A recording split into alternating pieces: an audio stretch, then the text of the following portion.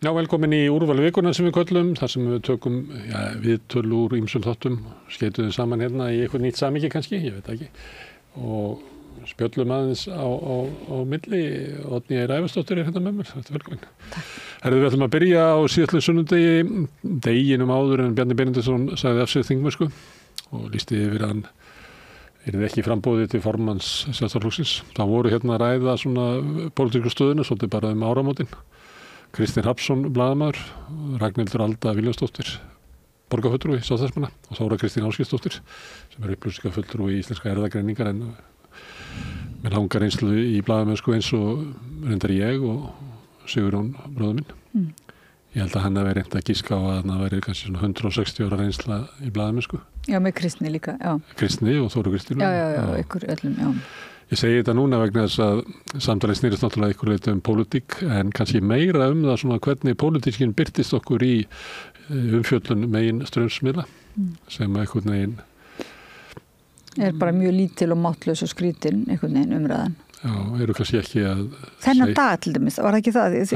Bara daginn sem að þessi tíðindi berast, að það var svo áberandi hvað var lítið hvað var lítið að frétta, fátt að frétta svona eitthvað, engar gagnrýnar spurningar eða? Nei, það kom aðeins fram hann að þetta deginum áður á sunnudeginum og þá er til dæmis, ég held að Kristinn hafi verið að tala það að það er lengin fjölmiðla fjallum á hverju er raunverulega verið að deila hvort að landsfundur Sjálfstæðismanna eigi að vera í febrúar. Já, alveg rétt, hann var að tala þetta daginn. Já.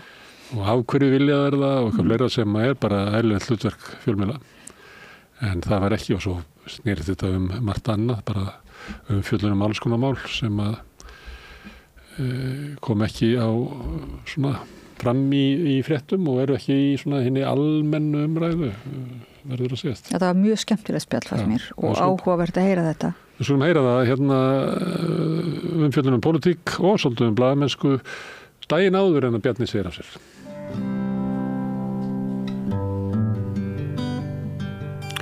Komið öll sæl og blessuð og gleðilegt ár. Sýnir Egils, þetta er fyrsti þáttun á þessu ári og við byrjum, ég er svona vettvangi dagsins og til að vera með okkur í því eru Kristinn Hrafnsson blaðamaður, Þóra Kristín Ásgeirsdóttir, upplýsingafulltrúi og Ragnhildur Alda Vilhjálmsdóttir, borgarfulltrúi Sjálfstæðisflokksins. Er ekki eðlilegt já, og Gunnar Smári situr hérna líka mál. Já, blessaður. Já, en hérna er ekki að byrja á ríkisstjórninni. Er það ekki svo næst, það er nýja ríkisstjórn í landinu, þannig að Kristín, hvernig líst þér á? Já, ég held að það hann bara verið svona endurspeglun af því sem fólki vildi, samkvæmt því sem kom på kjörkossunum. Gekk alveg furðu vel að hnoða þessu saman. Átaka lítið, sérstaklega fyrir blaðamenn sem greinilega nefndu ekki að hringja í þingmenn. Sem var stundlega ámælisvert að það var að mynda því ríkisstjórn og lemja saman stjórnarsáttmála og það fréttist ekki neitt. Já, samanlæður. Og síðan komið blaðamenn fram og svo það er ekkert að frétta af stjórnarmyndunar viðræðum og stjórnarsáttmálunum. Og við reyndar í vitum að það er hellingur fyrir þetta. Já, sjálfsögðu. Þetta var svona eins og blaðamaður myndi koma fram og segja ég er algjörlega ekki starfi mínu vaksin, ég hef ekki sinnt mínu starfi. Við vitum það báðir að þegar að 30-40 þingmenn voru konum með upplýsingar ásamt með starfsliðinu og það kom ekki út múk. Ekki eitt orð, ég er alveg saman. Þetta er mikil áfællistón fyrir blaðamennsku í landinu. En ok, þetta er komið á koppinn. Stjórnarsáttmálinn var rýr í roðinu og líklegast hafa nú flesti verið það í gegnum tíðina. Já. En mér sýnist að fólki sér svona sæmilega sátt við allt saman og líklegast færi þessi stjórn svona svigrum í hálft árið eða svo til að vera kröma ykkur ónægju upp úr. Já, eða ekki fá 100 daga. Er það ekki? Þóra, þú hérna, fannst þér þetta ekki líka skrítið hvað bárust fáar fréttir og litlar af þessu? Jú. Mér finnst reyndar sko fjölmiðlar á Íslandi vera bara alveg í ruglinu, satt að segja. Nú, það Lægt er tekið. Mér finnst þarna einhvern veginn alveg þarna svona sjálfstæð fréttaöflun og þarna og gagnrýnin fréttaöflun vera bara í lamasessi, satt að segja. Og mér finnst við ættum kannski að taka þá umræðu, en varðandi ríkisstjórnina þá er þetta auðvitað besta niðurstaðan sem að gat komið út úr því sem að koma upp á kjörkössunum að fá þó þetta. Og ég er nú ekki sammála því að ríkisstjórnin enn sem komið hún er nú nýsest í stólan að sitja á einhverjum friðastóli næstu 100 dagana. Mér heyrist að það sé nú byrjað að níða af henni skóinn nú þegar og ég sé að Morgunblaðið er til dæmis í miklum skotgrafar hernaði áður en að neitt í rauninni liggur fyrir hvað á að gera. Og Bjarni var nú í taugaáfalli í beinni í þarna Grittsíldinni sem að var venju fremur hið ágætasta sjónvarpsefni vegna þess hvernig þarna ég held að það tók skaupinu fram og öllu öðru.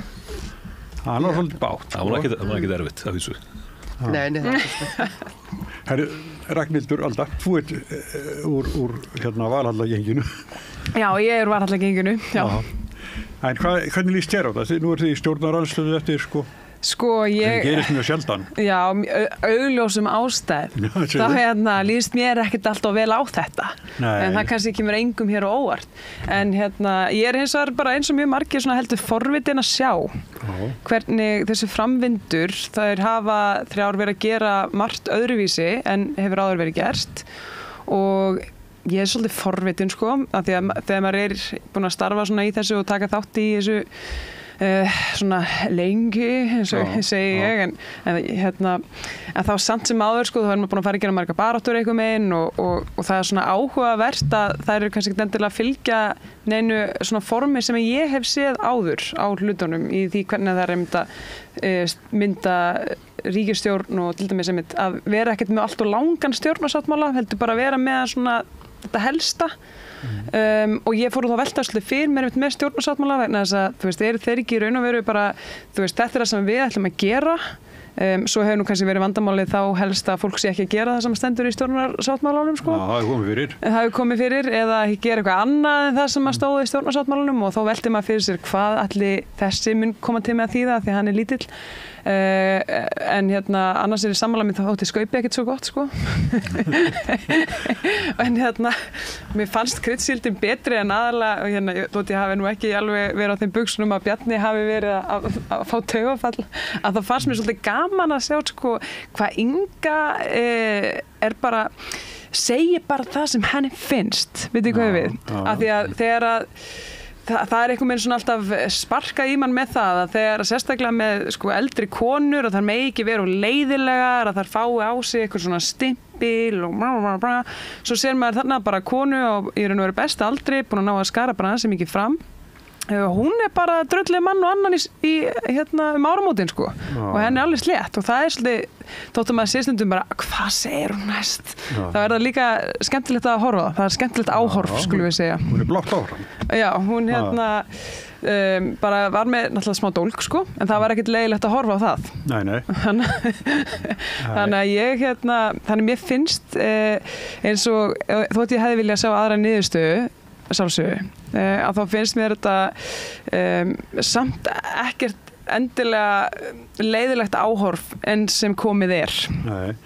Hvað er þetta er flokku fólksins kannski veikilhekkurinn í stjórninni? Ég held að það sé ekki svoleiðis. Ég er ekki viss það. Ég með síðast að Inga hafi tiltölulega góða stjórn á sínu fólki og sér nokkur ægi, jafnvel herstjórn þannig að ég er ekkert viss að það sé endilega veikilhekkurinn. Nei.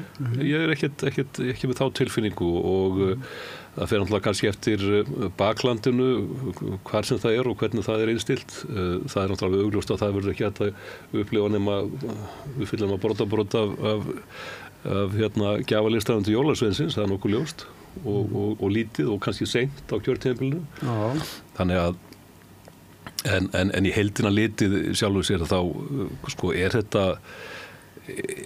eins og afstæðunar eru og ríkisfjármálum framvegis þá er þetta kannski meira minna bara svona áferðaskipting á stjórnunarstöðum í heilt yfir. Þetta verður ekki neitt sérstaklega mikið dramatík og svona svipað eins og þegar að við vorum kölluð inn á sal á stöð 2 árið svona reglulega til þess að sýna einhver nýtt skipuritt sem að yfirleitt týndi þannig að maður var satt þarna og hamra á lærið og hugsaði sjálfum sér, hvernig anskotað getið farið aftur að vinna því þetta breytist ekki neitt. En ok, við skulum sjá til. Þannig að ég held að sé svona sýndarbreyting dálítið mikil, áferðarbreyting, já það er gaman að þessum galskap að svona no filter í tjáningunni og það verði svona meira því, kannski meira brosum og svona náttúrulega konur en ekki kallar, þannig að Þannig að áferð og stíl en sko ríkisfjármál eru bara þeirra stöðu í dag og þetta er ekkert sveigrun til eins eða eins og tekjuöflunar tillögur þessari stjórnarsáttmála náttúrulega hvorki fugl né fiskur og ekkert með eitthvað svona smottir í hér og hvar það er ekkert stórt hann inni En það verður náttúrulega eftir því, Kristinn, hvernig verður tekið á auðlindamálunum af því að auðlindamálin munur náttúrulega vera í rauninni þarna neistinn sem kveikir í púðutunni vegna þess að maður sér að til dæmis að Morgunblaðið og Harlínan í Sjálfstæðisflokknum er komin í skotgrafirnar út af auðlindamálunum. Við sáum nú hvernig fór fyrir þarna VG, þar var nú frumvarp í undirbúningi sem var nú haft á orði hjá sjálfstæðismönnum að fengi aldrei framgang og það snerist svona tiltölu hóflega hækkun á auðlindagjöldum eftir mikið samráð. Þannig að ég held að það verði allt vitlaust bæði innan og utan stjórnar í þessu stjórnarsamstarfi af því að þau mál sem að ríkisstjórninni með á stefnuskráni eru mjög eldfim og bara það að það tali að það ætla að gera það er alveg nóg til þess að æra óstöðugan.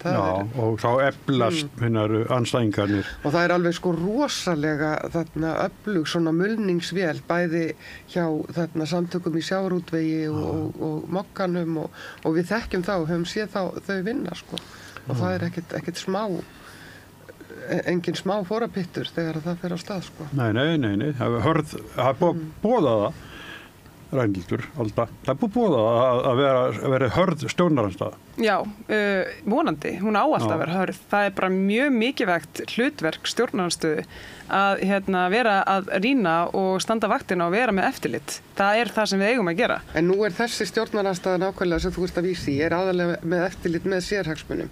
Okkur vantar í rauninni hina stjórnarandsstöðuna, hún datt út sem að væri þá með eftirlit með almannahagsmunum. Þannig að ég hef svolítið áhyggjur af því að það er engin í rauninni stjórnarandstaða frá vinstri eða stjórnarandstaða eins og til dæmis Píratar ráku með svona varðandi spillingamál og annað að það verði bara fyrir ekki, haldur Ég er alveg sammálaðið þórað þessu litið. Það er mjög vont að það datt þarna út þessi stjórnarandsstöðu faktor sem var mjög harður og málefnalegur sem sneri að stefnumótun í vímuefnamálum og skaðamengun Pírata ég saknaði þeirra mjög af þingið. Þarna voru raddir sem að héldu á lofti nokkuð mikilvægum málefnum sem að einmitt tengdust ekki sérhagsmunum og það er allir stjórnarandstaðan verði ekki fókus verið ansið miklu leyti á þá hagsmuni. Já, ég ætla kannski bara að byrja að segja að að sjálfsögðu erum við að berjast fyrir almannahagsmunum. Bara höfum það á hreinu. Allavega allir sem ég hef starfað með í Sjálfstæðisflokknum og þannig að svo er hitt sem að því varst að tala þótt að margir fínir meðal Pírata og svo framvegis að þá bara ætla ég að segja fyrir mitt persónulega leyti hafandi verið í minnihluta og takandi mörg mál sem að hafa að gera með bara allskins rugl í stjórnsýslu að þá hafa Píratar ekki verið þeir sem hafa farið hvað fremstar en að upplýsa þau eða berjast fyrir gegnsæi eða neitt. Nei, ég er að tala borgarstjórn vissulega. Þannig að og ég skil alveg vegna þess að þegar ég nú er ég bara búin að vera í pólitík sem starfandi borgarfulltrúi í 2 ár fram að því var ég náttúrulega bara í háskólanum og svo framvegis og ég man að þú veist að eitthvað segir ég er best fyrir gegnsæi og ég er best gegn spillingu og ég er best og þú bara, maður trúir því alveg að fólk allan að meini það en það er rosalega margir sem segjast gera þetta en þegar þeir fá tækifæri til þess gera það ekki og ég get allan að sagt fyrir mitt leyti að ég get sýnt það bara vel á blaði hvar ég hef barist gegn spillingu fyrir gegnsæi og gert allt þetta sjálfstæðiskonan ég. Þannig að ég myndi þess að segja að það sé alls ekki algilt að það að einhver einn flokkur sé fari í forsvari fyrir því að berjast fyrir þessum hlutum. Það er alls ekki, Þannig að þú hefur alltaf mín orðið fyrir vonbrigðum með til dæmis Pírata að þeir hafi ekki staðið sér nógu vel og ekki tekið nógu hart að spillingamál. Heldur betur. En getur verið að það sé kannski einhvers konar skoðanamunur milli þín og Pírata hvað sé spilling? Já, nei. Og hvað þurfum við að taka til hendinni? Já, veistu, merkilega í þessu er það við erum að tala til dæmis bara eina skýrslu frá innri endurskoðun sem að ég hef barist fyrir núna 1,5 ár að það sé afleitt trúnað á bara ýmislega ámælisverða hætti í starfi og það engin hjálp í Pírötum sko. Og við erum að tala bara fleiri og fleiri mál sem að sko hafa farið gennum innri endurskoðun. Ég ekki bara að segja þetta verðan sem mér finnst það sko. Annars væri ég að segja helling á öðrum hlutum líka. En þannig að nei, þetta bara þú veist, bara opinbert eftirlitsafl sem að að benda á atriði og það bara engin áhugi fyrir því meðal þessa flokka að koma því réttanfæri. Það er bara að leka þessari skýrslu greinilega. Ég fylgir reglum og lögum. Ég fylgir reglum og... Sendu þetta bara á sme.ri. Ég bara leka einhver, sko. Ég ætla bara að vonast til þess að... Er ekki raunlega það sem verið að segja að sko meirihlutin á hverjum tíma, sama hverju skipa, verst alltaf minnihlutunum. Bara sjálfkrafa.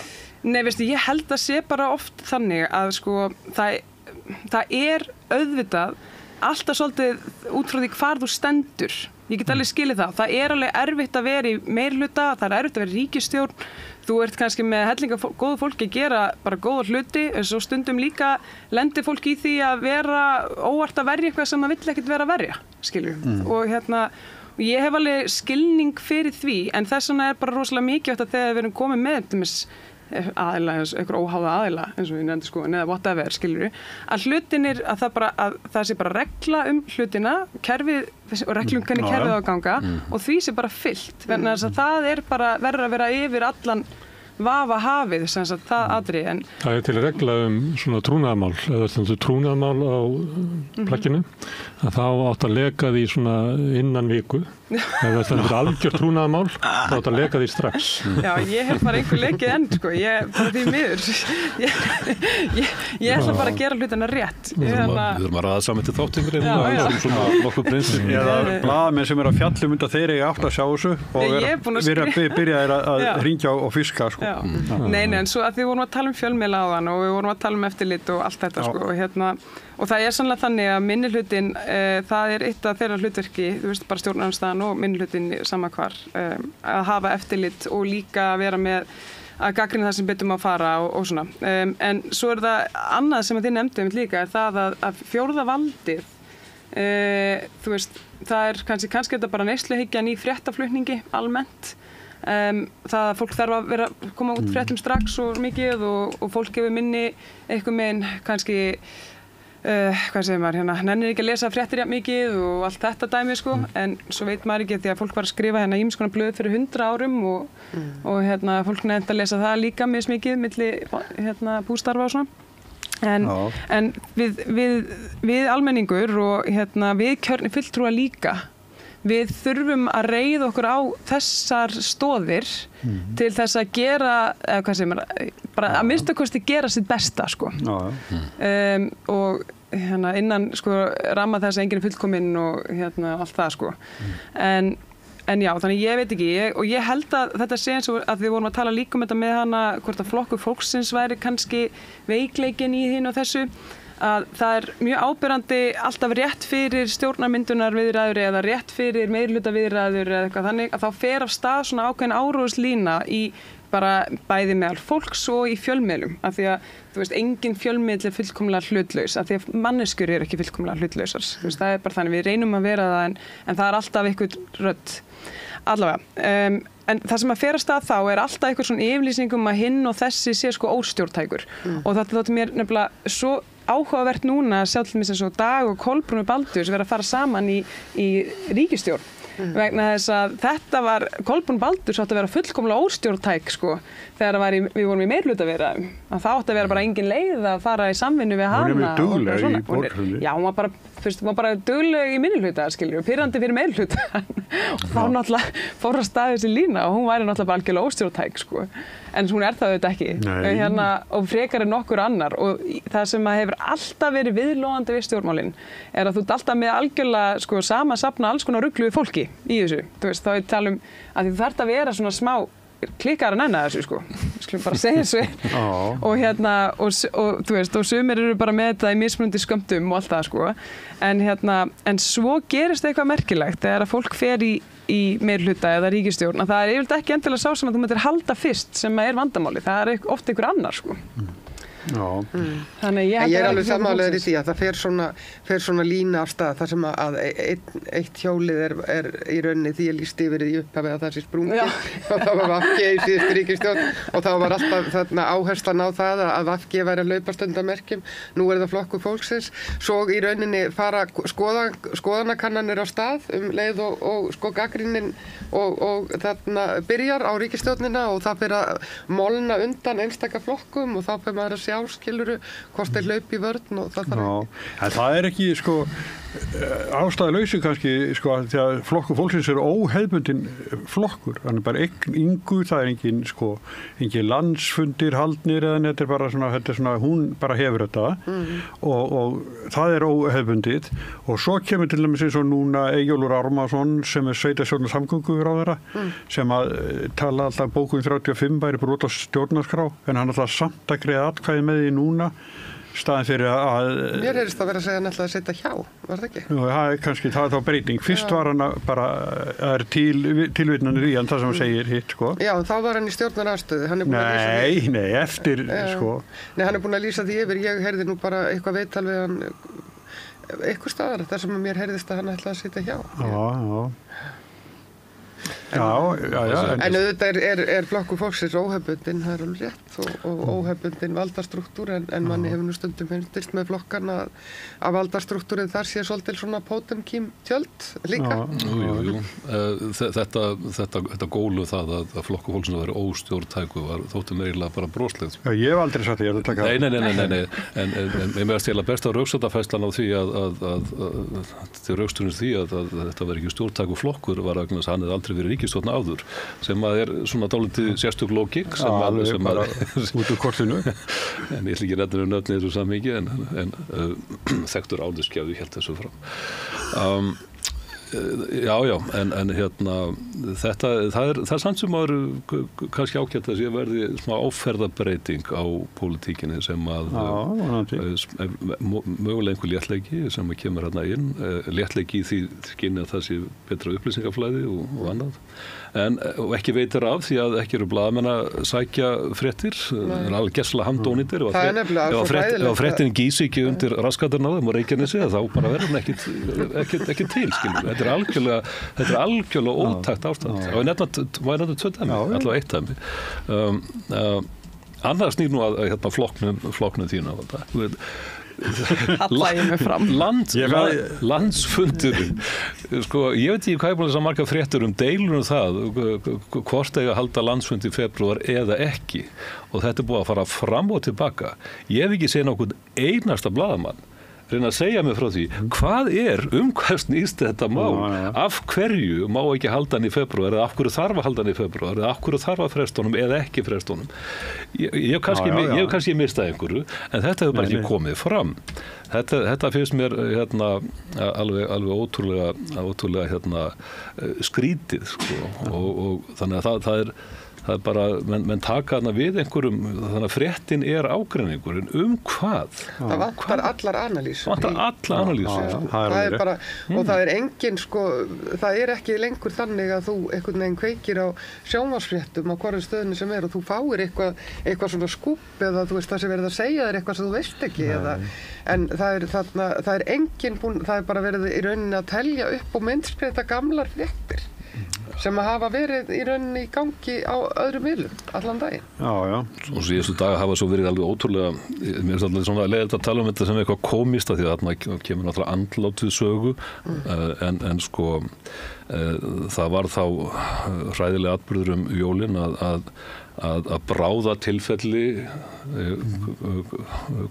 kom upp á Suðurlandi og var ekki hægt að kalla út lækni. Bráða tilfelli var að það var ekki að fá lækn á stað til þess að úrskurða aldraðan mann látinn sem hafði eftir því sem mér skilst nú hreinlega svona fjarað út en það vantaði vottorðið.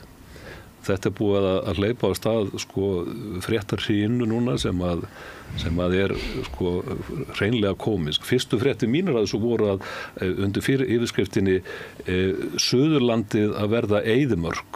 og ég sagði, ok, hvað í gangi núna? Er þetta uppblástur eða einhvers konar eitrun á ökrum eða hvað í gangi? Þá var þetta eyðimörkin að það var læknislaust þarna í 5 daga og það var rætt við einhverja læknar og sagðu, það fást ekki læknar til starfa vegna þetta voru léleg laun, við getum ekki verið að vinna fyrir laun, pítsu, sendla og blaðburðar menn Morgunblaðsins.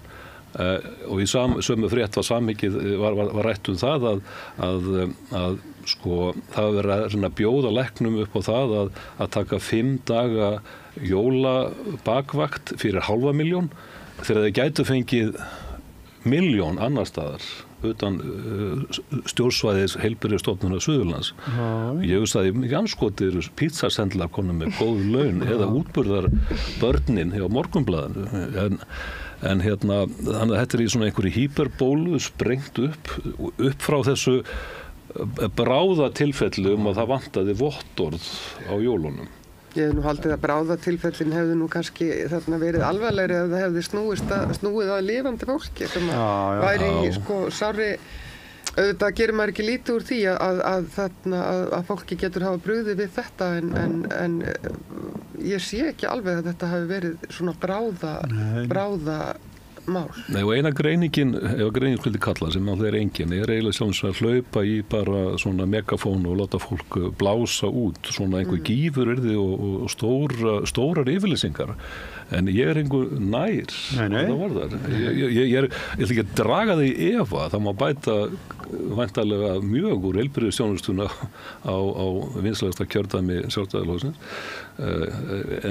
og víðar á landið.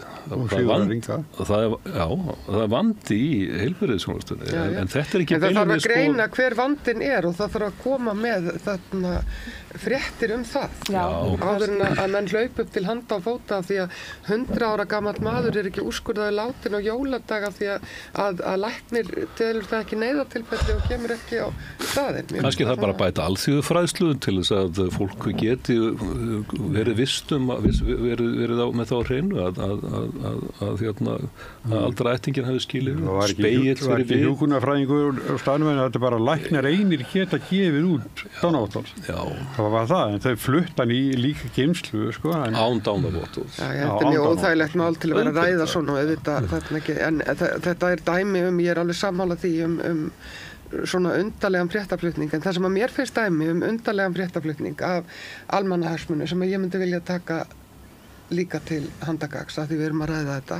Það finnst mér vera til dæmis umsvifin í herstöðin á Meinaseyði að herinn skuli nánast vera komin aftur án þess að það hafi verið, að málið hafi verið rætt í sko fjölmiðlum eða fólk hafi verið upplýst það frá. Ekki eins og rétt á þingi sko. Nei og þetta ekki eins og rétt á þingi en ástæðan fyrir því að fjölmiðlar tóku það upp að ráðherrann óskaði eftir því sjálfur að fara í drottningaviðtal í Kastljósi og í rauninni lýsa þessu í einhverjum atriðum hvað væri þarna á ferðinni að það væri 400 hermenn þarna með nánast fasta fyrrverandi utanríkisráðherra. Já, fyrrverandi utanríkisráðherra fór í var það ekki í nóvember eða hvenær var þetta viðtal. Þetta var bara mjög undarlegt að þetta væri að koma fram af því að ráðherra óskaði eftir því þetta var sko langur prósess og skiptir alveg gríðarlegu máli og ég satt að segja ég skil þetta ekki ennþá og svo kemur einhvern veginn taka fjölmiðlar ekkert við sér, það kemur engin svona alvöru greining eða umræða í framhald af þessu og við erum að tala að við ætlum að vera einhverjir þarna fullgildir þegnar í NATO, við ætlum að fara að borga undir stríðsrekstur og það er ekki hægt að taka ábyrgð án þess að það liggi fyrir einhvers konar upplýst umræða.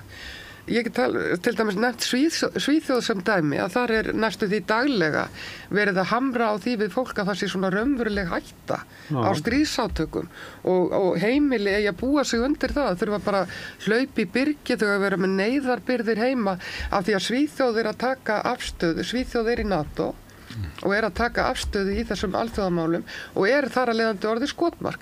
Við erum náttúrulega líka skotmark, við erum að taka þessa afstöðu og við erum að fara ennþá lengra í þá átt. Það er engin umræða þetta hér. Nei. Er það ekki eitthvað skrítið? Jú. Hvað er öðruvísi hér heldur en til dæmis í nágrannlöndunum, hvað var þetta Kristín? Ég var að reikna þetta í huganum á hann sko. fyrir utan Ragnhild Ágæta, þá erum við hérna 4 gamlir blaðamenn með kannski 160 ára reynslu samanlagt og fólk sem búið að vera þetta lengi á fjölmiðlum. Hvað það? Hvað gerist að við sitjum... Kristín ennþá í blaðamennsku. Jó. En ekki þessi dælu sem að... Nei, ekki þetta heima vel, sérstaklega. En hvað gerir? Má ég aðeins talandi um greiningu í fjölmiðlum og ríkisstjórnina. Það hef ég ekki ennþá séð greiningu á þessum stjórnarsáttmála eða stefnuyfirlýsingu eða hvað hún heita og að hvaða leyti hún ólík stefnu fráfarandi ríkisstjórnar. Það sumilegt að það er rétt sem að Guðrún Hafsteinsdóttir sagði þetta meira og minna sama stefnan og Kristín var eiginlega að taka undir það hérna á. Þetta væri mjög svona keimlík stefna. Það væri fyrst og fremst verið að skipta andlit á fórustufólkinu. Og sömurleiti finnst mér allir fjölmiðlar vera mjög upptíðnar af því að tala um valkyrjurnar og hvernig þeim líður saman og hvort það faðmist eða heilsist og eitthvað fleira og hvort þessu trúnar á milli þeirra.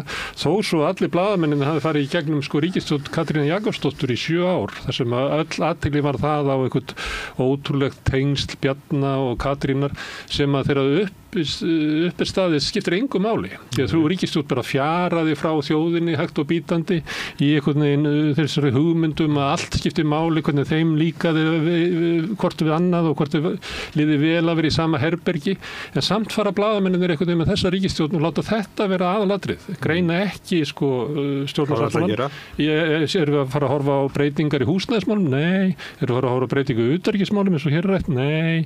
Erum við að fara að horfa á breytingar í ríkisfjármálum? Nei, bara ekki neitt. Þau bara færðu til markmið fyrirverandi ríkisstjórnar að ná hallalausum ríkisfjármálum 1 ári fyrr en planið var áður sem mjög gagnrýnisverð ákvörðun.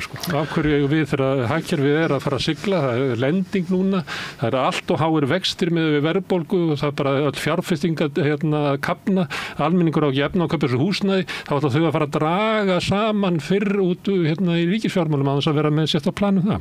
Það er heldur ekki greining á því í hvað voru samningarnir sem voru gerðir. Þegar maður skoðar skiptingu ráðherra eða ráðuneyta þá er bara augljóst að veikleikin þessar ríkisstjórn ekki kannski hvort það sé bakbein í flokki fólksins. Heldur veikleikin í ríkisstjórninni að Viðreisn fær bara allt og mikið. Hún fær utanríkisráðuneytið, hún fær fjármálaráðuneytið, hún fær öll atvinnuvegaráðuneytin, hún fær dómsmálaráðuneytið. Þetta ímyndar að þú væri formaður Sjálfstæðisflokksins og Sjálfstæðisflokkur aldrei fengið þennan díl. Það hefur verið geggjað díl að fá. Þetta er óskað, það verði staðið og klappa fyrir Þorgerði Katrínu á landsfundi Sjálfstæðisflokksins í svona 3 klukkutíma eða hvað var klappað lengi fyrir staðið. Þetta er bara ótrúlegasti díll sem hefur verið.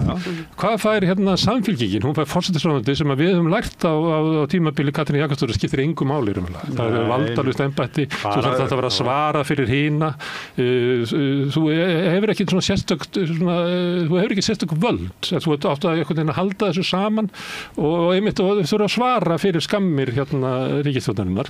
Svo fá þeir heilbrigðisráðuneytið sem umhverfisráðuneytið og menningarráðuneytið. Er þetta stærsti flokkurinn sem var að fá þetta? Og svo ertu með flokk fólksins sem náttúrulega étur ég fann það einhvers staðar hvernig þetta var orðað, þetta með 450.000 krónurnar. Hvernig það var orðað held ég að við fundið að við heyrðum með Dalstar og svo fór ég að leita þessu og ég fann þetta eiginlega skýrast hjá Sigurjóni Þórðarsyni í Norðausturkjördæmi. Við það að merkja XVF á kjördag fá kjósendur í kaupbæti, bætt kjör fyrir eldra fólk og markvissar aðgerðir gegn fátækt sem tryggja að landsmenn hafa úr að ráða að minnstakosti 450 krónur á mánuði skatta og skerðingalust. Og Inga var spurð fyrir kosningar. Hvaða kröfu gerir þið að fara í ríkisstjórn? Hún svaraði, það er óþarfi fyrir formin hinna flokkana að hringja í mig nefnum fallist á þessa. Er þetta í stjórnarsáttmálanum? Nei. Og þetta munið eftir bréfinu sem Bjarni Ben sendi fyrir kosningarnar 2013, þar sem hann lofaði að eyða skerðingunum og að bæta kjaraskerðinguna sem hafi verið á ellilífeyri eftir hrun. Það er verið að dreifa þessu ennþá og þetta er þetta líklega verið það sem að gróf mest undan Bjarna Benediktssyni í hans stjórnmálferli. Þetta bjóð til rof á milli eldra fólks og Sjálfstæðisflokksins sem hefur ekki ennþá kosið Sjálfstæðisflokkinn og í þessu rofi, hvað var til þar? Flokkur fólksins. Nú mæti Flokkur fólksins inn í þessu rofi með loforðið innan úr rofinu og gerir hvað? Það að svíkja bara þess að Bjarni Ben. Og ég hef enga trú á því að eldra fólk á Íslandi sé einhvern veginn sáttari við það að enga svíkið að heldur Bjarni Ben, þó að ég skilji alveg þess að þið eru að segja hér. Það er eiginlega ekkert betra sjónvarpsefni en svona kona sem að yppar gogg við kalla með bindi. Þú veist, það er bara, fólk elskar það og það skiptir ekki endilega máli hvað hún segir eða eitthvað svona, bara láti þess að anskota heyra það og hún gerir það alveg frábælega vel. Hún er orðið pinni. Já, en þegar á reynir að þá ertu ekki til í að skipta fyrir það og 450 krónur á mánuði. Ég þekki enga sem verið til í það, einhver svona fólk sem er að berjast við fátækt, öryrkjar eða eldra fólk og segja, jú, við höfum alveg haft skítt og áður en djöfull var Inga góð í kryddsíllinni. Ég þekki ekki það fólk, sko.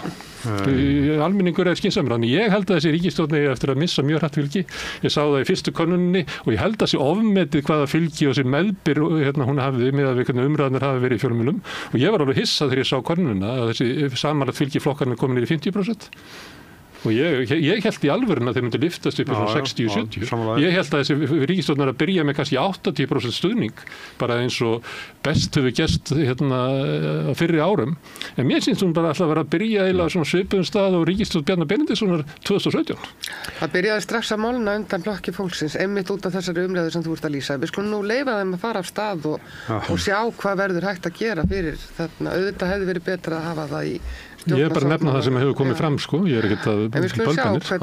Það er rétt að það er veikandi aðteglega, sko. Yfirleitt er þetta svona þessari greiðsperióðu þá stekkur stuðningu ríkisstjórnina upp í byrjun. 60-70% held ég sé að getur óalgengt í fortíðinni.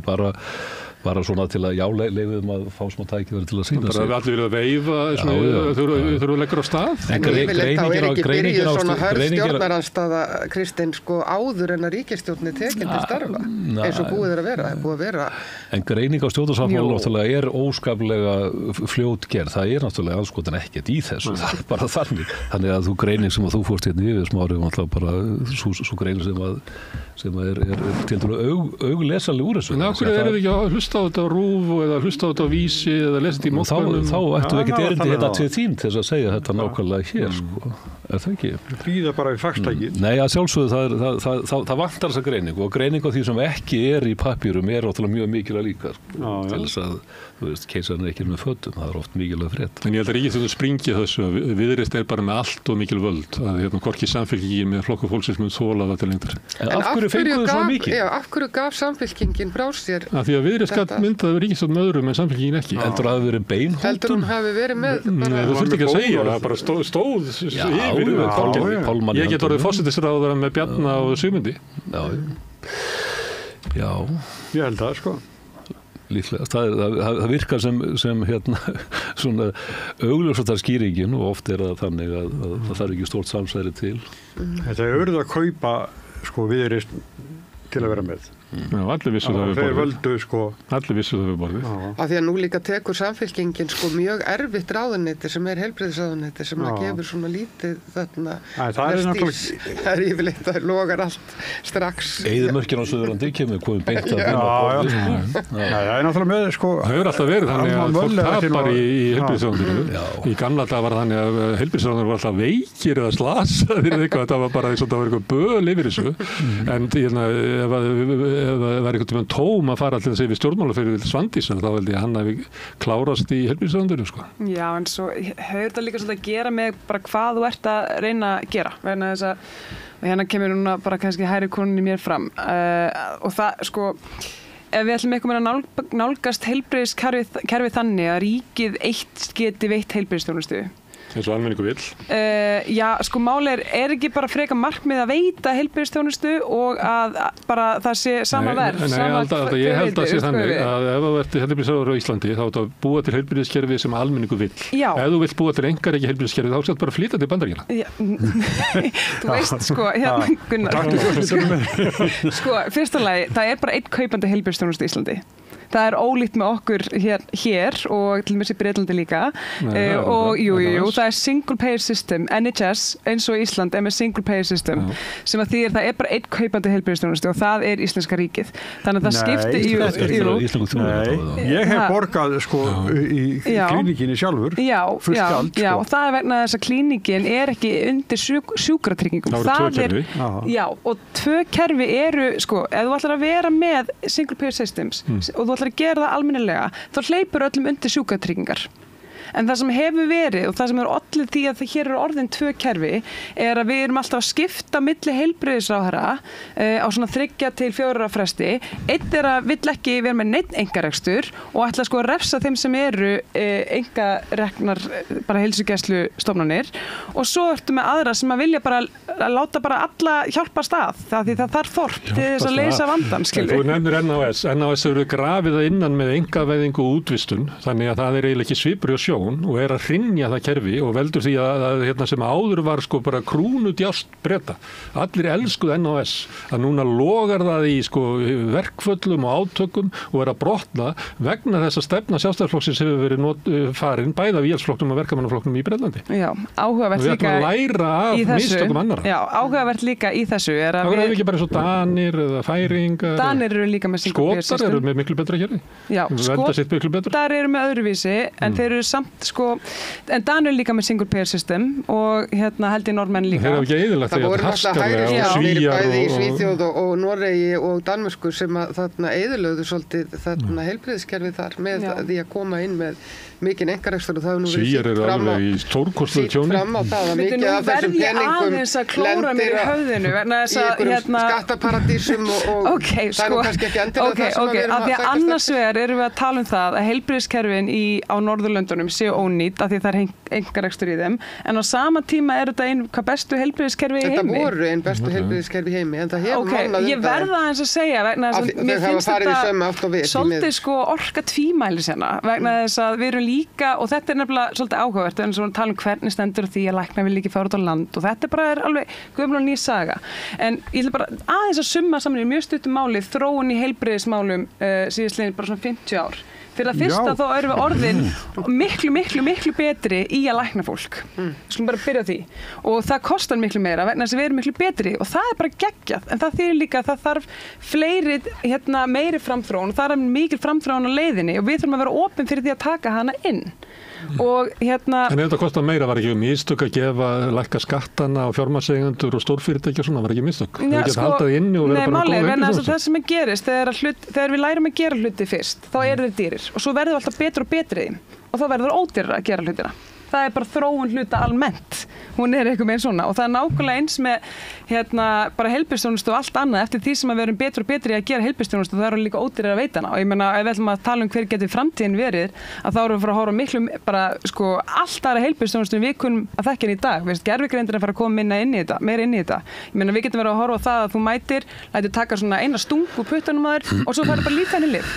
Það var að horfa á svoleiðis hugmyndir á Netflix, það er svona séría konu sem var feiknarlega rík skamma tíma með því að selja þessa hugmynd. Það reyndist vera ég er bara að segja sko að máli er að þegar allt kemur til alls að það að einblína á fyrir mitt leyti, einblína á það hvort að sko íslenska ríkið sé að reka bygginguna og borga launin fyrir nákvæmlega þessa menn sem að veita nákvæmlega sem er heilbrigðisþjónustu og bara Pétur og Sigga með Dómus, Medica eða whatever. En þegar almenningur spurður? Já, en þegar almenningur spurður og vill hann bara góða heilbrigðisþjónustu og hann vill góða heilbrigðisþjónustu og hann vill aðgengja heilbrigðisþjónustu og hann vill ekki að það fari eftir í efnahag hvað þú borgar mikið. En við viljum ekki hafa til dæmis tómar skurðstofur inn á þarna opinberum heilbrigðisstofnunum af því að sko 100 læknar eru komnir með skurðstofur út í bæ, það er dýrara fyrir almenning. Það er ýmislegt dýrara í þessu kerfi fyrir almenning. Og þetta er nákvæmlega sem við kemum fyrir með Suðurlandi.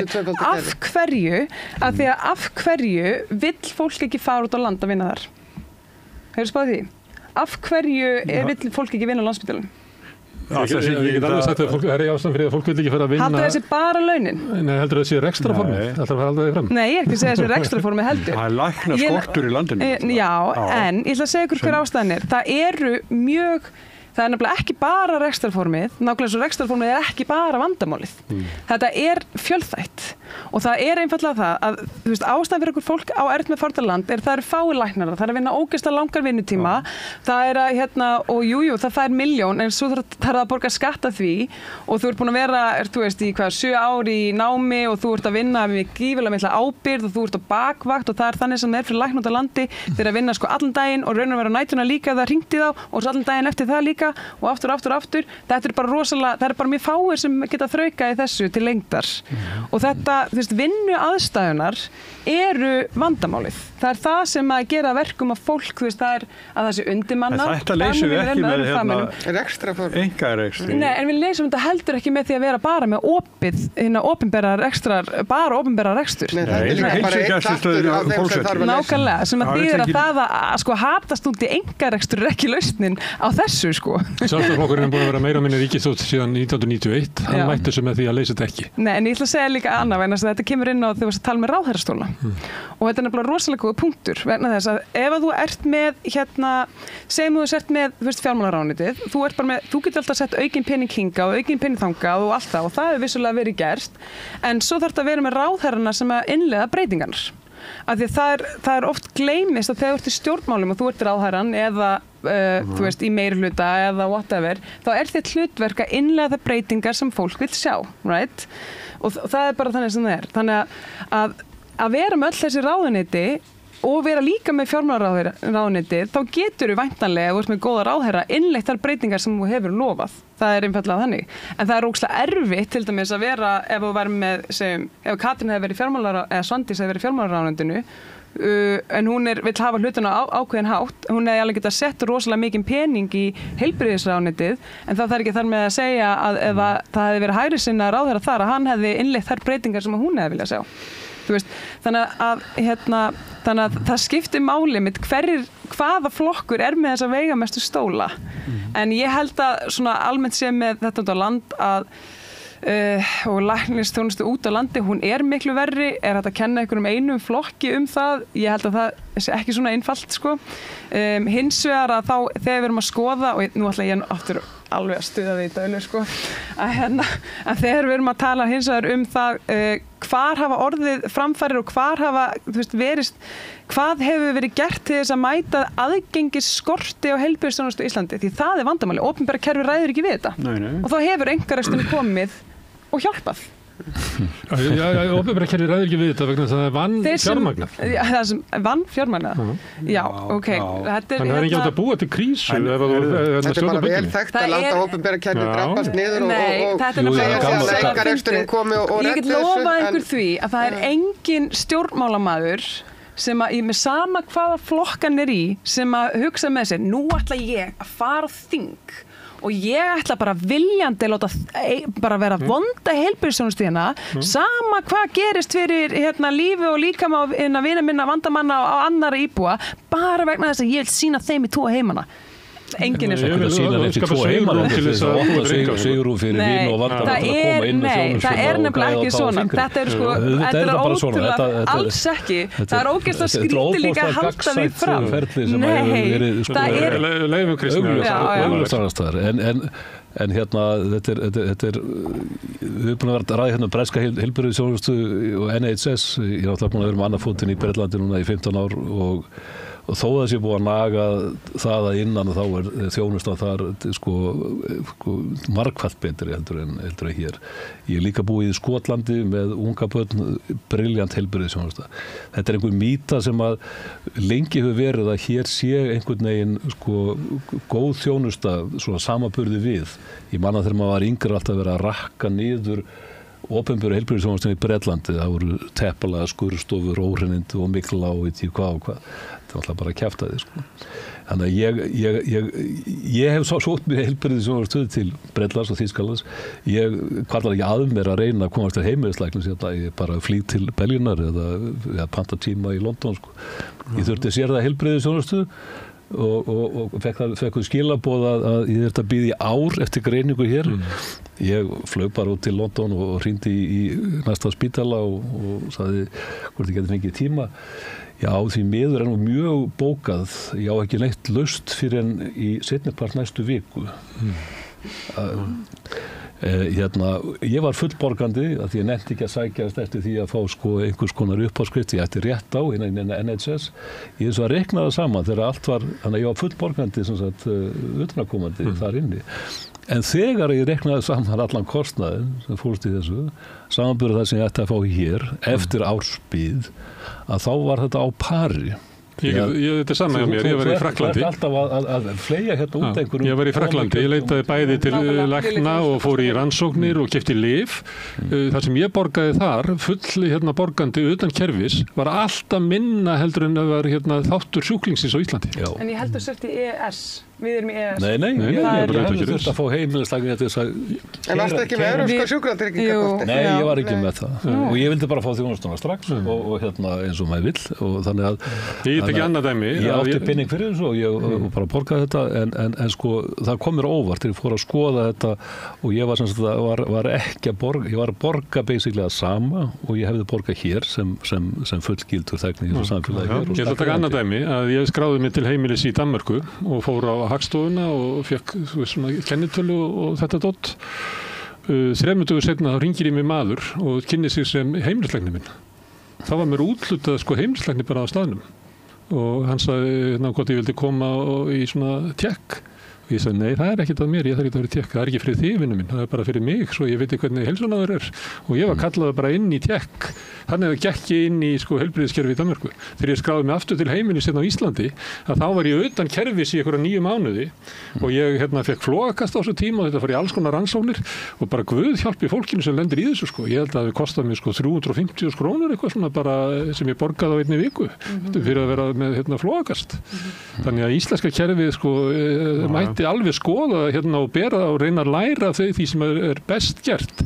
Ég var annað sem ég man eftir sena þar sem við vorum að ræða heilbrigðismálafundi og stóð upp svona eldri maður og var að segja frá því að dóttir hans sem bjó í Skotlandi hafi greinst með krabbamein og það var mjög sorglegt að hlusta á það að foreldri fullt af ótt og ugg og hann segir við dóttirina, vill ég koma bara heim, kæra mín, koma heim og hún sagði, pabbi minn, mér bara hvarlar ekki að mér að fara út úr skosku heilbrigðiskerfi til að fara í íslenskt heilbrigðiskerfi. Ég ætla að það er ekki betra fyrir mig að vera með mitt krabbamein heldur en í Skotlandi, ekki fara heim. Svo þetta er bara staðan sem við verum að fara að horfast í augu við. Það er svolítið sorglegt í rauninni hvað íslenskt heilbrigðiskerfi virðist vera vont í samanburðinum hræðilega vont. Og alveg óháð þessari spurningu einkarekstur eða opinberar rekstur að það er eitthvað í funksjónelt rangt við heilbrigðiskerfið hérna. Bursið frá þessari kostnaðar. Já, það eru 25 ár síðan ég var í Skotlandi, var þar yfir ár og var með tvö unga börn, bleiubörn og skráði mig heilbrigðiskerfið strax og það var bara daginn eftir var komin hjúkrunarfræðingur til þess að veita mér heimaþjónustu til að kenna mér að því að ég var í feðraorlofi að skipta bleiu á yngra barninu og ég búin að æfa mig aldrei á þessu sem ári eldra Nei. Svo fórum við gegnum ímis hlutum hvernig þetta að sinna unga börnum og ég bara leyfði henni þetta. Þeir í Skotlandi eru með það sama og ég held að Finnarnir hafa byrjað á því að gefa nýjum foreldur svona kassa með svona helstu dóti sem er svona falleg gjöf að börnin að verðmeta það sem hægt að færa inn í þetta samfélag og það ekki lagi samfélag myndi sína það. Ég ætla að taka annað dæmi sem að tengja svona félagslegri þjónustu. Það var tók viðtal við konu sem átti langveikt barn á Akureyri og þurfti að sinna því og eiginlega bara hætti aldrei vinnu að því hún varð að vera heima alla daga og svo náttúrulega stækkar barnið og það verður erfiðara fyrir hann að þvoða í baðkarinu og hún var að óska eftir að fá svona lyftu sem til þess að koma barninu í baðið og upp úr því aftur. Það tók 3 ár og svo kom lyftan og þá voru hún biluð og svona öll lýsing hennar á þessu svo náttúrulega verður barnið 18 ára og verður sjálfstætt foreldri og þá fær hún hægt að fá allan stuðning og eitthvað fleira og er bara skilin eftir sem væri að búið að éta hana innan við að sinna sínu langveika barni í 18 ár, eiginlega án alls stuðnings, hún þurfti að biðja allt sem hún fór á milli Pontus og Pílatusar og hvað þetta heitir, þurfti að berjast fyrir hverju sem er. Svo flutti fjölskyldan, réttaði áður en að var 18 ára til Noregs og það var bara flutt inn og skráð hérna til heimilis og þá mætir fólk frá félagsþjónustunni með svona spjald og segir já, hérna alltaf þröng hurðin inn á baðið og hérna tröppurnar þurfa að vera svona og mættu bara á löguðu íbúðuna til þess að langveikt barn geti búið þarna. Þetta bara hinum megin við sjóin sko. En hérna það þannig að ef þú ert í þessari stöðu þá þarf þú að vera að berjast við kerfið fyrir hverju einustu hjálp sem þú þarf að fá. Eins og þú sett eitthvað sakamaður.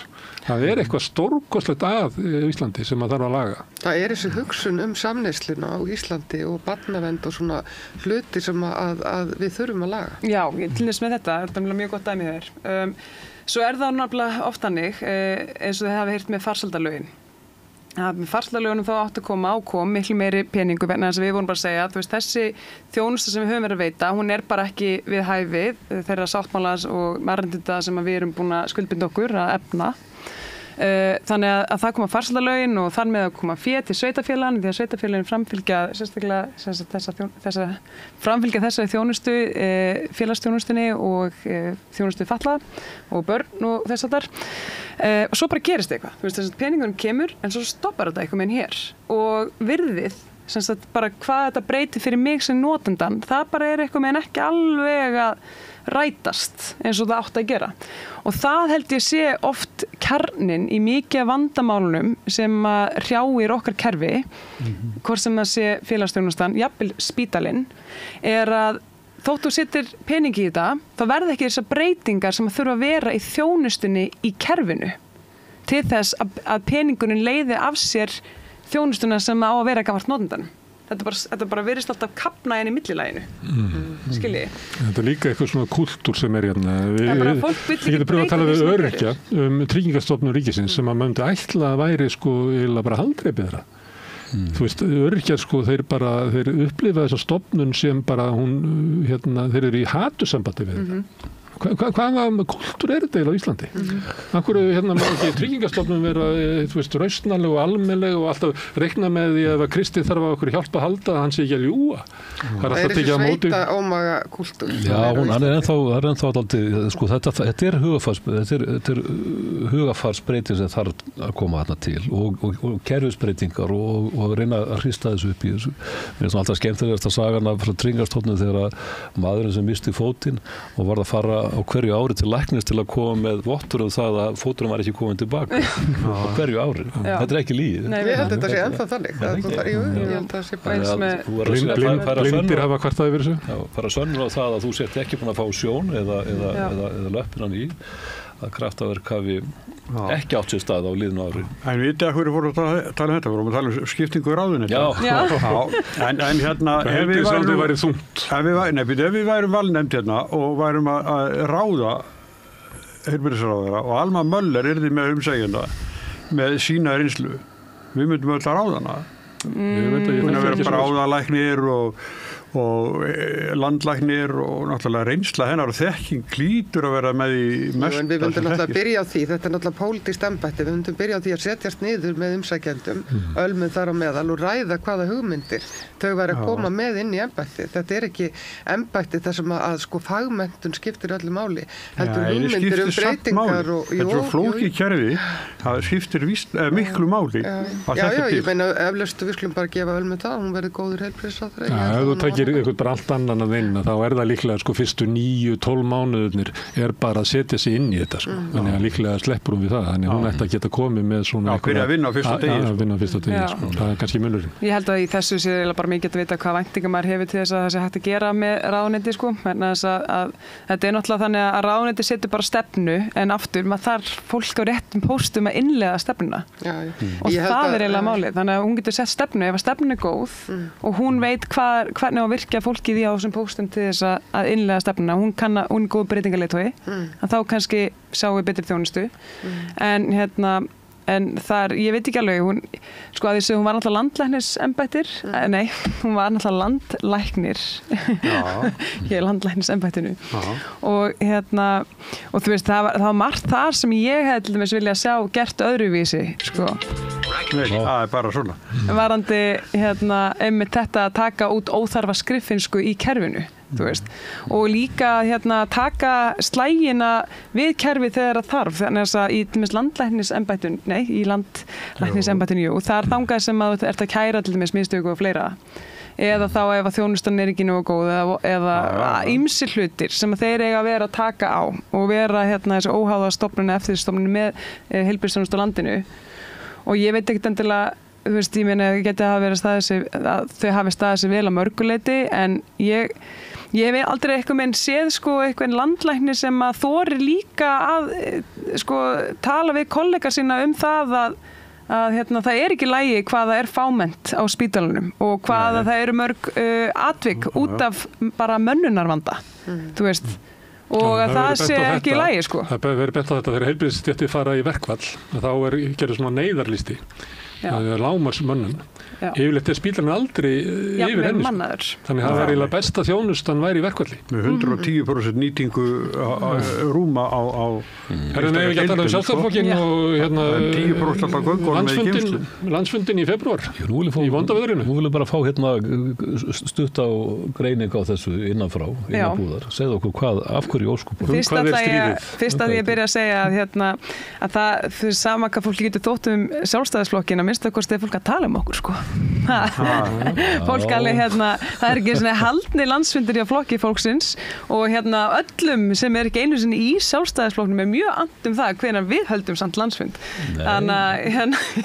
þannig ég svolítið upp með mér með það, en ég ekkert búin að vera neitt sérstaklega mikið inn í þessu máli, aðalega vegna þess að ég var bara að halda jól og eins og allir bara upptekin í hátíðunum og svona. En eftir því sem ég best veit að þá það búið að lengi liggja fyrir að þá átti að vera landsfundur í lok febrúar, það var bara búið að plani í svona ár, held ég, og fólk búið að undirbúa fyrir sig undir það í innastári flokksins við land og sérstaklega þeir sem að ferðast að ferðast þeim tíma. Svo var það, held ég, þannig eftir því sem að hún Andrea sagði, að þá voru málefna nefndinar sem að útbúa drögin fyrir landsfund, bara ekki búin að vinna þau drög nægilega mikið, ekki búin að ná að klára haldafundi og fleira sem þurft að gera til trufluðust á kosningum. Mögulega trufluðust á kosningum. Þannig að þá kom upp einhver svona pæling hvort að þau getu annarkvort hlaupið rosalega hratt eða hvort að það ætti kannski að fresta þessu. Og svo bara, þetta allavega það besta sem ég veit, og svo eru bara mjög margir sem eru mjög hafa mikið óþol fyrir því að fresta landsfundi sjálfstæðismanna vegna þess að þeir hafa ekkert alltaf margir verið haldnir undanfarin ár. Náttúrulega COVID og fleiri mjög löggildar ástæður, en sjálfstæðismenn við erum bara, þú veist, við erum bara mikill svona lýðræðisflokkur. Við viljum fá að takast á, sættast á okkur að niðurstöðu og allir fá bara sinn tíma í pontunni, Þannig að og eru bara með þetta mikla starf víðsvegar land og þannig að það vilja margir skipta formann. Já, það vilja margir skipta formann og svo eru margir sem að vilja halda í formanninn og þetta allt eitthvað sem að fólk vil fá að rífast á landsfundi. Það ekki sem stjórna því að fundinu verður frestað? Nei, miðstjórn... Það þarf meira sviðrúm til að... Já, Akkur finnst mér eins og það hljóta verið eitthvað undirliggjandi að hver á að koma í staðin fyrir Bjarna sem ástæðan. Það ekki bara málið? Ég veit ekki, ég veit ekki alveg hvort ég þorir bara ekki að segja það vegna þess að ég ekki í þeim úrum sem að... Þorðu. En við möndum fara að reyna að fiska það ef við værum blaðamenn. Við vorum að komast að þessu í gæru. Er einhver möguleiki á að verða eitthvað samkomulag inn í flokknum hver taki við að Bjarna? Nei, við hefum nú aldrei verið þannig flokkur. Við hefum alltaf tekið slægin. Við elskum að taka slægin. 5 í frambóði og svo sem að vinnur á 31%. Já, nei, nefnilega ekki. Það er tvöföld umferð þá. Já. Hver heldur þú að standi upp sem formaður Sjálfstæðisflokksins eftir landsfund? Ég veit ekki, það eru bara rosalega margir sem eru orðaðir við þetta. Og hver heldur þú að sé sigurstráklegastur? Ég bara veit það ekki. Ég held að ég veist auðvitað, eru bara mjög margir sem að koma bara, eru flotti frambjóðendur. Ég myndi alltaf að segja að Guðlaug Þórs er flotti frambjóðendi. Þórdís er rosalega flotti frambjóðendi líka. Hún er búin að vill gefa færa á sig í þetta og svo er búið að nefna Guðrún Hafstein, það er búið að nefna Ísdrottninguna Guðrún og Áslaugu og svo las einhver staðar að fólk væri að pæla í Elliða Það ekki hann sjálfur það? Jú, kannski var það bara hann. Ég las þannig að það væri kannski einhver úr sveitarstjórnarstíðinu. Hildarmis af Suðurlandi. Já, ég ekki því miður ennþá komin í pottinn, en nei, en sko það sem Ég tippa Áslaugu Örnu, hún tækir það. Já, ég meina það getur allt gerst á landsfundi. Já, hún svona smá útgerðar bakkurinn svona, stuðninguna úr þeim gera þetta ekki. Já, ég líka... Hún komið hingað sem gestur og hún bara, það svona tökur íni. En ef að Bjarni býður sér fram og ef það eru tvöfalt, þá ætti hann að ná í seinni umferð. Og hann ætti að geta unni hvert sem að myndi koma með honum að því að hinir armannir geta ekki unnað hinum að vinna. Er það ekki þannig?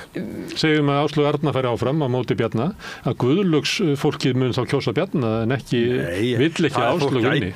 Heldur það ekki? Nei, það er alltaf djúpuskurður. Sko möguleika Bjarna aukast eftir því sem það eru fleiri í pottinum ef að þeir fara allir fram, sko. Já, ef þeir gera það. Já, ég veit ekki alveg, sko. Þú veist, ég held að þetta sé ekki svona klift á skorið að menn hattist út í hinn og þennan svona mikið, sko. Þú veist, ég menna, ef ég á að segja eins og þú veist, oft er þetta bara svona að eins og fyrir mitt leyti að þá bara byrja ég í Heimdalli og var þá að keppast við vinina Áslaugar og hafði þau, en þetta er frábært fólk og margir hverju bara vinir minni í dag, sko. Og svo var Gulli bara ótrúlega góður að sinna okkur heimdallingum á þeim tíma, þannig að við höfum alltaf verið svolítið svona þakklátt honum fyrir það Hann er ennþá Heimdall, ekki? Jú, hann er bara hann var bara, þú veist, duglegur að hjálpa okkur, styðja okkur í þessu og þegar manni vantaði ykkur upplýsingar, hann bauð manni í ráðuneytun og fleiri ráðara líka og maður man alltaf eftir þess að byrja ykkur svona, þú veist, hver þú veist, bara að sýndi manni áhuga. Þannig að ótrúlega duglegur hann er það og málið er sko að þannig að það er ekki oft, þú veist, yfirleitt er þetta ekki þannig að, þú veist, mér er ekkert í nöp við Bjarna eða Áslaugu, sko. Þú veist, þau eru bara djöfulöfluga í því sem þau gera, en Gulli bara var bara hjálpaði mér þegar ég var að byrja og þau er bara góða vinn minn, sko. Þú vilt landsfund í febrúar? Já, ég var bara búin að undirbúa mig undir það, annars þarf ég að breyta fríunum mínum og maðurinn á ammæli þannig líka og maður var búin að alveg stilla sig. Má ég spyrja ykkur hinn, skiptir máli hver verður formaður Sjálfstæðisflokksins? Er líkur á því að Sjálfstæðisflokkurinn breytist einhver leyti eða skiptir þetta ykkur máli? Er þetta bara svona andlis skipting? Mun sá sem tekur við meir og minna reka flokkinn og stefnuna eins og Bjarni? Er ykkur blæbrigði munur á fólki?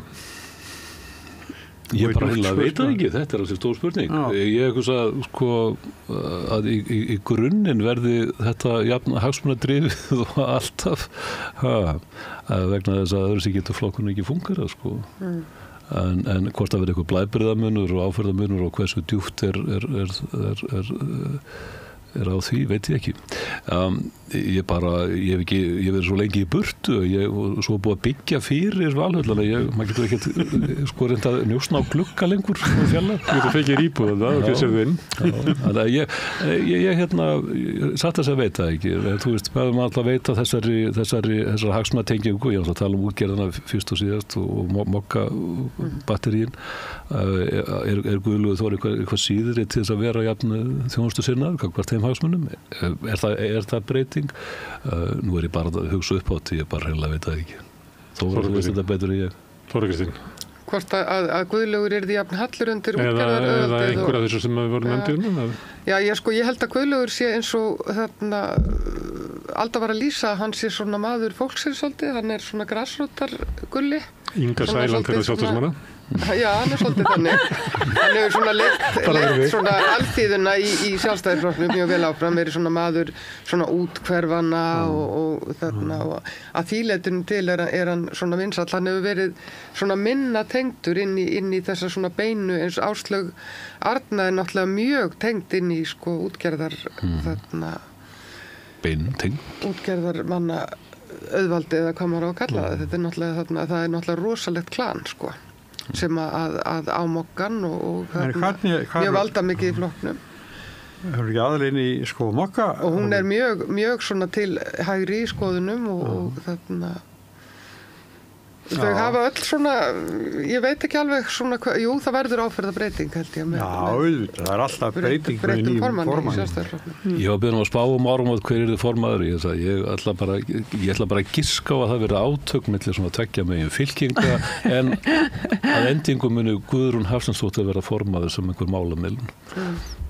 Ég var búin að spá Guðrún Hafsteins fyrir löngu síðan, ég ekki alveg að pissa en þarna af því að mér sýnist að Guðlaugur Þór ætla að taka slaginn aftur og þarna hann er ódreipandi í þessu. Hann er ódreipandi.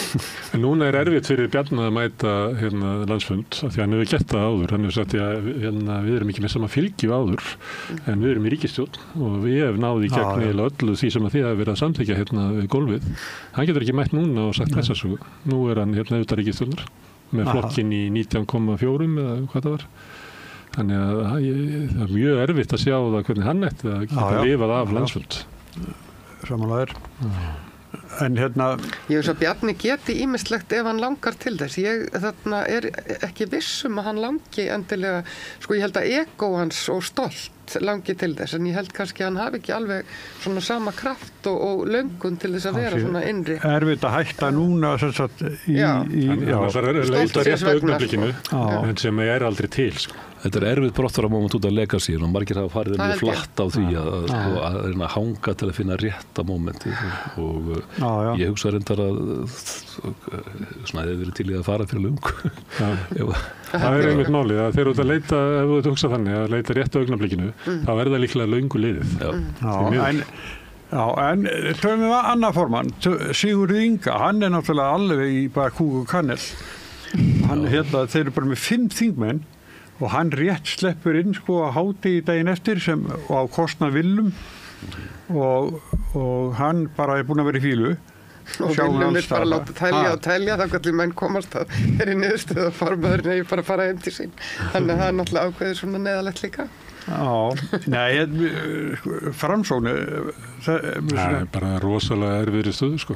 Og bara í hættu alveg sama hver reynir að endur þess að Framsóknarflokkinn, það er bara hrikalega erfitt verkefni og ég veit ekki hvort að Sigurður Ingi sé betur til þess fallin heldur bara hver annar sko, alveg sama hver ætti að gera þetta.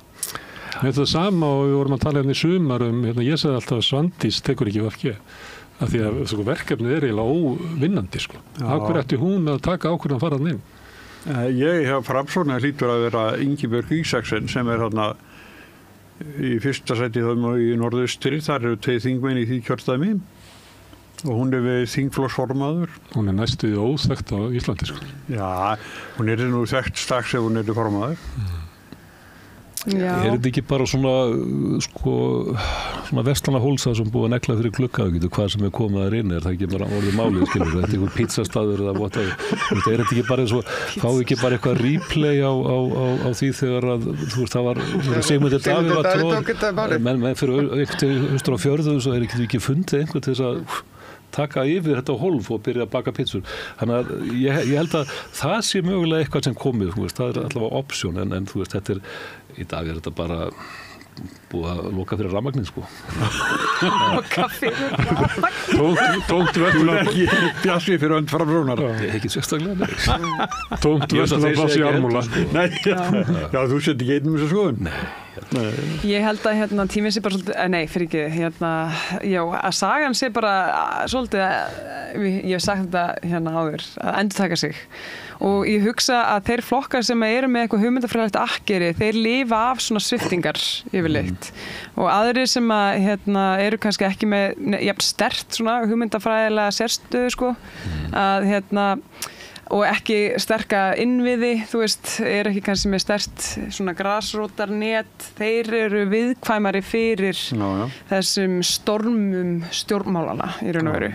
Þannig að ég veit ekki, ég held alveg að Framsókn geti átt afturkvæmt, en það er ekki fyrir þeir svara sko spurningunni af hverju ætti maður að kjósa Framsókn. Þú veist, ekki bara það er best að kjósa Framsókn.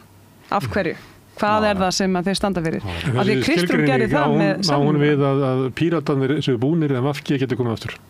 Ég held að, ég held alveg að VG geti komið aftur vegna þess að þeir eru með svona svolítið hugmyndafræðilegt akkeri sem að, þú veist, þeir kannski núna þá bara var annar flokkur sem var bara meira nýri og spennandi að bjóða nokkuð með það sama og þeir voru að bjóða upp á sko. Þú veist, þannig að ég held að þeir hafi svona verið í því að tapa þeirri samkeppni í raun og veru.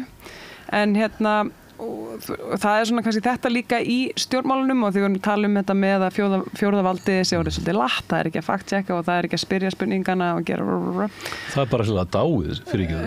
Það bara hefði ekki náðst í lækni til þess að gefa út dánavottorð.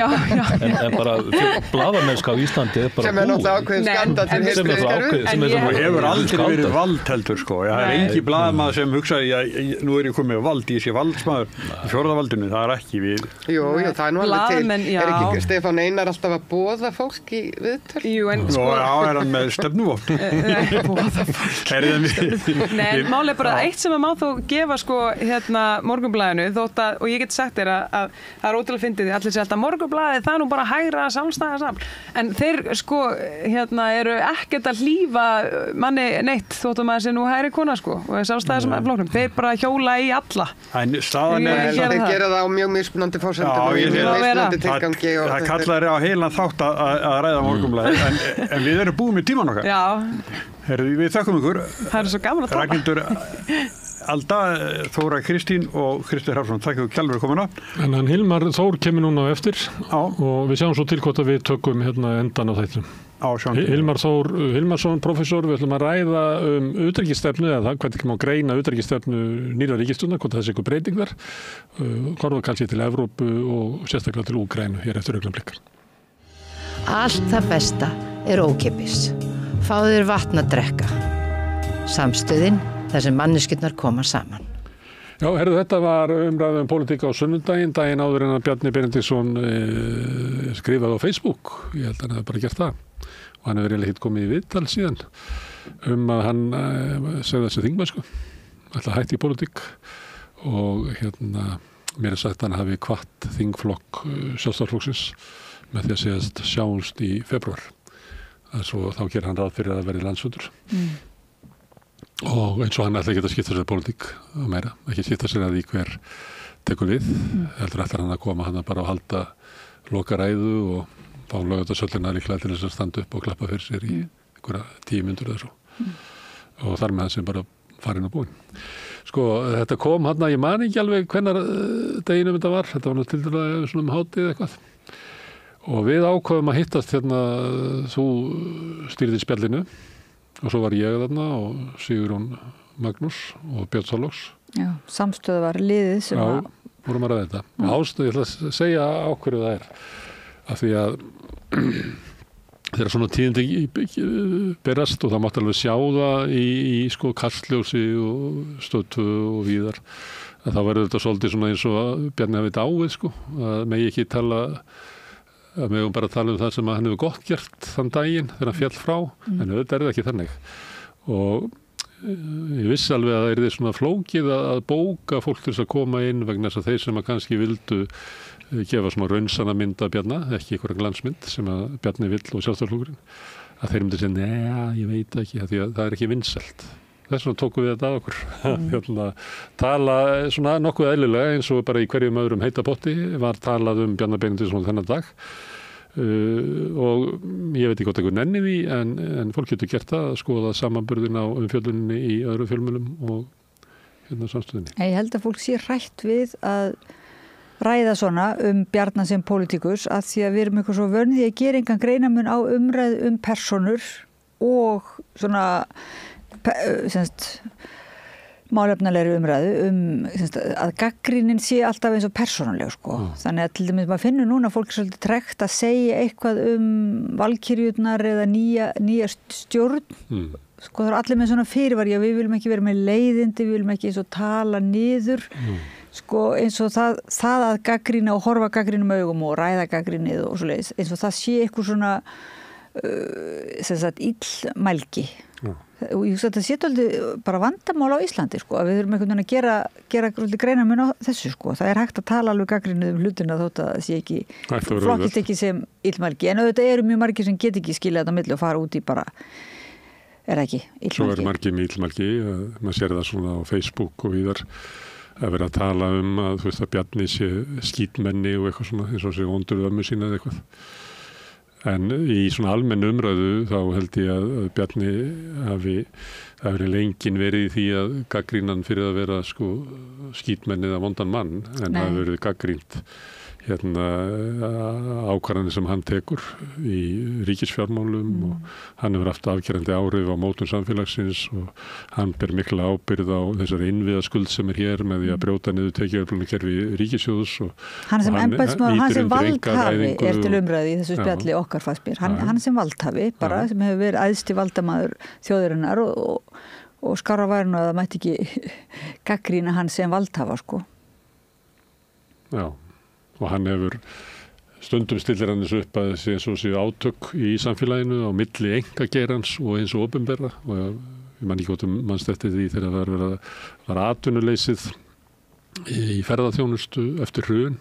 Hann leit á það sem sérstakt vandamál að það yrði að halda sko ráðningasambandinu þannig að fyrirtækin getur fengið þetta fólk aftur því ef það yrði sleppt þá getur fólk farið að vinna hinum einn og eitthvað svona rosa hugmyndir og það er sama með sambandi við bankasölun og fleira og hvernig einkageirin verður að fara inn í heilbrigðisþjónustuna og menntaþjónustuna þannig hann horfir á þetta sem svona vígvöll og hann í liði með einkaframtakinu og vill að sem mestur svona arður og mestar framkvæmdir og mestar ákvarðanir séu ekki teknar inn í almanna þjónustunni eða inn í lýðræðslega vettvangi heldur út á hennu svokallaða markaði og þetta við verið að handmæla þessari stefnu og sagt hún leiði til ófarnaðar fyrir samfélagið en Bjarni getur verið blíður maður og kosta maður á allan annan máta.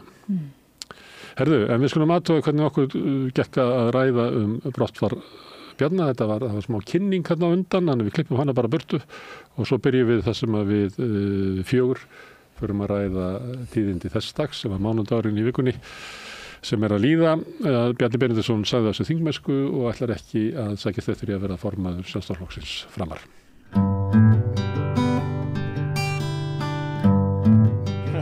En þið eru hérna samankomnir, stórskotalið samstöðvarinnar svona í pólitísku tilliti til að ræða fréttagsins sem Justin Trudeau var að segja af sér. Já. Í Kanada. Já, þetta er stórt dagur. Og hvernig svona sló þessi frétt ykkur Bjarna Ben? Hér sem sagt, ef við kynnum ykkur, það fyrir útvarpslustendur, það Sigurjón Magnús Egilsson, það Björn Þorláksson og það Gunnar Smári Egilsson. Og ég heiti Oddný Eir. Og við ætlum að ræða aðeins Bjarna Ben. Kannski komið aðeins á óvart en á svo sem ekki að gera það samt sko. Því að hann náttúrulega það þrengst mjög að honum og greinilega einhver innanflokks átökum það hvort eigi að fresta landsfundunum eða ekki. Og ég lítið þannig þeim að hann hafi orðið undir. Hann vildi fresta en svo var bara ósætti með það innan flokksins og ég held að hann hafi bara fundið það að svona fólk verða svona að loka dyrunum fyrir honum. Hann var svona gat ekki, eða sko hann hefði orðið undir ef hann hefði haldið þessu til streitu að vilja fresta og þess held ég bara hann hafi verið komið nóg sko. Það er hann tapar, hann komið með flokkinni fyrir 20% inn í stjórnarandstöðu þannig að þetta er bara ekki spennandi fyrir mann sem búin að vera ráðherra í 10-15 ár að setjast allt í hennu sko sem stjórnarandstæðingur og vera eitthvað í málþófi og eitthvað svona, það bara ég held að það er ekki bara fyrir hann sko, ég skilar bara mjög vel sko, vilja frekar fara heldur en að verða sko svona í hínu liðinu. Þetta er svona flott skák að þínu svona bæði sko, hann hefur sko, það finnur andstöðu innan flokksins, það fer til að hugsa meir þetta og hérna svo lítur hann bara að hugsa, ég er ekki bara komið gott sko. Ég las þess að fæslan sko, hann er að vera 55 ára byrjaði 32 ára eitthvað hlýs á þingi og hann finnst þetta var komið nóg. Ég held að sko að það er auðvelt fyrir hann að finna þannig rök til að hætta. Þetta er svolítið sérstakt að vera alveg í farabrotti í íslenskri pólitík og hérna vera svo með einhverja frétt sem er svona bara fjölskylduna, núna langar mig að snúa mér að einhverju öðru og allir eiginlega bara, já, þetta er bara tekið sem rök og ekki með það. Við gleymum alltaf rökleysuna. Við sko líka þau að hérna hann sko legið á þegar þetta er alltaf að fara svona á einhver annar tilkynni frambóð til formennsku. Þá eins og hann væri sko flýja að velli. Sko. Þið voruð að reyna svona svolítið að njósnum þetta eða ræðum þetta hérna í þættinum helgina í sonum Egils og þá voru blaðamenn að kvarti við því að væri bara ekkert að frétta. Kristinn Hrafnsson var held ég að tala um það bara að það voru skrítið hvað að vera lítið að frétta þegar og af hverju væri ekkert eins og spurt það þennan landsfund sko. Þannig og þá fannst manni svona eins og það væri kannski að þetta væri loknuð undan storminum. En eitthvað að frétta núna? Eitthvað áhugavert þessa afsögn í fjölmiðlum í dag? Bjarni náttúrulega sannlega sá stjórnmálamaður sem að hefur náð að gelda íslensku blaðamannastéttina meir heldur en nokkur annar stjórnmálamaður síðar tíma.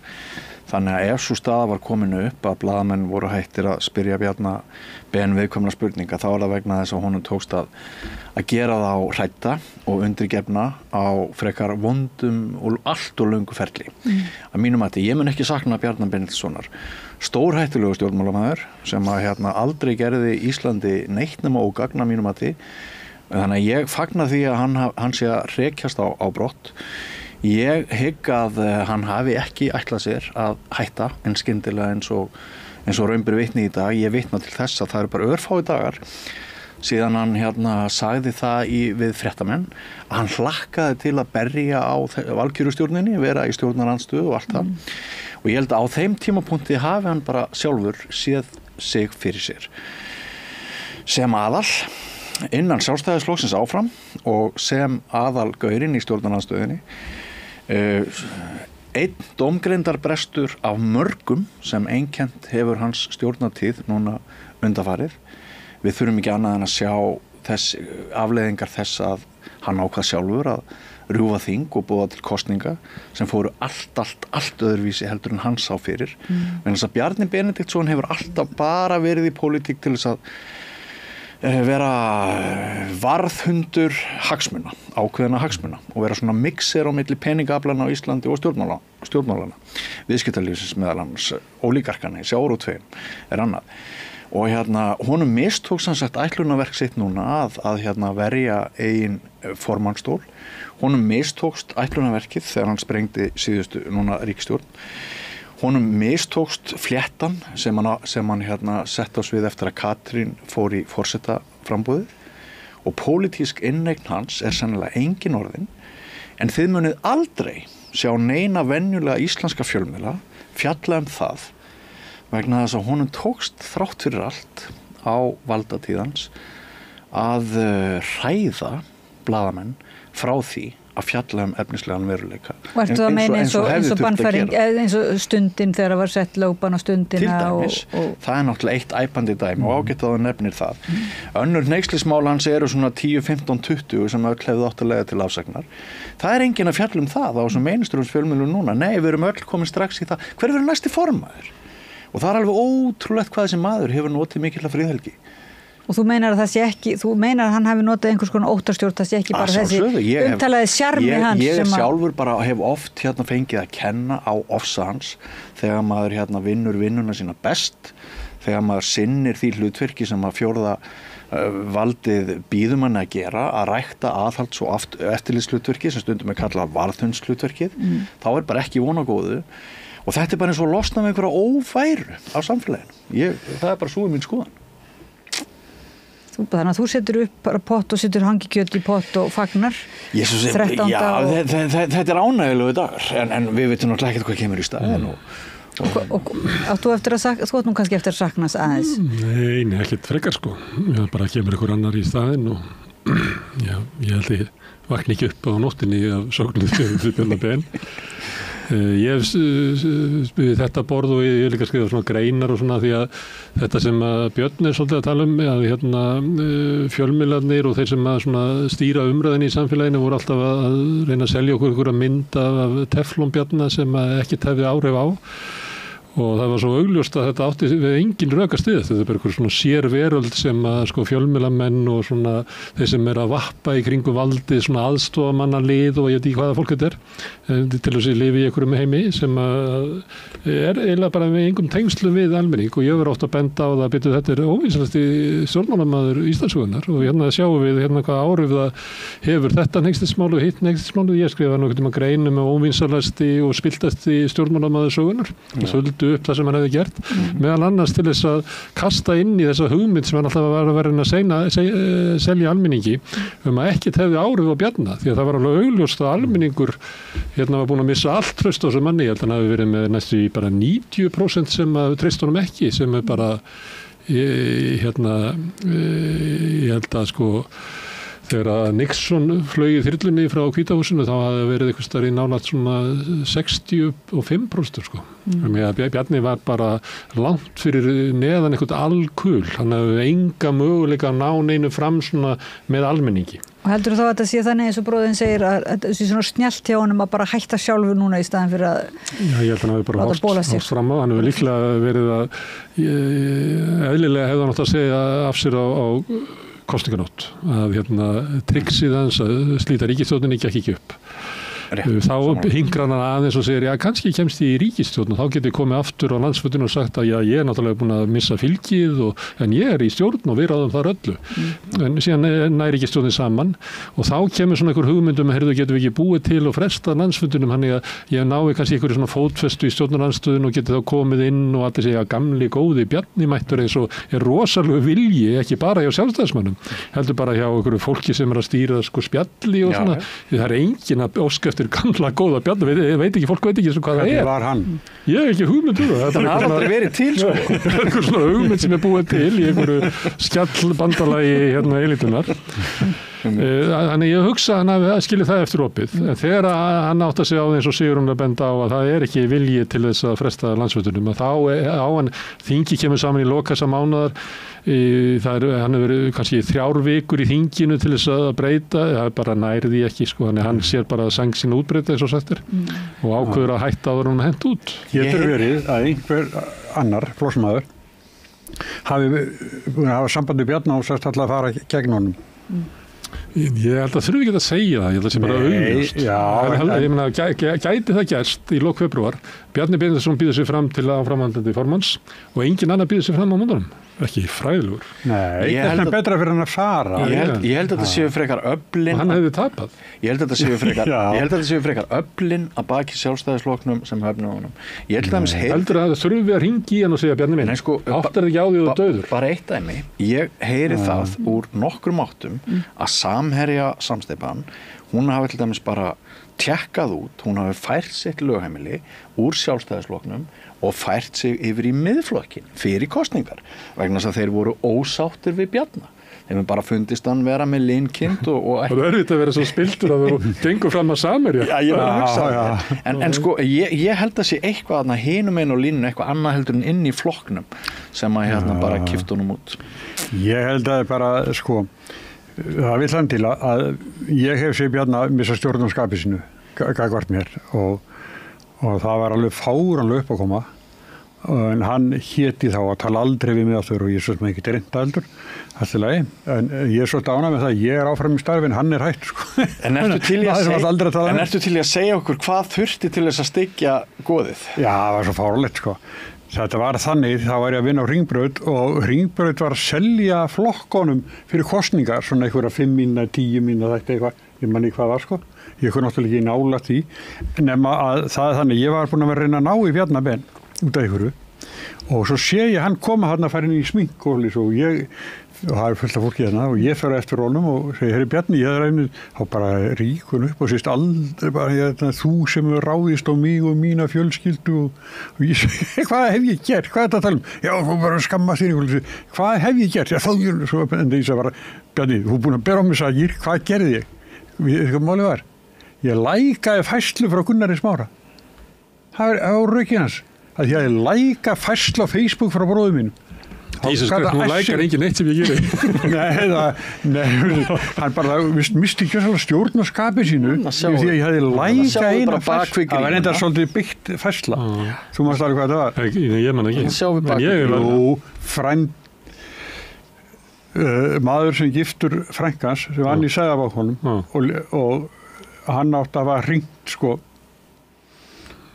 þú skrifaði það svo bara bænda ykkur ættatengslan Nei, menn að síðasta viðtalið sem ég tók fyrir Bjarna Benediktsson var aldrei sýnt vegna þess að hann öskraði svo mikið og hann var svo brjálaður, hann var sturlaður, það var inn á Alþingi og hérna var bara allt Alþingi var allt í hennu bara komið í uppnám og ég kom með efnið og sagði þetta bara, ég var nefnd á Hringbraut líka og ég sagði, heyrðu, við verðum bara að sína þetta hérna eðlið, þetta er hinhliðin af Bjarna Benediktsssyni en svo var það nú tekin ritstjórnarlega ákvörðun að gera það ekki þannig að sko þetta er bara búið að vera þetta er bara búið að vera klikkað tímabil að horfa á allt þetta fólk sem vinnur með honum hérna hrósunum fyrir hvað þessi dásamlegur og besti samstarfsfélag og allt það og ég efast ekki hann á margar mjög góðar liðar örugglega frábær pabbi og allt það bara eins og við erum bara flest það er ekki sérst ekki mannkostir, við bara teljum það eðlilegt en skuggaliðar þessa manns ofbeldi sem hann hefur beitt og hérna og það hvernig hann hefur sem sagt hvernig ofbeldi?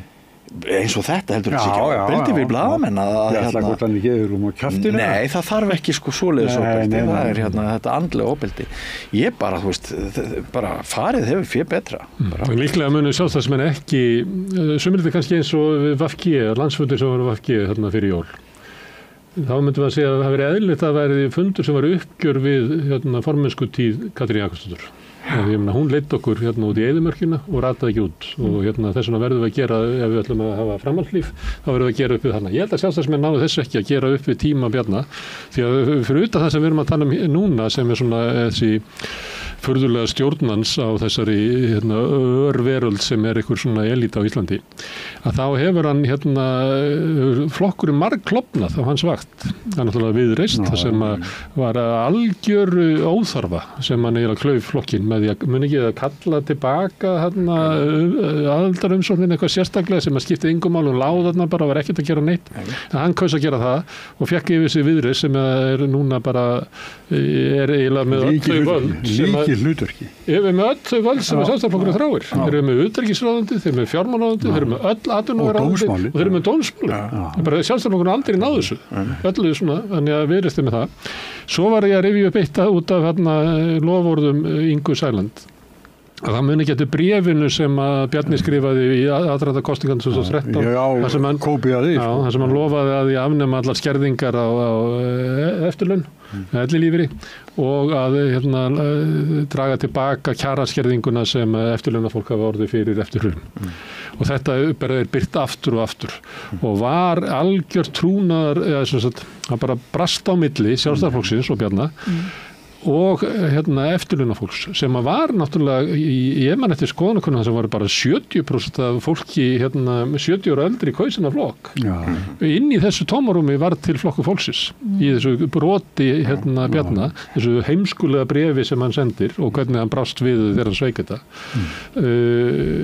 þannig að og svo er náttúrulega miðflokkurinn hérna, hvernig það hefur verið, hvernig hefur runnið hérna, til og ég meina Bjarni var mjög meðvitaður og hérna reyndi að stoppa með hérna yfirlýsingu sínum í útlendingamálum með einhverjum loforðum við enn eitt nextismálið þar sem að hann lofar sko Jóni Gunnarsinni að vinur Jóns fái hvalveiðaleyfi til 5 ára gegn því að Jón fari ekki verið í miðflokkinn og styðji sig þetta er náttúrulega bara eins og yfirgengileg spillinga og það er alltaf 5 ár, það endurnýjast alltaf til 5 ára eftir fyrstu vertíð og hérna, það var bara aftur 5 ár og ósvífnast þegar hann skipar Svanhildi Hólm í fyrra olli mikilli reiði innan flokksins hellingur af fólki sem hafði tilkall til þess að fá það embætti og hérna og bara dómgreindarskortur Bjarna hefur bara orðið algengar og algengari eins og verður menn sem að bara valsa uppi á nokkurs aðhalds þetta er náttúrulega bara búið að vera hneyksli hvernig íslenska fjölmiðlastéttin hefur umgengist þennan mann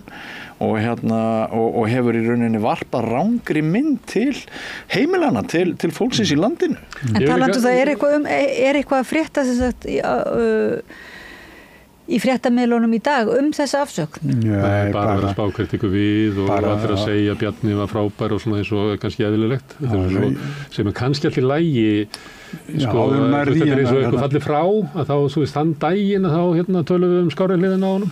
Kannski getum við sagt að kannski vera afrek Bjarni hann var fjármálaráðherra þegar samningurinn stöðuleika framlögin við þrotabúum var gerð, ég menna það er jákvæmt. Getur þið ekki sagt einmitt líka eitthvað fleiri? Getur þið ekki til eitthvað svona jákvæmt? Hann sætti sig við það að það var endurnýjun á þungunarofslögunum sem ekki hafði tekist að ná í gegnum þingi síðan 74. Ég menna, hann leyfði Katrínu að ná því í gegn og ég menna, hann má tína eitthvað svona til.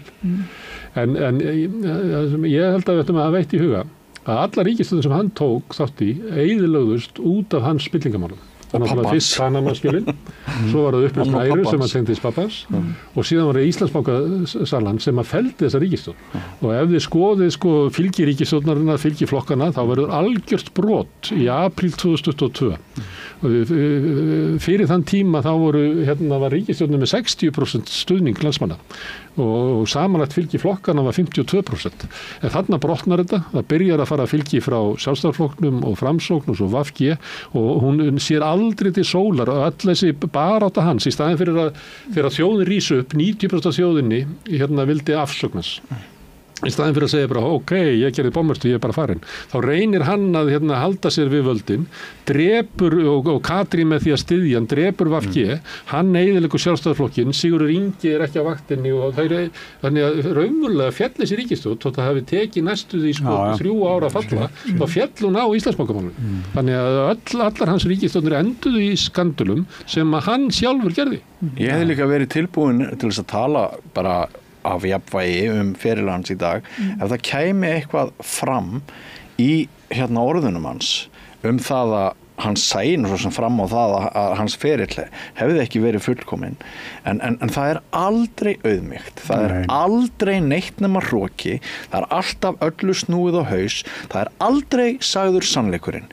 Ég hef fylgst lengi með íslenskri pólitík í næstu 40 ár í blaðamennsku og ég efast að nokkur stjórnmálamaður hafi jafn oft hallað réttu máli og Bjarni Benediktsson og snúið veruleikanum á haus.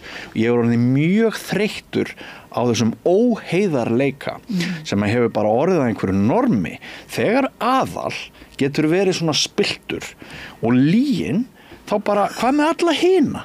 Akkur pikka þeir ekki bara upp sömu ósiði ef það eru engin viðurlög og mér finnst mjög áhugavert að sjá það að hann er ekkert að sérstaklega að fara frá núna og skapa frið við íslenska þjóð. Hann hefur ekki verið ráðamaður íslensku þjóðarinnar síðan ég veit ekki hvenar.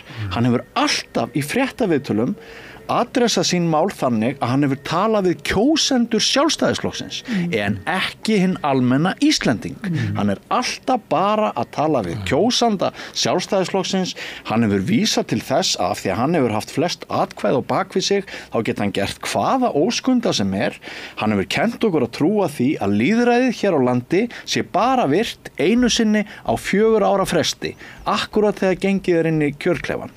Samkvæmt síðan geti bara stjórnvöld farið öllu sínu fram. Samkvæmt hans eigin orðum, þá er það þannig að þessi valkjörstjórn sem nú er komin, hún getur brennt hús, gert allt sem hún vill næstu 4 árin, kjósendur hafa talað og Bjarni og félagar í Sjálfstæðisflokknum þurfa að þegja fram að næstu kosningum. En eins og þú segir, þá er þessi arfleið bæði hvað blaðamennum leyfist að segja og segja ekki og svo leiðis. En líka PR-mennskan í kringum pólitíkina og þetta svona, þessi strategi að einmitt gangast ekki við heldur að frekar að það komi þá ef það hefur verið þegar þú talar þessa skandala, það er örugglega hægt að rannsaka það alltaf eiginlega mjög fljótlega eftir einhverju uppljóstrum skandala, þá kom einhverju svona fréttir, glæsifréttir, það er alltaf sókn er besta vörnin og þannig að það hefur aldrei verið svarað fyrir Íslandsbankamálið almennlega og til dæmis núna finnst mér svolítið merkilegt að ég held að Viðreisn hafi talað það fyrir í kosningabaráttunni að halda áfram að selja ríkiseignir og ég held að bara það nokkuð, þau tóku ekkert fyrir það að halda áfram að selja Íslandsbanka. Þau vilja bæða sér Íslandsbanka og Landsbankan. Þannig að það tókst skiljið þetta að þótt að við værum öll hérna, það veru undirskriftalistar og óbæstu óanægja. Við sem að stóðum á Austurvelli og sögðum Bjarna burt, við unnum, fyrst fórum við fjármálaráðuneytinu, nú er hann búin að segja, það er afsögn Bjarna, hann er að segja af sér sem þingmann. Hann er að segja af sér, já. En það er samt svolítið alvarlegt að það þurfa að munna okkur á það, að það sé út af þessu. Já, en það er líka að við þurfum sem greinilega minna þá sem er núna við stjórnvöld að þetta mál, við erum ósátt við það að það eigi að halda áfram að selja ríkiseignir en einhvern veginn þessi núna ríkisstjórn nýja ætla bara láta þessu ekkert sé og halda áfram með þá dagskrá. Sko, eftir 12 daga þá verður Davíð Oddsson 77 ára og ég held að hann hætti þá og ég held að Óli Bjarni ritstjóri getur að Bjarni sé að fara þangað. Þetta er það er ekkert ólíklegt. Ég veit ekki, er hann góður blaðmaður? Hann er kannski Davíð spurði það því. Davíð sagðist að það verið blaðmaður. Hann er þingfrétta ritari. En gaman að verði kollegi okkar þá. Það er ein frétt í Mogganum í dag. Nú bara ein. Bjarni tilkynnti samflokksmönnum sínum ákvörðun á þingflokksfundi í dag og segir Hildur, þingflokksformaður Særisdóttir, ákvörðun að hafa komið sumum í opna skjöldu sem ekki okkar var. Þar á meðal sér sjálfri. Nokkur tár hafi fallið á fundunum Bjarni tilkynnti tíðindin. Það er fallegt. Þetta er auðvitað risastór tíðindi fyrir okkur í þingflokknum, fyrir Sjálfstæðisflokkinn og fyrir samfélagið allt. Bjarni Benediktsson er stærsti máttarstólpi íslenskra stjórnmála, segir Hildur. Þarna er Sjálfstæðisflokkurinn að reyna að búa til í kringum það sem hann rökklast frá völdum eftir að vera hafnað í kosningum. Við farið með flokk sem ætti að vera í sögulegu með svona 35% fylgi niður fyrir 20%, neðar heldur okkur hafði reiknað með margklofin flokk bara hefur ekki traust á meðal almennings þrátt fyrir þar vegsetu sem hann hefur verið, hann er fyrrverandi forsætisráðherra sem hann kannski bara 10% af þjóðinni treysti, við höfum aldrei lifað við þetta áður. En þetta er náttúrulega langt ferli sem hann nær handa við Bjarna, það er að eyðileggja og svona veikja fjölmiðlana og þessa sögu sem að er skrifuð í fjölmiðlunni vegna þess að þessi PR-mennska þar sem að sagan er skrifuð er sterkari, það eru miklu fleiri þú sem nefndir það eru miklu fleiri sem vinna við svona almanna kynningar þar sem að bara stjórnmálafólk er að kynna sín málefni og ómögulegt ofta að vita hvort að það er blaðamennska eða bara kynning eða áróður, má segja áróður. Lætur ekki ná. Og ég get alveg sagt ykkur, ég er alveg viss það, hvort sem hann verður, ég veit ekki hvort hann verður, ég ætla ekki að spá hvort hann verður ritstjóri, en hann mun örugglega láta skrifa sína sögu, hann Bjarni. Hann mun alveg pottþétt fara í þá, allir þessi stóru menn, stóru nöfn, hægri sinn sérstaklega, hafa passað upp á það að sagan sé skrifið í veglegri ævisögu. Kannski gefur hann bara út þarna spilið sem var í áramótasköpinu, þar sem hann verður á að lemja niður, þar sem krakkandi voru að leika. Nei, þetta verður alveg glæsileg ævisögu, sem hann verður í mörgum bindum. Kannski getur þú ekki að skrifa hana? Jú, ég meina Geir Haarde skrifaði mjög fallega sjálfa sig núna. Seldist í bílformum og það er alltaf hellingur af fólki sem kýs að trúa því að þjóðfélagið okkar sé aðeins minna ógeðslegt en það er. En ég held að breyti engu það að dómur sögunar við Bjarna Ben þegar frálíða stundir, hann verður harður, hann verður þungur. Hann var ekki, það getur vel verið að hann hafa átt sín augnablik og ég held að svo hljóta hafa verið, en samt efnahagsstjórnin hans, hvað ríkissjóður stendur núna, hellingur á ömurlegum ákvörðunum sem að ríkisstjórnin hans undanfarið hafa tekið. Hann var Íslandsmet í hallarrekstri á ríkissjóði. Það var enginn safnaði jafnmjög skuldum og Bjarni Benediktsson. Einmitt, öll fyrirtækin sem hann var Börnin okkar verða að greiða fyrir skuldina sem hann hlóðu upp. Öll fyrirtækin sem hann hélt utanum sem að fóru á hausinn, allir þeir 100 milljarðar sem að fjallu á ríkissjóð út af fjármála umsýslu Bjarna áður en hann fer inn á Alþingi. Bara þú veist, hvað eigum að tala lengi blóðuga fjármálasögu þessa mikla snillings. En það verður að skrifa þessa sögu líka til að hún sé til þá samhliða hinni sem að verður þá þurfum við aftur að bústa lífi í íslenska blaðamennsku og ég held reyndar að þessi atburður að Bjarni Benediktsson raklast frá núna, ég held hann sé hann er meira tækifæri fyrir valdeflingu almennings og stofnana eins og íslenskra fjölmiðla heldur en hefur komið langt skeið. Ég held þessi mögulega hægt að berja í brestina og laga það sem hefur farið úr skeiðis vegna þess að óttinn við Bjarna Benediktsson hefur legið yfir öllu. Hver haldi það hafi verið algengasta spurningin sem ég fékk þegar ég skrifaði spillingarsöguna Besta vin Aðal? Ertu ekki hræddur að Bjarni sendi á þig menn? Bjarni Benediktsson sendi á þig menn. Ertu ekki hræddur hvað Bjarni mun segja? Og við höfum öll meir og minna verið undir þessu fargi allt og langt skeið. Og ég sé enga ástæðu til að vera sykurhúð á það eitthvað. Ég hefði leyft honum að eiga daginn í dag og hefði talað með öðrum hætti heldur en ég geri ef það væri einhver auðmýkt, ef hann væri einhvern veginn að reyna að sættast aftur við Íslands samfélag eftir allt það sem þessi maður hefur á samviskunni, en þið séu engan slíkan tón í Facebook-færslunni hans.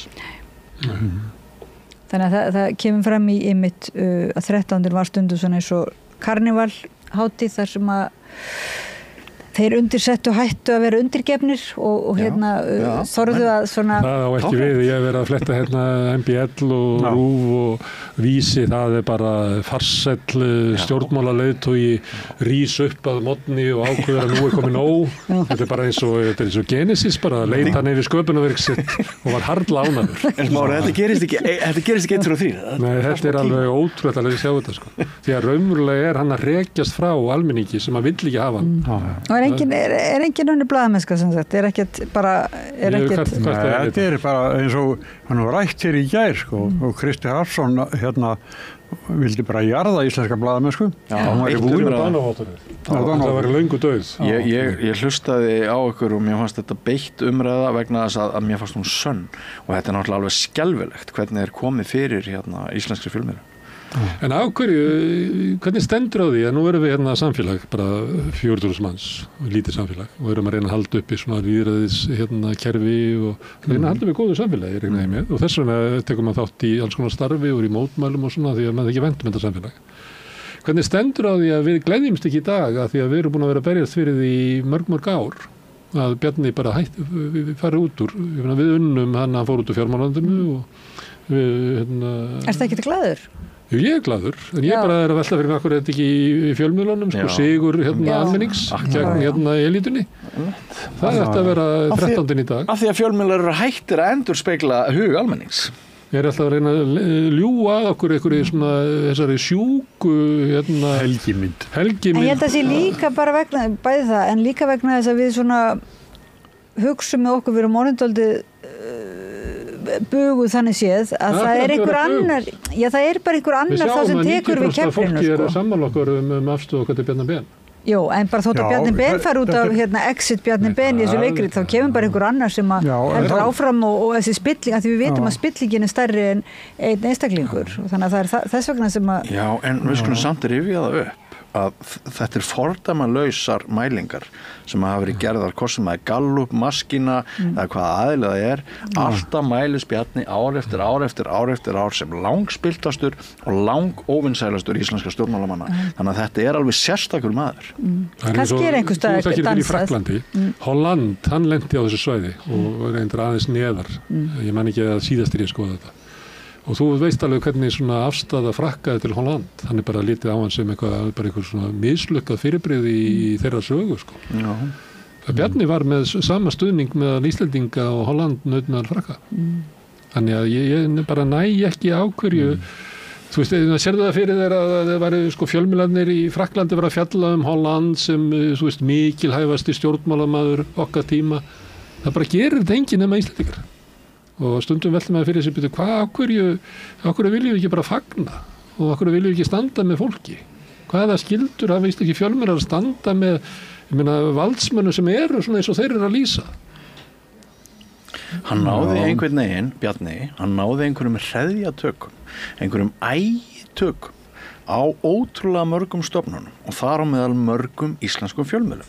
Ég get alveg rifjað upp stemninguna sem var alltaf svo Fréttablaðinu síðustu mánuði þess að sko við vorum annað nokkrir sjálfstæðir, svona þú veist blaðamenn að gamla skólanum, en til dæmis ungu blaðamennir þarna, þeir voru allir bara pró-Bjarni, þeim varst hann æðislegur.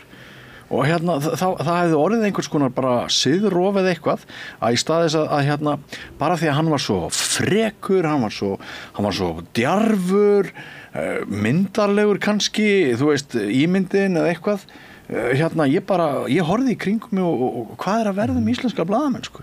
En það varð eitthvað mjög dularfullt sem gerðist innan íslenska fjölmiðla. Annars vegar það að ungir blaðamenn fóru líta upp til Bjarna og hins vegar voru það allir þeir sem við ræddum áðan að voru bara svo hræddir við Bjarna að þeir þorðu ekki að skrifa fréttina sem þurfti að segja. Hvernig gat þetta gerst eftir hrun sko? Ég man eftir svona tíma kannski í kringum aldamótin í kringum Davíð Oddsson. Að Davíð Oddsson var svo stór í íslensku samfélagi, það mátti ekki nefna hann á nafn sko, maðurinn í hvíta húsinu Kulli og muni ekki eftir þessu og hvað Bjarni segi, Davíð segi og svona og við tókum þátt í að reyna að rjúfa þetta með fréttablaðinu bara og hann með okkur fannst það að Bjarni væri búin að ná undir sig Davíð ná undir sig öllum fjölmiðlunum, Ríkisútvarpinu búin að síða það til og búin að narra vitlisíkan í hinum flokkunum að loka flokksblöðunum þannig að hann og svo var Óli Björn og félaga búin að kaupa DFF og hann var að snúa Jóni Ólafsinni niður til þess að ná ég held að planið hafi verið að Björgólfur Guðmundsson myndi kaupa hann var bara að ná öllu undir sig og allir skítrættir við hann og þá var þessi stemming en síðan kemur í hvað leiðir hún leiðir til hrunsins sem að síðan á að verða eitthvað svona vakning með almenning sem er fjölmiðla en af hverju verður þetta ástand til aftur? Það er ekki alltaf til, það er búið að búa til. Nei, gáðu nú aðeins sko, það vantar inn í þetta fjölmiðla sem voru, það vantar til þess fréttablaðið frá þeim tíma, það sem okkur var nákvæmlega samumsa gagnrýni sem vorum að fá og þetta eru bara breytingarnar. Ég get sko, þegar ég er einhvern veginn, ég er eitthvað að munnhöggvast við Kjartan Gunnarsson, framkvæmdastjóra Sjálfstæðisflokksins og þá var það á þeim tíma sem að bónusfeðgar höfðu keypt fréttablaðið en það mátti ekki spyrjast út en vissu það svo sem allir og það enda með því að ég segi ég kem bara til því að þetta var svo asnalegt svona tveir kallar eitthvað svona og ég fór upp í upp í Valöll og þá er alltaf að tala um þetta hver á fréttablaðið og þá var ekkit sko, þá máttu fyrirtæki gefa eins mikið og vildu til flokkana lögi voru þannig og ég segi við Kjartan, við sátum hann í stóru fundarherbyggi, ég segi við hann ég skal skrifa hérna á blað hverjir eru eigendur fréttablaðsins og þú farað annað blað og þú skrifa þar eitthvað 3 til 5 sem borgar Davíð mest inn í Valöll til hann geti gert það sem hann að gera og hann bara afþakka þá, ég segi hvað er aðeins maður, skrifu bara, ég skal skrifa nafnin og skiptu svo bara blöðum, bara sanngjarnt hverjir kostar Davíð, hverjir borgar mest fyrir þetta og þá enda með það var alveg ofboðslega reiður og sagði hvað sem þið gerið munum við stoppa alveg bara rosalega ákveðin í því og svo bara sína dæmin það sko hvorki ég smáruðum verið í einhverju vinnu hjá einhverjum öðrum síðan það var það er bara þannig og það hefur einhvern veginn þetta og það var bara þetta sko jaða setja okkur í þessari klíku en við erum bara vitlausir til að við beigjum okkur ekki undir þetta bara sjálfstæðisviljinn og kannski er þetta bara líka svona styrkur í því sem maður er að gera nei sko, maður hefur tekið eftir því að þeir einir sem búa yfir nægum björgum til þess að geta sjálfstætt afla sér atvinnutekna þeir hafa þorað að standa upp gegn þessum gæjum eins og Davíð og Bjarna og það er ógeðslegt samfélag ef þú veist að það mun kosta þig lífsviðurværi bara innan alls atvinnulífsins að bara standa upp og segja það sem allir eru að hugsa og sko með því að maður eins og Bjarni hættir í pólitík núna þá hljótu við að fá smá andrými það fæðist einhver von betri framtíð. Já, hver að þessum hugsanlegu sko kandidatum kemur til að breyta flokknum eitthvað?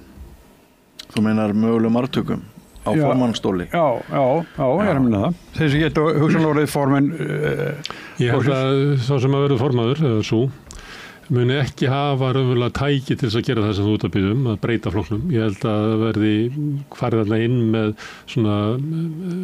svona lítinn stuðning verði formaður sem svona háður á því að reyna að halda saman leifunum af sjálfstæðisflokki Bjarna Benediktssonar.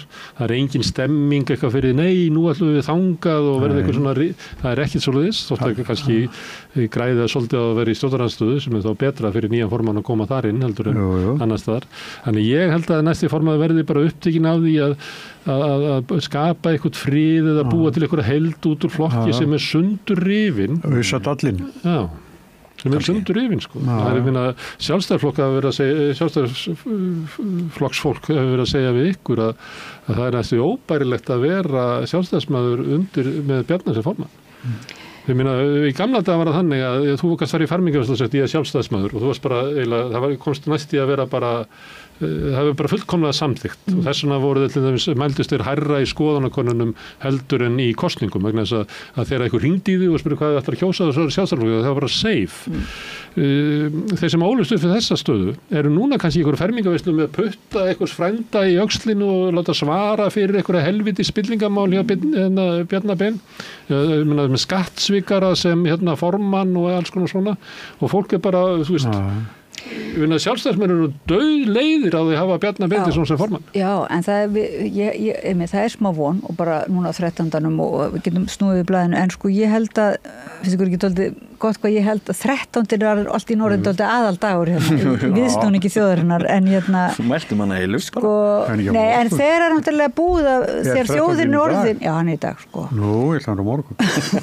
Þegar að þjóðin er orðin vön því að vera undir eitthvað svona valdsett, þá er bara, það þarf svolítið tíma, sagan sýnir það nú, því að þá getur einhver annar komið, hvort sem hann er í sjálfstæðisflokki, einhver öðrum flokki, eitthvað annað vald getur auðvitað undirokað þessa þjóð.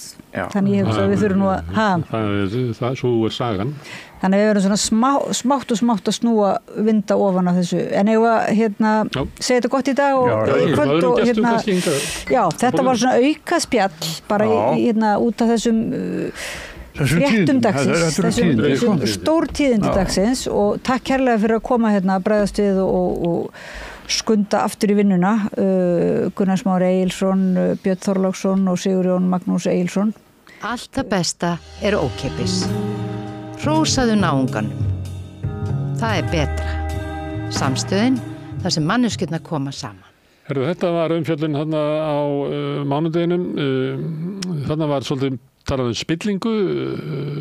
Björn Þorláksson dreif það umræðu svolítið áfram í þessu spjall okkar að Bjarni hefur verið spilltur. Hann var gátt bók Björn, besti vinnur aðal, sem fjallar svolítið þennan spillingatíma sem er hluti af tímabili Bjarna. Björn er í orðin sérfræðingur í spillingu. Og ég held að hafa aldrei verið talað meira spillingu sem svona skaðlegt afl í íslensku samfélagi heldur en á tíma Bjarna Benediktssonar. Ég kannski var spillingin áður líklega, en það var ekki rætt eftir opinskátt eins og í tíma Bjarna. Og þegar við á miðvikudaginn þá tókum við svona ýmsa sín á, við töluðum Bjarna og Sjálfstæðisflokkinn, ég ætla svona ekki að spila það, og svo töluðum við ríkisfjármálin sem við spilum á eftir og svo var Sigurjón, hann fekk gesti til þess að ræða þennan spillingatíma Bjarna.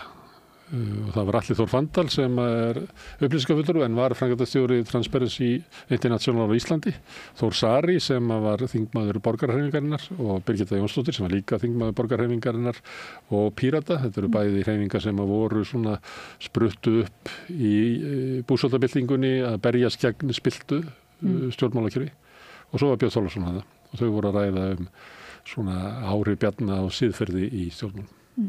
Ef ekki bara að spila það? Jú. Já, skulum hlusta á samtal spillingu og Bjarna Ben.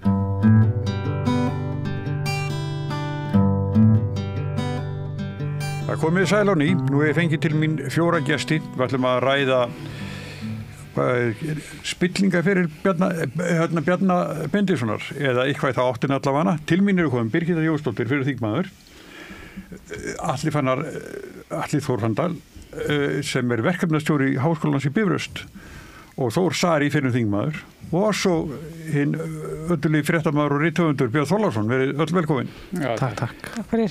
Sko það er þetta að taka þetta í tímaröð en sko Bjarna hafa fyllt mjög vafasöm mál alveg frá upphafi. því ber ekki að neyta. Nei, því ber ekki að neyta. Og hérna áðan, þegar vorum að tala saman, þá var fólk á því að salan á Íslandsbankalhutnum þarna síðast, það hafi rauninu gett útslæðið. Hann var, ríkisstjórnin mældist á alveg upp í 60%, en svo hríðfjall eftir þetta og sama með Bjarna. Takk undir þetta? Já, ég held að það er langur aðdragandi, Já. Og náttúrulega, þú veist, eins og þegar kemur að föður Bjarna, að þá var nú ýmis hneykslismálin sem tengdust svona fjölskylduböndum og eins og til dæmis keypti ekki pappans einhvern hlut í Íslandsbanka sem ég var að tala sem gerði útslæði en svo er það hittnaka uppreist Snærumálið hann uppreist Snæru og barnanýðingnum það var svona frekar niðarlegt svo náttúrulega þú veist eins og Ice Hot hver mann ekki eftir Ice Hot allir búin að gleyma Ice Hot Ice Hot 2 og hann tókst að fá konuna sína alltaf að retta sér út úr því dæmið var þetta ekki svona framhjóhaldsvefur eða eitthvað jú hvað hétir sér vefur? Ég man það ekki. En þú veist, neins sko... Það er einnig að við höfum ekkert verið inn á hann. Ekkert hvað hann heitir. En sko það var bara svo mikið af málum. Ég meina þú veist, hún hélst að hann var mjög slæma dómgreind á til mis hverju hann skipaði embætti dómsmálaráðuneytisins. Það var nú eiginlega bara alltaf einhver annar ráðherra með málaskrá dómsmálaráðuneytisins út af því að þeir voru alltaf að segja af sér þegar Bjarni var the boss. Og það gerði svolítið og frekar slæm mál sem að þar urðu. Og einhvern veginn, þú veist, það var, ég upplýði svolítið eins og sko sumt fólk sem að þú veist það var að tala Teflon Bjarna og allt þetta sko og eiginlega svona fyrstu kynni mína af Bjarna voru einmitt í tengslum við hrunið þú veist þegar við Þór komum sem einhver algjöru núpar hérna inn á þing og maður held ok, núna ætla allir að vinna saman það allt í klessu hérna, allt í fokki það rosalega mikið af fólki sem að þjást, það veit enginn hvað að fara að gerast nú ætlum við bara ekkert að vera að pæla í litnum og sjúkrabílnum heldur bara, nú ætlum við bara að vinna saman og þeir fóru bara strax í svona harða stjórnarandstöðu og notuðu, þú veist, Afi Odds stjórnmálafræðina sem var bara að vera á móti öllu og þeir þvældust mikið fyrir en til þess að vera ekki algjörlega ósangjörn og leiðinleg að þá sko, voru við í þeirri skrýtnu stöðu og ég var á ansi mörgum iSafe fundum með Bjarna og Sigmundi skrýtnasta svona upplifun mín ever því að þú veist náttúrulega það var aldrei hægt að ná í Sigmundur kom alltaf seint og það var bara hægt að senda SMS á hann og það var alveg sama þó að vera í neyðarástand þú veist og en Bjarni var sko mjög skipulaður hann má eiga það, hann kom alltaf með Excel-skjali á fundina, samningafundina hann er góður í samningatækni þú veist, hann er mjög góður í að semja hluti og samfara fólkum að hann viti hvað hann að gera Hvað þess að fóttu svo lengi? Gæti verið sko, þú veist, ég meina hann hefur alveg sko ef maður er að vinna með hann með einhverjum málefni sem ég gerði þarna og við í borgarhreyfingunni og hreyfingunni varðandi iSafe að þá var hann þægilegur það var þægilt að vinna með honum þú veist, aftur á móti þegar að maður var í harðari stjórnaranstöðu gegn honum út af því að við unnum mjög mikið út frá málefnum en ekki út frá hver var með málefnið og studdum sko ríkisstjórninni alls konar málum sem við vorum sammálaðið eins og stjórnarskrármálið og alls konar önnur mál en það gat Bjarni ekki gert hann var bara á móti öllu það var alveg saman hvað það var bara koma höggi hann vildi sem bara tíma frá 2009 já og sko eina markmið Bjarna ever þú veist þess að segja nafsi núna þingmannsku er út í að hann hata að vera þingmaður hann vill hafa völd þannig að þú veist bara klassískur valdamaður og Garðabæ sko en Alli, hvað segir þú? Hvar byrjar þetta? Áður en að vera þingmaður kannski? Já, ég tek nú alveg undir það að salin á Íslandsbanka hafi líklega verið það sem svona loksins gerða verkum að hafa komið gott.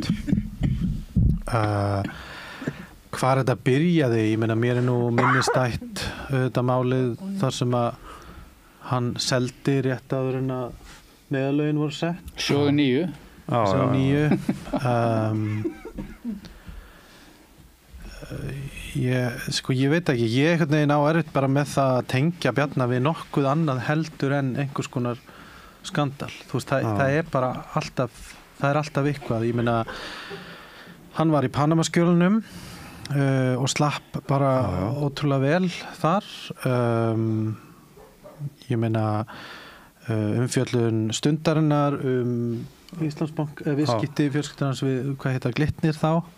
Ég meina, það var bara sett lögbann á það, það sem að ég veit ekki hvort það er gagnlegt endilega að vera að tella þetta allt upp, að því hann er farin, en þú veist, það sem að mér hefur bara þykir mjög, svona, alltaf svolítið einkennandi fyrir Bjarna er bara í raun og veru það að hann var aldrei teflonmaður af því að hann væri alltaf að vakna á morgnana og vera svo klár að bera á sig teflon. Það er af því að það voru alltaf einhverjir aðrir sem báru á hann teflonið. Og ég hef nú svona eiginlega velti fyrir mig nú þegar hann er farin,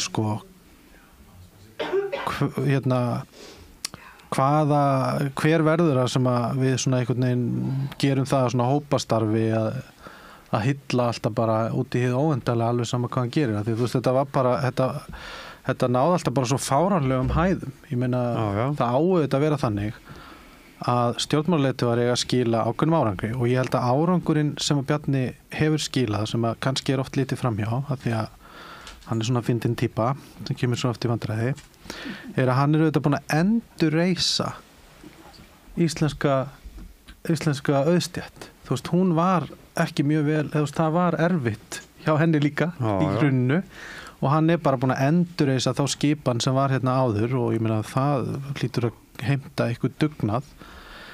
En að öðru leyti, þú veist, er ekki hægt að finna mjög margt svona sem að gera það verkum að maður geti svona skilið af hverju hann fekk til dæmis að vera formaður svona lengi. Ég meina, hann klárlega var ekki góður formaður fyrir flokkin sinn. Nei, hann var ekki góður í að halda ríkisstjórn flokkur sætti upp með hann og hann sætti upp með flokkin. Þetta var engin annar einhvern veginn sem að gæti orðið samslæðum. Eitthvað svoleiðis, Það reyndu, hann fekk mótframbóð ítrekkað. En Þór, hvað segir þú? Gulli náttúrulega. Hvar vilt að ég byrji? Þú ræður bara. Hann fæðist inn í apparat sem er sjálfstæðisflokkurinn. Bara og í mínum huga eftir því sem að ég hef lært meir og meir íslensk stjórnmál í gegnum áratugina að þá er sjálfstæðisflokkurinn miklu líkari eitthvað svona glæpafélagi heldur en stjórnmálaflokki. Ég meina hans eini tilgangur er að koma auði í vasa útvaldra og hefur allatíð verið. Það hefur verið svona modus operandi á bakvið sjálfstæðisflokkin. Og þeir hafa notað all þau tækifæri sem þeir gátu til þess að gera það. Ég meina þetta byrjar náttúrulega með Ólafi Thors og Kveldúlfi og öllu því fyrir löngu síðan og svo heldur þetta bara áfram í gegnum þessi stór fyrirtæki eins og flugleiðir og Eimskip og allan þennan pakka að þeir eru ásamt Thorsurónum og Engiðarættin er þarna allstaðar. Ég meina afabróðir hans Sveinn Benediktsson réði öllu í síldarútflutningi á Íslandi í áratugi og auðvitað hefur hann fengið komissjón fyrir það, ekki var hann í því í sjálfboðavinnu. Þannig að þetta hefur verið svona þessi rúllandi bolti sem að bara svo lendir í fanginu á Bjarna í rauninni og hann tekur hann og hann kann leikinn. Ég meina hann kann leikinn alveg fram í fingurgóma af því að hann bara fæðist inn í þetta er bara í móðumjólkinni hjá honum og hann heldur bara áfram og hann En hann skýlur þetta í sig vekk summerki Já, en það sem að þetta er ekki eins og þetta hefði allt verið á bakvið tjöldin. En svona það fyrsta sem tengist honum náttúrulega beint er náttúrulega salan í sjóði 9 og hann afsakaði sig með því eins og allir hinnir sem voru með innherju upplýsingar að allir hefðu vita hvað var að fara að gerast og þess vegna hefðu þeir selt og þeir væru bara svona klárir fjármálamenn og hefðu getað losa sig út úr þessu. það sem að ég rak mig fyrst á óheilindin hans að alvöru var einmitt í Icesave-málinu vegna þess að þegar það kemur inn að þá taka þeir sko upp vopnin og þeir berjast á móti því að mikilli heift sem að við gerðum í borgarhreyfingunni líka meira en flestir aðrir þó að Sigmundur Davíð hafi sko reynt að eigna sér heiðurinn af því að þá mætti hann aldrei á neina fundi, hann var bara sofandi heima mest allan tíman eins og Birgitta sagði, hann mætti aldrei á eitt eða neitt. Við stóðum í þeirri baráttu með Sjálfstæðisflokknum og svo bara á einni nóttu þá skipta hann skoðun. Já. Og það kom svo síðar í ljós það sem hann sagði náttúrulega í bandaríska sendiráðinu sem að Wikileaks laga að we are just playing politics with Icesave sagðan en það sem gerðist þar og var þetta sem að við rættum nú ekki hérna fyrir kvöld að sko Bretar og Frakkar höfnuðu Icesave samningnum fyrsta vegna þess að við náðum fram breytingum á honum sem að gerðu það verkum Bretar og Hollendingar vegna þess að við náðum fram breytingum á honum sem að þeir sættu svo ekki við og hann fór í gegnum þingið svo í næstu lotu þá skipti Sjálfstæðisflokkurinn skoðun bara á einni nóttu og það kom svo í ljós seinna að það var út af því að Samfylkingin og VG ákváðu að hætta með kvótafrumvarpi sem þeir voru með í gangi stóru samninganefndina breytingun á kvótafrumvarpinu sem var annað stærsta málið í þinginu. Þeir sömdu við Sjálfstæðisflokkin bak við tjöldin, þistiði Icesave og við hættum við breytingarnar á kvótakerfinu. Og þá sá ég sko fyrst í alvörunni hvað baktjaldamakkið á þinginu getur verið sko ógeðslegt svona mikla hagsmuni sko. Og svo náttúrulega fóru þeir samningar bara í hérna, þjóðaratkvæðagreiðslu og voru feldir en þá sá ég sko það er ekki alls sem sýnist en svo náttúrulega verður hann ráðherra og heldur bara áfram á þessari braut ég meina það er hérna maðurinn sem að hérna fekk uppreist æru fyrir barnaníðið og það er allur pakkin, hvað eftir annað það er all leynimakki sem að var náttúrulega gegnum hrunið og lokinu er ennþá haldið ofan á í fjármálaráðuneytinu og það er einhverja ástæður fyrir því en svo er það líka sko eins og með Sigri Andersen sko í tengslum við sko en þetta er út allt sko, ég meina varðskipið Þór er byggt í skipasmíðastöð Asmar í Síle sem að menn sögðu að Björn Bjarnason væri með umboð fyrir á Íslandi að því að Þór var smíðaður þegar Björn Bjarnason var dómsmálaráðherra og þar smíðuðu þeir líka fleiri varðskip og fleiri hafrannsóknarskip þannig að mín skoðun á Sjálfstæðisflokknum og Bjarna er einfaldlega svo að þeir eru þarna eingöngu til þess að auðga sjálfa sig og graðka fé í vasa vina og vandamanna og þeir nota öll þau tækifæri sem gefast til þess. Ef það eru umbúðslaun fyrir smíði á varðskipi þá var það fínt, eða umbúðslaun fyrir smíði á hafrannsóknarskipi þá var það fínt. Öll útboð ríkissjóðs í gegnum hérna það sem var áður innkaupastofnun ríkisins og heitir núna Ríkiskaup sko. Þar planta þeir bara öllu sínu fólki og hinir og þessir fá svona brauðmóla ef þeir eru vel tengdir og Bjarni er bara tannhjól, að vísu stóra tannhjólinn, hún er búin að vera undanfarin ár í því spili öllu saman. Já. Og ég held sko eftir söluna á Íslandsbanka sem hann seldi pappa sínum hann hlut í Íslandsbanka, það hafi verið svona dropinn sem fyllti mælinn og ég held að Sjálfstæðisflokkurinn sé komin á það stig gegn sýrðrar spillingar að hann muni ekki ná sér á strik aftur, aldrei. Loksins og það er náttúrulega lungu komið tími til sko. Björn, þú náttúrulega ekki hefur öðruvísi aðkomu bæði sem blað og fréttamaður. Já, ég fylgdist með Bjarna úr fjarska lengst af sem blaðamaður því ég bjó svo lengi fyrir norðan. Já. Og það hefur alltaf truflað mig sem blaðamaður að eins og Þór er aðeins að koma inn á þá hérna og allir náttúrulega hér við þetta borð að Bjarni hefur verið svona lykil maður í því að halda uppi spilltu ástandi, fákeppnis umhverfi þar sem einmitt útvaldir fá sitt og öðrum er haldið út í kuldanum. Þetta er maður sem hefur eiginlega linnulítið talað niður aðhald og eftirlit gegn spilltu einkaframtaki sem einmitt er bara er handútdeilt. Þetta er afskaplega ógeðfelld mynd af samfélagi og stundum hefur maður orðið svo reiður út í íslenska fjölmiðla að þeir hafi í rauninni sko blessa þetta ástand með því að ganga ekki harðar fram. Glæsileiki Bjarna, menn voru eitthvað að tala um hvernig hann bæri sig og eitthvað svona sko, það alveg augljóst að glæsileiki hans, hver sýslumannslegur hann í útliti og eitthvað svona að þarna fá bara margir í hnén og fyrirgefa honum alveg óendanlega mörg viðurstyggileg brot. Sjálfstæðisflokkurinn skelutunum skipulaða glæpastarfsemi. Því miður sitt hvað sem bendir til þess að svarið við því sé já.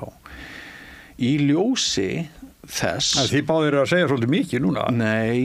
Þetta var allir vitað þetta. Nei. Mafía Íslands. Sko, við verum að athuga forskoti sem flokkurinn hafiði og hvernig hann komst upp með að halda spillingunni inn í eigin ranni, inn í flokksfélaginu, síðan úthýsaðir spillingunni með einhverju spiltustu gjörð sem hefur átt sér stað í íslensku samfélagi sem einkavæðing ríkisbankana, þar sem allt öfugt frá A til Z, þetta springur svo framan í þá og síðan erum við bara búin að vera í hálfgerðu bastli með íslensk samfélag, það var komið kannski sæmilegir kaflar og eitthvað svoleiðis, en sko skipulagð glæpastarfsemi Sjálfstæðisflokksins, ég setja nú innan gæsalappir, hún felst í því að þar engin vilji til þess að jafna og útdeila gæðum, þar engin verðleikastefna, þar bara spurt tengsl, hverjir eru eigendur flokksins, hverjir hafa mestu völdin, þeir eru að ræða það sem gerist inn í flokknum og stöðu Bjarna inn í flokknum.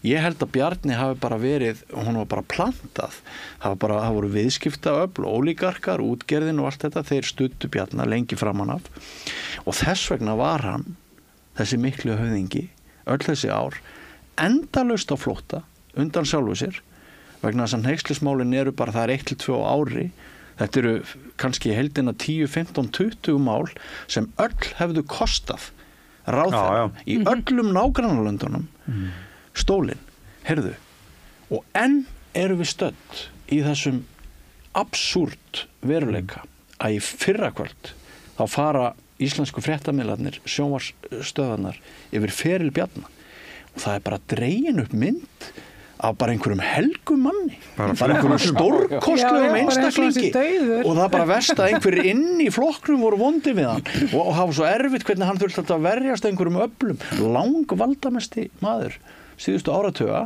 sem hefur haft langmest með allt að segja, en hefur hann slík ítök í íslensku fjölmiðlaheimi algjörlega á skjön við vilja almennings. Það voru hátt í 40.000 undirskriftir gegn honum bara síðastliðið vor og endalaust hefur íslenska þjóðin viljað Bjarna Benediktsson burt, en alltaf halda íslenskir fjölmiðlar því fram að þetta sé verðmætasti og besti maður Íslandssögunar, jafnvel eftir að hann hrekst á brott í fyrrakvöld vegna langrar raðar af persónulegum mistökum, spillingu, vondri ákvarðanatöku og þannig geti ég lengi haldið áfram. Ráðgáta hvernig það fór þannig að sko völdans yrðu bara út allt og ekki neinu, og þar á meðal innan fjölmiðlaheimsins og ekki neinu samræmi til dæmis við styrk Sjálfstæðisflokksins núna sem undir 20%. Ég vil náttúrulega segja, sko, að því ég nú gef út og ritstýri Heimi best og ég les mikið af svona gömlum málum og núna nýverið var það þannig, það var 1930 eitthvað að Útvegsbankinn var í mjög erfiðu máli vegna þess að Kveldúlfur skulda honum svo óheyrilega mikið. Og þetta var alltaf falla og hvað gerir þá Alþingi Íslendinga? Þá kýsa Ólaf Thors í bankaráðið. Sko, aðal skuldar hann hleypti honum bara inn í bankaráðið. Þannig að þetta ekkert nýtt. þetta er svo mikið nýtt, en sko það hefur orðið alls konar siðbót, við erum hnattvædd, það er alþjóðavæðing núna, eru allt öðruvísi viðmið og fyrirmyndir sem við höfum, við erum ekki lengur þessi einangraða eiga þar sem að bara einn hópur fólks getur gert allt með alla hinna þegnana og Bjarni Benediktsson, hann virðist mjög illa hafa áttað sig á því að það bara eru allt önnur siðferðisleg viðmið sem að þurfa að vera í lagi í pólitík og af því að þið eru og þú ert hér Birgitta stofnandi Pírata þá náttúrulega sko eitt af því sem opnaði augu íslensku þjóðarinnar fyrir spillingu Bjarna, botnlausi, það var þessi nýja tegunda stjórnarandstöð eins og sem kom með ykkur og kom síðan með Píratum og maður þakkar óendilega mikið fyrir það en ég þakka bara íslensku fjölmiðlum ekki neitt sá staður sem að þeir eru á núna en sá staður sem að íslenskir meginströms fjölmiðlar eru á núna, það er engin ástæða til þess að þakka þeim eitt né neitt. Þeir voru að reyna að endurskrifa söguna, rétt eina ferðina í fyrrakvöld með að draga upp allt aðra mynd af Bjarna Benediktssyni heldur en hann á skilið og almenningur veit betur. Já, sem betur fyrir sko, en það er það sem að sko, ég hef dálítið miklu áhyggjur af, er til dæmis eins og RÚV að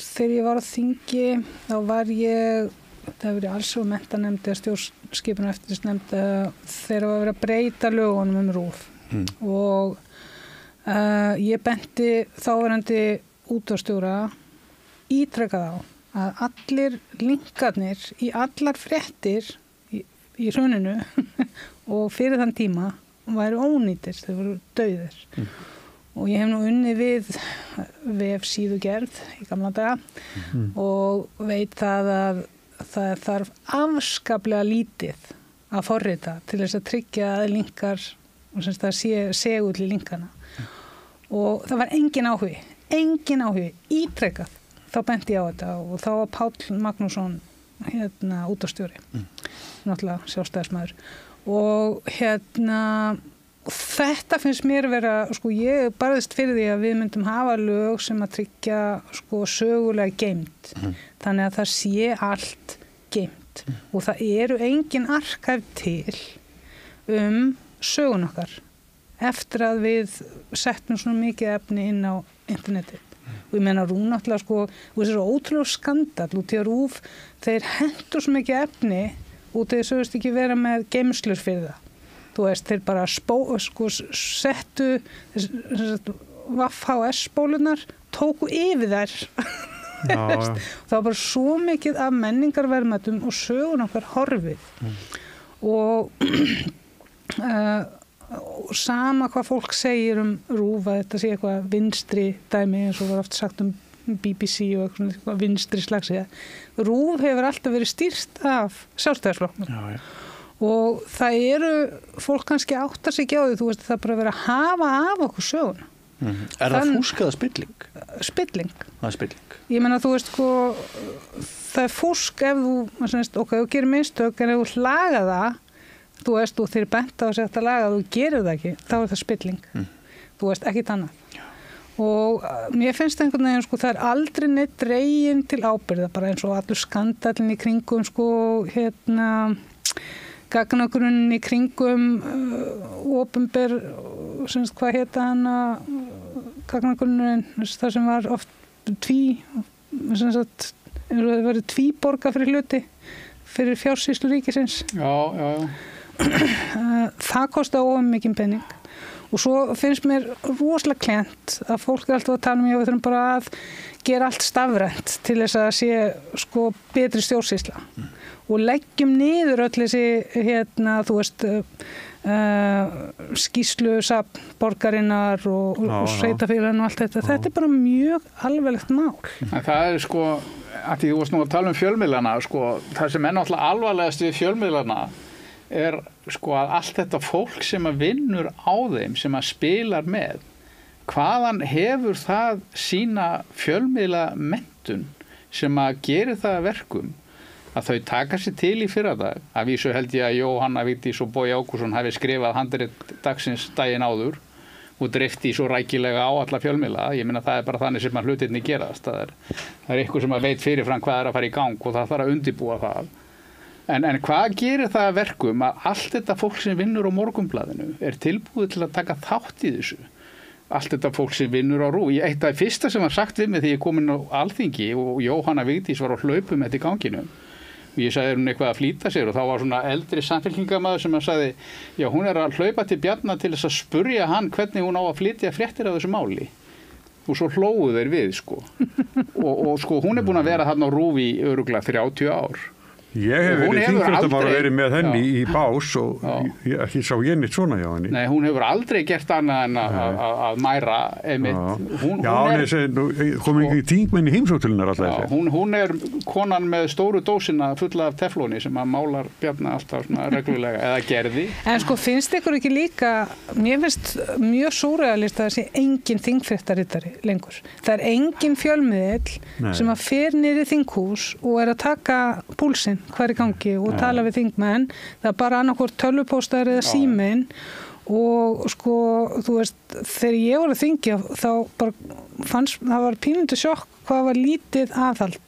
Hvað sem að það var aðalega maður sagði eitthvað svona sem var hægt að búa til einhverja svona smell fréttum, sem sagt klikkbeit eitthvað, en ekki sko að fara ítarlega í málin og eitthvað svona dótari, sko, maður þurfti alltaf að búa til eitthvað svona, þú veist, það var bara að vera, fjölmiðlarnir komu bara niður á þing þegar að, hvað kallaði Þráinn Bertelsson þetta hálftími hálfvitana.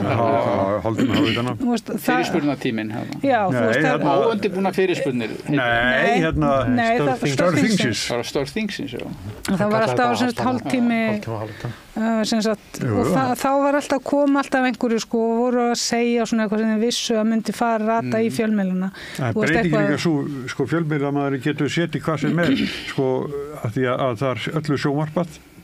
Já, ég myndi bara vilja slökkva á þessu fucking alþingisjónvarpi, þú veist, þetta alveg absúrt, þú veist, að það í raunveru þýðir að það fylgist enginn með hvað, það kemur enginn á þingpallana og ég man bara eftir hvernig þingi breyttist alltaf að vera að koma eitthvað fólk á pallan, þú veist, og ef fólk verður að mæta pallan og myndi sjá, heyrðu, 3 þingmennin í þingsal, hvar þetta fólk, þú veist, það er að horfa á sjónvarpinu og skrifstofu hjá sér, þú veist, það ekki verið vinnu, þú ert ekki í neinni dýnamík, þú ert ekki í neinum, það er engin samtöl, ekki neitt. Og sko, þetta hefur unnið mjög mikið með fólki eins og með Sigmundur Davíð sem að mætir aldrei í vinnuna. Þú veist hvað tók hann þátt mörgum atkvæðagreiðslum?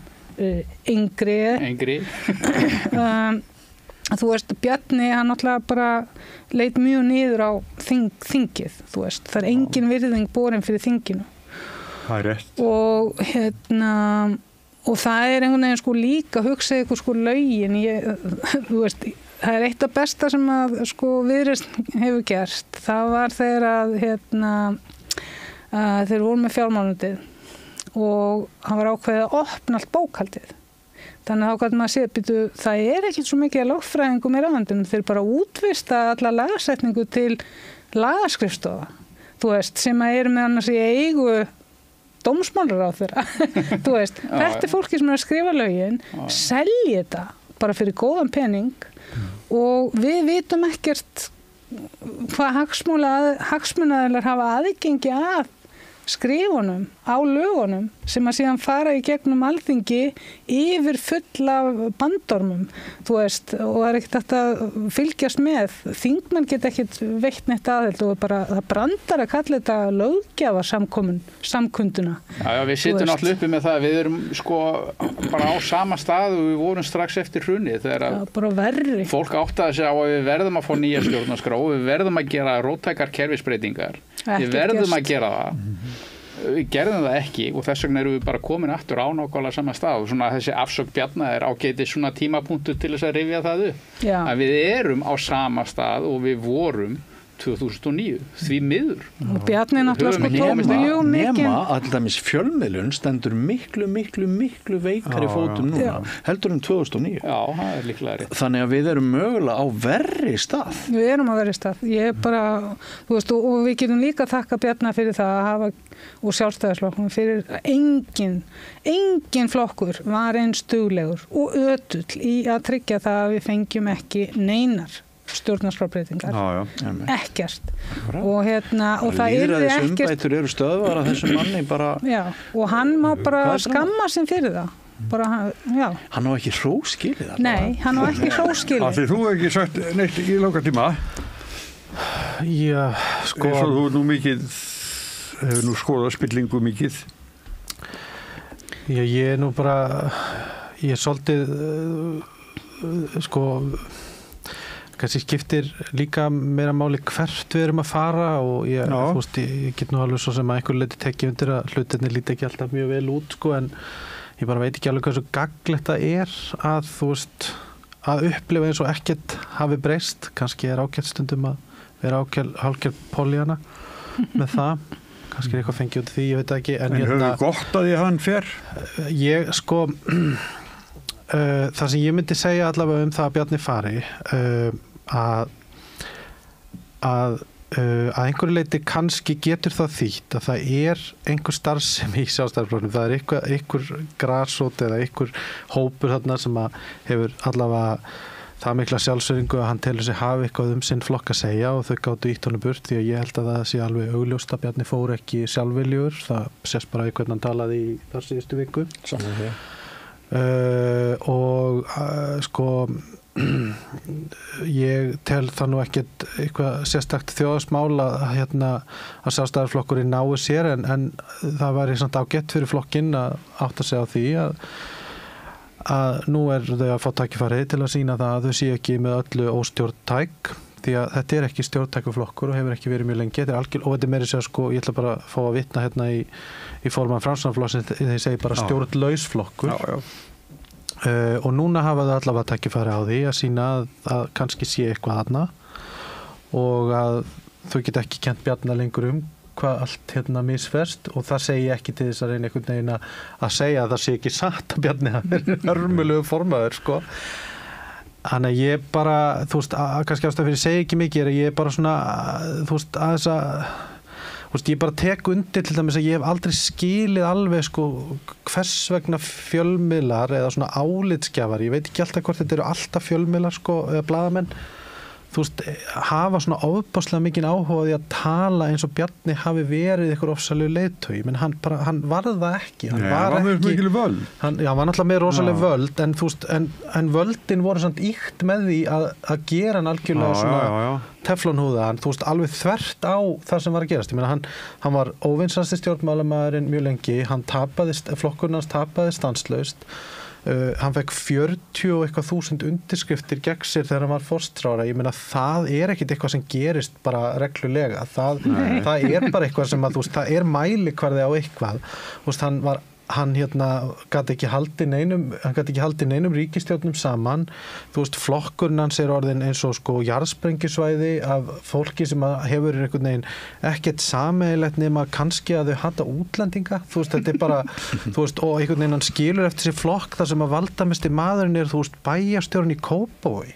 Hver er það? Ég man ekki eins og hvað hann heitir Ásdís ég meina og eins og ég segi sko, ég meina hvernig var geta talað þennan mann eins og þetta hafi verið einhver leiðtogi, já hann er spiltur og það er allir búin að einhvern veginn átta sig á því og maður bara einhvern veginn næri ekki eins og muna það en ég meina Hvorki Ríkisútvarpinu Stöð 2 fyrrakvöld Nei, ég meina, þau er ekki búin að segja á því, skilur en ég meina, en eftir stendur að bara raunin er svo að hann var ekki góði formaður, hann skilar flokknum í alveg hræðilegu ástandi og ég meina, hann boðaði til kosninga, sko, með 6 vikna fyrirvara, ekki að því hann ætlaði að fá aðeins skárri niðurstöður en vestu skoðanakanir sýndu, hann sagði beinlínis að hann ætlaði að fá öflugri sjálfstæðisflokk og náði því ekki, en hélt svo einhvern veginn áfram að bara vera með dólg og stæla og ætla ekki að fara, nú og svo átti einhvern veginn að fresta,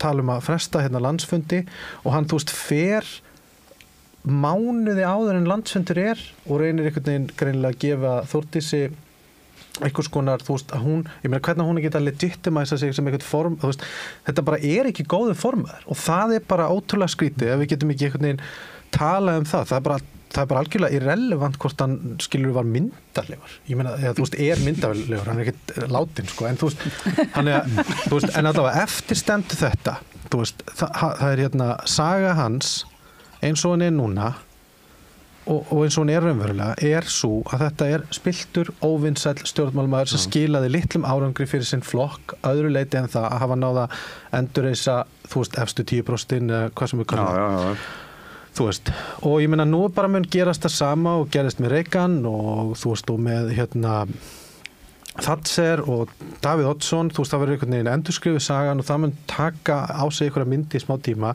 að, þú veist, það sem að þetta var bara einn af stóru góðu leiðtogunum, en svo mun það bara ekkert festast og hann mun tínast, en eftir stendur það flokkur þarna sem að, þú veist, mér þykir ekkert sérstaklega væntum, en það fullt af fólki sem þykir væntum hann og núna hefur einhvern veginn grasrót Sjálfstæðisflokksins allavega tækifæri til að sýna að þau hafi, sko, að þau séu ekki bara algjörlega pathetic og án nokkurs konar sjálfsverðingar og að þau geti mögulega búið til flokk sem gæti lagt eitthvað til samfélagsins annað en einhverja svona gaura. En það ekki grasrótin, ég meina, þú veist, það getur vel verið að grasrótin virka ekki þannig í þessum flokk, en þú veist, eftir stendur að þetta eitthvað þáttaskil fyrir þetta fólk. En það einmitt þetta, sko, ég held, sko, eftir þetta tímabil Bjarna, sé flokkurinn allur bara orðin svo gegnsýrður af spillingu og almanna vitundin það orðin svo mikil að fólk mun vegra sér við að kjósa Sjálfstæðisflokkina því það veit að það að fara að kjósa spilltan, sko, gerspilltan stjórnmálaflokk og það auðvitað eru 10-15% þjóðarinnar sem að munu vilja það því þeir vita að þeir fái bita af kökunni en ég held að hann fari ekki og aldrei aftur upp fyrir 20% í fylki bara út af þessu, hún mun ekki vera klift að rétta sig af eftir þetta ekki það að viðreisn kannski ekki eins spilt en viðreisn náttúrulega bara hluti á sama pakkanum en Sjálfstæðisflokkurinn mun ekki klopningur á hans vakt mér finnst að umræðan sem að við ættum að vera að taka núna hún sé svo að Bjarni Benediktsson hefur verið alveg sérlega spiltur stjórnmálamaður alveg sérlega spiltur stjórnmálamaður. Við höfum ekki að draga neina duli yfir það. Það veitir ekki af því að við rifjum það upp vegna þess að aðrir eru ekki að gera það núna. Þannig að það skiptir máli að því sé haldið til haga. Þetta engin venjulegur meðalspiltur stjórnmálamaður. Þetta alveg sérlega spiltur stjórnmálamaður. Og nú ætlum ég að segja ykkur eina sög. Má ég skjóða bara inn, ég var ekki að reyna að segja að hann væri undir meðalagið eða eitthvað svoleiðis. Ég bara segja, þú veist, ég held bara að almenningur bara, þú veist, hann bara, þú veist, veit þetta alveg sama hversu mikið ég reynd að halda þessu ekki að okkur. Það bara, þú veist, það bara svo mörg ár síðan að fólk sá þetta. Já, en má ég segja ykkur eina sög að af því að flest ykkur vitið að ég setti saman bók spillingu sem heitir Besti vinur Aðal. Að þegar ég sendi hana til fyrstu yfirlesara í upphafi síðasta árs þá koma sömu athugasemdir hjá eiginlega öllum yfirlesurum sleftu kaflanum spillingarmál Bjarna Benediktssonar. Já, ok. Hann var rosalega þykkur, hann var allt of stór að burðum. Hans mál voru svo mörg og þetta var svo mikil slagsíða á bókinni að bókin fór þá bara að hverfast spillingarmál Bjarna Benediktssonar. Í stað þess að vera bara bók sem reyndi að svara rannsóknarspurningunni hvers vegna okkur svona tamt að líta undan spillingu láta eins og spilling sé ekki að kalla hann á öðrum nöfnum það var rannsóknarspurning bókarinnar og það bókin en sem sagt málafjöldi Bjarna Benediktssonar spillingarmál Bjarna Benediktssonar sem ekki bara komið fram í minnisamantekt heldur bara hjá viðmælendum mínum út alla bók það voru bara allir viðmælendur, allir fræðingar voru að tala spillingarmál Bjarna Benediktssonar að spillingarskablin í kringum Bjarna Benediktsson hann ólíkur öllum öðrum ríkjandi stjórnmálamönnum í seinni tíð og bara núna upp á síðkastið sumt ekki bara spilling sumt líka bara svo ógeðfellt eins og þegar hann í upphafi síðasta árs skiptum tóni í flóttamannamálinu og fór að tala tjaldbúðirnar niður á Austurvelli bara til þess að ná í atkvæði hann ætlaði að gera það sama og hún sýndist vera að virka hjá Sigmundi Davíð Gunnlaugsson á miðflokknum, það gerði það ekki neitt og þannig að sko það ekki bara hrein spillingamál það líka bara svona alls konar aðferð til þess að hann populisti, alls konar aðferð til þess að ná sér í fylgi á kostnað mannúðar, á kostnað almannahagsmuna. Bara hvað í gangi? Hvaða dýrling erum við að tala Við erum nú ekki beint Nei, ég er ennþá undir áhrifum af sjokkinu sem ég var fyrir þegar ég fylgdist með íslensku mainstreams fjölmiðlum flytja okkur þar fréttir í fyrra daga að Bjarni Benediktsson var að hætta á þingi og hætti pólitík. Það var bara eins og Pávin væri dáin. Það var bara eins og Pávin, besti Pái ever. Nei, þetta svo sem, en ég set að þú getur gefið út bók í vor. Ég er númer 2. Já, það getur bara verið, hún kalla hana Aðal. Besti vinur Bjarna, BFP. Svo verði ég að upplýsa annað fyrst að ég er búin að segja þetta leyndarmál. Það var reyndar annar kapli sem mér var sagt að sleppa. Hann fjallaði Hannes Hólmstein Gissurarson. En ok. Bara, mér finnst skiptamáli að við séum að tala þessi mál núna. Ég veit ekki hvort það eru 10 eða 20 manns að hlusta á okkur að horfa en það skiptir máli að við segjum þessar sögur núna. Að við leyfum þeim ekki að endurskrifa sögu Bjarna Benediktssonar. Hvað sá við núna fyrir jólin? Einhvern bestseller Geir Haarde að endurskrifa eigin sögu. Og hann að halda fyrirlestra í háskólanum og hann fær náttúrulega drottningar viðtali í kastljósinu og þú veist, það allt gert. Já, það líka látið eins og hann sé eitthvað svakalegt fórnarnafn. Það fer svo óendanlega mikið í töðunar á mér. Og hvernig fá við réttar umbætur? Hvernig fá við stjórnsýslu umbætur? Hvernig fá við betra siðferði ef að einhver bara stétt fólks alltaf að reyna að spilla því sem satt og rétt. En hvað hægt að gera því þú veist, nú ég ansi mörgum árum í að tryggja að það skrifið hér lög til þess að gera starfsumhverfi blaðamanna auðveldara. Þú veist, þannig að þeir gætu skrifa erfiða fréttir.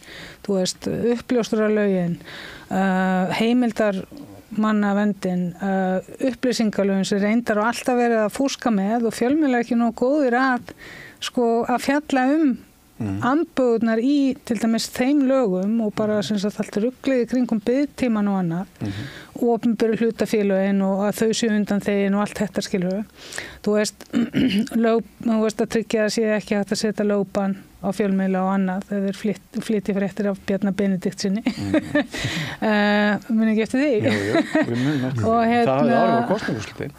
Algjörlega. Og ég meina þú veist þannig að ég skil ekki alveg og svo fá fjölmiðla styrki og annað þú veist og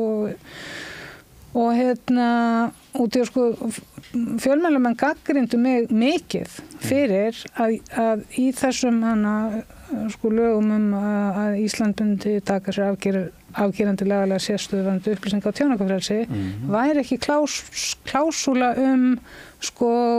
verkalýðsmál blaðamanna, launamál og annað sem ég finnst þingmanni ekki að vera að skipta sig að og ég meina það hefur náttúrulega verið alls konar óþægilegt og erfitt starfsumhverfi mjög lítill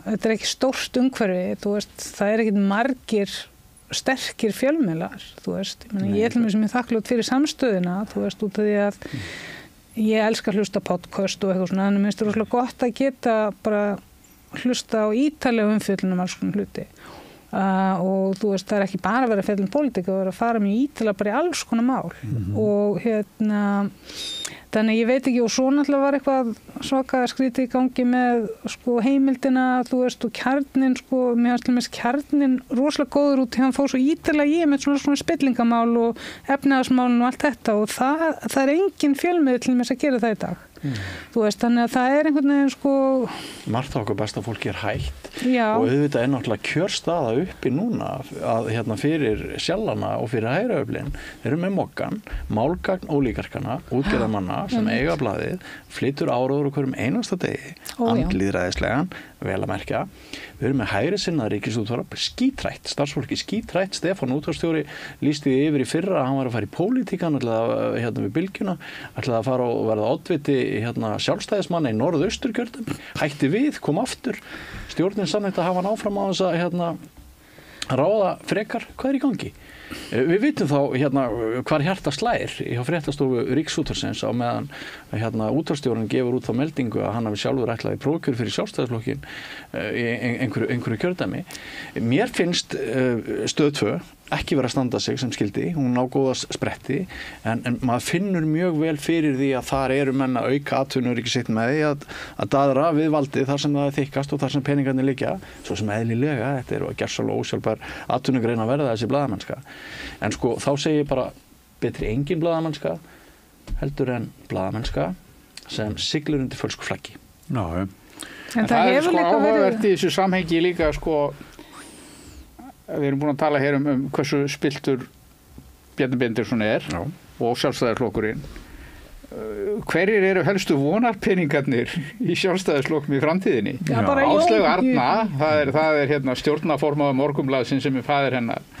Þórdís Kolbrún sem er bara beintengd inn í fjárfestingabanka Kviku. Guðlaugur Þór sem er náttúrulega búin að vera sko upp fyrir haus í, sennilega næstum því jafnmörgum spillingamálum og Bjarni Ben í gegnum áratugina. Allstaðar með puttana í öllum fjandanum. Og hverjir eiga þá að taka við? Aðrir heldur en eitthvað spilt fólk. Ég meina, hvað eru að horfa á? Þeir eru að leggja til, sko, betur, hvað heitir hann gæðin sem að var eitthvað framkvæmdastjóri eitthvað fyrir sjávarútvegs. Jens Garðar. Já, Laxeldis fórstjóri. Já. Það er nú ekki eins og að sé ekki spilling í kringum Laxeldið. Og litla hval, þú veist. Já, hann var líka formaður SFS. Já. Og svo er hann í Þorlákshöfn Elliði sem að vill selja íslensk fjöll til Þýskalands til að búa til sement úr þeim, sko. Ég meina, þetta er hópur fólks sem að í hverju einasta landi í kringum okkur væri óstjórntækur. En þetta eru vonarpeningar. Sko, ellið á engan möguleikar.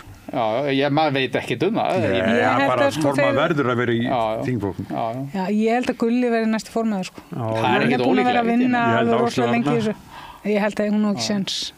Heyrðu krakkar, það er komið nóg. Eins og ég sagði á hann, þá er opinn dagskrá, það er öðruvísi hugtak á samstöðunni heldur en á stöð 2, sko. Já, það er galopinn, heyrðu. En ég ætla að þakka ykkur fyrir. Já, takk hérlega fyrir að bjóða okkur. Þór og Björn Þorláksson og... Allt það besta er ókeypis. Knúsaðu vini þína. Samstöðin þar sem manneskjurnar koma saman. Já, þetta var spillingin á Bjarni Ben og á þessu miðvikudagskvöldi þá vorum við með alla þáttinn í beinni útsetningu. Það eru framkvæmdir hérna og það kannski kemur fram í einhverjum af þessum viðtölum að það eru menn með bor sem er að bora hérna. Og maður hefur lært það á þessu tíma að maður með borin, hann ræður. Það er borið meiri virðing fyrir því sem hann þarf að gera heldur en við sem að þurfum á þögnina að halda. Já, eða verkfræðingarnir sem eru. Að vísu held ég að það hafi nú verið sko frostið, náttúran sem er að því að það voru, ég held að það hafi sko verið frostinu að kenna það sprungu lagnir. Á frosti sko, meðan eldar brenna í Los Angeles þá eru hérna lagnir að springa úr frosti hér. Það sem ég er að vísa til að það voru svona samkomulag að þeir myndu vinna þennan daginn og þá ferðu við dagskrana yfir á kvöldið og svona og þetta er ekki allt saman staðið sko. Herðu, en þarna kvöldið þá kom hann Ásgeir Brynjar Torfason sem ég held að sé tíðasti gestur Rauðabórsins. Það kemur framreyndar í viðtalinu að við erum að reyna að rifja upp hvað hann kom hérna fyrst. Við höldum að sé svona það leiti þegar fyrsti Íslendingurinn greindist með COVID. Og þá fór hann og það skiptir svolítið máli að því að við vorum að reyna að greina fjármálaráðurann og áhrif Bjarna á ríkisfjármálin og efnahagsstefnuna og höfum svo sem verið að gera það. En að því að COVID er náttúrulega svo, það er út allan heim að þá settum menn alls konar spurningamerki við það sem áður var og svo þegar Bjarni byrjar að þá var hann náttúrulega að koma í svona eftirhrunsárunum og það er stöðuleika samkomulagi er að þetta einn sem að þýðir að regnir bara peningum inn í ríkissjóð þannig að mörguleiti er hann í svona skrýtnum tíma en við reynum bæði að fara yfir að hvernig hann fór yfir það Ásgeir Brynjar andmæli því sem að maður hefur heyrt menn vera að tala í vikunni að þeim megi þakka Bjarna stöðuleika samningin og hann segir nei það var eiginlega bara búið að ganga frá því fyrir ríkisstjórn eða afnám hafta og þá segir Ásgeir Brynjar nei það var vinna sem að Már Guðmundsson var búin að leiða og fleira þannig að Bjarni svona flaut með og Ásgeir vildi ekki leyfa honum að njóta hérna það sem að var verið að búið að hæla honum í vikunni en hann fór líka svona yfir hvernig hann hafði veikt tekjuöflunarkerfið og Ásgeir Brynjar var náttúrulega í vinnu við að greina efnahagsstefnu ríkisstjórnar Bjarna Ben þannig að hann veit þetta svo sem frá fyrstu hendi, eða ekki fyrstu hendi kannski hvernig það orðað, en hann allavega veit hvað hann syngur, sko. Já, hann var í fjármálaráði og fór þarðandi yfir fjármálaáætlunir og það tilherrandi og fylgdist með þessu mjög náið. Þannig hann var meðast að vera fengur að fá hann og stundum erum við með svona marga spjalla hérna við borðið en stundum erum við bara með einn og við veist að vera langt best að ná fram svona skýrri sín á hvernig Bjarni hafi staðið sig með að tala við Ásgeir Brynjar Einan. Hann segir held í lokin að mun kannski taka svona 3 kjörtímabil að vinda ofan skaðanum sem að Bjarni hafi valdið. Þannig bara þannig. Og svo heyra greiningu á hvernig Bjarni stóð sig sem fjármálaráðherra.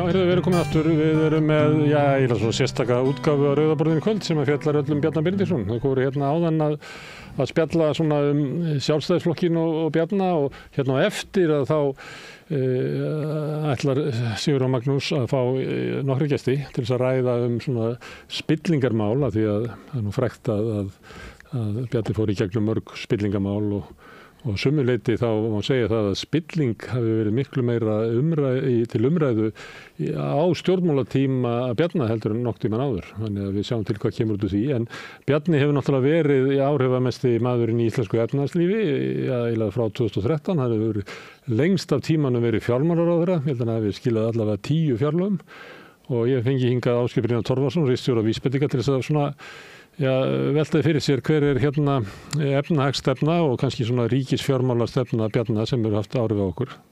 Og þetta er langur tími að þegar hann kemur inn að þá er stöðuleika samningarnir í gangi ennþá. Þeir hafðu náttúrulega gríðarlega áhrif á bara stöðu ríkissjóðs og stöðu íslensks þjóðarbús. Og síðan hefur hann verið valdamestur maðurinn í því að ákveða hvernig ríkissjóður er rekinn. Verið bent á hann hefur svolítið verið gjarn á að reka með halla. Já. Og þú varst, ég ætla kannski að geta þess að þú varst í fjármálaráði sem að fór yfir fjármálaáætlanir og...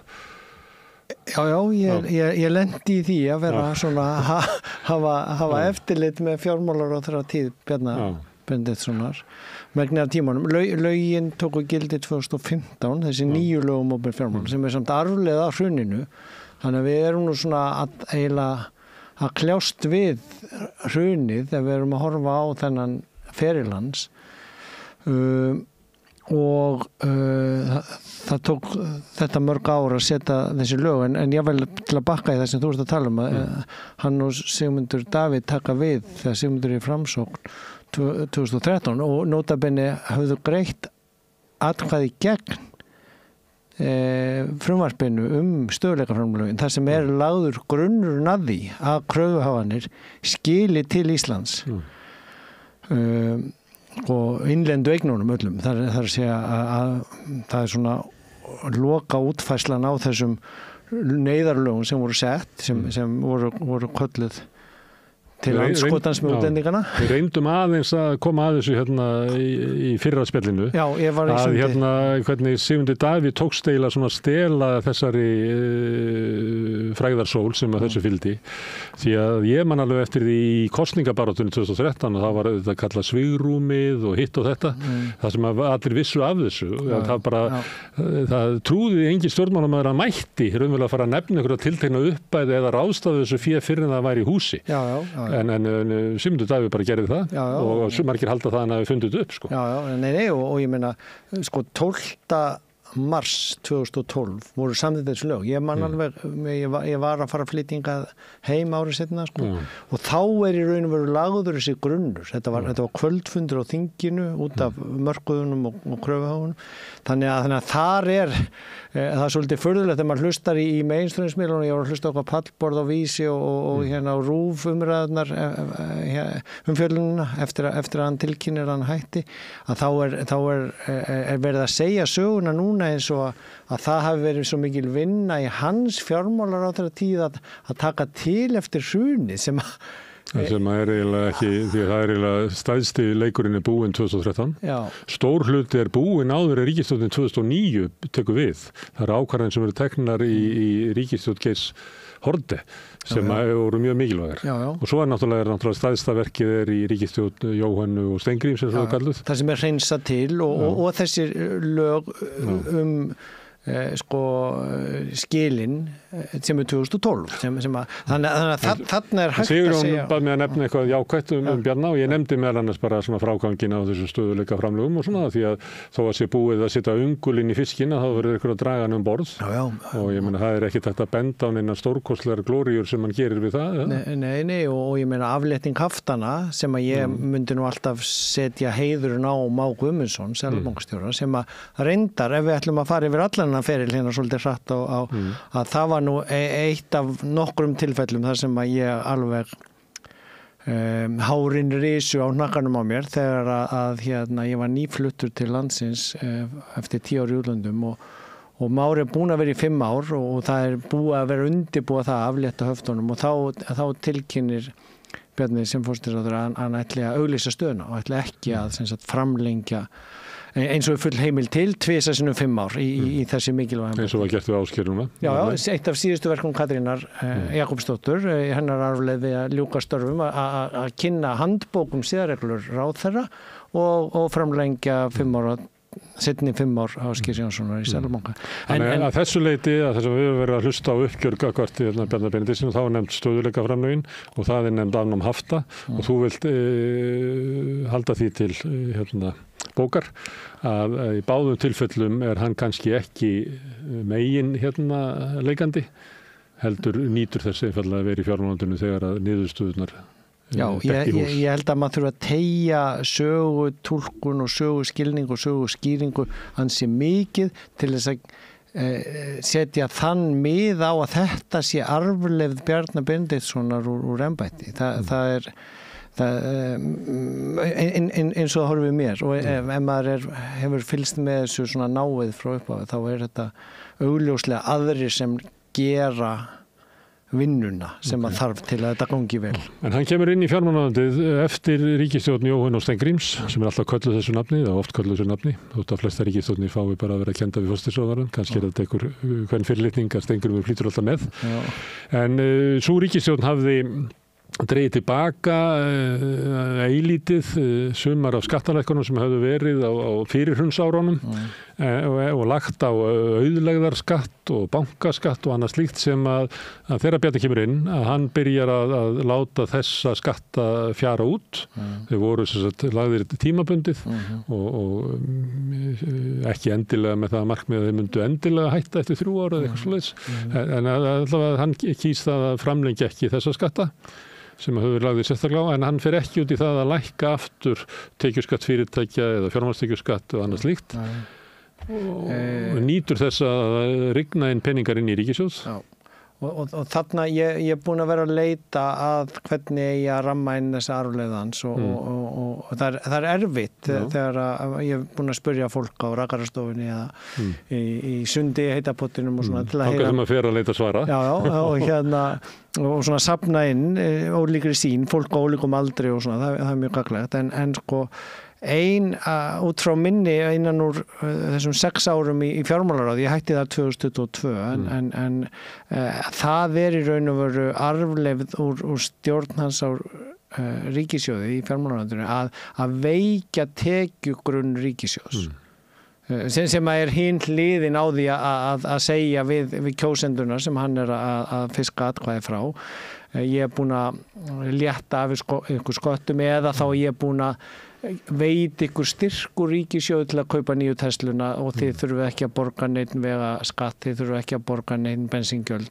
Þannig að ríkissjóður er búin að tapa tekjum af innflutningsgjöldunum, af öllum rafmagnsbílunum, af öllu orku, eldsneitinu sem að þessir bílar þurfi ekki, sem er allt góðar aðgerðir fyrir umhverfið en vegagjöldin sem áður voru innheimt í gegnum bensínið að þau voru ekki innheimt af þessu bílum. Og þannig er bara veiking á tekju. Það er meira en það, ég man ekki á hvaða tímabilið það var, kannski í 2013-2016 þá lækkaði líka mikið innflutningsgjöld og tolla. Já, sem að nýttist til að nýja sjónvarpið kosta aðeins minna og hér flæddi inn drasl frá Alibaba og einhverjum kínverskum netverslunum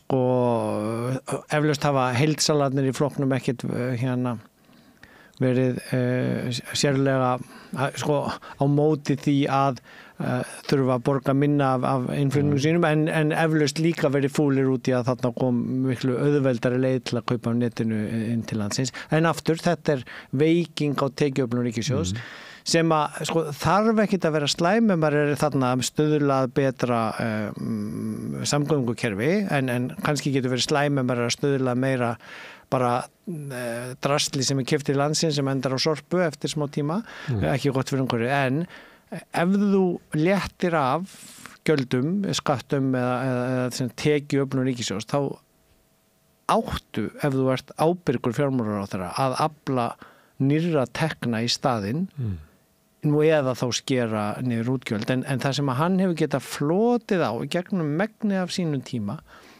að þetta hefur alltaf sloppið vegna þess að hagvöxturinn hefur verið svo mikil, veltan hefur aukist svo mikið, þannig að það hefur komið bara inn meira í virðisaukaskatt, það hefur komið inn meira í tekjuskatt. Svona fróðu áhrif, það sem að það þannig í ríkissjóði vegna þess að það eru samþykktir skattar sem eru hlutfall að veltu eða launum eða eru slíku og svo eru útgjöld sem eru föst krónutala, að þegar það verðbólga eða þegar það hagvöxtur, að þá aukast áður en þörfinni fyrir aukin útgjöld svarað. Og það mikilvægt að fólk hafi þetta í huga. Það svona eins og þetta góður tími fyrir fjármálaráðherra þegar það byljandi hagvöxtur og jafnvel smá verðbólga. Og svo geturðu lagt það á kerfi sem eru vel uppbyggð og höfðu verið hönnuð, ég meina samankortum að tala heitavatnsleiðsluna í hérna Vesturbæinn eða vegakerfi og brýr eða svona, að það hægt að hlaða meira á kerfið, fá hagvöxt, fá fleiri íbúa í borgina, fá mannfjöldaaukningu, ferðamannaukningu, en upp að einhverjum punkti, svo allt í einu verður pípan of lítil eða eins og fólk hefur séð hér sem býr í útkverfum og vinnur með svæðis eða vögt að allt í einu bara umferðin í Reykjavík sko, frá því að vera þegar ég flutti til útlandar helmingi styttri allir ferðatímar með að búa í svona borg nummer 2-3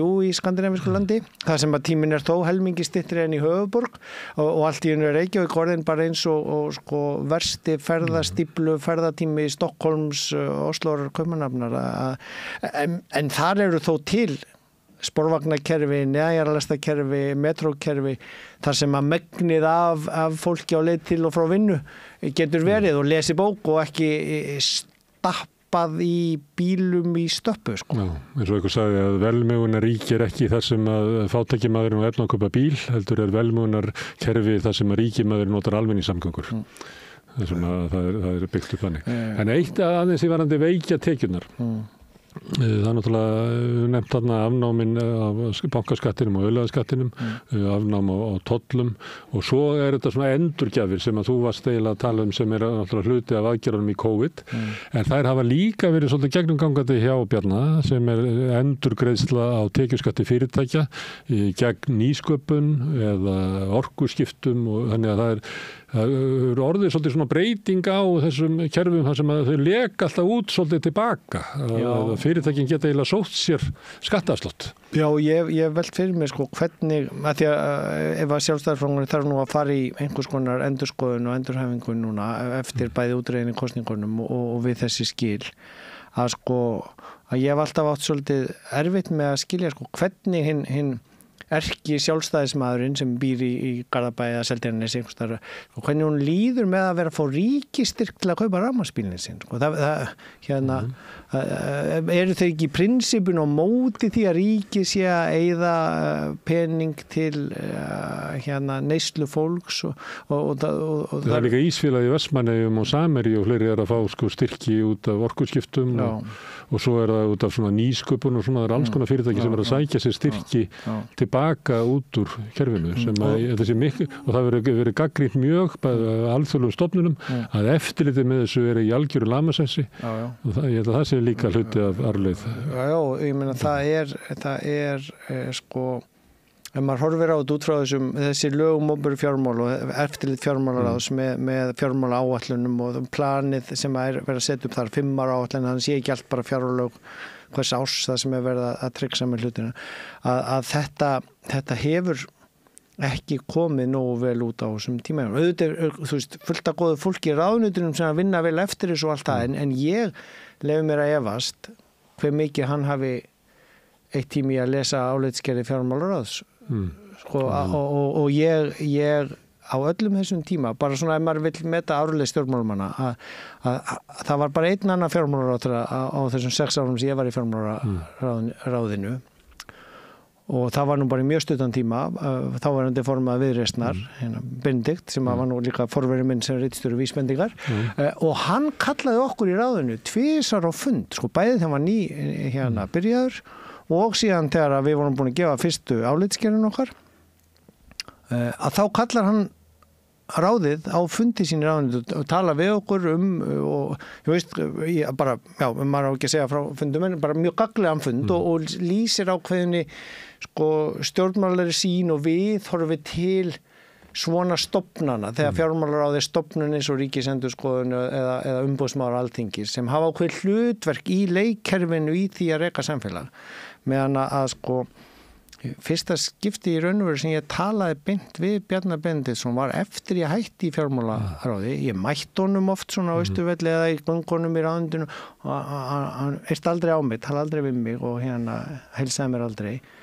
Hlýtur að vita að ég verið ráðinu, ég rekna með því allavega, ég veit ekki, en í svili minn bauð mér inn í Sagaláns á Keflavík og báður að fara á landi í janúari fyrra og þá sko við kaffivélina Halla Tómasdóttir, ekki orðin forseti og með einhverjum manni og hún snýsi við og helsa mér og þá verður svona Bjarni að tala við mig að því við stöndum alveg við kaffivélina að því að Halla er búin að kynna okkur þannig að þetta er svona birti fyrir mér aðeins eftir á honum var kannski bara alveg sama hvað fjármálaráð var að segja um það sem að hans ráðuneyti var að gera í opinberu fjármálunum og sko kannski var hún líka alveg sama þó hann væri að veikja tekjuöflun ríkissjóðs ef að það nýttist það var náttúrulega í einhverjum markmiðum sem að honum hlutu hafa verið skýr það er hrun á Íslandi 2008 og stöðuleika framlögin eru hluti af því hefur örugglega reynt mikið á fjármálaráðuneytið og þann sem að stýri þar síðan kemur COVID sem að er líklega þarf því að fara bara ansi langt til þess að finna svona aðra eins þraut fyrir fjármálaráðherra og það voru allir fjármálaráðherrar í okkar heimsluta og langt út fyrir hann sem að voru í því, þú veist hvernig bregstu við því þegar að sóttvarnar yfirvöld loka atvinnustarfsemi það þarf að loka alls konar fyrirbrigðum og hvað gerir ríkissjóður þá? Já, þá var ég nú einmitt í ráðinu og þetta var sko mjög spennandi tími fræðilega séð, þetta er eins og fyrir jarðfræðinga lendi í eldgosi miðju en og þá einmitt byrjaði ég að koma hérna til þín samstöðum var að byrja og það var ekki búið, ég held að það hefur verið bara að greinast sko fyrsti Íslendingurinn með COVID þegar við tölum fyrst saman og þannig ég er nú búin að vera hér og samstöðum var til svo að ég skjóti því inn einmitt út af því COVID að fólk fekk ekki að hittast og annað slíkt þannig þá notum við sko, það var eitthvað minna rauðaborðið þá til þess að búa til svona samtal sem var eiginlega ekki hægt að halda upp í samfélaginu og notu svo Zoom og eitthvað ég ætla bara að skjóta því svona neðamálskinn og þetta var sko við höfum gætt þess mjög við höfum fengið ráðgjöf þegar vorum að byggja upp fjármálaráðið bæði frá Alþjóðagjaldeyrissjóðnum, OECD og fleiri ráðum sem ég talaði við gamla kennara mína sem voru í fjármálaráðunum í Svíþjóð og Danmörk og Brussel að það er mjög mikilvægt fyrir þá sem sitja í fjármálaráðið að vera ekki að blandast inn í pólitíkinu og fjölmiðla umræðina og ég sagði þetta alltaf við þig hérna fyrir öll viðtölin en ég gat talað útlönd og ástæðan fyrir því að ég kom hérna og aukið og svo sem líka í fleiri miðla var það að fjármálaráðin allan heim sko byrjuðu á Twitter, byrjuðu með blogg, byrjuðu að senda út fréttabréf að því að þetta var það mikið sko umbreytingar ástand á opinberum fjármálum í öllum heiminum að það var bara viðtekið viðbragð, nú þarf að upplýsa fólk hvers vegna við getum allt í einu eitt svona miklum pening sem við gátum ekki áður. Það sem áður mátt ekki, má allt í einu núna og það ekki bara það megi, heldur að vera nauðsynlegt. Og það hin arfleiðin sem ég bara að eiginlega komast að niðurstöðum í sundurinn á það, sko, að og það sem var það sem eiginlega einna gagnrýni verðast í ferlinu mínum í fjármálaráðinu og ég skal bara segja frá því hér núna fyrir til upplýsingar að ég var komin svo langt að ég íhugaði að senda bréf á forseta Alþingis af því að sko hér eins og annars staðar voru fjármálareglurnar teknar úr sambandi eins og eðlilegt og eins og klausa að megi á krísutímum í hernaðarástandi, í eldgosatíma eða svona. Fjármálareglur eru kvaðir sem eru á því hversu mikill halli á ríkissjóði má vera einu ári og hversu mikla skuldir það mega vera sem hlutfall til landsframleiðslu. Já, og hér einmitt og sko og hér eins og annars það voru teknar úr sambandi en þær voru teknar úr sambandi bæði tæknilega ásöldið veikum forsendum en sleppum því aðalega þær voru teknar úr sambandi til ársloka 2026 eða til 1. janúar 2027 það er í svo rosalega langan tíma meðan að til dæmis í Evrópusambandinu var það sko til ársloka 2022 og svo framlengt til ársloka 2023 að þetta gaf þeim stjórnvöldum bara frítt spilin í kosningarnar eftir COVID og út allt kjörtímabilið eftir COVID-tíman og meira sé að sko fram yfir þessar kosningar þó þær hefði átt að vera í vor eða jáfnvel þó þær hefði átt að vera í haust að það er búið að taka reglunar hvað hallin með vera mikill úr sambandi fram yfir það, bara koma því yfir á þar næstu ríkisstjórn og þetta þegar við erum örgla hægt í pólitík hafa þau kannski hugsað, Katrín og Bjarni og það er eitthvað rétt og þetta er gífurlega alvarlegt ef maður er að hugsa heilbrigði ríkissjóðs og hvernig hann er hugsaður og rekinn að þannig er bara búið að fresta því að taka á úrvinnslunni af kostnaðinu við COVID þannig að það verður á einhverju leiti afleiðans held ég að hafa haldið eðislunni áfram allt of lengi og dreigja hana saman of hægt. Það er nú verið bent á það að það sé ein af ástæðum þess að verðbólga er hér langvinnari heldur en í Evrópu. Hún alltaf byrjaði seinna hér en áður en að verðbólgan kemur hingað að þá er einmitt út af þessu fjárhustri sem er í COVID þá verður hér mikil eignabóla bæði í kaupöllinni hérna við hliðina okkur.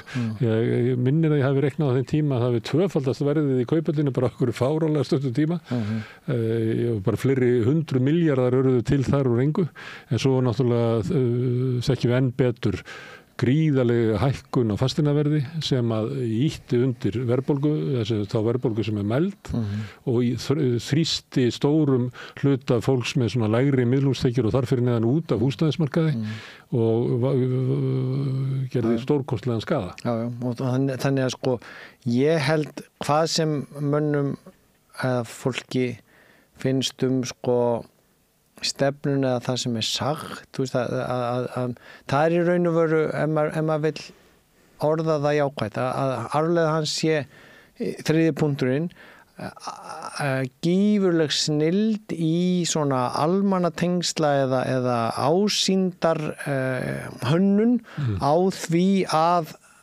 það hafi verið styrk og stöðug efnahagsstjórn þegar hún í raun hafi verið mun verri heldur en efnistóð til að hefði þurft að vera. Það sé búið að veikja tekjugrunnin, keyra hallan meir og lengur, kynda undir hærri og lengri verðbólgu, auka ójöfnuð,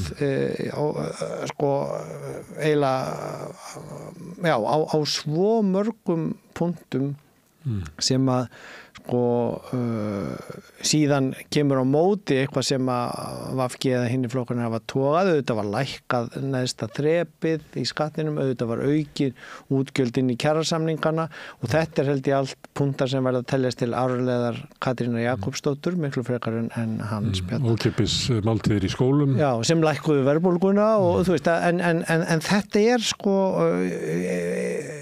þetta það sem situr eftir ef maður horfir yfir hérna feril og svo það ef að þið afgreiðuð sko skandalana hann á undan eða hérna á eftir sem ég ætla ekki að fara í spillinguna en sko Íbúðalánasjóðsmálið og Íslandsbankamálið sem eru stór mál og svo sko uppgjör á lífeyrissjóðana á hérna skuldabrifum Íbúðalánasjóðs aðgerðir sem hann gerir í þessum málum öllum, sem sagt klúðurinn með Íslandsbankasöluna í fyrsta hluta og öðrum hluta og það sem verið að reyna að gera þannig í uppgjöri á skuldum Íbúðalánasjóðs sem nota bene skuld sem sko margföld á við Icesave skuldina og sem býður bara til kostningarna 2034 þegar Íbúðalánasjóður er hérna gjaldþrota og liggur alveg fyrir. Til aðgerða ríkisstjórnar Sjálfstæðisflokksins og Framsóknarflokksins 2004 og 2005. Já,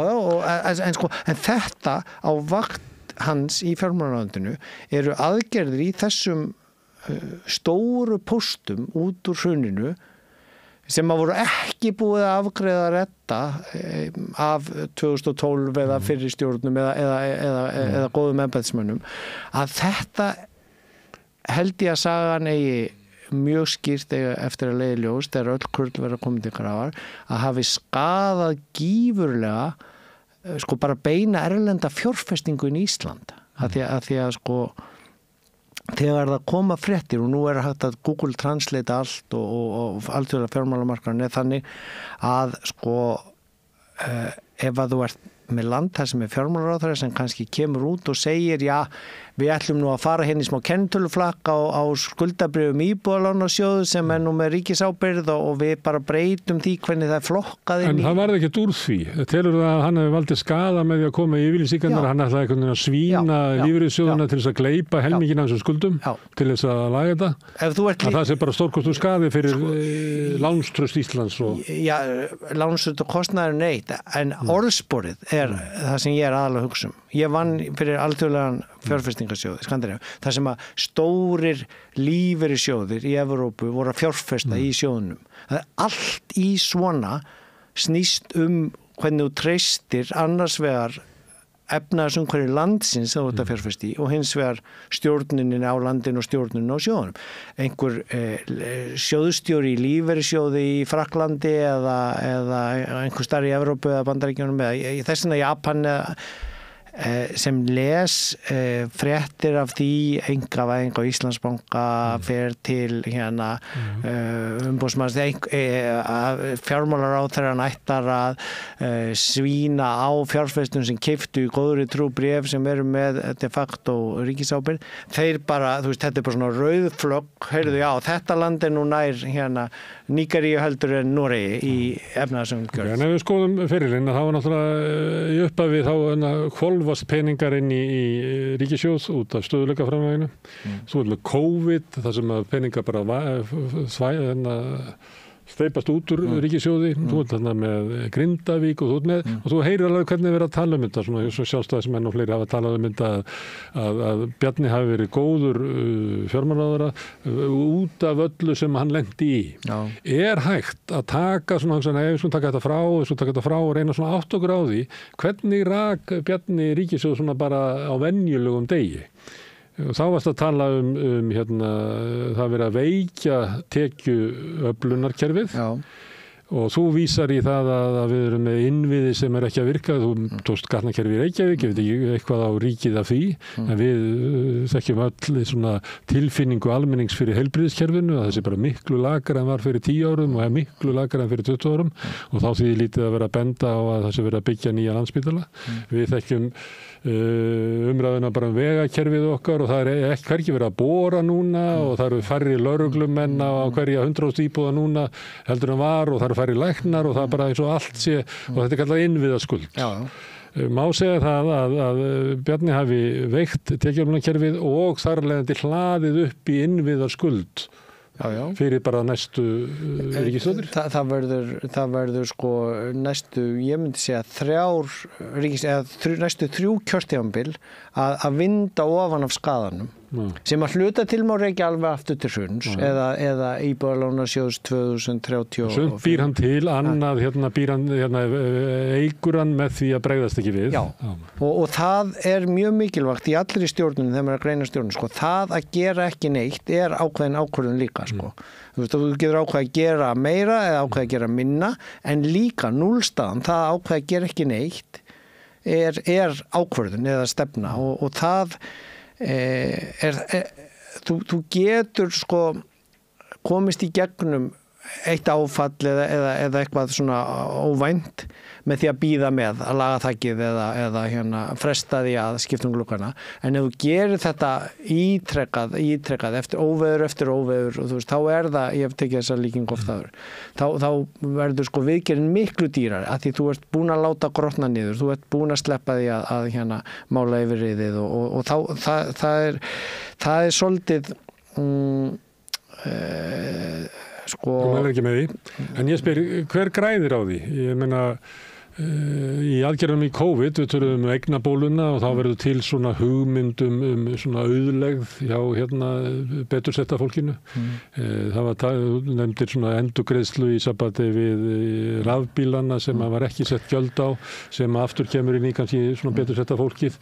Það var í COVID var endurgreiðsla á vaski á byggingarstað sem var oft ekki dæmi hér við þetta borða, leiti ekki til fjölgunar íbúða heldur fjölgunar sko sólpalla í Garðabænum. Þannig að kemur svona tilfinningum með auðlegð og það sé bara við höfum það betra hjá kannski svona fólkinu sem er kannski 40% þeirra sem hafa það best og eru líka kjósendur þannig hann er að kaupa sér atkvæði með því að stýra ríkissjóði þannig hans kjósendur algjörlega og það er það sem maður heyrir í sko þessum lof, hvað sem það ég var að horfa á pallborðið á Vísi það sem voru 2 podcaststjórnendur af svona hægri vangnum og borgarfulltrúi flokksins og síðan Aðalsteinn kollegi minn af heimildinni þannig að sko og jável á RÚV bara umfjöllunin sem kom að stjórnmálafræðiprófessor og bara dásama þennan öfluga stjórnmálamann og ég fór að sko auðvitað er hann sko öflugur í því að halda völdum fyrir sig í flokknum undir árásum, halda flokknum við völd, og síðan sko í einhvern veginn ná sinni stefnu fram þessar ríkisstjórnir hafa alltaf verið litaðar af stefnu Sjálfstæðisflokksins frekar en hinna flokkana og styðja sko þetta er næstu þannig að maður getur fengið á tilfinninguna Sjálfstæðisflokkurinn undir stjórn hans í 16 ára næst lengsti formaðurinn sé orðin að einhvers konar svona lobbysamtökum sem að gæta mjög vel hagsmuna stórfyrirtækjana þú veist, svona reglífa samtöku yfir samtöku atvinnulífsins, samtöku iðnaðarins, þú veist, LIU eða SFS eða hvað þeir heita, þú veist, og þá Garðabæinn, Seltjarnarnesið, vel stæðu hverfin í bænum, gætir gífurlega vel hagsmun og berst fyrir hagsmunum þessara hópa, en sem sko stjórnmálaflokkur með einhver prinsipum, frelsi, atvinnu, þú veist, ég tala við fullt af sko svona minni rekstraraðilum, ferðaþjónustu eða öðru sem að þeim finnst þessi flokkur ekki vera að gera mikið fyrir sig því hann er svo mikið búin að vera að gera fyrir stórfyrirtækin og þessi gamli Sjálfstæðisflokkur sem er með hugmyndum svona frelsi og að gæta aðhald í útgjöldum ríkissjóðs sem er stór góðsögn sko, þú ert nú svo ungu maður en Sjálfstæðisflokkurinn er alltaf verið að tala um svona frels og svona, ég er alveg upp í Reykjavík og til dæmis að því að oft verið að vísa í svona brennivín í búðir og svona að þegar að þú máttu kaupa vín á veitingastað á þess að væri sko hótel og getið gistar líka það var vinstri meiri hlutin 78 til 82 eða allar svona breytingar sem að náðu fram það að gera svona daglegt lífi einfaldara það kom aldrei frá Sjálfstæðisflokknum eins og hann var alltaf að verja eitthvað svona hagsmuni. Þannig að ég veit að yngra fólk heldur einhvern veginn að allt þetta dót komi frá Sjálfstæðisflokknum, en það frelsi þeirra oft einmitt frelsi kannski stórfyrirtækja. Já, og þannig að sko þarna ég hef ekki stúdrað Sjálfstæðisflokkinn nógu vel til að tala um þetta. Já. Reksturinn á ríkissjóði að við þekkjum þegar Liz Truss kom fram og hún vildi lækka skatta og af því að hún ræði ekki fram með hvað hætti hún ætlaði þá að skera á móti eða afla tekna til þess að mæta þessu að hún ætlaði að lækka skatta og auka hallan á ríkissjóði og þá henni var bara hent með það var bara gerfallt Bretland fjármálamarkaðurinn sá að þetta væri ósjálfbært refsaði ríkissjóði í auknum áhættu álægi á ríkisskuldinu. Seðlabankinn líka og hún var farin frá eftir örstutta stund. Eiginlega bara kortir í seinna sá ég grein í Mogganum eftir Óla Björn Kárason sem var þingflokksformaður Sjálfstæðisflokksins þá. Hann skrifaði að Bjarni Benediktsson hefði lækkað skatta, man ekki hvað hann sagði, sem að næmi eitthvað svona 30 milljörðum á ári og var að tala þá tollalækkanirnar og eitthvað fleira. Á þessu tíma var ríkissjóður ekki með halla. Þannig að þingflokksformaður Sjálfstæðisflokksins var eiginlega að skrifa grein um það að formaðurinn hefði lækkað skatta og bara aukið hallan á ríkissjóði. Og þetta var tilkynnt sem svona eins og eðlileg stjórnmálastefna sem að maður var síðan að lesa bara í heimspressunni að væri bara hafnað í heiminum. En fjármálamarkaðin hér aðeins öðruvísi en alþjóðlegi fjármálamarkaði eða svona heilbrigðir fjármálamarkaðir í Bretlandi eða Skandinavíu. Þannig að það hefur tekist líka, hann hefur gætt hagsmuna fjármagnseiganda gífurlega vel ef maður aftur að reyna að hugsa hið góða úr arfleiðin hans að það tengist þessu sem ég var að tala áðan þetta sé svona eins og lobbysamtök þessi flokkur, eða gæta hagsmuna berjast fyrir hagsmunum tiltekina hópa án þess að hafa nokkur sans fyrir þjóðarhag eða almannahag varðandi það hvernig maður skilur við ríkissjóð eða efnahagur landsins. Það er húsnæðiskrísi í landinu. Bara þegar við förum inn í þessar kosningar, ég var með þemablaði haust það. Og þetta var það einhverju kosningamáli í þessum kosningum núna, en það er búið að vera hér kerfi sem að byggir á séreignarstefnu á að vera voða gott fyrir verktakarna og þá svona hægri sinnaða frelsi sinnaða aðila í þessu og það er þversögn í því fasteignar verði að fara upp þá hlýtur það að þýða að markaðurinn bregst við þannig að það verður byggt meira og komið meira af íbúðum fram. Nei, útkoman þeir sem eru velstæðir kaupa fleiri íbúðir og leiðar út þannig að það er algjör markaðsbrestur þannig að hugmyndafræðin er svo oft í þverstæðu og skýt með það og við skiljum við inn í kosningar með húsnæðiskrísu þetta er ákaflega furðuleg pólitík eins og ég skil pólitík hvernig maður vill reka samfélag að því þetta er eins og hafi fengið einhver lobbyista bara til að reka ríkissjóð eða reka efnahagsstefnu landsins. Þetta tímabil hefur verið í öllum okkar heimsluta, það var efnahagshrun út allan heim eða fjármálarhrun út allan heim frekar 2008, það var COVID og þetta er náttúrulega mjög spennandi tími fyrir það sem á ríkisfjármálum og seðlabönkum og öðru slíku. Það er mikið reynt á fyrri hugmyndir og sumuleyti verið svona eins og sé verið að reyna að finna leið til þess að skipta hugmyndakerfi á bakvið þetta alls saman. Þú skoðar svona þar hæringar sem hafa verið bara í okkar næstu löndum og svo það sem hefur verið hér á þessu tímabili þar sem að án efa Bjarni Benediktsson hefur áhrifamesti maðurinn á Íslandi á þessu tímabili. Er eitthvað svona sérstakum munur á því hvernig við Íslendingar lærum upp á nýtt í gennum þennan tíma og hvernig aðra þjóðir hafa gert? Já, alveg gífurlegur og hann birtist einna helst í því að hér er sama hugmyndafræðin á bakvið eins og þú varst að vísa í grein Óla Björns og ég hef verið á fundi sem fjármálaráðsmaður hjá efnahags- og viðskiptanefnd þar sem að ég verið að reyna að útskýra forsendunar og baku gagnrýnina og því bara haldið fram beint, já nei, það nú víst hægt að sko lækka skatta en auka samt tekjur og þetta þessi trúir enginn í heiminum lengur. Nei, og bara þú veist, þetta ef þetta Google Translate eða fréttist af þessu, það bara eiginlega ómögulegt að útskýra það á ensku fyrir einhverjum seðlabankamanni, alveg eins og ég þurfti að útskýra fyrir seðlabankastjóra Svíþjóðar hér þegar þetta ein ríkisstjórnin sprakk þetta uppreist ærumál sko, þegar maður byrjar að reyna að útskýra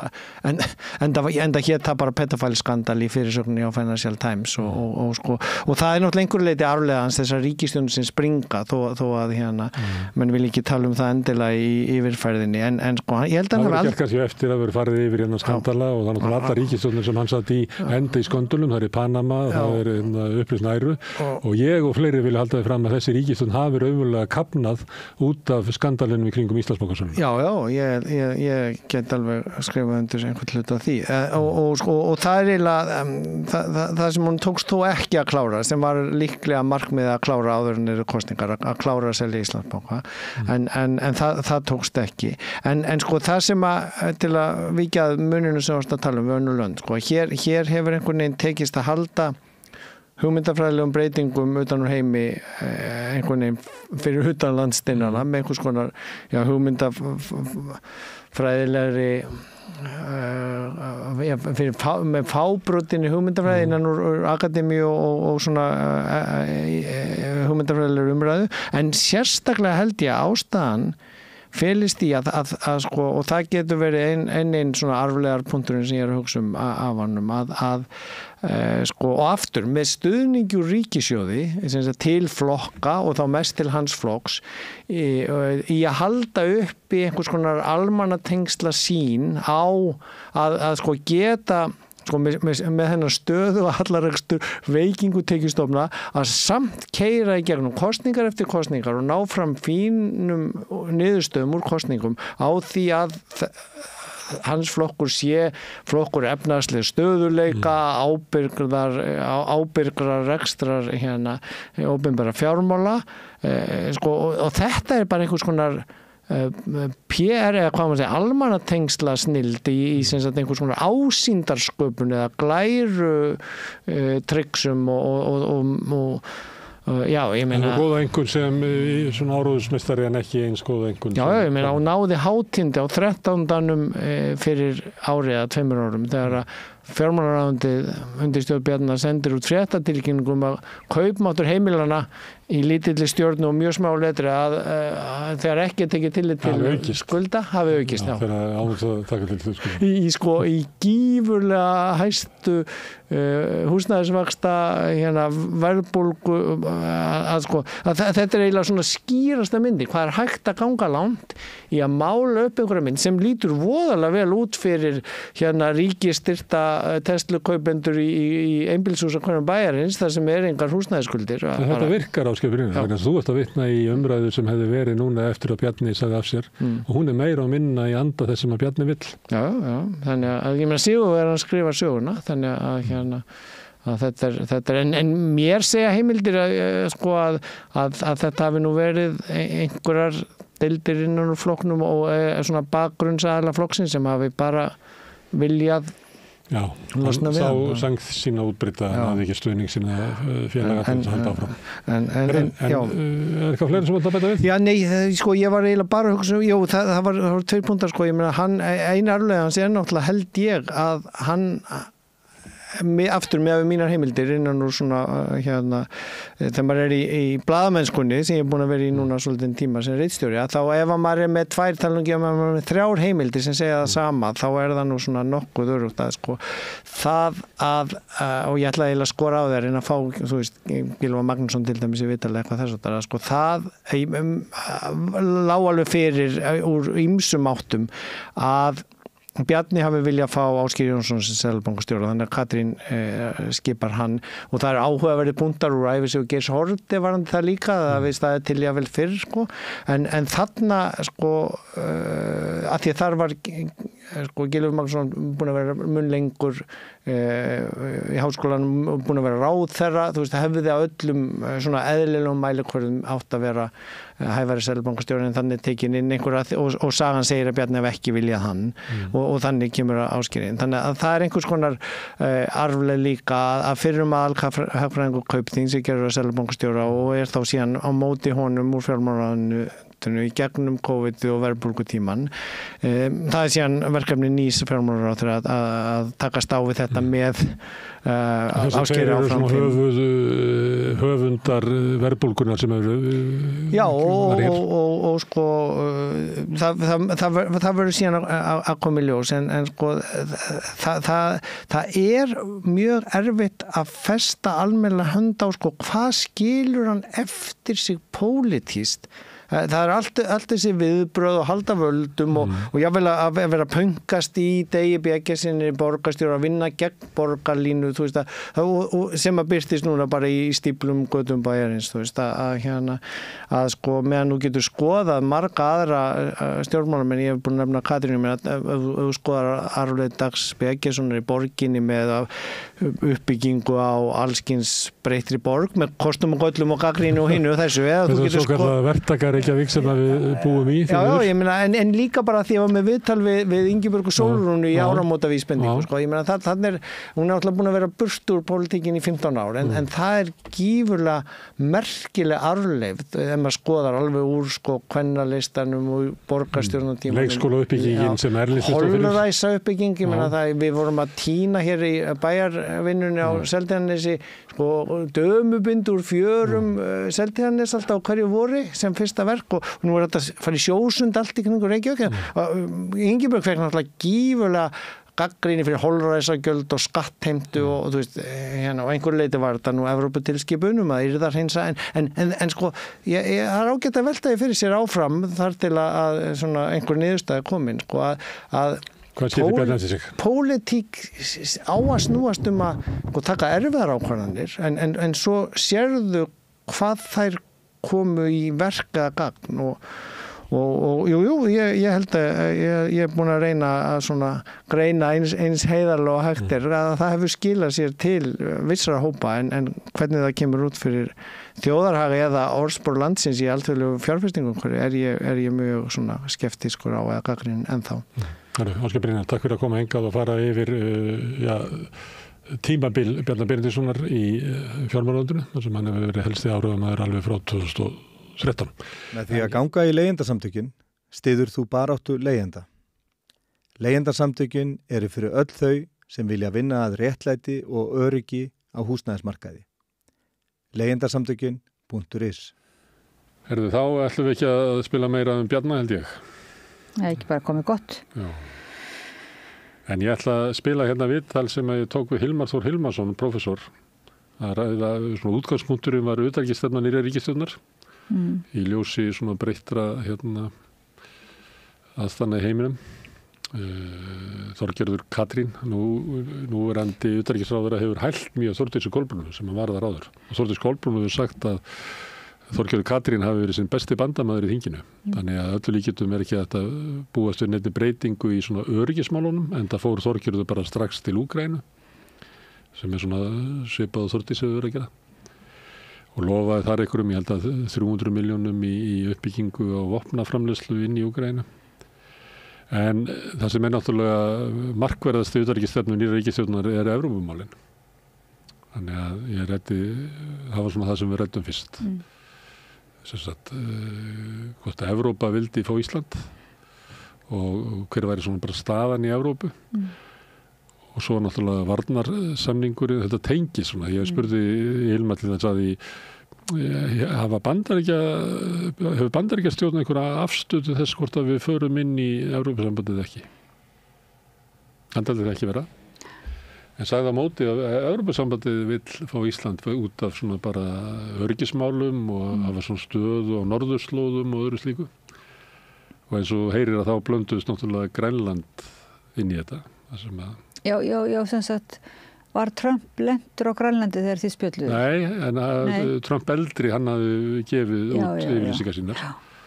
og Hilmar hefur svolítið skrifað um það. Já, það væri bara gaman að heyra meira kannski Hilmari Grænland, já. Já, við tölum svona slatti bóka um það, sko. Okay. Og svona að ég meina, ég held að hann hefði bent á það þarna að Bandaríkin með herstöð í Thule. Já. Og geta eiginlega bara gert það sem við vilja þarna, sko. Hann kom nú fram í spjalli sem ég átti í gær við Jón Helga Þórarinsson sem dvaldi á Grænlandi við líffræðiransóknir að hann bara eiginlega, það var ekki þverfótað fyrir hermönnum, sko, og lýsti þessu brjálæðislegu, sko, hernaðar mannvirkja uppbyggingu þar. Já.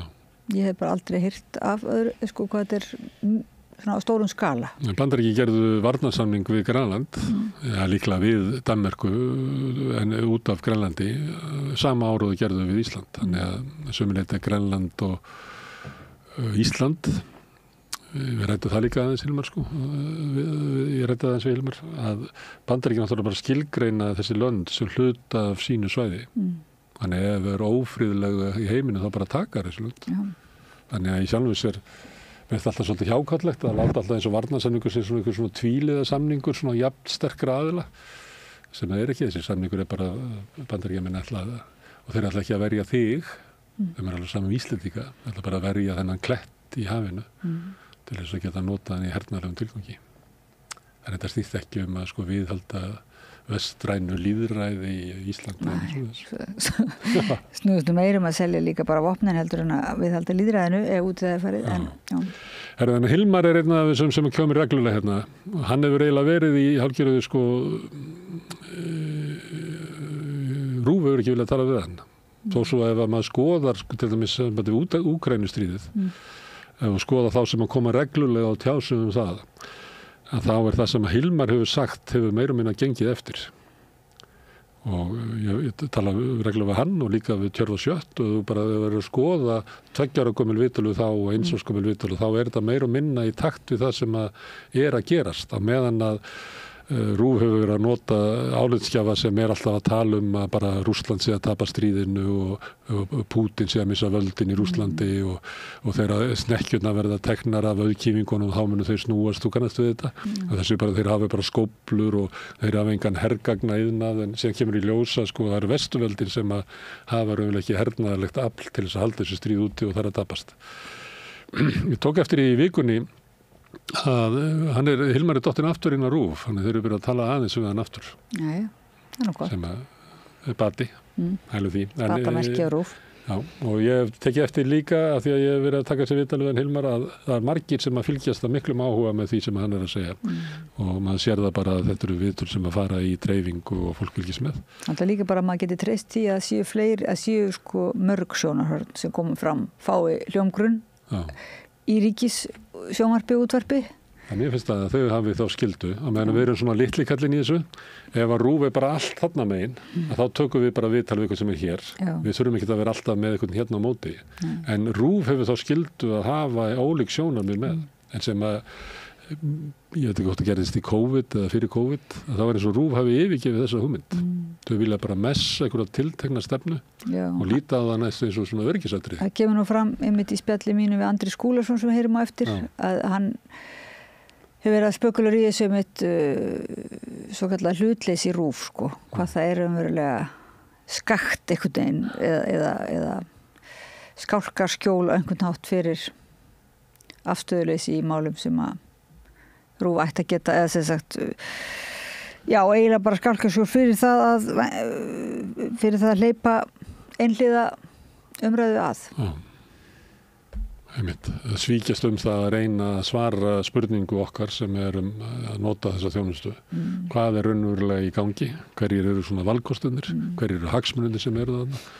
Þeir leyfa okkur að sjá aðeins inn í málinn. Það verðist vera einhvern veginn að við, sko, það er svo auðvelt að segja okkur, ef einhver segir manni, ég er hlutlaus, þú ert hlutrægur, ég er hlutlaus, ég er hérna að tala út frá þessu hlutlausa. Þá er það oft fólk sem er bara að tala út frá valdinu eins og það er hverju sinni sem haldiði fram þessu hlutlausins. Já, það er aðeins svona hrista hausinn og sjá í gegnum það, eða reyna. Við skulum fara í heimsmálin með Hilmari Þór Hilmarssoni, prófessor.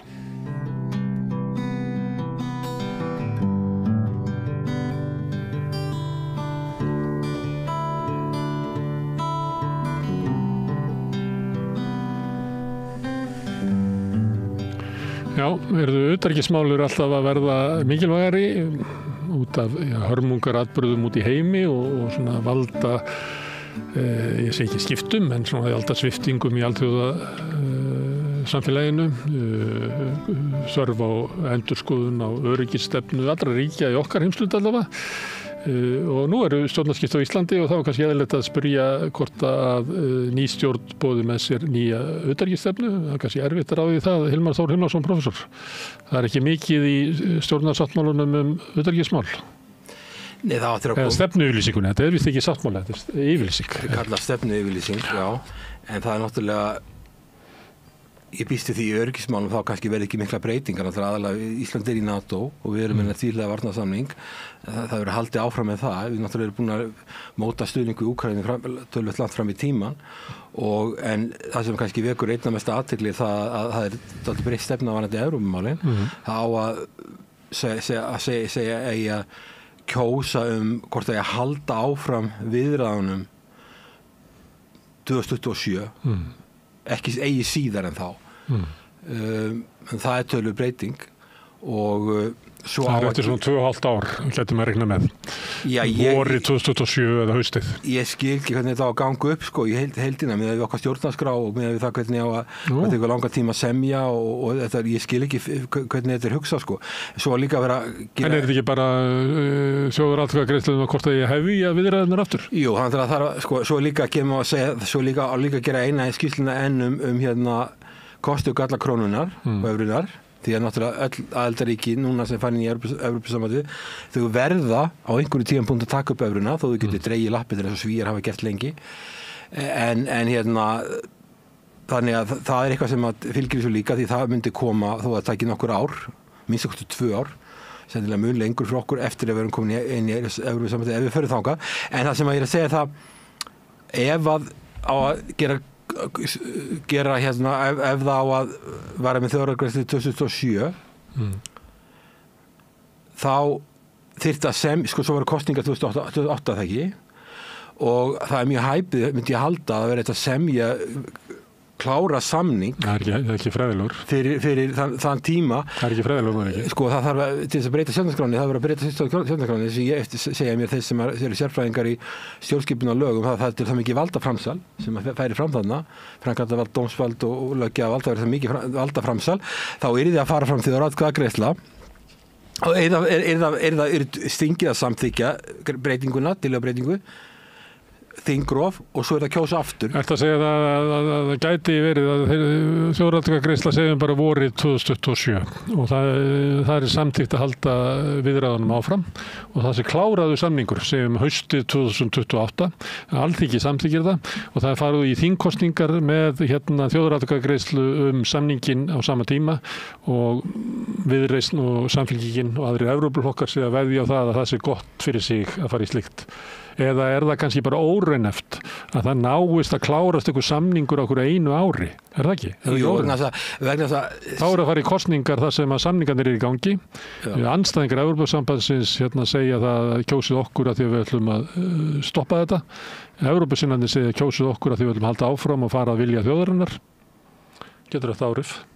Já, sko, það er náttúrulega alveg ljóst að erfiðustu, síðast þegar fóru fram samningar við Evrópusambandið, þá voru erfiðustu málin ekki rætt á neitt hátt. Ég meina auðvitað margt eftir ykkur rúmlega 30 kaplar sem þarf að opna og tölvöld af þessu er eitthvað sem við erum þegar búin að skrifa undir með því að vera á sameiginlegum markað Evrópusambandsins. Við erum frjálsflæði vöru, þjónustu, fjármagns og vinnuafls. Það er eiginlega lengra heldur en til dæmis Jón Baldvin sem stóð nú í samningaviðræðunum með EES á sínum tíma segir að við þurfum að gera eins og í sambandi við orkumál og að við höfum eiginlega farið lengra inn í Evrópusambandið heldur en EES samningurinn gerir kröfu Já, en allavega við vitum það alveg ef við værum komið sjávarútvegsmálin undir þá er það miklir hagsmunir og það er það erfitt mál að það myndi örugglega taka töluverðan tíma að landbúnaðarmálin myndi líka taka tíma en það er kannski sérstaklega sjávarútvegsmálin þannig að þetta myndi taka töluverðan tíma þannig að það væri fræðilega mögulegt að kjósa stjórnarskrárbreytingu og kjósa leið hvort að einhver aðildarsamningur væri ásættanlegur fyrir þjóðina það er varla hægt þannig að þá ertu að tala þjóðaratkvæðagreiðslu eina til þess að hvort að ég halda viðræðunum áfram, síðan að halda viðræðunum áfram, síðan þarf að stjórnarskipbreyting, það þarf að samþykkja hann aftur á þinginu. Eftir þinglok þá þarf ennþá að vera meiri hluti fyrir því að samþykkja þessa stjórnarskipbreytingu og svo þyrfti að þegar væri komin að aðildarsamningum þyrfti aðra þjóðaratkvæðagreiðslu. Við verðum að tala einhverjar 3 minnstakosti þjóðaratkvæðagreiðslu. Þetta er mjög flókið ferli. Stjórnarskráin okkar, hún gerir þetta ekkert auðvelt. Hún samþykkir, hún ekki þannig að það sé hægt að framselja vald til einhvers aðra stjórnvalds, hún bara leyfir það ekki yfir þjóðleg stjórnvalds á auðveldan hátt, hún gerir þetta erfitt. Getur verið að þessi klausa sé þarna bara fyrir Viðreisn, af því að það er erfitt fyrir Viðreisn að mynda stjórn á þess að þetta sé inni. Samfylkingin undir Kristrúnu hefur verið svolítið efins að sé raunverulega stuðningur í samfélaginu fyrir þessu, að til þess að taka þessi skref að þá þarf að vera, ég myndi rekna með, hún myndi orðað eitthvað svona viðtakt samráð við aðila vinnumarkaðin eins og okkar fleiri, þannig að sé svona eitthvað svona breið svona afstaða til málsins, þannig að Samfylkingin svona bara sparkar dollunni aðeins á undan sér.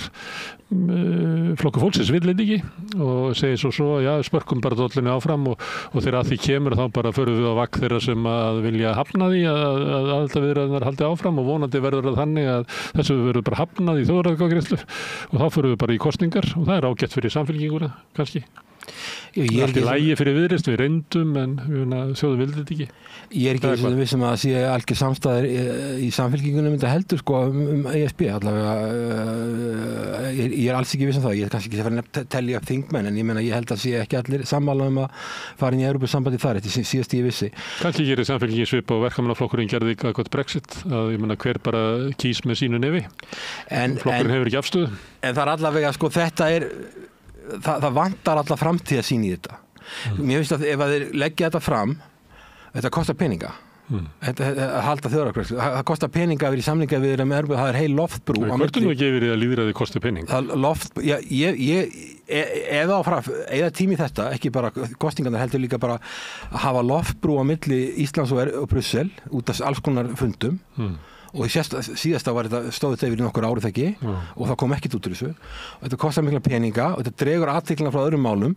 Ég er ekkert á móti að þessi greitt atkvæði að þjóðin fá að greiða atkvæði hvort að ég halda þessu áfram þannig að við erum búin í lýðræðisríki og þetta er eitt tækjum lýðræðisins að það sé, ef að það þarf að koma upp svona stóra álitamál að það sé kosið þau en þetta kostar peninga og mér finnst alveg vant þessi stjórnarstefni er svo stutt að það er ekkert sagt hvernig á að gera þetta hvernig er þetta ferli og hvernig hugsa ríkisstjórnin þetta eða hvort þetta er eins og þú ert að synga upp á þetta sé bara kannski ekki mikil alvar á baku þetta. Kannski ekki hugsa til enda og ég meina þetta er svona lítið klausa og við þekkjum það. Það er mjög alvarlegt ef það er ekki hugsa til enda. Nei, ef að klausan er á borðinu og það eru 3 ólíkir aðilar sem horfa á hana þá túlkar bara hver hana með sínu nefi. Já, það er bara þannig. Ég er náttúrulega mjög stutt utanríkisstjórnin þetta er einhver ein málskrif, bara örstutt málskrif og það er erfitt að henda reiður á því hvert er verið að stefna en allavega þarna er breyting því að í fyrri ríkisstjórn voru allir flokkar á móti þessu. Það var engin flokkur sem vildi fara inn eða aðildarviðræður. Þetta var bara slátt út á borðinu. Heldur það sé áhugi í Brussel að Íslendingar sækjum Evrópusambandið? Já, ég held að það sé við hefðum töluverðan stuðning í Evrópusambandinu. Norðurslóðir er að verða mikilvægari þetta svæði sem við erum á út af öryggismálum, út af auðlindum og slíku þannig ég held að Evrópusambandið hefði töluverðan áhuga við það þjóðverðir hafa alltaf töluverðan mikinn áhuga þegar við komum þarna inn. Nógu mikinn til þess að við fengjum eitthvað svona afslátt af til dæmis fiskveiðistefnunni? Það hefur ekki reynt á það. Ég meina, ég var sem aðstofamaður utanríkisráðherra að tala um þetta fyrir mörgum árum, það er fyrir alda fjórðungi og þar ég fór með utanríkisráðherra til Ítalíu og þá var að tala um utanríkisráðherra Ítalíu sem það fór með formennsku Evrópusambandinu og hún sagði bara, þið fáið bara 30 ára aðlögunartímabil. Þá snýrist þetta bara með aðlögun. Þetta snýrist ekki það að við fengið neitt afslátt eða við erum að fylgja stefnu Evrópusambandsins í fjárhagsmálum á endanum en við bara fengjum langan tíma til þess. Þannig að það var ekki spurningin um það að gera eitthvað afslátt eða undanþágu heldur þá að vera að tala um langt tímabil. En það er grundvallaratriði á Íslandi að Íslendingar hafi yfirráð yfir fiskveiðiauðlindinni. fyrri kynslóðir mátuðu þessi svo að það var ekki hægt að byggja hér upp gott samfélag nema að við hefðum yfirráð yfir auðlindinni og myndum bæja útlendingu frá til þess að við getum notað auðlindina til þess að verða stoð undir gott samfélag í Íslandi. Þess að landgæði hér eru bara ekki nóg og staða okkur og blá blá blá. Þó svo að einhver segi þetta verður óbreytt ástand í 30 ár en svo eftir 30 ár þá koma Þjóðverjarnir og Bretarnir og allir aftur inn í landhelgina. Ég sé ekki að það fái samþykkt á Íslandi. Nei, en ég er ekki fylgjandi aðild að Evrópusambandinu. Ég er fylgjandi í lýðræðinu, þannig að ég er ekkert á móti því að fólk sé spurt og það færi fram vönduð heilstæð umræða og það sem þau gerir það að þau láta fara fram gera athugun varðandi gjaldmiðlamálin sem eiga sérfræðingar að gera og við höfum oft gert þetta áður þetta gert 2012, 2018 það er til svo mikið efni það er heilu tonnin sem hafa verið skrifað þetta og mjög færir erlendi sérfræðingar í toppháskólum í heiminum sem hafa skrifað langar skýrslur þetta Seðlabankinn hefur skrifað gríðarlega mikið þetta það er mjög mikið til þetta þessi gjaldmiðlamál þannig að hvað þessi sérfræðingar og þeir hafa erlendi sérfræðingar þeir vilja væntanlega fólk sem eru bara hlutlausir og hafa engar hagsmuni að gæta ekki tengd í sjávarútveginn með landbúnað með neina, bara einhverju hlutlausir aðilar en þetta er búið að kanna þetta oft áður. En það er alltaf sama niðurstaðan, þú veist það er sagt að kostirnir eru þessir en hins vegar eru gallarnir þessir og ef við endar þarf eitthvað að taka ákvörðun þannig að það mun ekki einhver sérfræðingar koma og segja bara það eru allir kostir að því að taka upp evruna en engin kostur úr krónuna, það mun ekki koma út. Nei, það er náttúrulega besta peningastefnan getur verið breytileg í hvað er að gerast í heiminum eftir tímabilum, það getur verið peningastefnan í dag, það getur verið betra að hafa aðra sveigjanlegri á morgun og það getur verið bara eftir efnahagsstaðstæðum umhverfi að það sé gott að hafa sveigjanlega peningastefnan það sést að breytinni. Hins vegar ef þú ert komin inn í Evrópusambandið þá er það búið, þá ertu komið fastgengistefnu og þá verður að fylgja hjörðinni og það er líka annað með sem að fólk eru átt að segja með evruna ef þú ert komin þangað inn, þá ferði ekki þangað út þannig að til dæmis síðast 2018 þegar það var gerð út þá voru sænskir hagfræðingar sem gerðu sérskýrslu og töldu að við ættum að taka upp myntráð það sem að þú bara gefur út peninga íslensku króni sem er jafn mikið og það átti gjaldeyrisvarasjóð og það væri þá engin Seðlabankinn myndi þá gera til lengur það væri engin Seðlabankinn er þrautarvara hann geti ekki bakkað bankana það væri ekkert að prenta peninga eða lána ríkissjóði og þeir töldu að Íslendingar réðu bara hennilega ekki við hagstjórn, við erum með mjög sterk settafélög og við erum með frekar sveiflukennt hagkerfi það eru tölverð svona átöku þjóðfélaginu og það er ekki komið sátt tekjuskiptinguna alls ekki síður hjá okkur heldur en á Norðurlöndum. Já, mér er þess að Jónas gamli Harald skrifaði þetta grein í bók velferðar ekki villigötu sem skrifaði fyrir áratugum síðan það var einmitt að tala þetta svo nefndi það er ekki sátt í þjóðfélaginu tekjuskiptingu hún er ekki til staðar það er knúið á launahækkanir sem er í nafnvirði mun hærri heldur en framleiðni aukning við erum ekki með henni að sátt í þjóðfélaginu og við erum með stjættafélag þáttöku stjættafélag með 90% á Íslandi sem er langkast í Evrópu held ég dölur mikið hærri, sterk félög sem geta knúið á bætur og ég er ekki að segja að þau séu slæm en það eru það mikil átöku í þjóðfélaginu svo erum við bara með fábreyttara hagkerfi það þýðir meiri sveiflur í hagkerfinu hjá okkur og ef við tökum Danmörku til dæmis þá skilst mér Danmörk er náttúrulega bara svona nátengt þýska hagkerfinu það er miklu meiri samstaða að það sé ekki hægt að hækka laun með kannski 1%, 1,5%, 2% á ári, þú komist ekki lengri það og það vilst vera sátt það í Danmörku, hér er ekki neins sátt það og þannig að ég sé ekki alveg hvernig ég var nú bara er að skrifa kafla með þetta núna ég var bara að lesa greiningu á íslenska hagkerfinu frá 1959 og þá var einmitt verið að tala þetta aftur launahækkanir, umfram framleiðsluaukningu og átök og allt þetta líka halli á ríkissjóður er að fara í eina átt sem hendar ekki peningastefninu og svo framvegis þannig að ef við skoðar þetta þá erum við að tala bara svipuð vandamál og voru 1959 við höfum kannski ekki lært svo mikið og það er alltaf sama niðurstaðan og þessi sænsku hagfræðingar Lars Jónung sem hann var til dæmis sérfræðingur í því þegar það var að vera að fjalla Eystrasaltsríkin, þau tóku upp myntráð áður en tóku upp evruna og en það var allt öðruvísi, ég veit hver hann er af því að Norðurlöndin eiga bankakerfið í Eystrasaltsríkjunum það var alltaf öðruvísi á þeim að því leiti að ef þú ert með erlent bankakerfi og segjum út með sænsk bankakerfi eins og þessu löndur með í Eystrasaltsríkin að mestu lítið sænsk bankakerfi, þá ertu með backup frá sænska Ríksbank, þú hefur Seðlabanki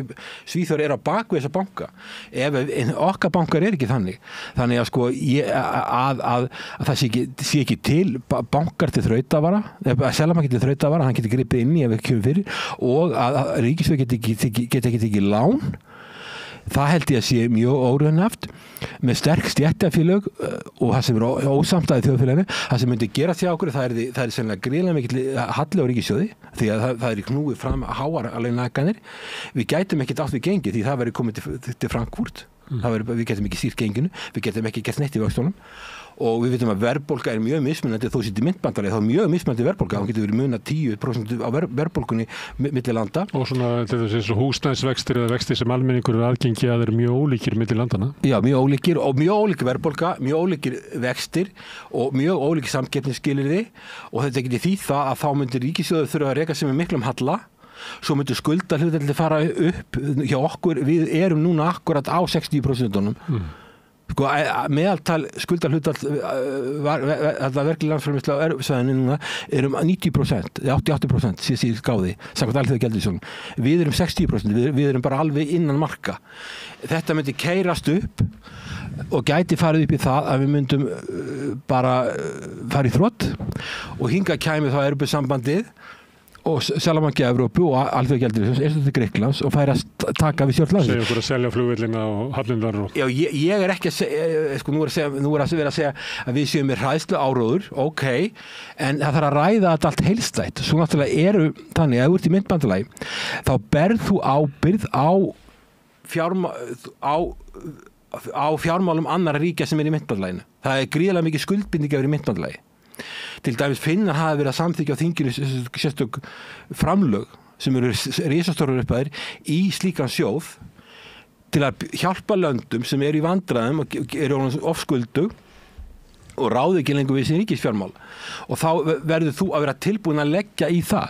Þú verður líka að vera tilbúin að leggja í því að Íslandi er langt fyrir að meðaltal tekna Evrópusambandinu að þegar að koma öll löndin sem eru að komast inn núna eru sennilega öll fyrir niðan meðaltal, eru öll frekar fátæk lönd og þau eru langt fyrir niðan meðaltal. Við erum þá að vera tilbúin að leggja til þeirra peninga og styðja þau fá styrki til að byggja upp innviði, til að endurskipuleggja landbúnaðar, byggja upp stofnanir. Við getum fengið kannski landbúnaðarstyrki, ég veit það. Já, líka í vegakerfi því að við erum svo fá í stóru landi og þú sér það og ert að til dæmis að keyra í Skotlandi, í Hálöndunum og Eyjónum og þá sérðu sko, það er merkt á brúnnum og ferjónum að þetta sé styrt frá Evrópusambandinu.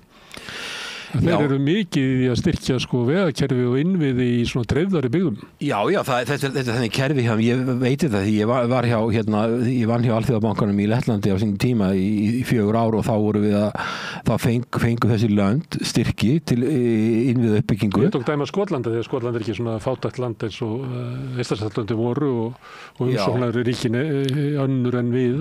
Þá fenguðu 75% styrki og þetta komið mótframlög og við vorum að hjálpa það með þessi mótframlög því þeir áttenga peninga eða lítið og þessi lönd fengu töluvert og þau fengu líka til landbúnaðar og þó landbúnaðar væri hjá þeim ekki óhagkvæmur og það er Evrópusambandið styrkir alls konar hluti sem eru óhagkvæmir frá efnahagslega sjónarmiði, það eru pólitískar ákvarðanir sem þeir eru að taka og þess vegna er kannski hægir og hagvist í löndum þegar pólitískar ákvarðanir hafa kannski oft meira vægi heldur en efnahagslega skynsamlegt að gera það sem þeir eru að gera. Það gæti komið en ég á eftir að sjá það að Ísland verði svona nettur í sífur að við verðum aðili sem erum að fá meira heldur en við erum að leggja inn. Ég heins og það væri forvitilegt að spyrja hvernig landbúnaðar á Íslandi kæmi út úr þessu sem er svona mjög harðbilt að það geti verið að koma peninga þar í gang. Ég hugsa að Brussel myndi eiginlega bara gráta yfir íslenskum sauðfjárbúskap að það væri svo styrkjar vænn einhvern veginn að það kæmi hér inn með hjólburur á peningum. Það gæti komið styrkið þar í gegn. Sjávarútvegurinn okkar er ekki, við erum með öflug fyrirtæki sem eru mikinn hagnað og sjávarútvegsstefna Evrópusambandsins hefur ekki reynst sérstaklega vel að takmarka sókn og hafa stjórn á fiskveiðum, það er ekki gengið vel, þannig ég er ekki viss að það myndi verða okkur til framdráttar en allavega sko, ef þú ert komið evruna, þá ertu læstur í fastgengistefnu, þú ert með það er bara eini stýrivextir ákveðin fyrir allt svæðið, á svæðið það sem er mjög mismunandi há verðbólga.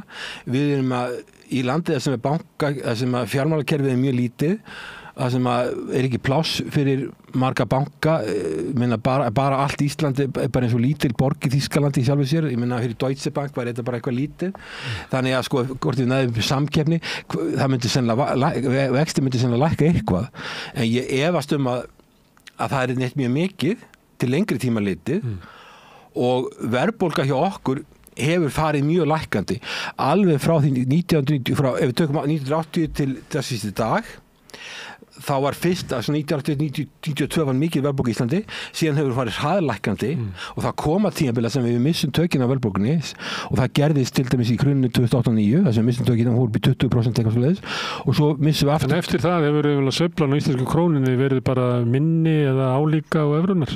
Já, og við missum tökin á verðbólgunni líka tölvöld vegna ytri aðstæðna í COVID og svo kemur Úkraínustríðið og svo erum við að lenda í Grindavík og það sem að ríkissjóður þarf að fara að eyða meiri peningum og ef að ríkissjóður er að þenja sig út og þegar að þarf að fara að draga saman og hafa aðhald þá skapar það ákveðin vanda. Við erum líka svo er líka annað sem að Evrópusambandi fyrir utan fastgengi þeir eru með 3% regluna var þetta megum ekki að fara með ríkisútgjöld fram yfir 3% verkri landsframleiðslu það er erfitt, við erum með tiltölulega sterkt velferðarkerfi og í samanburði mörgum finnst það ekki vera nóg það er sterkt í samanburði við flestan okkar ríki og það sem er kallað sjálfvirkir hagtefar, það er að segja að þegar þú lendir í áfalli þá gerist tvennt það gerist að skattekjurnar minnka þannig að minnka tekið ríkis og sjálfkrafa á sama tíma gerist það að útgjöldin aukast því það eru fleiri sem þurfa hjálp sem hafa rétt á því gegnum atvinnuleysistryggingar og alls konar bætur og það þarf ekki eins og samþykkja lög um það er kallað sjálfvirkir hagtefar af því það þarf ekki þingi, það er ekki að fjalla um það þetta bara gerist sjálfkrafa, þetta er innbyggt í kerfið og það þýðir það að hjá okkur þegar það verða áföll þá verður meiri halli á ríkissjóði hjá okkur heldur til með þessu Eystrasaltsríkin sem er ekki minni velferðarkerfi þau finna miklu minna fyrir þessu við finnum fyrir þessu almenningu finnur líklega meira fyrir því þar það þarf bara að bera höggið sjálfur þú fer bara út á götu þú fer bara út á götu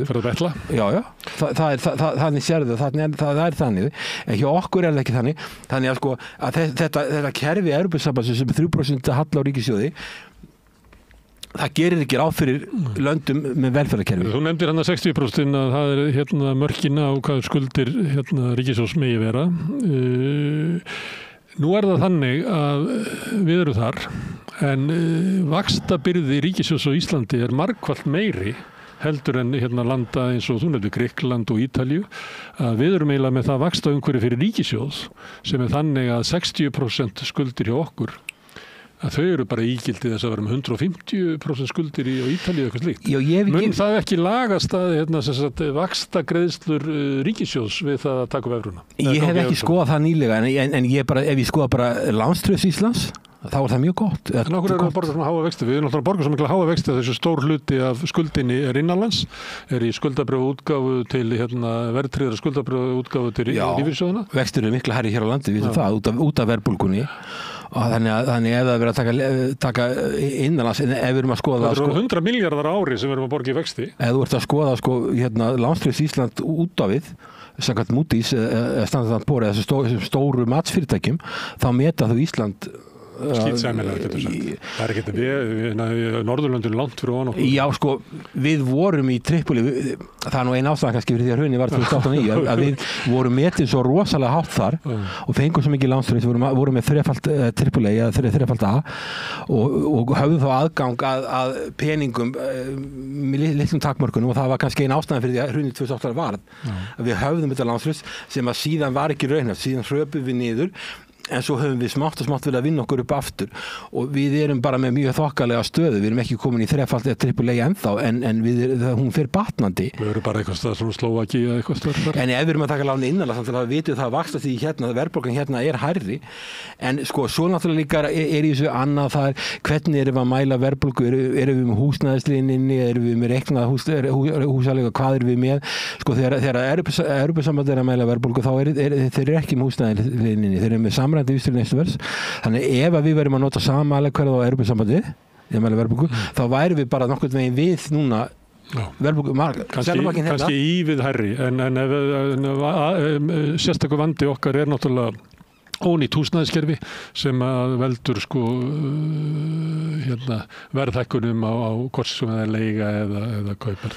Já sko við erum með verðbólgumarkið 2,5%, Evrópusambandið með 2%. Og við værum mjög nálagt því að við erum að nota saman mælikvarða. Húsnæðismál náttúrulega líka tengjast í, við erum vinsælt ferðamannaland og allar borgir í heiminum sem eru vinsæla ferðamannaborgir eins og Amsterdam eða París eða London eða Barcelona eða hvað það er.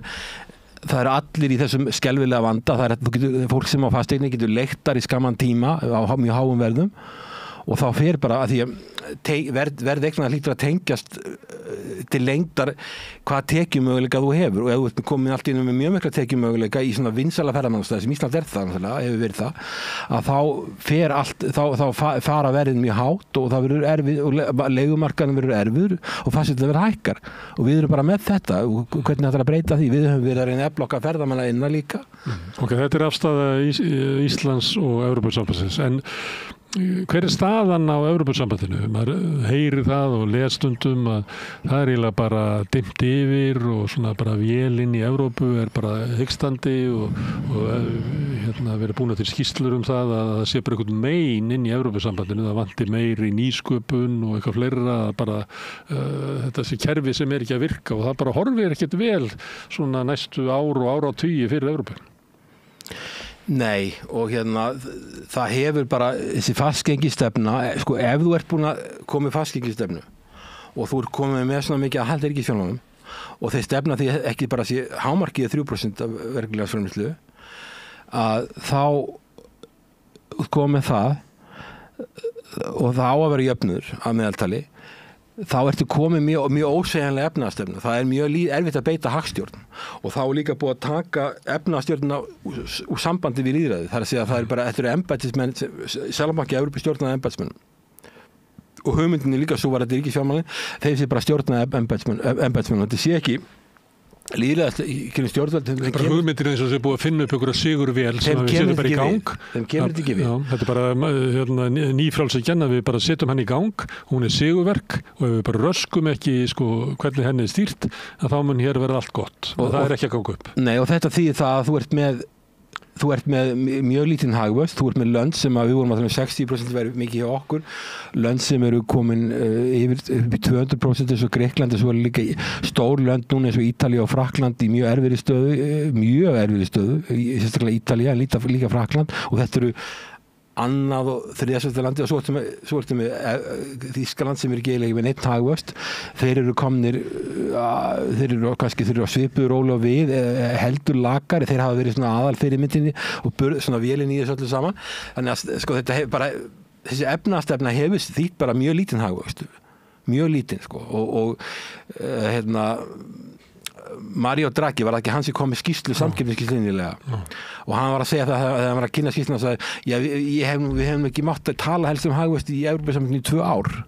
Þetta er bara feimnismál að tala um það, þetta er bara dautt, steindautt allt saman og það er vandinn, steindautt hagkerfi og svo bætist náttúrulega við núna ástandi í Evrópu þegar þarf að gefa í að þá erum við með stríð í Evrópu og það er verið að fara að draga peninga úr hagkerfinu inn í hernaðarútgjöld og það hjálpar ekki til heldur, þannig að sko núna þyrfti Evrópa raunverulega að fara að gefa í og hann var að tala um að 800 milljarða evra lán á hverju einasta ári til þess að auka samkeppni og þá voru væntanlega styrkja ný fyrirtæki og frumkvöðla og allavega og Evrópusambandið þegar eru alltaf skuldur, þannig að þetta vera sameigilegt allara landana mér líst ekki tvolega vel á þetta.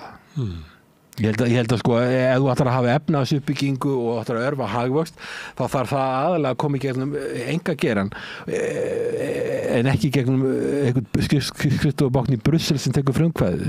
Þannig að Evrópa í svona ákveðnum vanda eins og kemur fram í Draghi-skýrslunni og svo sem endalausum úttektum á efnahagsstöðu Evrópu. En á sama tíma stríð í Evrópu og hvati til allra stjórnvalda að auka útgjöldin til hernaðar upp í 2% og yfir það sem að mun leiða til þess að það verður tekið fé úr svona grunnkerfum samfélagsins og flutt yfir í hernaðaruppbyggingu sem að mun ekki auka hagvöxt frekar. Þetta svona staðan og tengist því sem að annar hluti af utanríkisstefnu þessar ríkisstjórnar sem að ég ætla nú bara að vitna í það sem ég hef heyrt þær segja. Kristrún Frostadóttir talar nauðsyn þess að endurskoða öryggisstefnu okkar sem þú haldið því fram að þarf á því út af breyttum aðstæðum heiminum að endurskoða. Ég veit ekki hvort að hún hafi svona sömu hugmyndir og þú hver geti verið endurskoðunin í hverju fælst og ég talað þarf á því að endurskoða öryggisstefnuna, endurskoða bara stöðu okkar í NATO og svona horfa á það hvað eru ólíkir hagsmunir sem að ríkin hafa þar inni.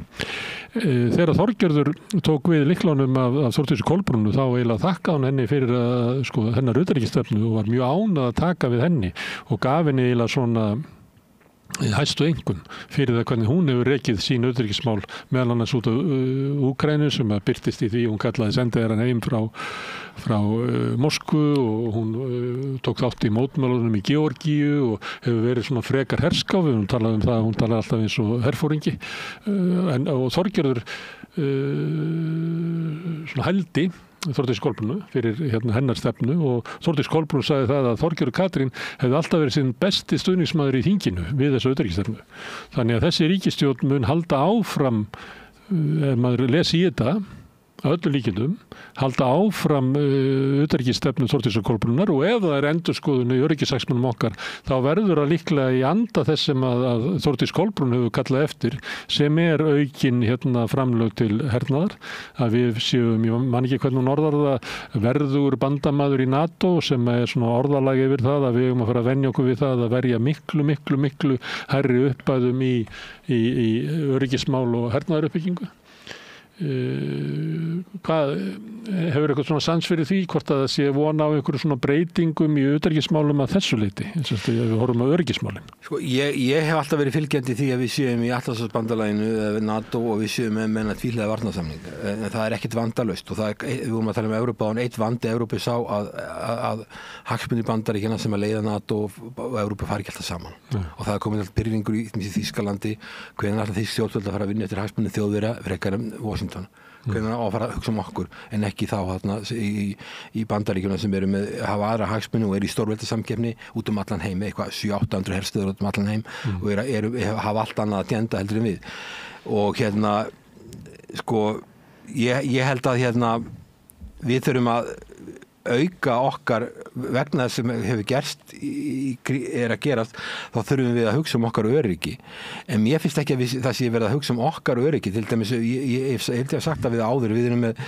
hvaða tæki höfum við til þess að hugsa okkar öryggi við erum land sem við erum ekki Eystrasaltinu, það sem þegar orðin átök svona shadow war það verið að skera á kapla, það byrjaði með því að Nord Stream 2 var sprengt í loft 10 milljarða fjárfesting gasleysla sem að frá Rússlandi til Þýskaland sem að eyðilega þýska hagkerfið að stórlega skaða og það ekki ennþá hefur ekki jafnað sér eftir það og ekki komið ljós hver framtíð ódæðið Já, það er allavega ekki búið að sanna neitt í því og þeir sem hafa rannsakað þetta vilja helst ekki tala um það eins og Svíar til dæmis og en við þurfum að hugsa okkar hagsmuni og við á sama tíma og verður að skera á sæstrengi þá landvíkisfjöllin að segja sko þeir hafi ekki olíu á skipin og þeir hafi ekki og svo sveimar þessi eina flugvél ef hún ekki biluð þá sveimar hún við Miðjarðarhafi og ef hún að gera það þá hún ekki að fylgjast með okkar hagsmunum og við erum að leigu þyrlum Já, við þurfum að efla við þurfum að skoða þessi öryggishagsmuni út frá okkur eigin forsendum út frá okkur eigin hagsmunum og ef við erum tilbúin að leggja eitthvað að mörkum en gera þá eigin forsendum og svo með Úkraínustríð. Þetta má ég að spyrja þig, Hilmar, ertu þá að segja það að þegar Þórdís Kolbrún að tala svona aukin framlögu aukna athygli í öryggismálum, að þá sé hún að leggja það til að við gerum meira því sem að Bandaríkin vilja?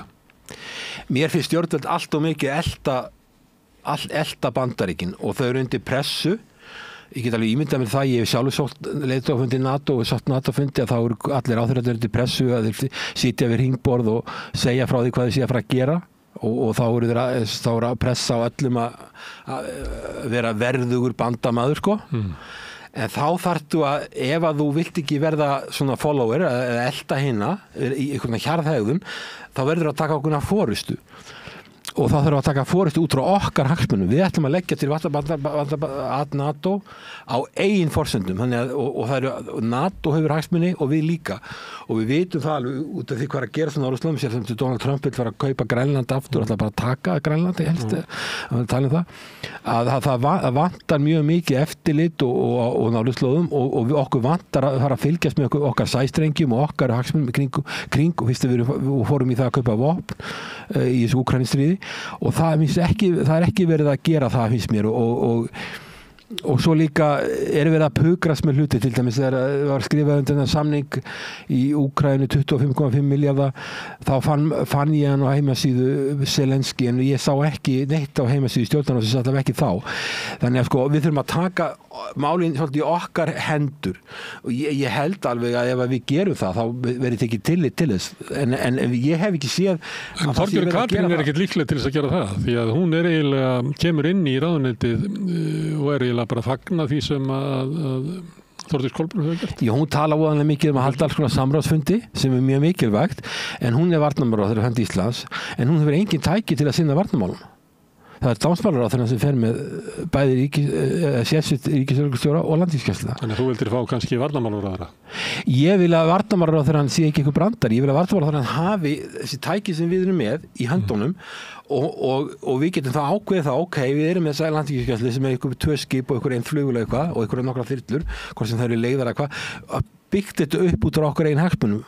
Og ég veit alveg hvernig það tókstreita milli ráðherra, ég var aðstofnur utanríkisráðherra, það var alltaf endalaust tókstreita milli utanríkisráðherra og samgönguráðherra flugstofan Keflavíkurflugvelli, hver sæi hana.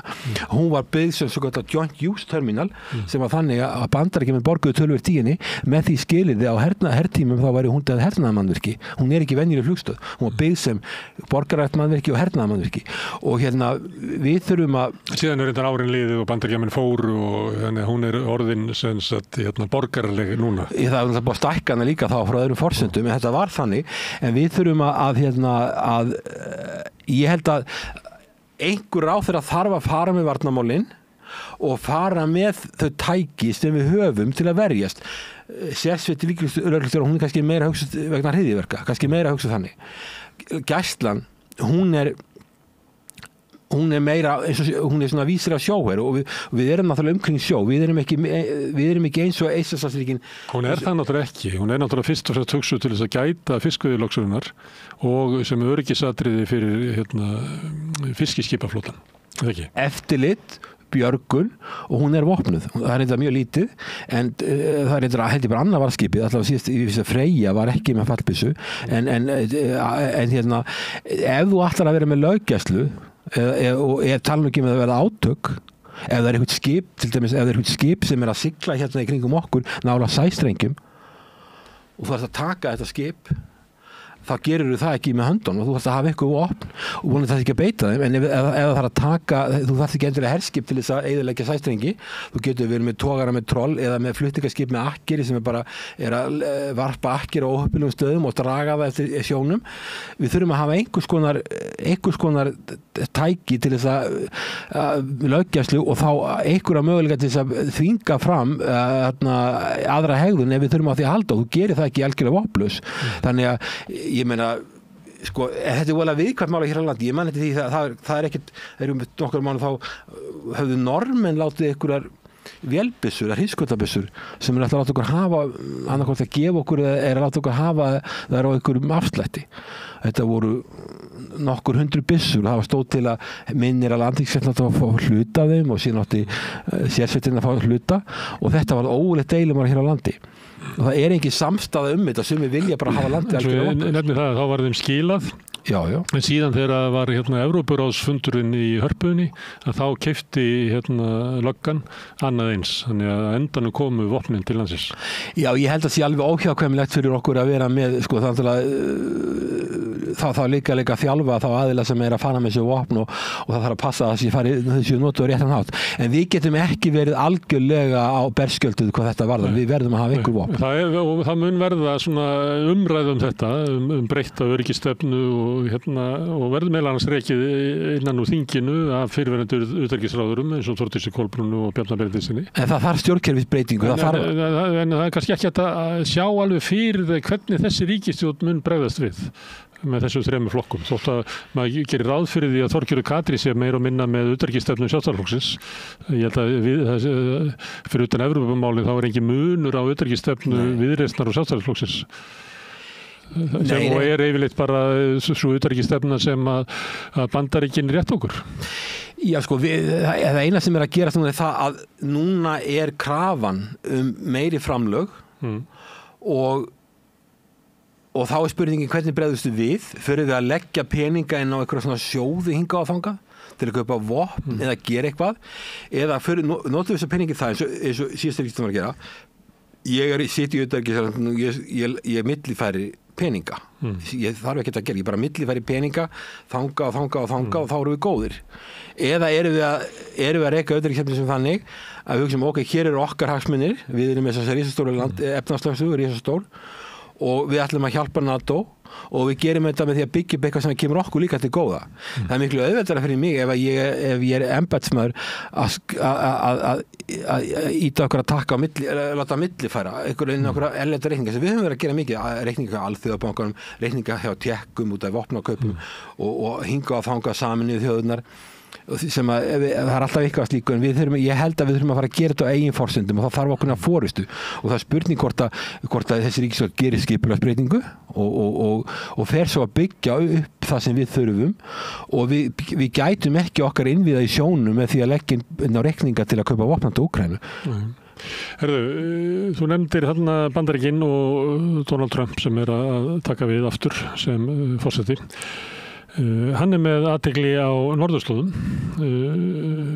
svo að verið svona spár það að hann hefði minni athygli á Evrópu en hann hefur mikla talar norðurslóður og það er líklega út af stríðinu við Rússland og hann horfir á það að það þurfa að styrkja eiginlega stöðu Bandaríkjanna gagnvart norðurinu og hann hefur talað að kaupa Grikland Grænland og meiri segja að einhvers staði var talað að Kanada gæti orðið hluti af Bandaríkjunum og svo á svona kortum það sem verður að leika þessu þar er Ísland og svo við erum með varnarsamning við Bandaríkin vegna þess að Bandaríkin telja og hafa talið að alla tíð eða alla frá seinna stríði að Ísland sé bara hluti af svona varnarkerfi Bandaríkjanna það er svo óhugsandi fyrir Bandaríkin að Ísland lendi í höndunum á okkur óvinna hér, þannig að Bandaríkjan munu taka Ísland ef þau telja sig þurfa á því að halda. Þessi svona áhersla Bandaríkjanna líklega, það er erfitt alltaf að ráða í Trump, á norðurslóðir. Mun það ekki líka svo okkur einhvern veginn inni í einhverja svona varnar uppbyggingu Bandaríkjanna gagnvart einhverju ógn úr norðri? Er það ekki bara óhjákvæmilegt að það mun alltaf verða meiri og meiri áhersla frá Bandaríkjunum einhverja veru hér, einhverja svona viðurkenningu að þeir geta komið hér eða það við bara munum lifa undir því að við vitum það að ef það verður ófriður í heiminum að þá munum Bandaríkjunum að koma og taka þetta. Þeir náttúrulega hernám okkur síni tíma, reyndar gerðu þá kröfu þegar þeir tóku við Bretum þá gerðu þeir kröfu að Íslands stjórnvöld bæðu að það kæmi, þeir vildi ekki koma öðruvísi og við erum náttúrulega undir þeirra öryggisreglu og við erum inn á svæði sem þeir líta sem sitt áhrif á svæði. Þeir teljið að vera mikilvægara núna en áður? Já, það var mjög mikilvægt í kalda stríðinu og svo minnkaði það og herinn fór 2006 og svo er þetta að koma aftur meiri áhersla og þessi áhugi Donald Trump á þetta á sér langa sög. Ég held að Andrew Johnson fórseti Bandaríkjanna 1867, kring 1860 eitthvað þá að hann hafði áhuga á Grænlandi og Íslandi og ég var einmitt að skoða á netinu skýrslu sem að hann þeir létu gera í Bandaríkjunum, utanríkisráðuneytið í Bandaríkjunum gera í 1868 auðlindir Íslands og Grænlands og þannig að þetta er á sér langa sögu þau voru að kanna hvað væri hérna og á þessu svæði að reyndar á því svæði þá var ekki þessi loftslagsbreyting komin og þessar siglingaleiðir eru opnað sem gerir þetta ennþá mikilvægra og svo eru auðlindir Grænlands sem eru gríðarlega miklar að verða aðgengilegar og Bandaríkjamenn eru að kaupa sjaldgæfa málma frá Kína sem eru í viðskiptastríðið og þá þegar einhverju af þessum málmum fást á Grænlandi þá vilja náttúrulega komast í það þeir eru með herstöð í Túlið í norðvestur Grænlandi þannig að og svo var það Truman sem bauð Dönum $100 milljónir virði í gulli 1946 fyrir Grænland en þetta ásýttu litt langa sögu það gekk ekki eftir núna talar Trump svolítið mikið eins og hann bara verði að fá Grænland og þegar og þess að við höfum verið að tala saman í fyrir þáttum að það er svo mikilvægt fyrir smáríki að þessi friður í heiminum Danir eru smáríki þeir hafa verið að kaupa mikið af vopnum Bandaríkjum F-35 þotur sem eru þessi dýrustu vélar og svo hafa þeir líka verið að senda mikið af vopnum til Úkraínu þannig að samband milli þeirra og Rússlands er mjög slæmt þegar þú komið stórveldasamkeppni á þetta svæði þú komið með ekki bara þú komið með siglingaleiðirnar og þá eru Kínverjar komnir að inn og svo allar þessu auðlindir og Kínverjar líka hafa áhuga því að ná beinni fótfestu með fjárfestingum á Grænlandi og þeir vildu líka koma hingað inn okkur var þakkað fyrir að taka ekki þátt í því áður en við sem hvað ætlum að gera Stjórnvöld í Grænlandi svolítið gefið út fótir að þessu til í að semja við svona hin og þessa við svona sjálfstæðis tilburðum gagnvart Danmörku þau vil ekki vera bara háð dönskum hagsmunum Nei, mér finnst það vera mjög mikilvægt og þegar við vorum hernum að Bandaríkjunum 1940 2-3 eða hvað það var betra komið inn að fyrst svo komu þeir og svo notuðum við tækifærið og líktum við sjálfstæði á meðan Danir voru ennþá undir Þjóðverjum og Roosevelt var fyrsti aðilendis að viðurkenna Ísland þetta skipti þetta máli hvort þetta var allt planað áður, ég veit ekki það en allavega hann kom strax skeiti frá Roosevelt viðurkenninga sjálfstæði Íslands og síðan báðu þeir að hafa aðstöðu hér þannig að kannski þetta hefur allt verið fyrirfram ákveð og reiknað en allavega ég held að nánari samskipti Grænlands við Bandaríkin séu að því góða. Ég held að grænlendingar þurfi, ég ætla svo að nefna, auka sem samskipti við Bandaríkin og fleiri þjóðir. Ef þau vera sjálfstæð þjóð, þá þurfa þeir að manna alþjóðastofnanir og þeir þurfa að fara að vinna á ensku. Ég held að séu enda óalega mikið undir dönskunni og ég meina þeir þurfa að fara að vinna á ensku til þess að vera hluti alþjóðasamfélaginu og ég held að auðvitað hafa alltaf okkar samskipti við Bandaríkin alltaf verið umdeild innan lands en ég held að mörgu leyti hafi þau verið hagstæð fyrir okkur. Til dæmis Íslendingar töluðu seinni heimsstyrjöldina sem blessað stríðið vegna þess að við fengum það var nú ekki varnarljóðan að kenna, það var nú bara hækkun á matvælaverði og öðru slíku að þakka. Blessað stríðið sem gerði sín okkar ríka. Við allavega Ísland var og svo herrmangið var náttúrulega gríðalegt fyrir seinni heimsstyrjöldina var Ísland mjög fátækt land og Bandaríkin byggðu upp innvið í landinu þar á meðal til dæmis eins og ef við tökum eins og Keflavíkurflugvöll að stofni til var byggður á þessum tíma Reykjavíkurflugvöllur á Bretum og svo Reykjanesbraut þannig að þeir voru mjög mikið í efnahagsuppbyggingu en allt var þetta umdeilt en Ísland þegar svínu lauk þá voru við ekki á kafi skuld eins og margar þjóðir, við áttum innstæður. En við horfum á Ísland frá Bandaríkjunum, nú með inngöngu Svía og Finna í NATO og þá hefur verið herstöðum þar verið breytt þannig að það séu raunverulega svona semi-bandarískar, að bandaríski herinn geti komið og notað þær, það er svona verið að samræma alls konar svona þætti, þannig að mætti eiginlega segja að með inngöngu Svía og Finna inn í NATO þá sé Bandaríki komið með fótfestu í þessu löndum. Er ekki næsta víst að Bandaríkjamenn munu horfa til Íslands og segja við verðum að hafa bara mjög sterka fótfestu þarna? Miklu mikilvægara heldur en einhvers staðar inn í Svíþjóð. Já, íslensk stjórnvöld hafa hingað til vilja hafa meiri viðveru Bandaríkjamanna heldur en þeir hafa viljað síðan 2006 þá var þeir hafa skipt skoðun síðan þá, Bandaríkjamenn, mikilvægi norðurslóða. Já, en Bandaríkjamenn vildu við vildum ekki 2006 að Bandaríkin fóru og tóku orðsþóttunar í burtu, það vildi stjórnvöld Íslandi ekki. Við vildum hafa þessar, við erum ekki með þar í dag, við vildum hafa orðsþóttur sem voru high alert, alltaf tilbúnar í viðbragð, eða var einhver þóta eitthvað að nálgast loftir Íslands. Þannig að ég held að sko, það sem á Keflavíkurflugvelli í dag sé minna heldur en að íslensk stjórnvöld myndi vilja. Þau vilja hafa meira. Og íslensk stjórnvöld eru núverandi flokkar og fyrirverandi flokkar og eiginlega mikill meirihluti Alþingis. Það eru allir á Alþingi sem að vilja aukna viðveru bandaríska hersins. Það er ekki hægt að sjá að það sé neinn flokkur sem að væri gegn því. Það er 63-0 kosning á Alþingi. Það er allavega þannig að ríkisstjórnin sem hafa verið undanfarið hafa frekar vilja að það sé meiri viðvera, ekki minni og það var alltaf lögð mikil áhersla á loftvarnir sem hefum ekki haft núna nema bara endrum og eins, eitthvað svona loftrými skærsla endrum og eins og ég hef ekki og ég meina til dæmis bara það að núna kom í Helguvík öðru hvoru kjarnorkukafbátar, þau eru kjarnorkuknúnir, einhvern tímann hefði það því verið mótmælt, það er ekki gert í dag. Þannig að sko ég held að sé mjög margir sem vilja bara hafa meiri viðveru og líta á það sem öryggi, þó þetta getur náttúrulega verið allt sem að tvíekja því að ef þú ert farin að byggja stórar olíubirgðastöðvar nálægt þéttbýli og þú ert komið með alls konar birgðastöðvar, við vitum það í stríðinni í Úkraínu, þá var mikil áhersla lögð á það að eyðileggja birgðastöðvar en allavega það þú gerir Ísland að skotmarki þú getur, þetta er tvíeggjað en allavega við erum með þetta tvílega varnarsamning og við erum með ákveðna tryggingur á Bandaríkjunum og það er alveg ljóst að það þjónar ekki hagsmuni Bandaríkjana að einhvern annar stórveldi nái fótfestu hérna. Bara ein spurning í viðbót frá sjónarhóli Bandaríkjana. Skiptir einhverju máli frá sjónarhóli bandarískra öryggishagsmuna eins og þeir eru skilgreindir í Pentagon að Ísland gangi í Evrópusambandið?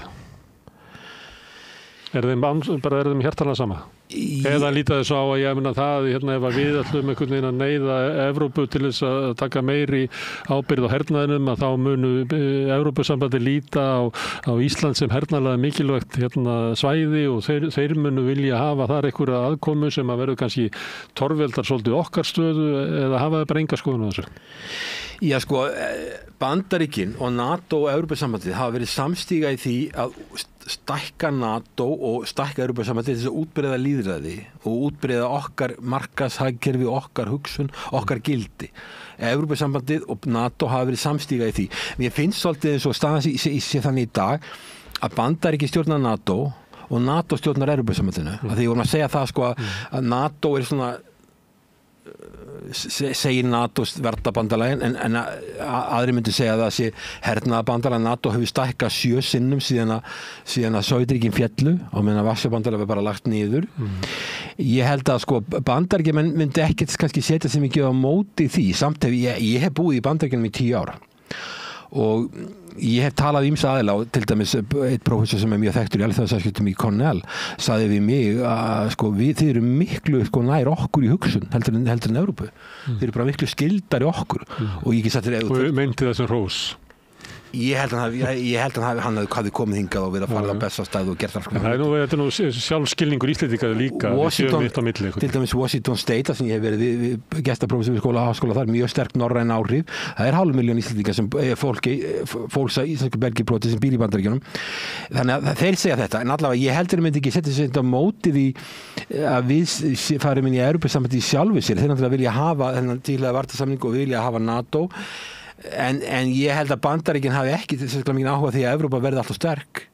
Sko Bandaríkjamenn vilja hafa svolítið svona Evrópu til að spila með. Sko mér hefur til dæmis sko fundist að það sem er að gerast í Úkraínu, það þjónar alls ekki hagsmunum Evrópu. Það þjónar miklu frekar hagsmunum Bandaríkjanna í stórveldasamkeppni. Það þjónar ekki okkar hagsmunum, en það er svo að tala hagkerfi Evrópu í lamasessi. Og það er ekkert sko sem bendir til að það sé að fara að lagast, það er frekar að fara að versna. Þannig að sterkt Evrópusamband og sterk Evrópa er ekki eitthvað sem endilega Washington vill og það er líka annað að Evrópusambandi hefur talað það að sum lönd, sérstaklega Frakkland en fleiri lönd, hafa talað að það er sameiginlega Evrópskan her og við séum minna háð Bandaríkjunum. þá það fyrir Austurlandsríkin og sérstaklega Eystrasaltsríkin sem tala alltaf á móti því. Þau treyst ekki Þjóðverjum og Frökkum, þannig að sko þannig að líkurnar á því að Evrópusambandið stofni sameiginlegan her og gera eitthvað í öryggismálum að eitthvað sem það ekki samstæð það inn í það er ekki samstæð það og það sem að Austurlandsríkin hafa á sem eru næst Rússlandi. Við skulum enda í þau bara segja bara svo að þau bara segja svo að ef við förum að byggja upp einhvern Evrópu þá erum við bara að veikja NATO og við megum það ekki. Svo enda í krabbaminninu í Evrópu sem Úkraínustríðið. Nú stutt í það að Trump tekur við og það voru mikla getsaglir það hvort að það myndi hafa eitthvað svona úrslita áhrif framþróun stríðsins. Maður sér svona yfirlýsingar, nú bara fyrir stuttu frá Zelenski þar sem maður segir eitthvað í þá veruna, ég held að veri viðtal við Franskt blað, að það eiginlega borin von að við getur endurheimt Krímskaga eða Donbass, þau svæði sem við höfum mist. Og þannig að það er svona einhver leyti finnst manni að talið sé í það áttina að það verði bara að stoppa þetta stríðið og semja eitthvað svona frið bara sem allra fyrst. Já. En hins vegar engin ómur á því í íslenskri pólitík, sko. Bara engin. Nei, og það líka þú talar þetta. Þorgerður var bara að tala var að tala eitthvað svona smáþjóði væru háðar alþjóðalögum og bara með sömu orðræðuna og alltaf í kringum stuðningin við Úkraínu. Þetta sé öryggishagsmunir Íslands liggi þarna víglínuna í Úkraínu. Þannig hún talar þannig. En manni finnst svona víða annars staðar vera komið eitthvað annar hljóð í skrokkinn. Já, svo líka þegar maður að segja hvernig Úkraínu ljúki, þá hef ég fengið spurningar, maður fær stundu spurningar á samfélagsmiðlum eða í fjölmiðlum bara það hvort að ef ég vil semja í Úkraínu eða við teljum að þeirra semja í Úkraínu og ljúka þessu þá hvort að maður sé tilbúin að gera það sama við Ísland, segjum við myndum bara láta hluta af Íslandi til Rússlands eða einhverja bara sem að herja okkur til þess að friðþægja þá. Þetta náttúrulega alltaf við þessi staða, Úkraína hefur alltaf verið mjög klofin, þarna búa Rússar, þarna búa Úkraínumenn, þarna búa Pólverjar, þarna búa Rúmeníumenn, þarna búa Ungverjar. Þetta mistökin sem voru gerð í Úkraínu held ég hafi verið, þetta er bara allt annað. Ísland náttúrulega, við erum með innflytjendur en við erum samt eitt land og við erum ein þjóð og það er enginn að gera þennan landakröfur á okkur. Við erum út í Norður-Atlantshafi og við erum ekki í deilum við nein stórveldi og við eigum ekki að vera. Við höfum fordæmt stríðið í Úkraínu en við erum ekki að rífast til Rússa umfram það. En við ég held að varðandi Úkraínu þá er alveg ljóst að Putin hefur sagt það að hann vilji fá 4 oblasts pluss Krímskagan. Hann vill algjört hlutleysi, hann vill ekki NATO. Samkvæmt Istanbúl samkomulaginu samningunum sem lauk aldrei var opin leið fyrir að tala Úkraína færi inn í Evrópusambandi og þeir eru þegar með aukaaðild, þeir eru með Association Agreement frá 2017. Það var talað það. En eins og staðan í dag þá ég algjörlega á móti því að Úkraína láti hefndi 1 fermetra af landi, algjörlega á móti því. En veruleikin bara þessi dag. Það er búið að taka þetta svæði, stríðið búið að standa í 3 ár hér bíl og það er búið að færa svo mikla fórnir að það er pólitískur ómöguleiki fyrir Putin að segja ok, ég ætla bara að láta ykkur hafa þetta allt tilbaka og ég fórnaði svo mörgum mannslífum og það skiptir engu máli. Það er pólitískur ómöguleiki fyrir hann en enda það líka eiginlega pólitískur ómöguleiki fyrir Zelenski kannski að samþykkja þetta svona. Það er hernaðlegur ómöguleiki fyrir vesturveldin að sigra þetta stríð. Já, ég held að sé orðið ljóst að það sé ekki hægt og ef eitthvað þá munu Rússar taka meira og held ég þó að Trump hafi sér tekin við og það geti orðið talsamband á milli Putin og Trump sem var ekki með Putin og Biden að þá sé mjög lítið traust. Putin lítur svo á að Minsk samkominn hafi verið svikin, stækkun NATO það hafi líka verið svik, þó hafi ekki verið að stoppa stækkun NATO hafi ekki verið skrilugur samningur, þá var það talið verið að munnlegt loforð.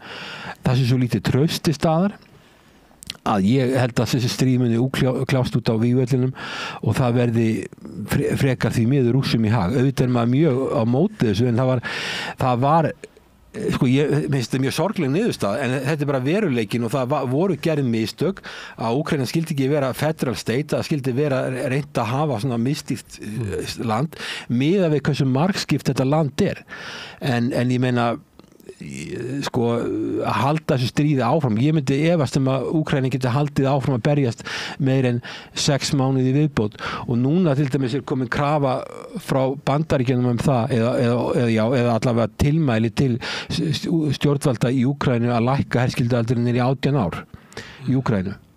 Og við erum að tala land sem var 52 milljónir 91 voru 41 miljón þegar stríðið hófst, komið kannski niður í 30 milljónir og Sameinuðu þjóðirnar spáði verið 15 milljónir aldamótin. Þetta ekkit góð staða og svo á að fara að slá. Staða þessu landi og ólíklegt að flóttafólki muni snúa þar við tilbaka. Já, þeir sem að ég þekki að þeir sem að flúðu, þeir eru ekki að leiðin tilbaka og þannig að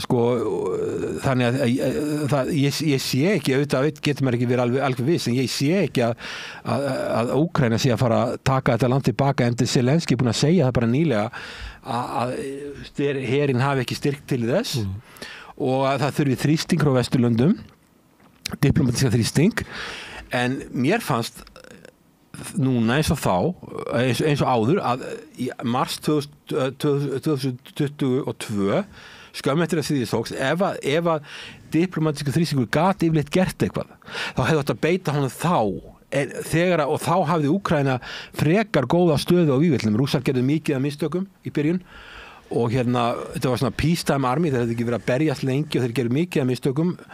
Úkraínski herinn var þjálfaður og það voru tölupíkið af hermönnum sem hefðu fengið þjálfun hjá NATO og þeir stóðu betur á vígvöllinum og þá átt að beita þrýstingi.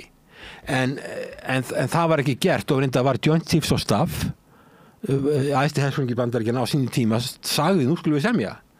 En það var slegið út af borðinu í Bandaríkjunum, það var haldið áfram í stríðið og núna sýnist mér að allir samningar núna verði svona Úkrænumönnum óhagstæðir. En ég ætla að taka sérstaklega fram að þetta ekki það sem ég vil. Sumir halda bara það, ok. Ég skal taka dæmi Hilmar, ef ég myndi segja það að á endanum mynd þú deyja, Hilmar, eins og allir menn hafa gert og það bara óhjákvæmilegt, að þá ég ekki óskaðu döða. Nei, sko það verðum að gera okkur grein fyrir því að við viljum ekki hafa þetta svona. Ég var að kenna í Úkraínu, ég kynntist fjölda ungmenna í Úkraínu því ég var að kenna þar í nokkrum háskólum. Heldur að manni finnst ánægilegt að sjá þetta fólk hverfa. Þetta harmleikur, en bara veruleikin bara svona og við erum komin í stórvelda pólitík og hún algjörlega miskunnarlaus. Miskunnarlaus og hættuleg smáríkjum og það kannski krafan að verði svona endurmetið öryggishagsmunir Íslands og við förum að meta þá hagsmuni út frá okkar eigin hagsmunum en ekki að elta eitthvað stórveldið. Einmitt. Svo vil kannski sumir halda fram að hluti af öryggishagsmunum okkar að elta stórveldi en þá tökum við bara þá umræðu ekkert seinna. Já. En Hilmar Þór, takk fyrir að koma hingað eins og þú gerir vanalega, þú átt leið bæinn á leið eitthvað út í heim og við skal bara góðra ferðar. En við ætlum að halda aðeins áfram í þessu þætti synir Egils, hinn sonur Egils, Sigurður Magnús einhvers staðar frammi og við ætlum að enda þáttin í smá spjalli okkar á milli. Þar stann að tala borgarfulltrúa. Borgarfulltrúar Sósíalistaflokksins eru með viðtalstíma alla mánudaga klukkan 13:30 til 14:30. Það þarf ekkert að bóka tíma, endilega kíkjum við í Bólholt 6, 105 Reykjavík. Þetta var Hilmar Þór Hilmarsson að ræða heimsmálin og svona svolítið út frá svona hvort það megi ráða einhverju utanríkisstefnu nýrrar ríkisstjórnar eða hvort það sé vonað einhverju breytingu þar. Fyrir utan Evrópumálin það ekki sýnilegt og við ræddum náttúrulega Evrópumálin. Það stór tíðindi og við komum aðeins inn á Grænland þannig sem svona undarleg frétt en það var önnur svona stór frétt erlend sem að Los Angeles logar og það eiginlega, ég segi ekki downtown, en þetta það bara heilu hverfin sem að brenna upp þannig. Þetta svakaleg, raunverulega hryllileg tíðindi í tengslu við held ég hlýnun jarðar. Já. Þetta svona hamfara veðra, það ekki talað alveg örugglega? Já, aukning skógarelda meir ekki til hlýnunar jarðar. Ég held að sé allir nema kannski miðflokkurinn sem að felst á það. En þetta eru stórir viðburður og hún María Lilja fékk hann Jakob Frímann sem að bjóða þarna lengi. Ég held að hann hafi komið þarna næstu sem táningur, en hann bjóða þarna mjög lengi og þekkir vel til borgarinnar. að þau spjölluðu aðeins þær hörmungar sem að ganga yfir Los Angeles. Svo gaman að Jakobi Frímanni, þegar ég kom fram, þá var hann að spila á píanóðu, þá var komið virkilega stuð í húsið og líka svona að því að þetta eru atburðir sem eru líðandi stundar, sko, það bara eldarnir eru núna og ekkit ábyggilegt að lítil stöðis og samstöðin geta eitthvað orðið við því að vera með umræðu akkurat það án fyrirvara, en þá eru menn eins og einmitt Jakob Frímann sem eru bara tilbúinir að mæta fyrirvara laust og stökkva inn í stúdíóið og spila eitt lag á undan. Já. Og svona samtöl, þau hjálpa okkur að skynja kannski samfélagi sem þarna og hvernig það samsett og eitthvað fleira sem kannski atburðarnir nákvæmlega ekki alveg að segja okkur. Eða það fréttir sem að koma að hús Anthony Hopkins hafi brunnið og það svona komið svolítið að því. En við heyra hvernig þeim fór á milli Maríu Lilju og Jakob Frímann.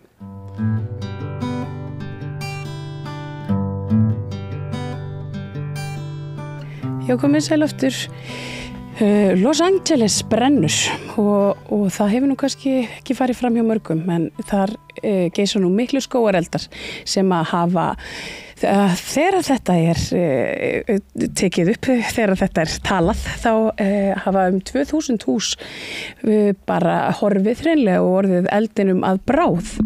Þetta margar fjölskyldur, mikil menningarverðmæti ýmislegt þarna í borginni sem að undir og verður eldsmatur.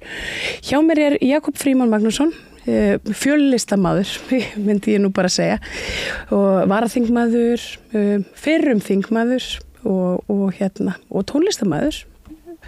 Vertu velkomin. Takk fyrir. Nú, segðu mér hvað eiginlega að gerast þarna út í Los Angeles?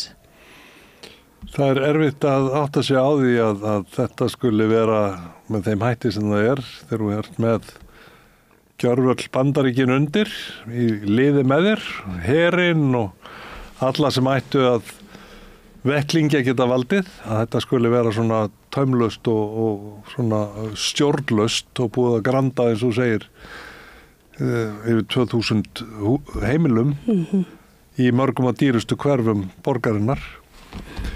Og þetta í sjálfu sér eitthvað sem að kemur svona reglulega, það kom einhverju skógareldar og þeim haldið niðri. Nú aðstæðið þannig að það eru miklir vindar og það feikjast og smitast út eldurinn með þessum hætti og erfitt að ná í vatn út af vindum og svona þetta eru skýringar sem að halda eiginlega ekki vatni.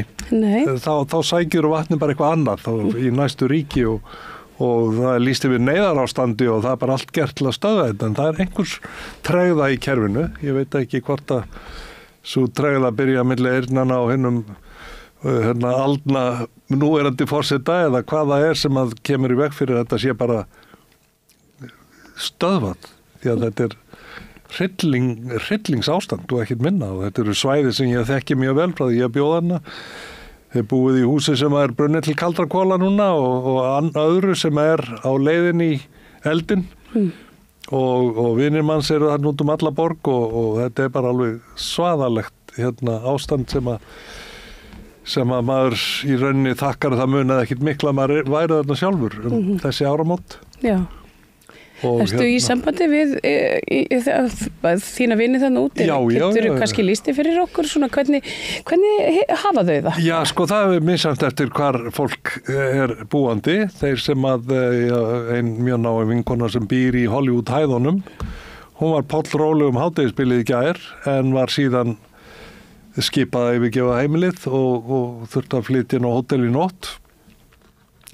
Í þeim hluta Hollywood, þar sem að byrjaði að loga, þar hefur náðst stjórn á málinu og hún má fara aftur inn núna síðdegis og í lagi enn. Þú veist að þetta eru gríðarlega áhrif á líðan og andlega heilsu. Þú ert með aðleigu þína kannski og listaverkin þín og og svo eru margir sem að komast ekki spönn frá rassi, bílarnir bara fastir í teppum á miðjum vegum. Ég sá nú eitthvað myndband þar sem að var svona eins og svona íta, svona stór íta að svona skópla í burtu bílum sem sátu fastir í umferðinni og fólkið hafði yfirgefið vegna þess að eldurinn var einhvern veginn farin að færast nær og umferðin í einhverju svona deadlock.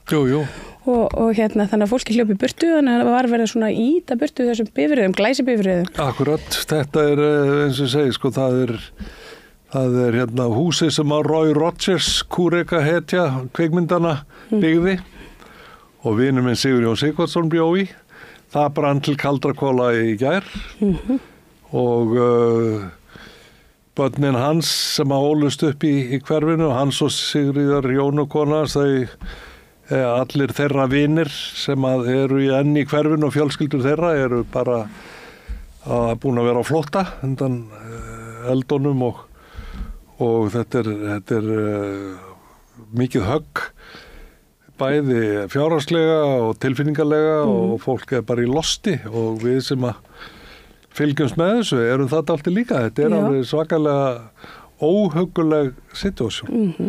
Nú eru þetta eru svona efri lög samfélagsins, þetta eru fínu hverfin, svolítið sem að brenna. Já, þarna vestanveg sem rétt við Malibu ströndina og þarna, Pacific Palisades og nú Brentwood sem búið að vakjóera og þetta mikið af Hollywood-hæðunum. Pasadena sem gamalt svona spænst fallegt hverfi og Glendale sem þetta nálægt svona city miðborginni gömlu.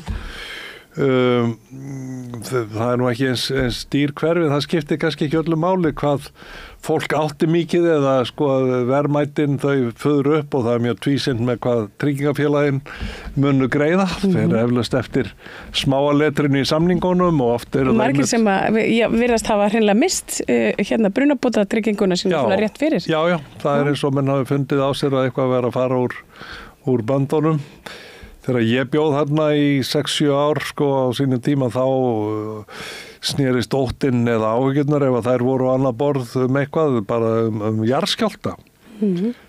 St. Andreas Fault sem þarna norðarlega í Kaliforníu, það auðvitað hafa skolfið þarna, jörðin hefur skolfið nokkur sinnum og allir voru að bíða eftir stóra skjálftanum, hann nú sem betur hefur ekki komið ennþá, en það var enginn séð fyrir svona óbóðslega mikla skógarelda inn í miðjum íbúðahverfum. Og þetta er óhugnulegt, eldur eru þetta eitthvað svona sem maður ræður ekki við. Akkurat, og við erum búin að vera að glíma hér við jarðelda allt síðustu misseri og þekkjum allt sem að því lítur, en við erum með samfélagsgerð hér sem að tekur kannski betur utan fólk og megnar að róa það niður og þú veist, við kaupum húsinn og sjáum til þess að fólk missi ekki aðleguna við það að það bersti fram jarðeldar, en þarna blasir það við hans í mörgum að hafa mist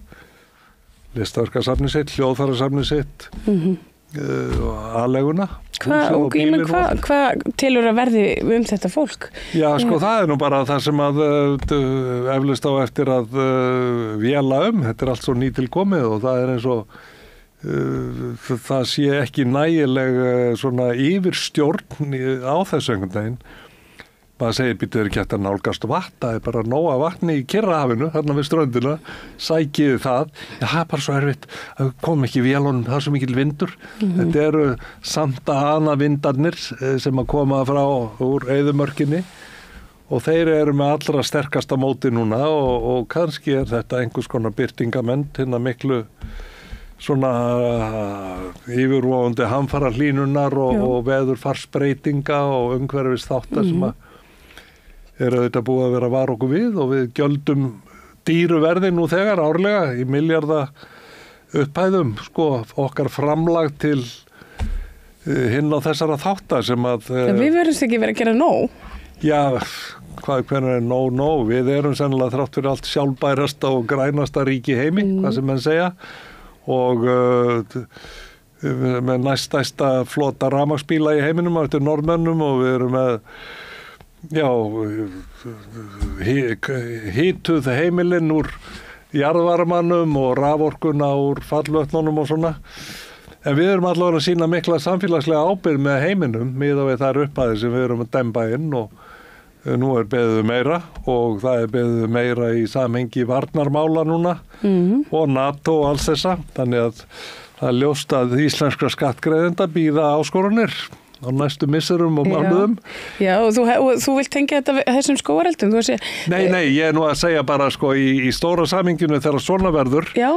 Þá held ég að Íslands samfélagsgerð sé mun heilbriðari og allavega mannvænni fyrir tegnana heldur en bandaríska samfélagsgerðin sem að er nú ekki einu sinni með þessa tegund velferðarkerfi sem okkur finnst vera sjálfsagt mál hér á Norðurlöndum og víðar að sko við tökum utan fólkið, róið það, sefum það og finnum því stað og styðjum við það en spurningamerkin eru bara út allt hana. Já.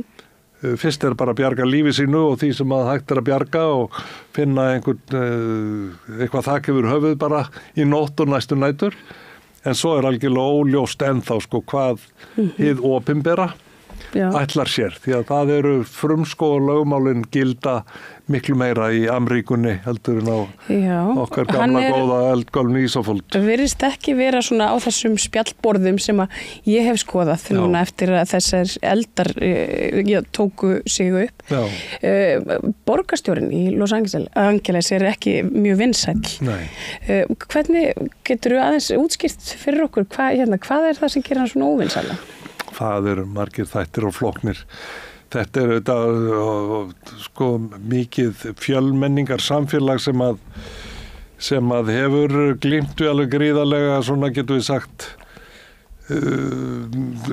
svona dramatíska stéttaskiptingu. Það er alltaf mikið búið að flæða fólki yfir landamærin frægu frá Mexíkó eða suður hluta Ameríkunar og réttur og réttindi þess fólks eru mjög óljós og í miklu uppnámi og endalaust verið að hóta því að henda þessu fólki út og byggja mikla varnarmúra. Sko það að ná utanum sko borg eins og Reykjavík, 100-150 manna samfélag og halda almennilega utanum það hefur nú reynst mörgum manns erfitt.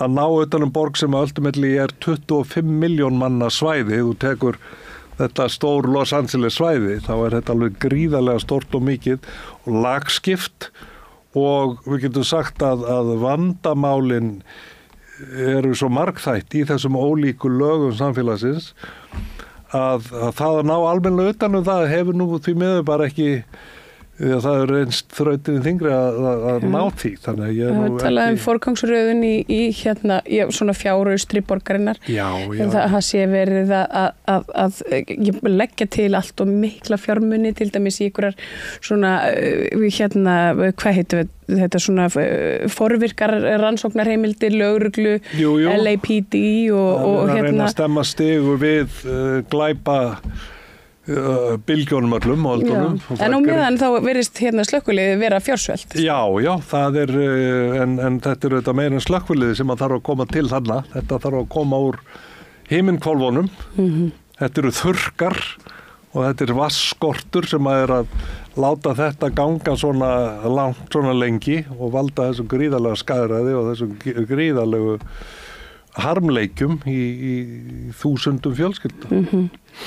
Hvernig hefur þetta áhrif heldurðu á bara heimilislausa í borginni? Nú er það til dæmis alveg svona ofboðslega bara stór og mikill vandi, fjölþættur vandi heimilislaust fólki í LA. Já, það hefur vaxið alveg gríðarlega á undanförnum árum og sko heimilislausir voru sýnilegir í því sem kallaði Skid Row sem er gamla miðborgin sem að varð síðan mjög bara hættuleg svæði og vanrækt og menn voru ekkert mikið að fara þangað niður eftir. Núna er sýnileiki heimilislausra í Los Angeles og reyndar San Francisco og fleiri borgum hana alveg sko gigantískur. Hann er sérstaklega þegar að fer aðeins að rökkva.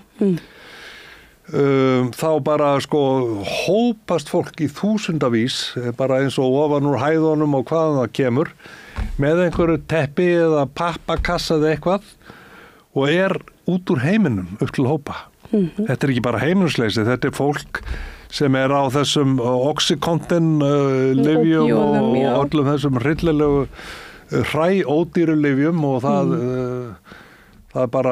sér offsjónir og að elta hunda sem ekkert á svæðinu og svona skilur og þetta alveg óbóðslega óhuguleg birtingamynd fíkni ástands og fíkniefna faraldurs sem hefur því miður bara ekki náðst að stemma stigu við og fer bara hraðvaxandi.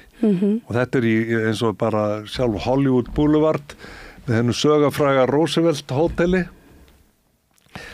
Og Hollywood Boulevard sjálf nú sæmilega hrein svona á daginn og kvöldin því haldið í lagi.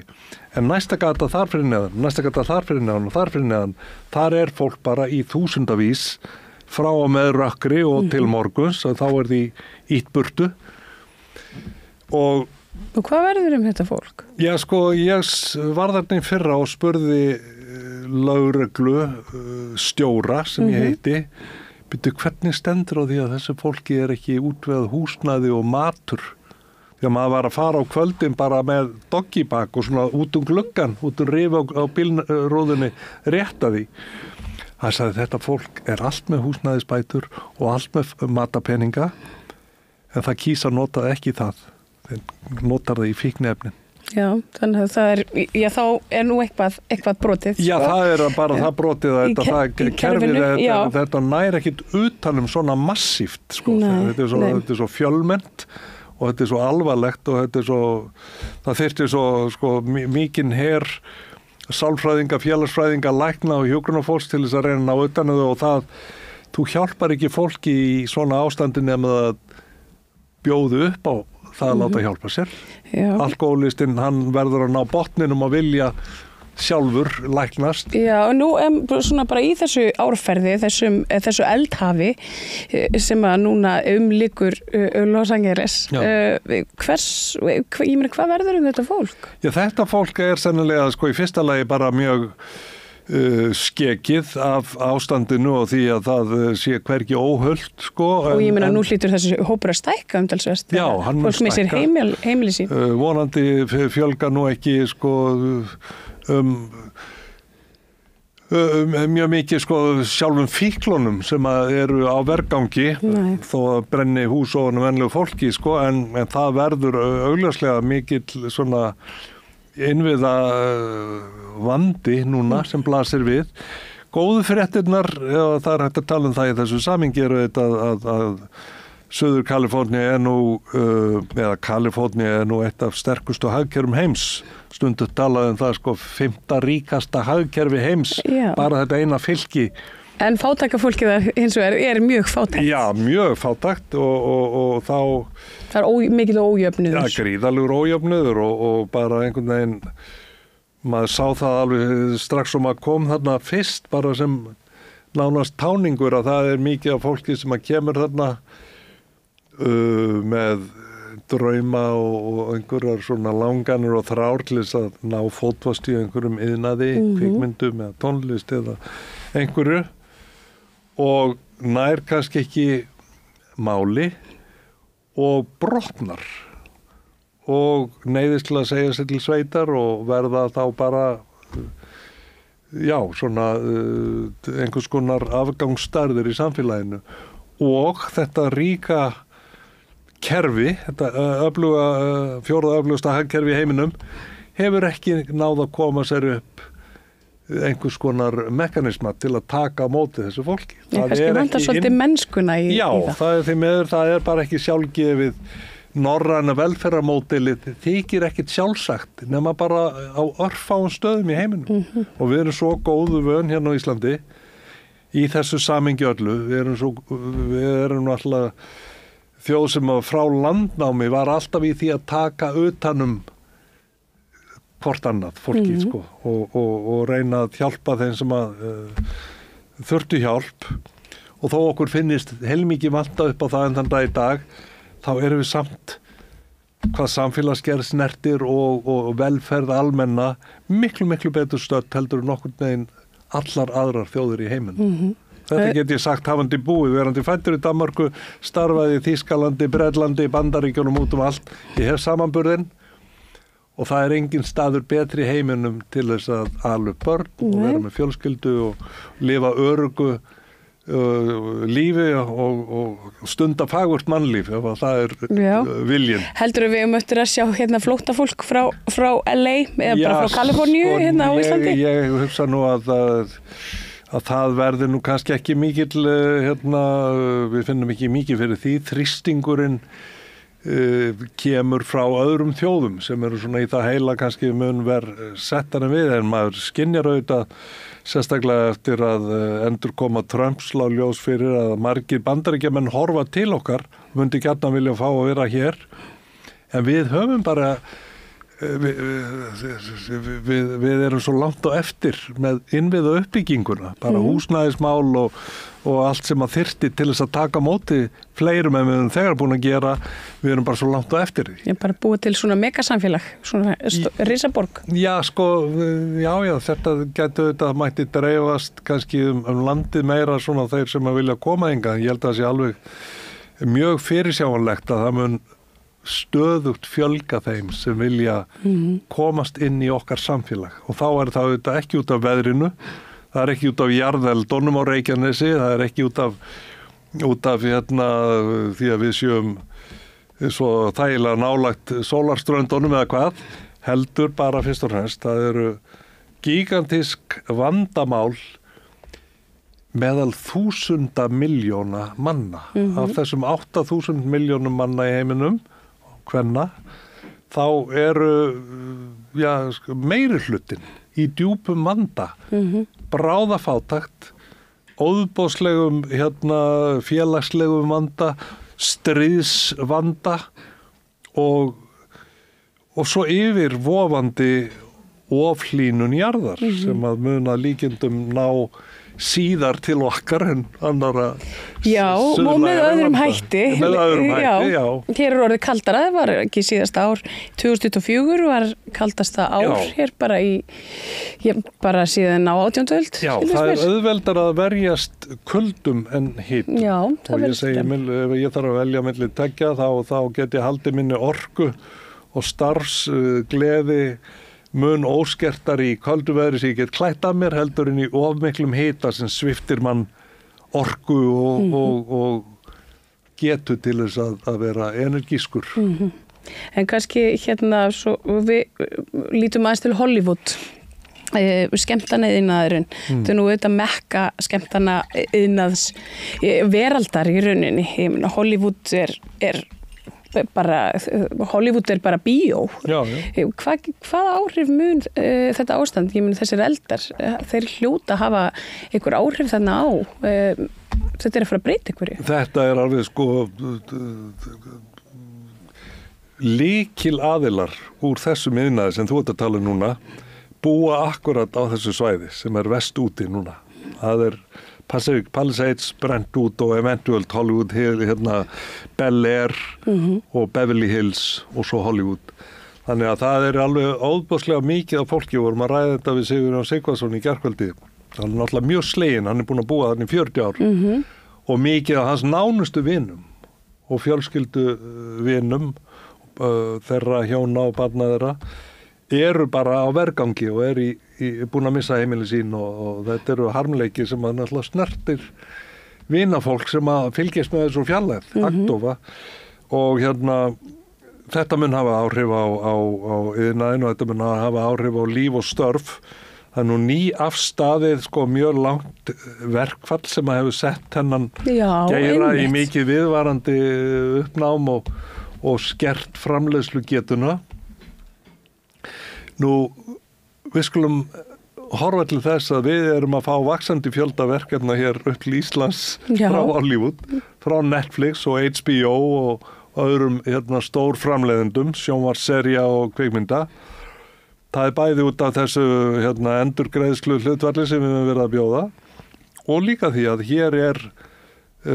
hér eru ekki stéttarfélög sem að valda verkföllum eða töfum á framleiðslu. Við erum bara með vel launað fólk sem kannski tilbúið bara að vinna og við erum að sjá fleiri og fleiri verkefni koma hingað. Við erum með stór kvikmyndaverð, nú er Gufunes að verða svona Hollywood framleiðslu kjarni. Já, heldur þetta verði bara hérna, við verðum bara með Universal Studios hérna á Íslandi? Ég held að það er vaxandi áhugi á Íslandi sem framleiðslulandi. Ekki bara út af endurgreiðslu 35% hlutvallinu sem er bara mjög gott og samkeppnishæft, en líka bara fegur landsins og þessi dramatísku fjöll og firðir og árstíðirnar og allt þetta. Já, þú sér fyrir að við getum verið hérna Hollywood norðursins? Já, ég held að við séum alveg að stefna í það, sko. Já. Við erum með mjög öflug fyrirtæki sem eru í sjálfu sér vantar fleiri stúdíó ef þetta vera hægt að taka á móti öllum verkefnum sem að hinga vilja koma og hérna það er nú verið að vinna í því að fjölga þeim eitthvað. En enga síður, sko, svo er bara sökum fjölda eða fæðar Íslendinga, það var náttúrulega bara svo sem mörg verkefni sem við getum sinnt nema þá að vera að flytja þvert yfir heiminn, sko, hundruðir manna í stórproduktsjónur, en ég held að þessi... Já, nú þegar þau verða kannski svona nokkuð landlaus í stórbruna. Já, sko, við sjáum nú hvernig þessu vindur fram í kvöld og morgun og hinn, sko, ef að þetta nær inn í, segjum, Burbank og San Fernando Dalinn, þar sem að stúdíóin eru og svona, ef að við erum að fara að sjá stúdíóin brenna með öllum þeim búnaði sem þar er, nú þá er augljóst að það verður að leita annað, en við skulum bara vona. Heldur það eftir að hreyfa þá kannski frekar við einhverju, af því að þú nú nefnir svona einhverja tregðu við að finna vatn?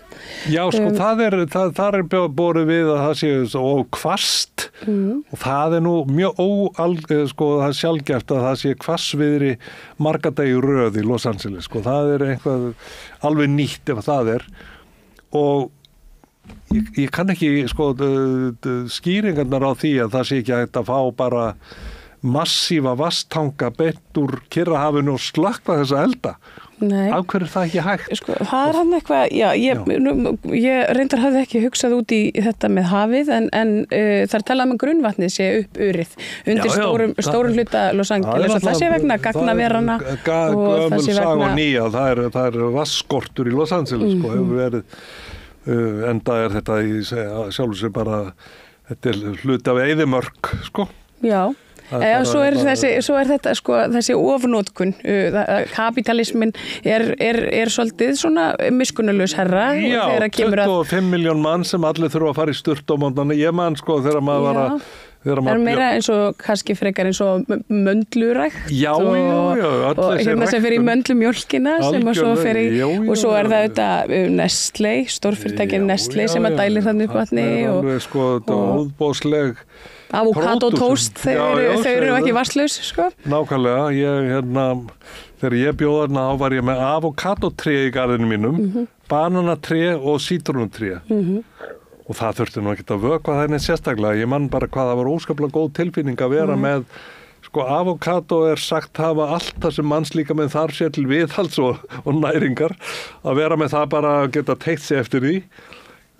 Low hanging fruit, hvað er það, ávextir í augnhæð? Já.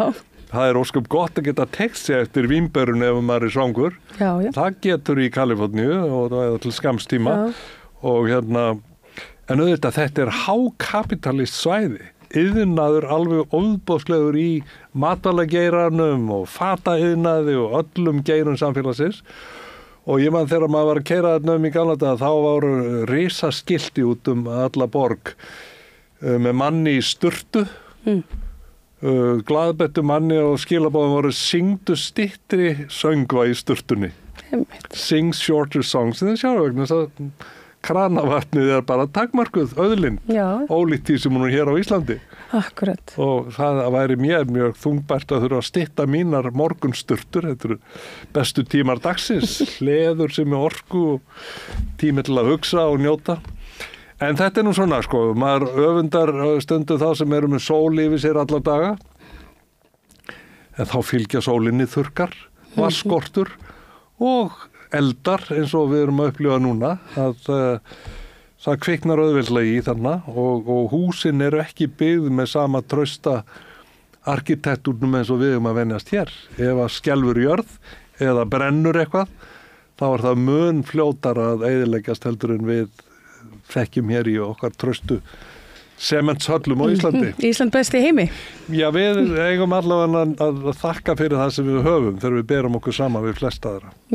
Jakob Frímann Magnússon, þakka kærlega fyrir að koma og spjalla LA hérna við okkur. Já, við skulum senda góða strauma til Suður Kaliforníu, okkar góðu vina þar, bæði Íslendinga og annar sem þar búa og óska velfarnaðar í þessari miklu viðuregn við eldana miklu. Við gerum það. Þakka kærlega fyrir og hlustendur, áhorundur, tókið við, það kemur meira hér handa við hornið. Gerist áskrifundur á Samstöðinni og takið þátt í að byggja upp öfluga og róttæka samfélagsumræðu. Þá af eldunum í LA í umhverfis- og byggðamál hérna á Íslandi, þú talaði við Andri Skúlason. Já, að því að hann hefur mikla reynslu af sveitarstjórnarmálum, alin upp í Borgarfirði eystra og þekkir svona það að vera landsbyggðarmaður, bæði úr sínu uppeldi og þá sem sagt af því að vera í sveitarstjórnum og reyna að bæta hag landsbyggðarinnar. Hann var í Djúpavogshreppi, held ég að fara rétt með, og lýsir því bara raunverulega hvað er erfitt að ætla sér að gera einhverja breytingar til góðs fyrir almenning eða fyrir íbúana, frammi fyrir raunverulega svona ofurvaldi stórfyrirtækja sem ásælast auðlindirnar á svæðinu og einhvern veginn hann lýsti þessu þannig af eigin raun að maður sá fyrir sig bara talandi Grænland og Færeyjar. Ég talaði við Karl Jón Jensen líka sem var mjög eiginlega bara svolítið uppgjafalegur varðandi stöðu Færeyinga, hvað væri gjörsamlega búið að eyðileggja allt. Þar koma bara auðlindur með hendurnar á fáum fjölskyldum og leið eignarhald á fjölmiðlum og öllu svoleiðis. Þetta var svona aukasetning hjá mér að því að Andri Skúlason var að lýsa þessu að þá sá maður fyrir sér bara að einhvern veginn eins og Ísland væri bara ennþá svona nýlenda Þú veist, ekki endilega nýlenda Dana, heldur nýlenda þessara stórfyrirtækja sem og svona afstæðan, ákveðin undirlagi háttur í sveitarstjórnunum fannst mér koma fram svolítið hjá honum að standa ekki með íbúanum sínum heldur að gefa eftir bara ýmis réttindi allt of án umræður á svæðinu og þegar hann var kannski gagnrýninn og var að skrifa þetta á sínum tíma og maður las greinar eftir hann að þá svona fekk hann hótanir bara og það var bara síðan svo vinsælt að vera að gagnrýna annað sveitarstjórnarfólk og gagnrýna þessa þróun og hann kemur mér finnst þetta mjög skýrt hvað teiknast upp við svona óðum úti að því að við vorum eiginlega að reyna að tengja saman tvö svið, þar að segja byggðastefnu annars vegar og svona atvinnustefnu og svo eins var orkustefnu og auðlindamál. Þetta svona tvö stór svið sem eru auðvitað samtengt en er oft slitin í sundur í umræðinu, þannig að hann var að tengja þetta af eigin reynslu á báðum málaflokkum og hann var að segja vonast til þess að ríkisstjórnin myndi virkilega pæla í orkustefnunni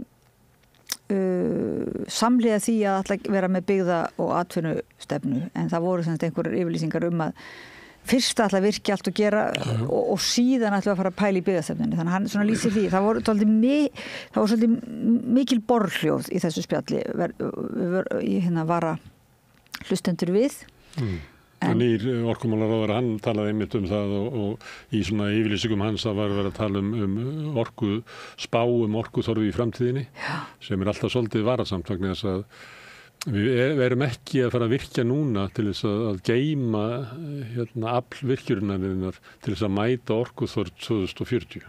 Ef það verður byggðu virkju núna þá verður það fyrirfram selt til ykkur stórkaupenda allt sem hún framleiðir. Þannig að þessi svona hugmyndum að virkja fram í tíman til þess að mæta einhverju sem að gæti gæst, það hvert fólk þess að vera frekar skeft í stað og svona veltaði fyrir sig hvernig á það dæmi. Það var mjög margt gott eins og er hjá ráðherranum, maður var svo ánæður að fá þennan nýja ráðherra, mæltaði mikill skynsemi fannst mér, ekki viss ég bara dæma það eitthvað, en svo var þetta samt, með þetta að liðka fyrir aukinni orkunótkun sem var eins og sett gagnrýnislaust fram.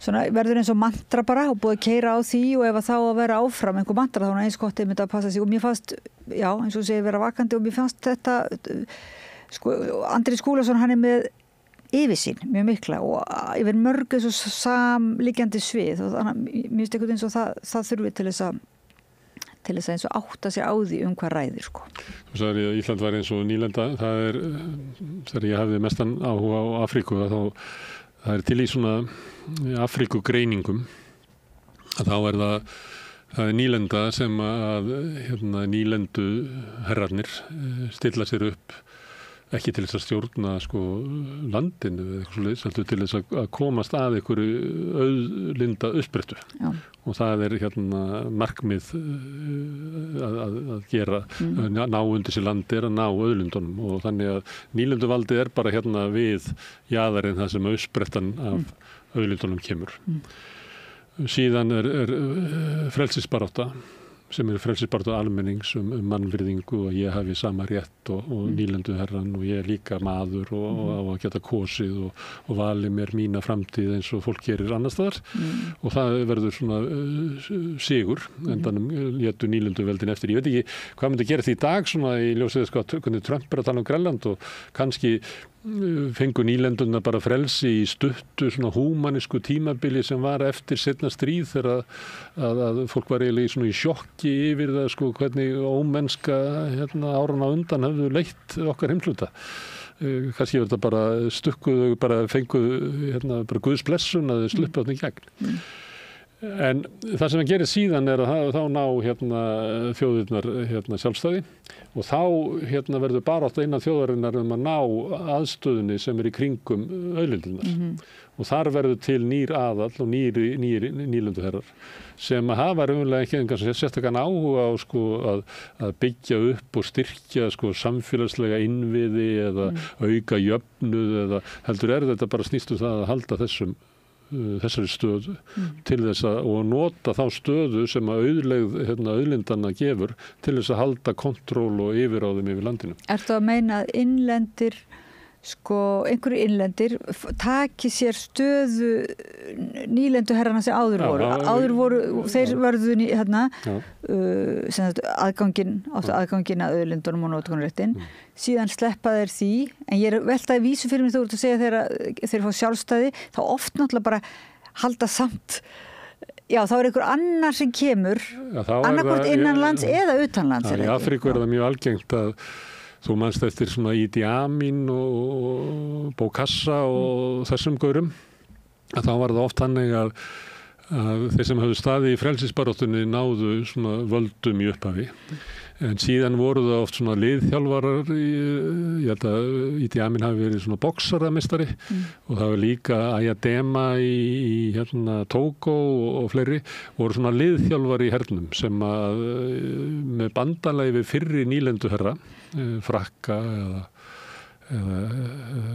einhverja belga eða englendinga gerðu valdarán og ýttu í burtu þeim sem hafðu staðið fyrir sjálfstæðisbaráttunni í 30, 40, 50 ár og náðu völdum yfir hernum og fleira og voru þá oft með svona samkomulag að auðlindirna héldu áfram með arðurinn og þeim héldu áfram að renna til vesturöldana gegn því að þeir og þeirra fólk gæti notið þess að senda börnin til að mennta í Evrópu og þeir áttu hallir í Evrópu og lifðu lífi sem var eiginlega ótengt fólkinu sem var á staðnum.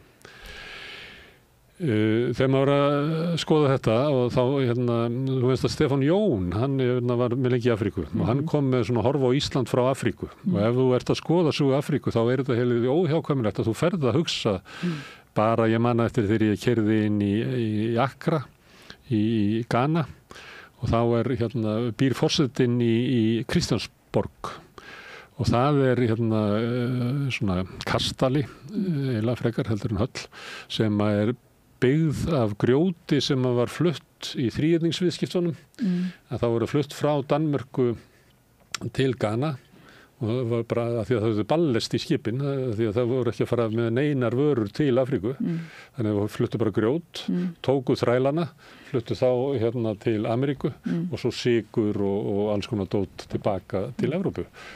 Og svo byggðu þeir þennan kastala úr dansku grjóti og maður gat ekki annað en að hugsa býttu en forsætisráðherra Íslands, hann býr líka í dönsku fangilsi, eða er með völdin í dönsku fangilsi. En það sem ég ætla varðandi þetta með auðlindirnar, ef að við horfum ekki bara á Dani, heldur var fyrir utan, voru fólk frá Bretagne-skaga og Baskalöndum og austurströnd Englands og Þjóðverjar og fleiri sem voru að nýta auðlindirnar kringum Ísland. Og til þess að geta barist fyrir sjálfstæði Íslands, að þá áttu Íslendingar sig á því að þeir yrðu að hrekja arðræningana út úr auðlindinni og því að við getum ekki byggt gott samfélag nema við tökum arðinn af fiskinum til þess og tökum það til þess að byggja hér gott samfélag. Og þetta var bara sagan bara frá stríði og fram til 1980. Síðan gerist það að þegar útlendingarnir eru farnir, að þá verður bara átt að hér innan til að ná yfiráðunum yfir auðlindunum.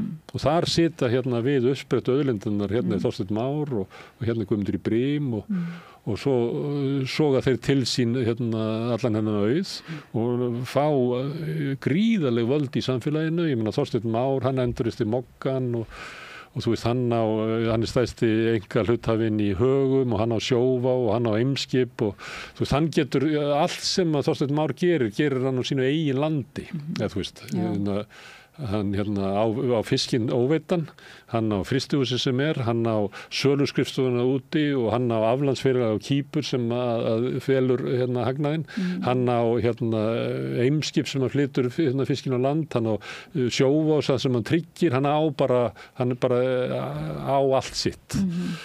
Og þannig er staðan eiginlega út alla Afríku. Það er einhverju svona... Það er nú gaman að þú ert líkingsur á milli Íslands og Afríku í þessu. Hvað þetta er svona varnarleysi, gagvart innlendum, erlendum, nýlendu herrum og samherji tengir þessar tvær þjóðir svona skemmtilega saman. Það sem að þeir til dæmis eru þó komni lengra í Namibíu. Þar eru þeir með misjafnan tekjuskatt fyrirtækja eftir því hvernig þau nýta auðlindir. Og þá er það segjum að væri, það er reyndar miklu hærri almenni skatturinn, ég held að sé 30%. Og svo ef þú nýtir einhverjar auðlindir, eins og sjávarauðlindir, þá borgar þau 36. Ef þú nýtir námur, þá borgar þau 46. Ef þú nýtir gullnámur, þá borgar þau 55. Og þetta er kerfi sem að ég held að það var einhvers stað að vera að ræða að sumilegt er þetta komið í Noregi en einhvers stað annars stað sá ég að umræður að taka þetta upp. En hefur aldrei verið rætt að fara þessa leið. Það er bara ókipis. Þetta var nú svona útidúr af því að einhver leiti eru í samtalinu við Andrés eru við líklega að tala það hvernig svona einhverju aðilar eru að hreinsa upp allar auðlindir Íslands. Já, og líka bara til þess að vera, það er ekki nóg að berjast fyrir mannréttindum ef þú berst ekki leið eða fyrir frelsi, ef þú berst ekki leið fyrir, passar ekki leið upp á aðgangu þín að auðlindunum eða nærsamfélaginu og það er þess vegna sem að svolítið mikilvægt að sjá þessa ólíku þætti í samhengi sem að Andrés Skúlason riddaralega gerir allu að Ég held að það sé alveg ljóst að þú getur ekki orðið frjáls í samfélagi sem að samherji á allt sem að hreyfist. Þar er bara einn maður frjáls og það er Þorsteinn Már, allir hinn eru ófrjálsir. En við skulum hægja spjall þitt við Andrés Skúlason.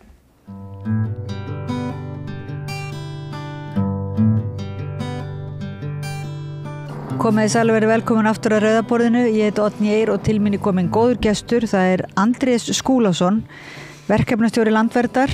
Þú ert nú líka með ýmsa aðra titla og marga fyrrverandi titla. Og ég eiginlega kallaði í þig svona vegna þinnar reynslu af sveitarstjórnarmálum. Þinnar eiginlega svona yfirsýnar. Þannig að mér langaði svona til þess að vita hvort við getum rætt orku og auðlindamál og svona byggðastefnumál og eiginlega svona framtíðasýn fyrir Ísland og landsbyggðina.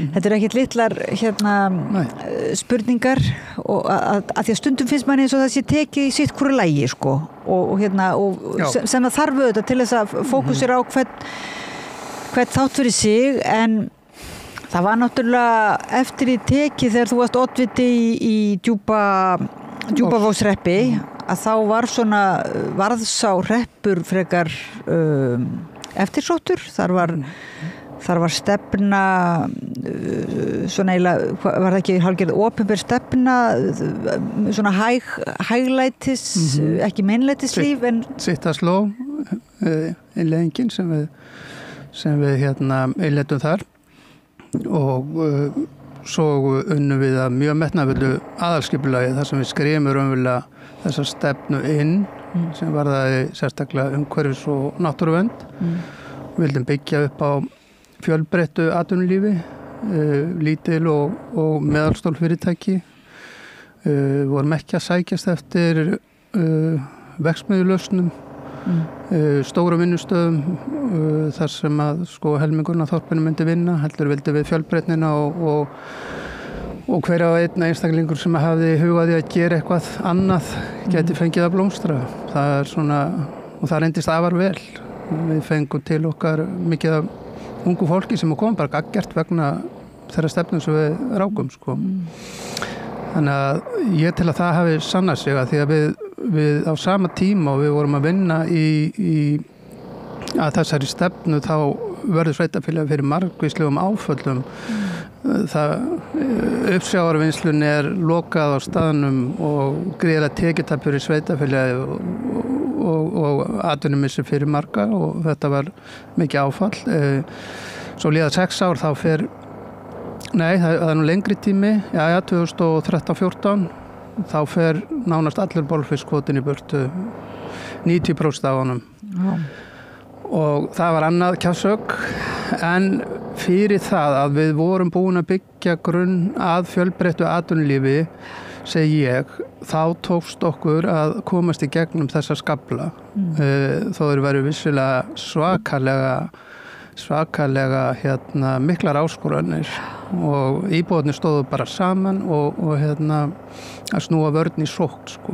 En þetta ekki erfitt að vinna svona starf mikið raunverulega grundvallar svona uppbygging sem á sér stað þarna í einum hreppi sko hefði ekki verið jákvætt ef að þetta hefði verið líka í hreppunum í kring á stærra svæði þá hefði svona kannski alveg sannarlega og enda sjáum við núna þau byggðarlög sem að fóru eiginlega of neðallega sko þau að reyna að rétta sig við akkurat á þessum með þessa atvinnustefnu að byggja upp eitthvað svona margt lítið og gott sko eða og þú varst nú að benda á það í greinaskrifum öðru til dæmis svona vítilli varnaðar þetta fóru þessi samfélag mörg þarna í kring fyrir austan svolítið illa á til dæmis á stóriðju ævintýrunum, má ekki segja það? Já, við getum sagt að sókrafturinn hafi orðið svo mikill að því að pólitíkin var bara þannig þá að pólitíkur svona leið þá sem að voru okkar kjördæmi og bara almennt eins og stjórnarfari var að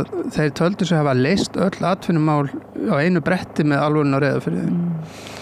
Það var alveg stór undarlegt að hlusta á þá umræðu. En sókrafturinn var gríðarlega mikill á meðan á uppbyggingunni stóð sérstaklega þessi ár. Og það reyndi auðvitað gífurlega mikið á okkur í jaðarbyggðunum að standa í lappirnar og við ákvaðum bara markvisst að fara akkurat þveru öfuga leið og reyna að byggja á fjölbreytninni og styðja til dæmis við listir og menningu sem var við sáum bara að var að virka. Á þessum tíma er ferðaþjónustan byrjuð að koma inn og það var svo merkilegt sko að þegar að ferðaþjónusta var tiltekið sem atvinnugrein í umræðinu þegar Kárahnjúkavirkjun gekk á sem mest þar þá var það því var líkt við að fara að tína fjallagrös að fara að treysta á ferðaþjónustu svo líða bara nokkur ár þá kemur bara ljós að það þegar upp í staðið, þá ferðarþjónustan farin að skila mér sem meira heldur sjávarútvegurinn á tímabili. Þannig að þetta var nú fljótt að breytast og fyrir utan það sem að ferðarþjónustan gerði og við ákvæmum að veðja alltaf á hana, hún ekkit óumdeild en við ákvæmum að veðja á hana vegna þess að hún skapaði í leiðinni grundvöll fyrir margvíslega þjónustu innan byggðarlagsins, verslun, hótel, name it, fyrir fólk sem var bara í handverki, sem var í listum og menningu, nefndu það bara. Þannig að ferðarþjónustan studdi svo vel við þessa fjölbreytni og þetta bara virkaði og stundu tók maður umræðu við fólk sem að það var ekki allir sem fögnuðu ferðamanninum og jafnvel bölvuðunum og ég sagði stundu við íbúana, nú skulle átt okkur á því að við viljum öll hafa góða þjónustu í nærumhverfinu. Við viljum hafa kaupfélagið okkar góða, við viljum hafa hótelið, við viljum hafa þetta og hitt. Ég held að það hafi verið konið 4 eða 5 barir bara þarna á svo litla stað. Og ég sagði við viljum hafa sundlu og allt þetta. Ekkert af þessu hefði verið til staðar nema fyrir það að ágóðun af sumrinu sem að jókst náttúrulega mjög með tilkomu túristana, þeir héldu uppi þjónustustiginu fyrir okkur og þá gátu þessi fyrirtæki borgað nýtt hagnaðinn af sumrunum til að borga tapi á veturinn og hjálpaði að reka þá á ársgrundvelli mjög mikið og eftir þetta verð til dæmis hótelið, það þótti þá mjög sérstætt að mér voru að reka ferðarþjónustu allt árið kring en til dæmis hótelið á Djúpavogi er hótel Framtíð alveg til fyrirmyndar því þeir hafa verið með heilsársrekstur og opið. En ég bara segja þarna fer þetta frá því að segja við okkur sem vorum ekki beinlífs ánægðir með þessa ákvörðun Kárahnjúkavirkjun sem átti að redda bara öllu atvinnulífi svo til sem fólkið að þarna erum við og þetta eru fjallagrösin okkar sem algjörlega bjargar raunverulega byggðinni. Það er seinni tíma skýring að fiskeldið hafi raunverulega bjarga byggðinni. Það var fiskeldi í firðinum byrjað þegar ég er þarna. Ég hætti 2018-19 en svo tekur það mikið stökk eftir að ég fer og ég er ekki að segja það sé út af mér en áherslu breytast og menn og ég er ekki að gera lítið úr því að þetta veitir atvinnu. Aftur á móti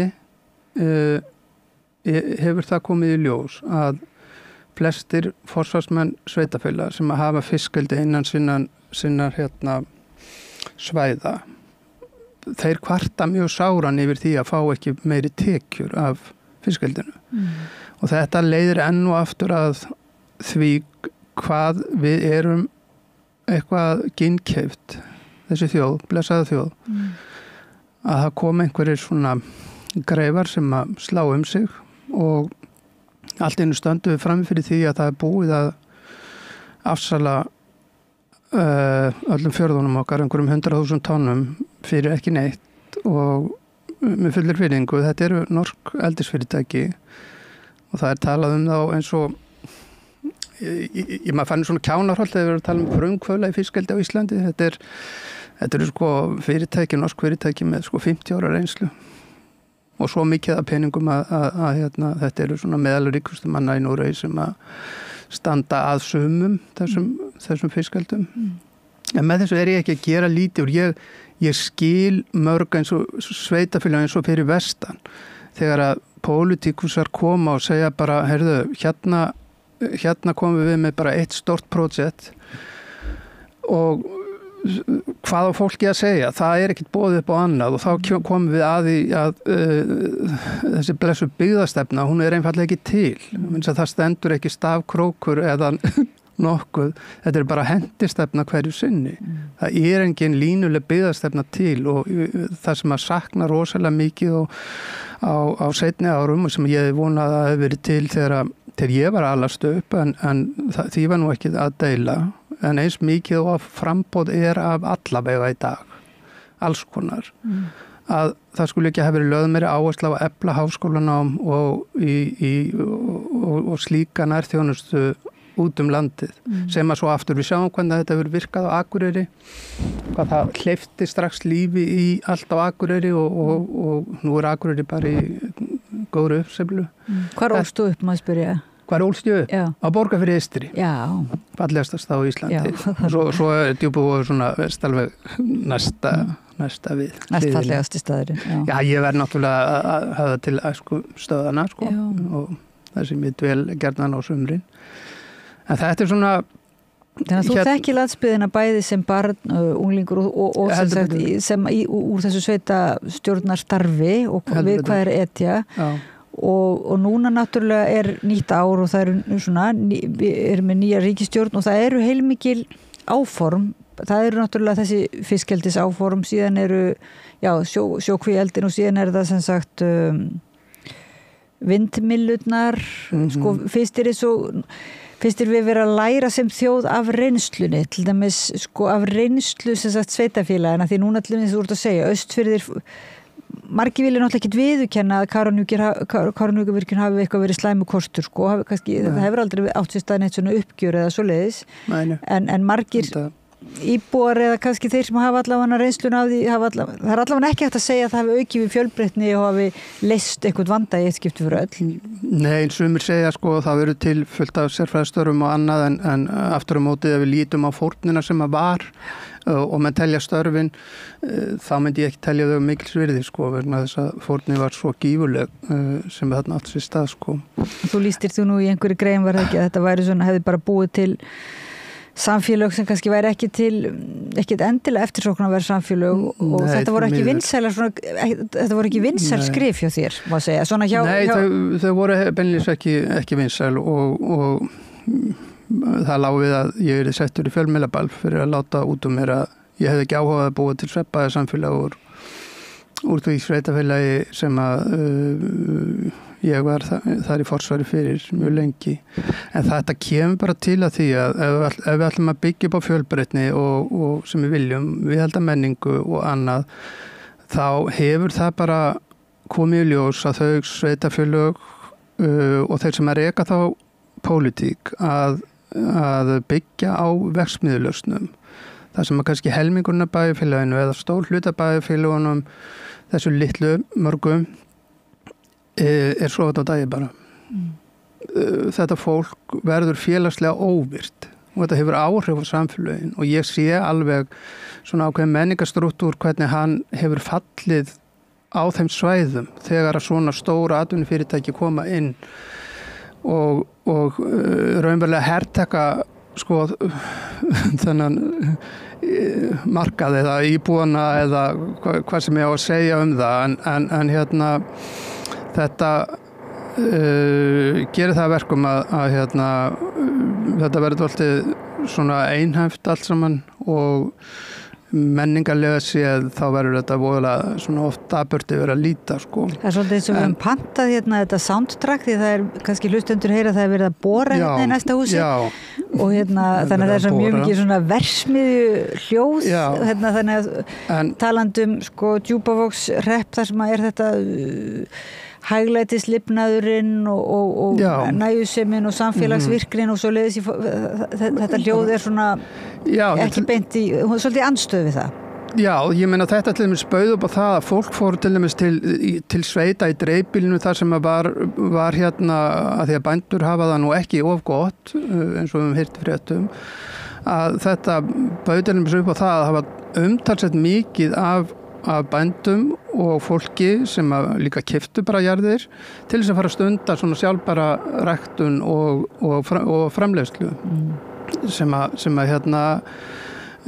að komu svo og kynntu vöru sína, svo var haldið svona sittlast og dagur hvað hafði sveitafélagið upp á að bjóða og íbúarnir og þá kom bara í ljós að þetta var alveg þörf fyrir þetta, vantaði bara að skapa svona einhvern grunn og einhverja stefnu að styðja við þennan hluta. En fyrir þá sem ekki hafa séð, það var nú gerð bíómynd var ekki eða heimildamynd Já, sá ég bara, var það Já, það hefur verið gerðað nokkrar fréttir allavega og jú, svona vinnið þættir þetta sko.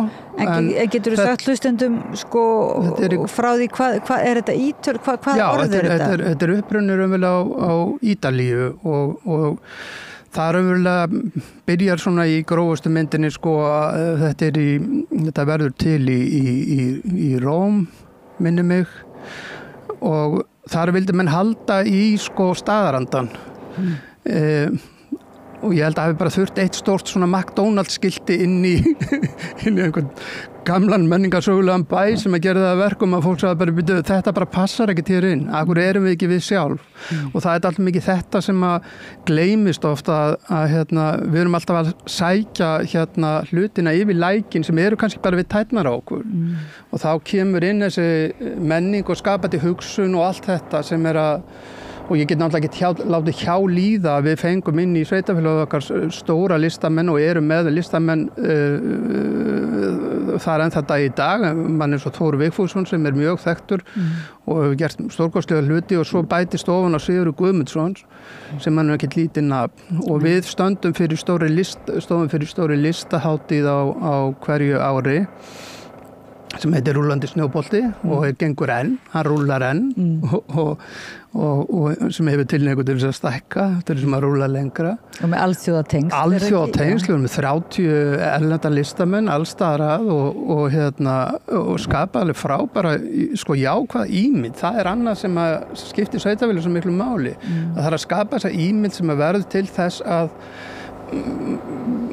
ekki síst yngra fólk laðast að slíkum stöðum og þá þarf fjölbreytnin sko að vera til staðar og þessi grunnþjónusta sem að þarf að byggja upp sko. Og það er eitthvað annað til með ímynd og stolt, það er þessi íbúarnir séu stoltir af því sem að samfélagið hefur upp á að bjóða, það er ekki sko þjóðremba endilega, finnst þér það er þetta stolt sem við erum að hugsa sem jákvætt sko. Algjörlega vinna með sko, ég meina ef við ætlum að kasta sögunni til hliðar, ég meina það sem að til með ferðamennum þykir mjög áhugavert er að koma inn í, því að við vorum að vinna mjög mikið, ég er áhugamaður um menningararfin og eldri hús og byggingar og allt þetta og þannig kemur í ljós að Djúpavogshrepur á sér hvað lengsta verslunarsögu á Íslandi þannig að við vorum að vinna mjög mikið með uppgerð á eldri húsum og þegar upp að staðið þá voru þá höfðu þessu gömlu hús svona mikið aðdráttarafl og svo er þeim bara fundin í hlutverk.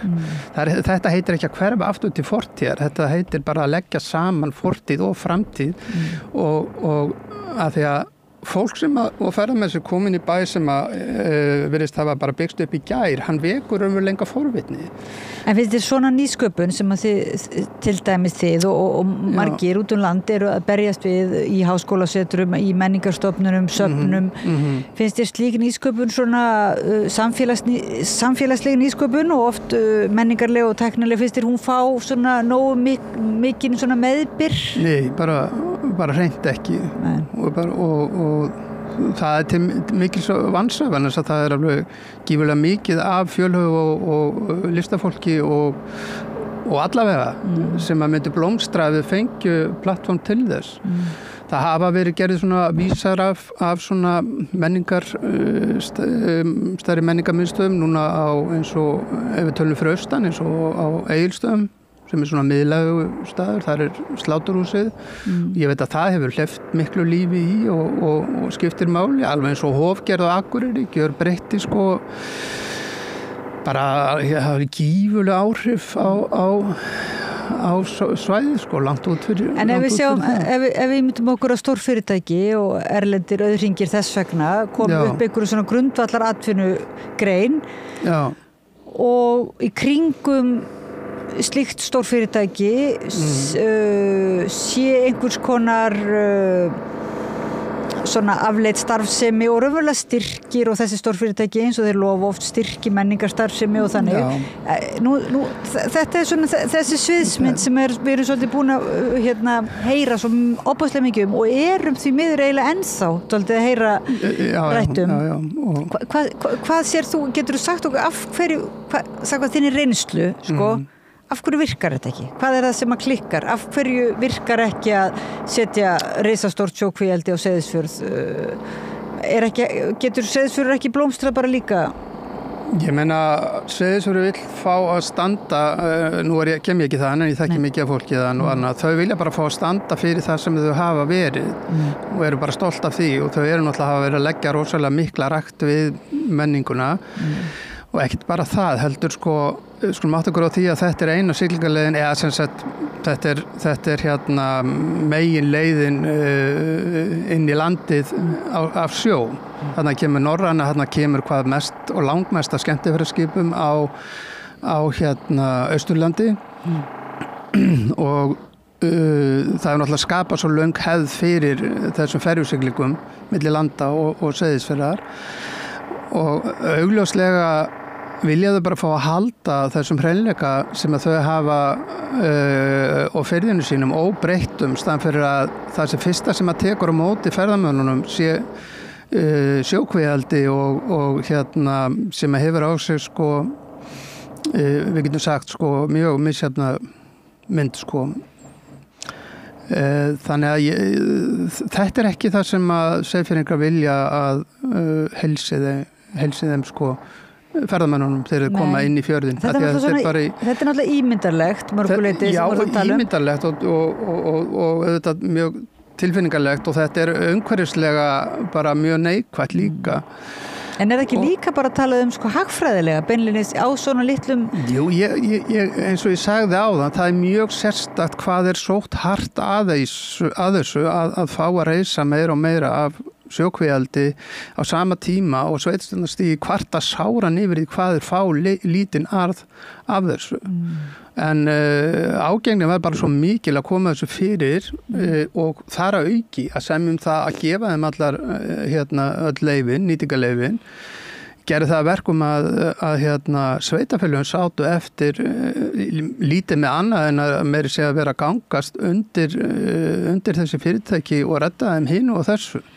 Staðan fyrir að þau var að fá eitthvað almennilegt budget inn í sveitarfélagi til þess að hjálpa því að reka sig og talað bara þetta er ein af auðlindum okkar, það er hafið og ég veit alveg hvernig það var eins og í Berufirði sem að Djúpivogur liggur nú við ég meina það er ekki eins og sé ekki lífríki í þessum fjörðum, þannig eru hrygningarstöðar, fiskjar og annað og ég var mjög mikið áfram með það menn færu ekki áfram með þetta fyrir að væri búið að rannsaka áhrif á lífríki fjarðarins þar til dæmis. Og var það ekki gert?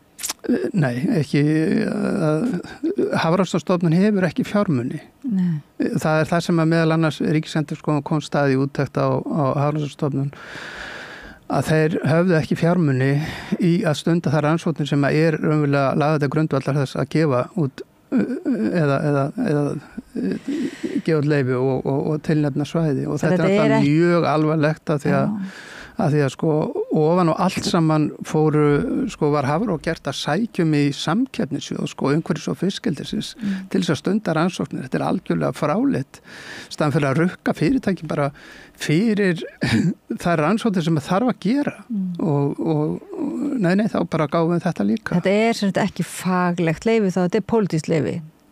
Já, bara nákvæmlega eins og það var mikil pólitík hvernig unni var að hafa standardfæðskipulaun og er einlega bara algjört hneyksli hvernig það fór í gegn Það er bara oflangt mál til að tala en það er aðeins svona, já, það er svona og svo er það kvótakerfið.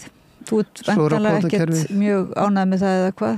Nei, og ég hef verið að hlusta á núna mjög miklar yfirlýsingar frá stórútgerðinni, Heyrún og Lind og fleirum varandi hávaðan út af að strandveiðiflotinn á að fá núna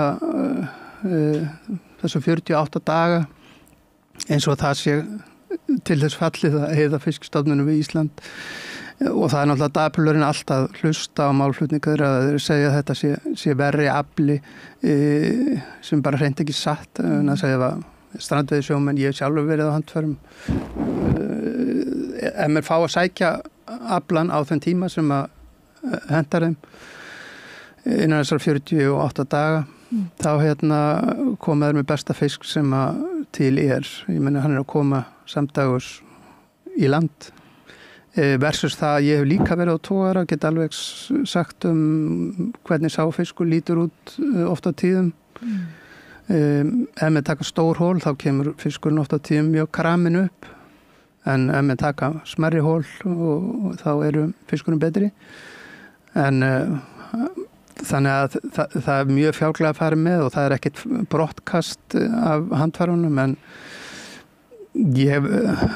ég á vídeo frá mínum tíma þegar ég var á togara sem að ég held að ég muni aldrei sýna, en ég er hættur að, og menn segja þetta sé allt öðruvísi í dag sko, en ég er ansið hættur að menn hendi en þá töluvert miklu aflanum í sjóin á grunni þess að menn vilja koma með verðmætasta hlutan af landi. En það var oft látið fara aftur og aftur á slóðir sem að, á fisk sem að, já, menn myndi ekki. Er ekki sko uppruna orðsins spilling í íslensku máli, er það ekki þegar það er eitthvað ferli spillis, það er að segja svona afli, það er eitthvað sem ferli spillis, þess að er hent eða í fullnýtingu sauðfjár skrokksins eitthvað svoleiðis, eða eitthvað starf heyrði það væri svona upprunalega notkunin, en myndir þú segja að er það þín reynsla svona, án að þú ætlar kannski eitthvað að vera hérna með einhverja játningar, en er það þín reynsla svona að það sé einhver svona spilling á Íslandi, eitthvað sem er bara svona erfitt að eiga við, eins og í sveitarstjórnarmálunum. Já, það er því með bara mjög mikil spilling. Og það er náttúrulega bara nálega, en við erum svo fá að menn, já, við getum sagt að armslengdar sjónarmiði sem hefur aðeins verið til umræðu, sko, það hefur verið mjög teygjanlegt, sko. Svo vægt til orða tekið. Við sjáum sömu aðilana allt í kringum pottana. Við sjáum þegar við erum að gera lagafrumvörp bara hverjir eru kallaði til þegar við erum að búa til lagafrumvörp. Það er alltaf sýndist í búvörulögunum. Það sýndist sig þegar fiskeldislögin voru gerð. Ég meina þetta voru hagaðalarnir sem voru fengnir að borðinu til þess að stýra því hvernig væri best að gera þetta, og þetta hefur, já, búvörulögin. Ég meina þetta er bara einhvern veginn gegn og gangandi að kalla til þá sem að koma úr greinunum. Ég er ekki að segja að þeir eru að fá að hafa skoðanir á því og gera athugasemdir og annað þegar þetta er lagt fram til með svo samráðsgátt,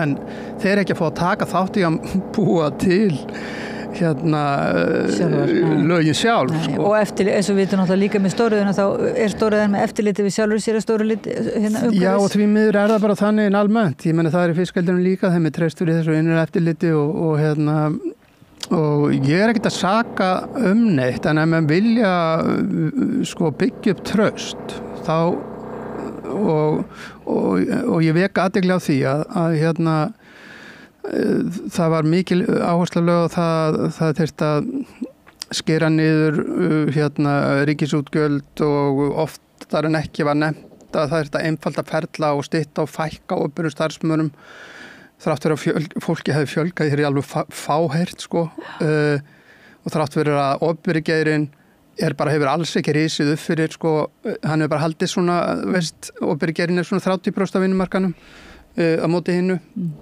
En þegar þessi pólitík gengur út á það að skerða til dæmis eftirlit, menn kvarta mikið undan eftirliti, þetta sé tafsamt og leiðilegt og hvaðina, hvað er menn að segja með þessu? Ég meina, hvernig fór eins og fyrir vestan? Mistu fiskin út alveg hægri vinstri. Nú, eftirlitsleysi var einn af grunnþáttunum. Á sama tíma tala menn um að skera þetta niður en ég vil færa eftirlitið, þetta er bara sem með lögregluna að ég vil færa eftirlitið og þessar starfstöðar þangað sem að atvinnugrunin er, eins og með til fiskeldið. Þetta er bara eins og í litla staðanum það sem að er ekki lögga, það er miklu meira hægt að maður keyri fullir sko.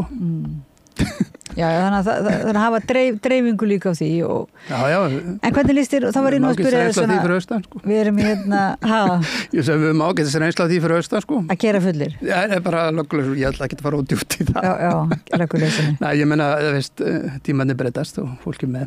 En sko versmiðuljóðið, borhljóðið svona alveg að fara, gefist nú ekki upp. Já, ég reyna að yfirstíða það alveg sko. En ég vona hlustendur og áhorfendur venjist í líka, en sko ég verði eiginlega samt að spyrja þig nýja ríkisstjórn svona, og þeirra áform þótt að sé kannski ekki alveg komið á daginn, en hvað finnst þér svona varðandi þessi mál, skilurðu, þessi svona stóru byggðastefnu, hvernig raunverulega orku og auðlindamál Íslands, atvinnuuppbygging, byggðaþróunin? Akkurat. Það sem sko, það nú alltaf þannig maður vil nú gefa fólki séns sko, og og sjá aðeins á spilin sko, hverju þau ætla að spila út sko. En það eitt sem að vekur athygli hjá mér, það það hvað var mikil áhersla lögð á það þyrfti að skapa nýja atvinnustefnu og skapa atvinnustefnu fyrir landi, það vantaði mjög svo. Þess vegna Býtu vantaði orðræðu atvinnustefnu eða var talað atvinnustefnu? Það var talað atvinnustefnu. Já. Ég meina mjög mikið. Talað að það er að skapa landinu atvinnustefnu. Já.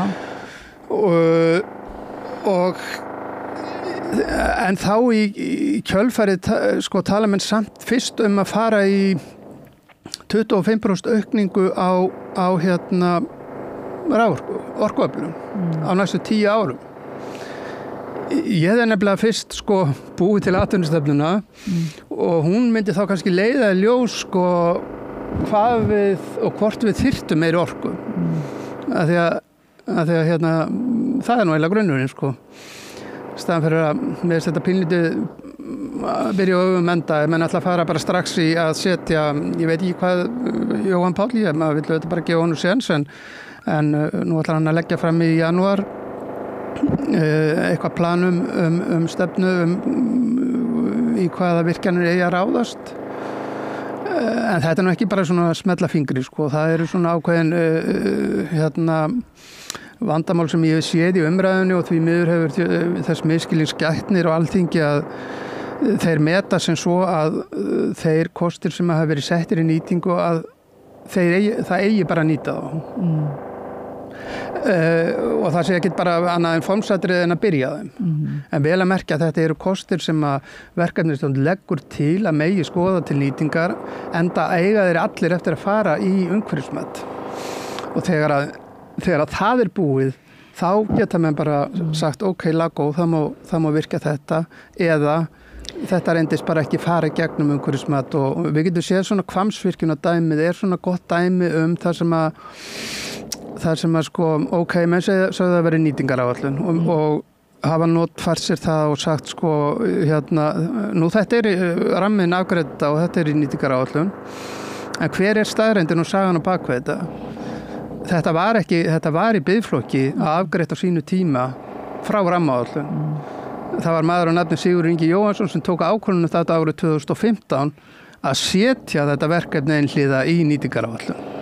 Og það getum við svo örglega alltaf mikið deilt að hafi verið tekin faglega ákvörðun á því stigi. Þannig að við bara að rétt sér rétt haft eftir í þessu. En svo aftur þetta með sko, við lifum bara núna í og það er það sem að mér finnst sko talandi landsbyggðina líka, maður verður fyrir þetta allir vonbrigðum sko, að því að eftir að Kárahnjúkavirkjun var byggð, bara við nefnum fyrir austan og við sem að vorum ekki hallir undir þá virkjun, þá sögðu þeir sem að hvað hæst þar. Sko nú getið þið bara þagnað hérðan í frá vegna þess að það þarf ekki að virkja nokkurn einasta dropa hér framar á Austurlandi. Nú erum við búin að virkja bara fyrir framtíðina, hingað ekki lengra. Og með gleyma því dálítið þegar með Kárahnjúkavirkjun að þeir og stór hluta þjóðinni held ég bara halda að Hálslón sé að kynda Fljótsdalsstöð eða sé að framlega raforkunni Fljótsdalsstöð. Því er aldrei ekki þannig farið, en þess að hinum með við Snæfellið er svokallað Hraunaveita og hún fóðrar Fljótsdalsstöð á 25% orku og allur þessi streymt niður og þetta átti að vera bónusinn fyrir Austurland á sínu tíma, en þessu bara öllu streymt niður álverið og svo koma menn og það líða sem bara sandkotin sögunni, svo líða 15 ár, innan við 15 ár, þá kemur bara hrína af nýjum áformum, hugsið ykkur 15 ár og þessi sömu menn sem að töluðu fyrir að nú væri bara við fullmettir bara fyrir alla framtíð út af þessar stóru virkjun og það bara gerð ný árás á landið. Það eru vatnsaflsvirkjanir, það eru vindorku áform sem að jaðra bara við brjálæði og einhvern veginn finnst mér bara, við erum bara ennþá í einhverjum 50 ára gömlum verksmiðjulausnum, það verður að heita fyrst og síðast orkufrekur iðnaður.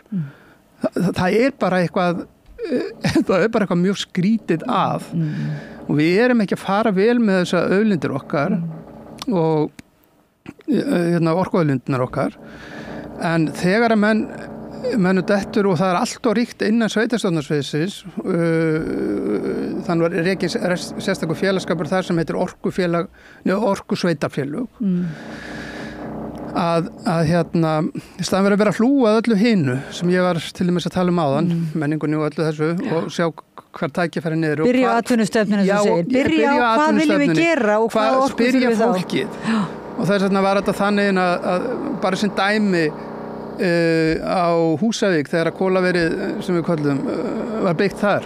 Það var unga fólki spurt á svæðinu, ég held að það hafi verið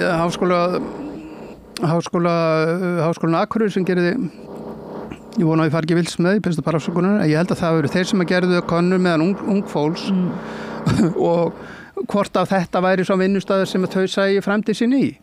Niðurstaðan var svoleiðis að það átti ekki að birta hana. Og það var bara ástæði fyrir því það er engin það sögðu bara þvert nei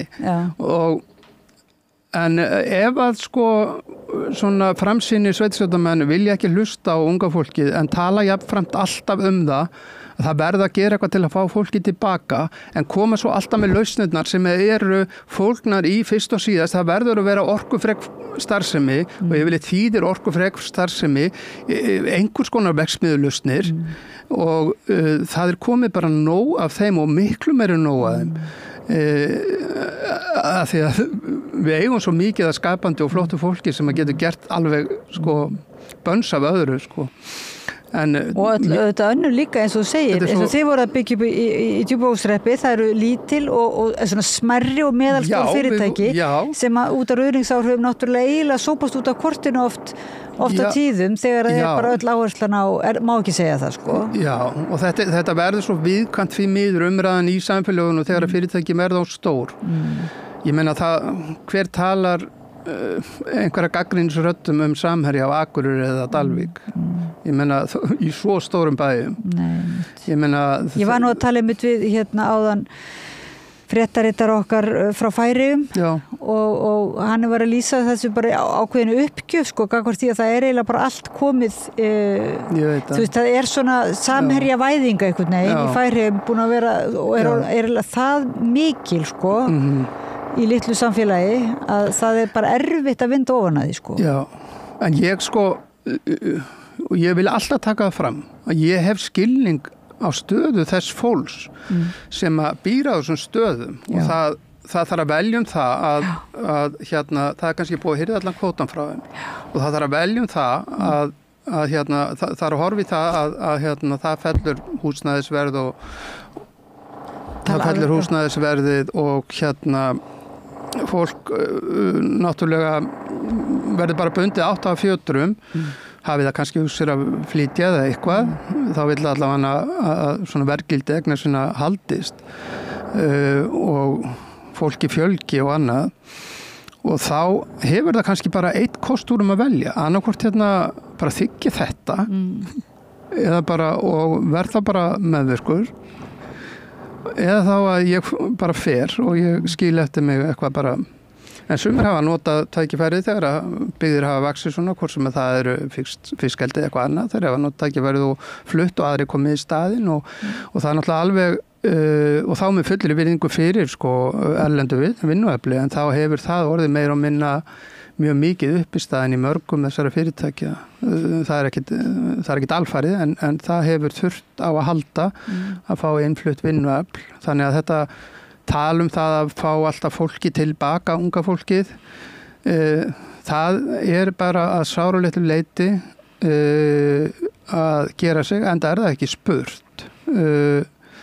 Raunverulega það þurfa að fara fram miklu svona ítalegri og betri greiningar á því hvað og þá verður til byggðastefna kannski og atvinnustefna. Við verðum átt okkur á því núna, Andri Skúlason, sem aldrei fyrr þá erum við í stjórnarandstöðu, eða við verðum að veita stjórninni aðhald af því að fyrst að svona vinstri flokkarnir komst ekki inn á þing þannig að við eiginlega getum út frá þessu kannski verið dálítið vakandi gagnvart því að ríkisstjórnin og þingið sé með landsbyggðinni í huga, ekki bara sem eitthvað forðabúr eða þetta ákveðin nýlenduhyggja má segja, gagnvart landsbyggðinni hefur verið bara algjörlega og þannig að það verði einhver, eða svo segir, byggðastefna, atvinnustefna og það haldist í hendur við orkustefnuna að sé ekki bara fyrst vaðið út í að fyrst skulum við virkja allt á, með hræðslu áróður að verði orkuskortur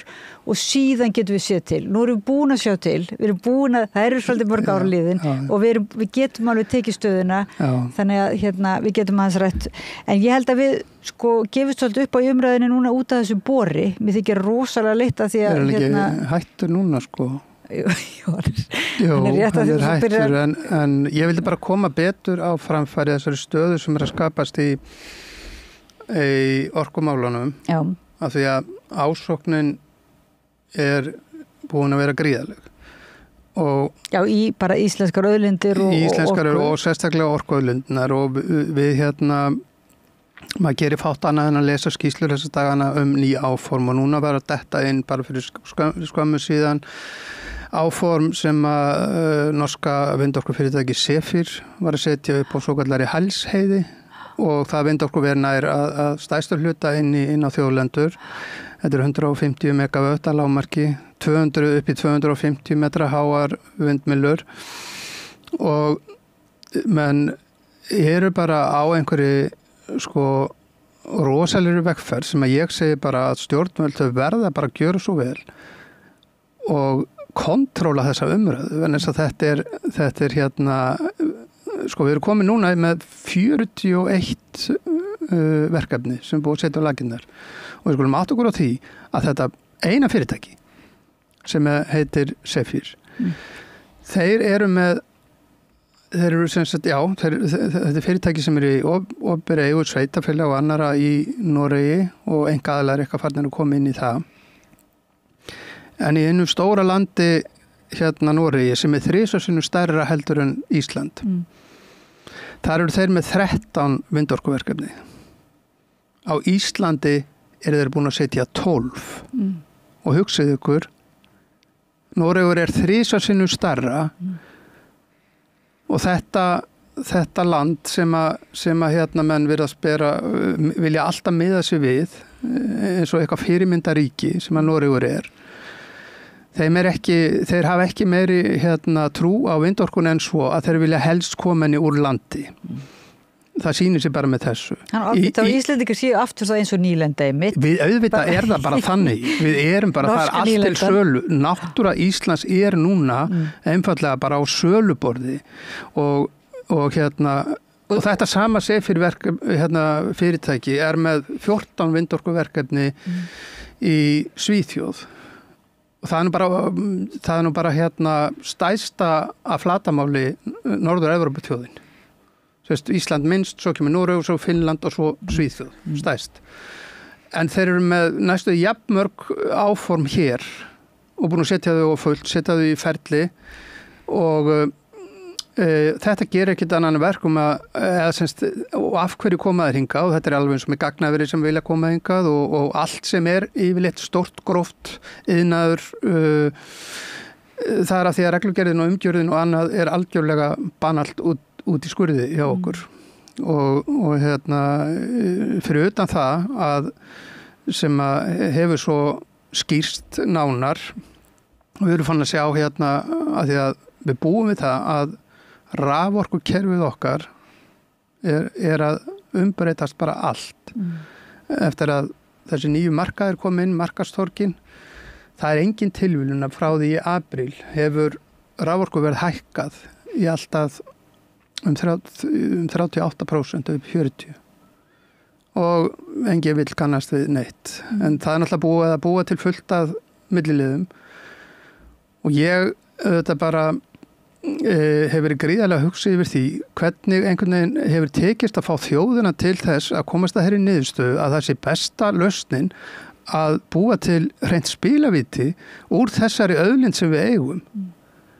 Og hverjir munum borga þetta á endan? Auðvitað almenningur og hann þegar farin að finna fyrir því. Og menn er í alvörun að tala eins og raforkulögin sem að fóru ekki gegnum þingið að okkur á að líða bara eins og við með þakka fyrir að fá affent rafmagn. En það er það sem ég er að segja, sko, ég held að við séum svolítið á Íslandi átt okkur á að þess umhverfismálin, hlýnujarðarloftslagsmálin, þetta er ekki bara spurningum, segjum sem svo að menn séu dálítið í afnetuninni, sko hvert bara náttúrunni og finnist það vera sko einkamál náttúruvernda sinna og svoleið umhverfisina. En þá eru sko tengslin við raunverulega bara samfélagslega uppbyggingu og almenning, sem sagt bara afkoma almennings og fjárhagslegt raunverulega samhengi þessar hluta er svo gríðarlegt og mér er þetta einhvern veginn tapast alltaf. Þú veist, af hverju er ekki kosið umhverfismál? Því það er búið að setja umhverfismál sem einhvern sér flokk í staðin fyrir að það séu raunverulega algjörlega samtengd allri einmitt atvinnustefnu, byggðastefnu. Já, og kemur þá að því sem að ég þetta er náttúrulega ótrúlegt sko hvernig við getum sagt þessu samtök iðnaðarins hafa hagað sér í þessari umræðu með eiginlega bara sko ég veit ekki hvað að kalla þetta er ótrúlega hortuheit til dæmis hvernig bara orðraða þeirra hefur verið gegn okkur hjá Landvernd eins og Sigurður Hannesson hefur vogað sér að segja bara í beinni að við sem að móti framtíðinni hjá Landvernd við sem að móti framtíðinni ég vil bara benda á að það sem að við vinnum bókstaflega við er það að menn fari vel með auðlindirnar, að við horfum til lengri tíma til einmitt framtíðarinnar með hagkomandi kynslóða og afkomandi okkar að leiðarljósi meðan að aftur á móti þessir menn vilja bara virkja allt í druslur eins og bara við sjáum með þessari herferð á vindorku og annað og umgangast náttúru og auðlindir okkar eins og þetta sé einhver ótæmandi brunnur og þessi nýja staða sem við erum komin í og verður erfitt fyrir Landsvirkjun að vinna með sem okkar opinbera stærsta mjólkurkú það er þessi árás og vindorkunar inn á landið og svo spyrja maður ekkert spurninga menn fá bara að setja hvaða áfram sem er og ef að hengja þetta rusl á okkar örugga lokaða kerfi sem er allt öðruvísi byggt upp heldur en í Evrópu þá mun það hafa alveg gríðarlega miklar og neikvæðar afleiðingar fyrir til dæmis landsbyggðina, talandi um byggðamál og ég sé hvergi móta fyrir áhyggjum sveitarstjórnarmanna, þeir eru meira að hugsa hvernig þeir geta fengið fasteignagjöld af þessum mannvirkjum. Minni áhyggjur hæði hvaða vandamál þau eru að skapa varðandi bara raforkuverðshækkanir eins og hafa gengið yfir í Noregi, Suður Noregi og bara Evrópu og ef að landsbyggðin á ekki að hafa áhyggjur af þessu vegna þess að raforkuverð er nú þegar í dag ég þekki það sjálfur, ég á mér svo húsnæði út á landi, ég veit alveg hvað, rafmagnsreikningunni hvað myndir Reykjavík að segja að þeir væri að borga bara svona litlu meðalstóru húsnæði, eða svona, við getum sagt 100 fermetra húsnæði, þeir væri að borga 40.000 á mánuði í raforkureikning. Ég er hættur myndi bregða við og það fyrir bara stöðutækandi og þetta er ekki bara raforkuverðið sjálft, heldur er það flutningurinn og dreifingin sem að mun stórhækka líka vegna þess að vindorkan mun kalla á að því hún er svo flöktandi hún mun kalla á stórkostlega kostnað halvu landsnets að mæta þessu óstöðuga afli og fólk að líka spyrja sig sko raforkuverðið sjálft er ekki nema þriðjungur af raforkureikningnum og svo kemur hitt inn á og þeir eru búið að hengja þetta utan á kerfið okkar fyrir utan það þurfum við að þess að jafnvægisorku sem er 40% jafnvel til þess að þetta geti gengið þá geta þær ekki eins og svaraði Landsvirkjun er ekki fara að afhenda þeim en það eigaði bara ekkit orku í það þannig að fólk spyr ekkit að næstu spurningu sem að sko, þetta getur ekkit annað en því það er annarkvæmt sæstrengur þeir hafa bjargað þessu til lengri tíma eða þá að gefa þessum erlendu aðilum bara súrandi leyfi á það að fá að virkja vatnsöfl hingað og þangað til þess að geta afhent hérna þessa orku, menn þau geta ekki per se samið sig inn á raforkumarkaðin eins og í dag vegna þess að raforkulögin segja að grundvallar skilyrði fyrir afhendingu á raforku, eða fá að selja raforku afhendingaröryggi, stöðugt og þú sendir ekki stóra vinnustað heim í viku að því að það logn það bara þannig og þessi vonda umræðu það að vindorka sér svo bæði, menn kalla hana græna, menn kalla þetta mjög hagkvæmt, þá verður að taka það með í reikningin að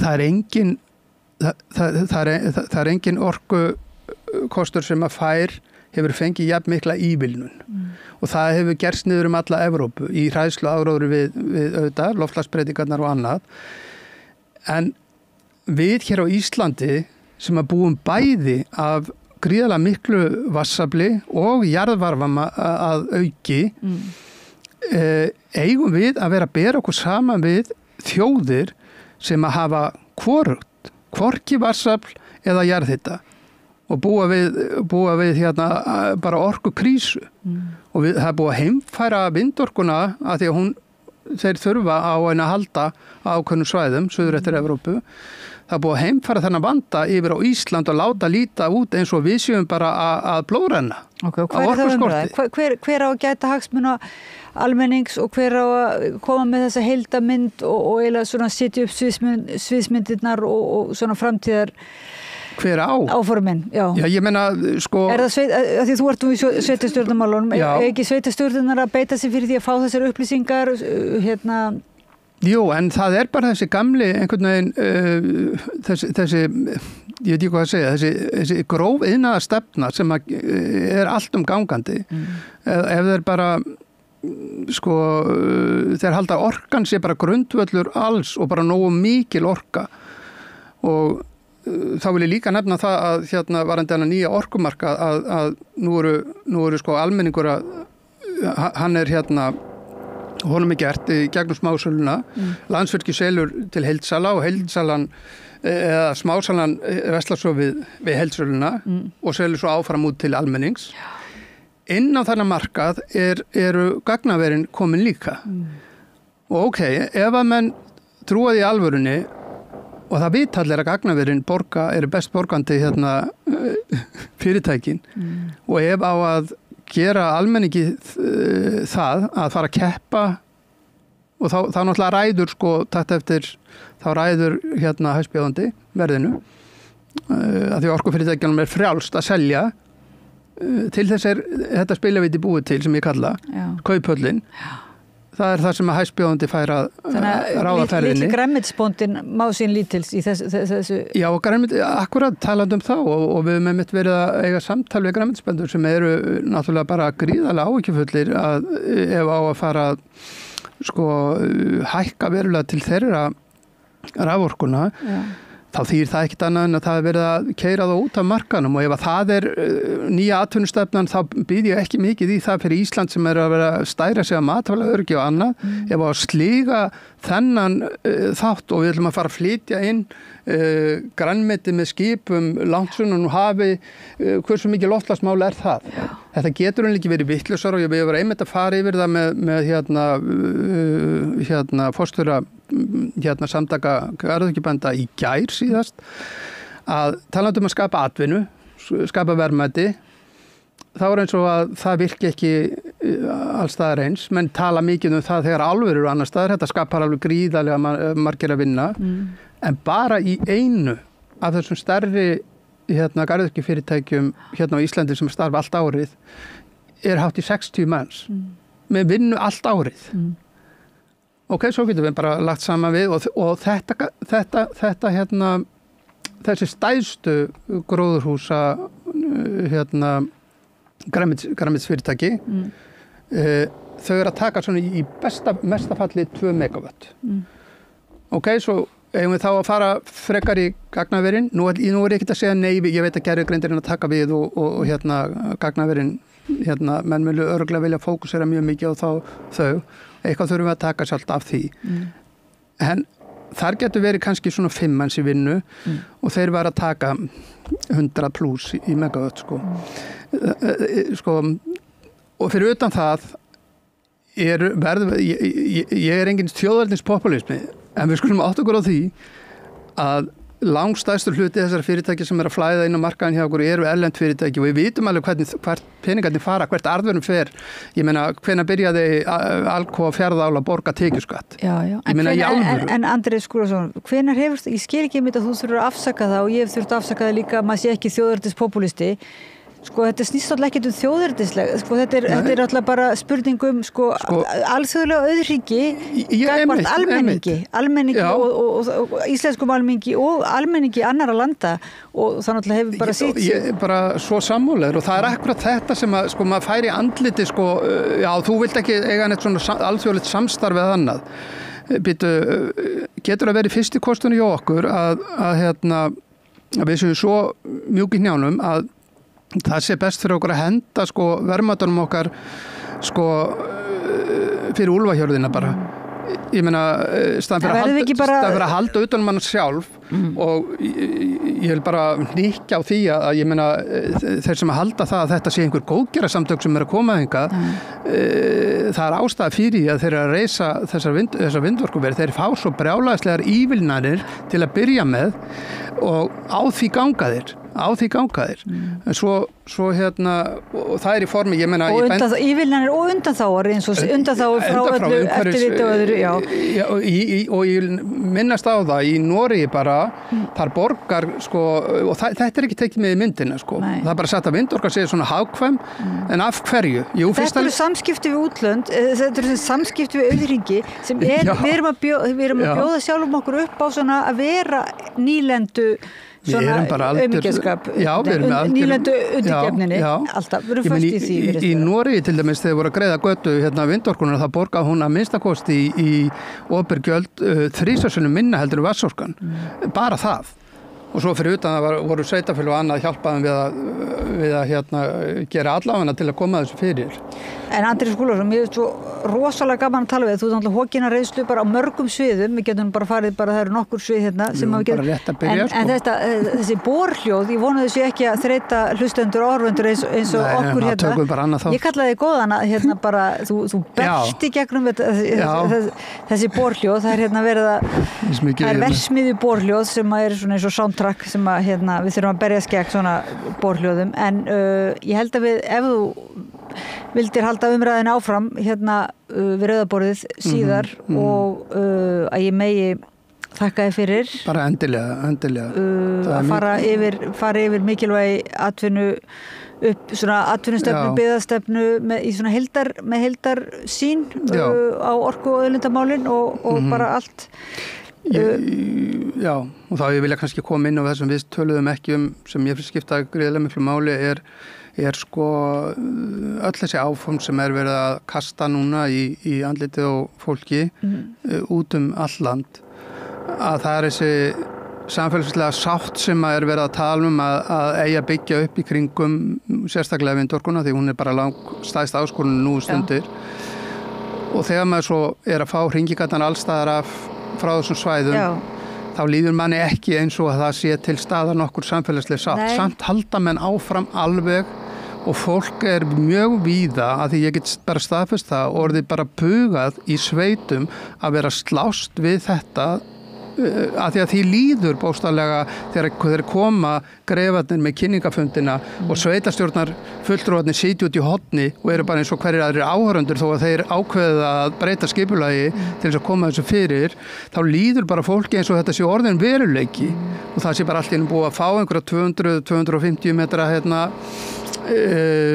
skrýmsli bara við hliðin á jörðinni sinni. Og hvað á líka að gera? Það er ekki með fjölmiðlana með sér í liði og það þarf að fá þá rándýra lögfræðinga heldur betur. Ég meina hvað á gamla konuna að gera upp í dal sem að reyna að verja sig og hendur sínar og þegar að fjölmiðlar eins og ríkisfjölmiðlar tala að það þurfa að gæta hlutleysis í umræðunni og eru svo bara að tala við einhverja stórgrósara með merða lögfræðingum á bakvið sig sem að það ekkert verið að gefa jafnt og ég hef kynningarefni þessara stórfyrirtækja verða nú bara oft verða nú oft bara fréttaefni beint, það ekkert mann líður eins og sé allar mikið unnið úr því en við ætlum nú að hætta út af borinu svo það bara svo erfitt að hætta þessar umræðu þegar maður komið svona einhvern maður glittir í eitthvað ákveðið heildarsamhengi en ég þetta verður eiginlega síðasta spjalli núna við Rauðaborðið í kvöld og bara mér þykir mjög leitt að hafa boðið ykkur kæru hlustendur og áhorfendur upp á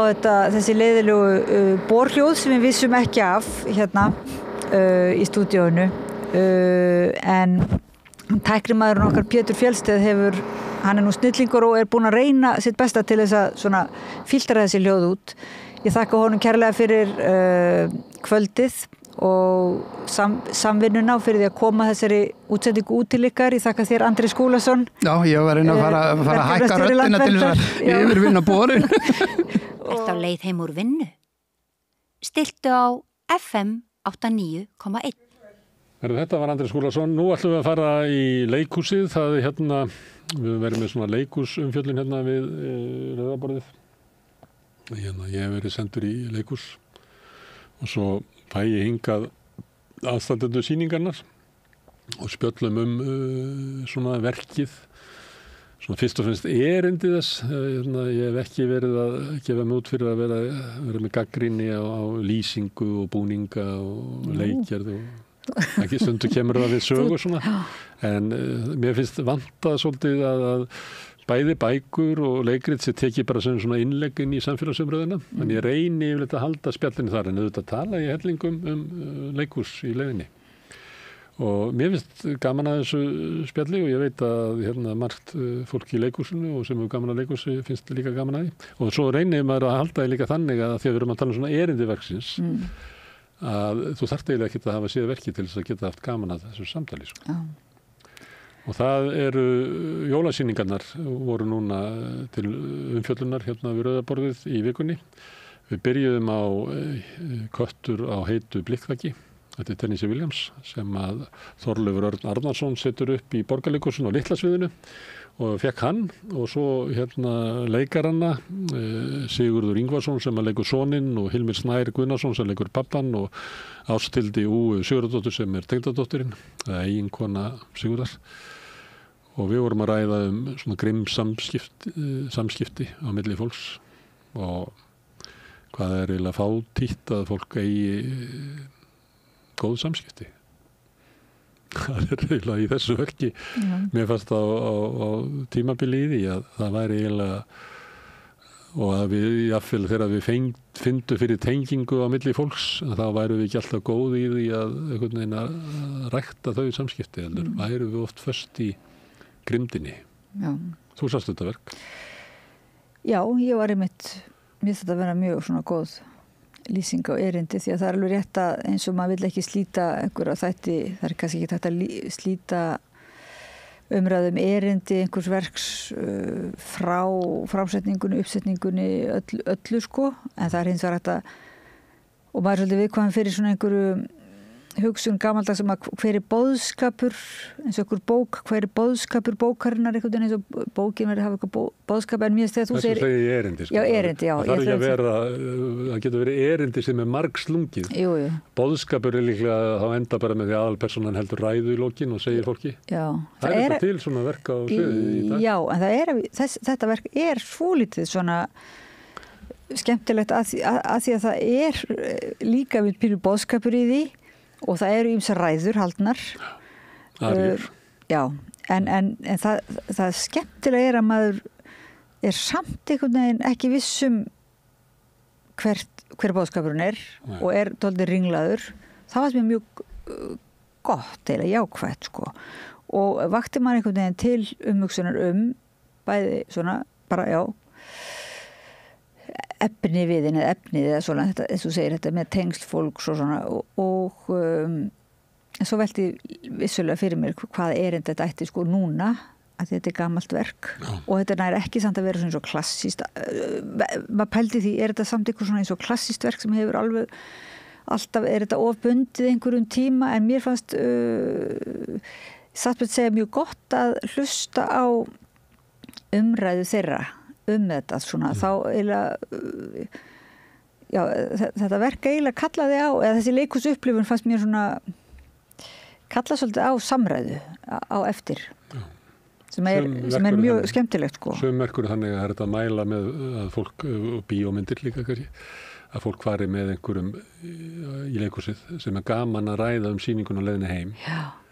Sum eru bara búa til eiginlega betri leið heim heldur en önnur og sum eru bara fínt að búa bara í Vík í Mýrdal og geta tekið 2,5 tíma í að spila. Já, stundum langar man ekki til að spjalla en þau eru góð samt. Það getur jáfnvel verið góð, það er bara að sitja allir stumm í bílnum á leiðinni heim og eru bara að melta það og það getur verið svona sterk svona, ég veit ekki, tilfinningarlega áhrif eða eitthvað laus, en þetta hristi við manni svona, ég veit ekki hvað kalla, vitsmunarlega.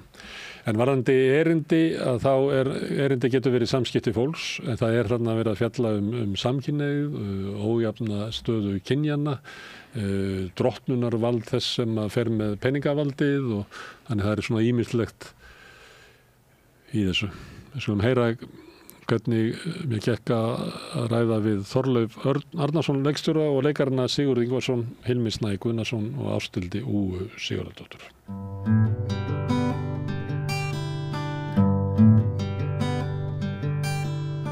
Það alltaf leiklistarumfjöllun hérna við rauðaborðið og leikurinn sá að ég sendur leikhús og sé eitthvað og fæ svo aðstandendur sýningunum til að koma og spjalla við mig hana og kannski segi eitthvað hvað mér finnst, ég veit ekki. Ég fór á Köttur og heitu blikkþekki á milli jól og nýjárs eftir Tennessee Williams og hingað eru komnir leikstjóri sýningarnir, Þorleifur Örn Arnarsson og 3 leikarar, Sigurður Ingvarsson sem er sonur, Hilmi Snær Guðnason sem er pappi og Ásthildur Úa Sigurðardóttir sem er tengdadóttir. Mér velkomin. Takk. Takk. Herðu, ég byrja að fjallum þetta bara á fáránlega margan máta, en við sem bara byrja á ákvörðunum að setja þetta upp. Það er svona, þetta er líklega hluti af því sem er ameríska nútímaklassíkin. Og verður að setja upp aftur og aftur og stundum þegar maður fer á þessar sýningar þá veltir maður fyrir sér er hægt að flytja þessar sögur á milli vegna þess að þarna eru oft það kvenhlutverkin eru náttúrulega svo afmörkuð og sérstök eða svo staða kvennanna, hvað möguleika þeirra í lífinu og fleira að maður veltir fyrir sér, er þetta hægt og Þorleifur, er þetta hægt? Já, ég finnst auðvitað eru, þetta er ótrúlegt tímabil í bæði amerískri menningarsögu og ekki síður í leiklistarsögunni. Það eru þarna kannski 30-40 ár þar sem eru skrifuð kannski 10-15 verk sem munu ná inn í kanónuna, sem ná inn í þessi örfáu verk sem eru leikin aftur og aftur. Flest leikverk fara svið einu sinni, kannski tvisvar. Þetta eru verk sem leitaði aftur og ástæðan er náttúrulega bara að það eru ofboðsleg gæði. En það er samfélagslega samhengi hvernig þetta verður og Arthur Miller spáði fyrir að, sem sagt, að með honum í rauninni eða með hans kynslóð myndi þetta deyja, að eftir kreppuna miklu í Bandaríkjunum þá í rauninni kemur svona ofboðsleg atvinnubóta vinnu stefna í Bandaríkjunum, þá að koma öllum aftur í vinnu og ef að fleiri en 25 atvinnulausir leikhúslistamenn eða sviðslistamenn fyrirfundust í einhverju borg gátu þeir stofnað leikhús og fengu ríkisstyrki og upp úr þessu sprettur spretta öll þessi skáld. Við erum Tennessee Williams kannski svona sem leiðir eða brýtur þeim leið síðan ertu með Eugene O'Neill, þú ert með Arthur Miller, þú ert með Edward Albee og síðan eru reyndar miklu fleiri og síðan eru náttúrulega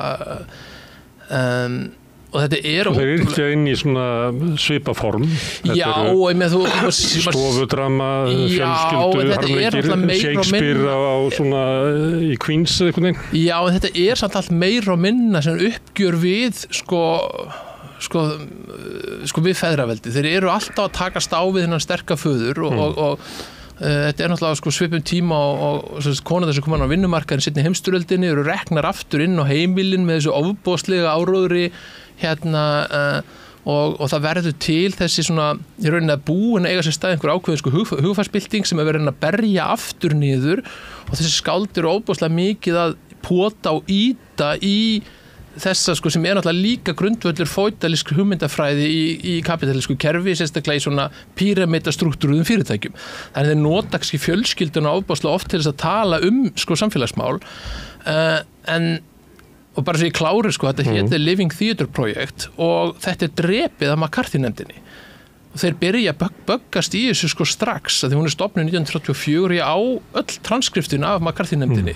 Þeir svona þykkur dóðrandur sem náttúrulega, að þetta var alltaf í beinni útsendingu, þá þetta svo að lesa útvarpsleikrit. Og það náttúrulega mjög fljótt sem byrjað að saka akkurat þessa hópa að vera kommunistar og vera að brjóta niður hina amerísku að þeir eru alltaf að höggva í sko þeir nota fjölskyldu grunngildi Amerikanar. Þessu ekki að gagnrýna samfélagi sem lifa í vegna þess að vilji bæta það og hafi ást á því, heldur eru þeir handbendi erlends afl sem að grafa undan því. Já, eða bara á þessum tíma þessu ofboðslegi bardagi, hugmyndafræðilegi bardagi og hann er skilgreindur þannig að þeir sem að gagnrýna þeir séu raunverulega utan samfélagsins og séu að grafa undan því. Ég meina þeir dróðu alltaf bæði sko Bertolt Brecht og ég meina Charlie Chaplin flýr land út á þessari nefnd og alltaf trakit inn í kringum Kazan og hvernig átar fullt af fólki. Það enda stórkostleg bíómynd til þetta fyrirbæri sem að Tim Robbins framleiðir og leikstýrir með hann leikur og Susan Sarandon og sér bara allir mögnustu leikarar Bandaríkjanna að koma fyrir þessari mynd. Bill Murray, hún sko stórkostleg og auðvitað náði alltaf aldrei flugi. Ég hvað hún heiti bara, maður googla bara Living Theatre projekt og Tim Robbins. En það alveg sko þannig að þú veist, þessi verk hafa relevans af því að þau eru í kjarnan að takast á við ofboðslega stóra samfélagsbreytingar. Og hafa það ennþá? Ég myndi ekki setja þetta verku upp ef ekki væri fyrir það sko. En það aftur á móti sko, það er ótrúlegt að því sem deyr í rauninni amerísk leikriturinn það verður ekkert komið inn í kanónuna síðana að því rauninni og Martha Miller sagði að þetta færist af í rauninni því að það sé einhvers konar ríkistuðningur við þetta og fer algjörlega inn á markaðinn og þar náttúrulega ekki þetta pláss til þess að skapa listaverk sem tekst hið ofboðslega flókna samspil samfélagslega rýni og sögu mannesku sem að tengja við. Og þetta smitaði einhver leiti inn í kvikmyndirnar og svo dó það bara út að koma Já, sjónvarpsþátt að gera líka alveg sér það sko. Ég fæ alltaf svona smá sko verk í líkamann þegar við að tala hvort að sko verk séu relevant eða ekki relevant. Hvort þið hafi eitthvað rými einhvern veginn á einhvern hátt við samtíman sko. Ég hugsa þetta öðruvísi, ég hugsa alltaf sko ef maður fer í bókaskap hjá af og ömmu og það eitthvað eldkomin bók sem þú veist ekki og þú byrjar að lesa hann og svo líkar þið við hann að þetta alls ekki neinu flútti við samtíman. Mér finnst bara ef að sagan góð og það eitthvað sammannlegt þá finnst mér þetta eiga erindi. En það samt þannig að til dæmis höfundar að þeir tala misjafnlega til mismunandi tíma. Oft eru deyja, þá líða kannski svona meðan ættingjarnir eru á lífi við að halda þeim á lofti svo fjara þær út og svo þurfa það bara að bíða þangað til eitthvað nýkynsluð uppgötur á. Þannig að það er eitthvað við þetta sem að talar mismunandi til okkar allra þótt að kannski verkið í sjálfu sér tali sko alltaf eins til okkar sem einstakling. Þá eiga þau bara mismunandi en þú tók þetta orðið sem fellur er náttúrulega sammannlegt sko. Og það er náttúrulega sko það sem einkennir góð verk að þau eru ekki bundin í tíma og rúmi. Þau eru að tala til okkur, þess að leikjum ennþá Grikkina. Það er ekkert samfélagslegt við Grikkina sem er ennþá relevant í okkar heimslita. Og meiri sé að þeir eru svona stéttabardagi sem við eigum stað í dag. Hins vegar aftur á móti eru átökin sem stað á milli Kreons og Antigónu er allt í nótu ofboðslega áhugaverð rannsókn bæði sko í tíma og í nútímanum. Þannig að þú veist, þetta næri einhver dýpri sannleika og mér finnst þetta verk svo sannarlega að gera það. En skiptir þetta máli en að þið eru náttúrulega bara að leika fólk sem er í svona tiltölulega klassískum deilum við sína nánustu? Skiptir þetta máli svona samfélagslegt samhengi?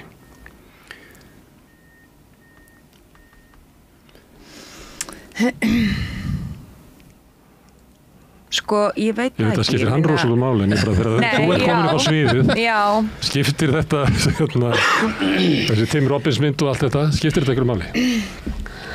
Já, auðvitað, þú veist, það ekki þetta að segja þetta skiptingu máli, en það kannski ekki það sem það ekki minn þráður, það sem ég einblín á, ég algjörlega sammála Hilmi með þetta sammannlega og það það sem að maður fer í rannsókn á þegar að maður fer inn í eitthvað svona og þess vegna einhvern veginn, þú veist, manneskjan breytist aldrei neitt, sko.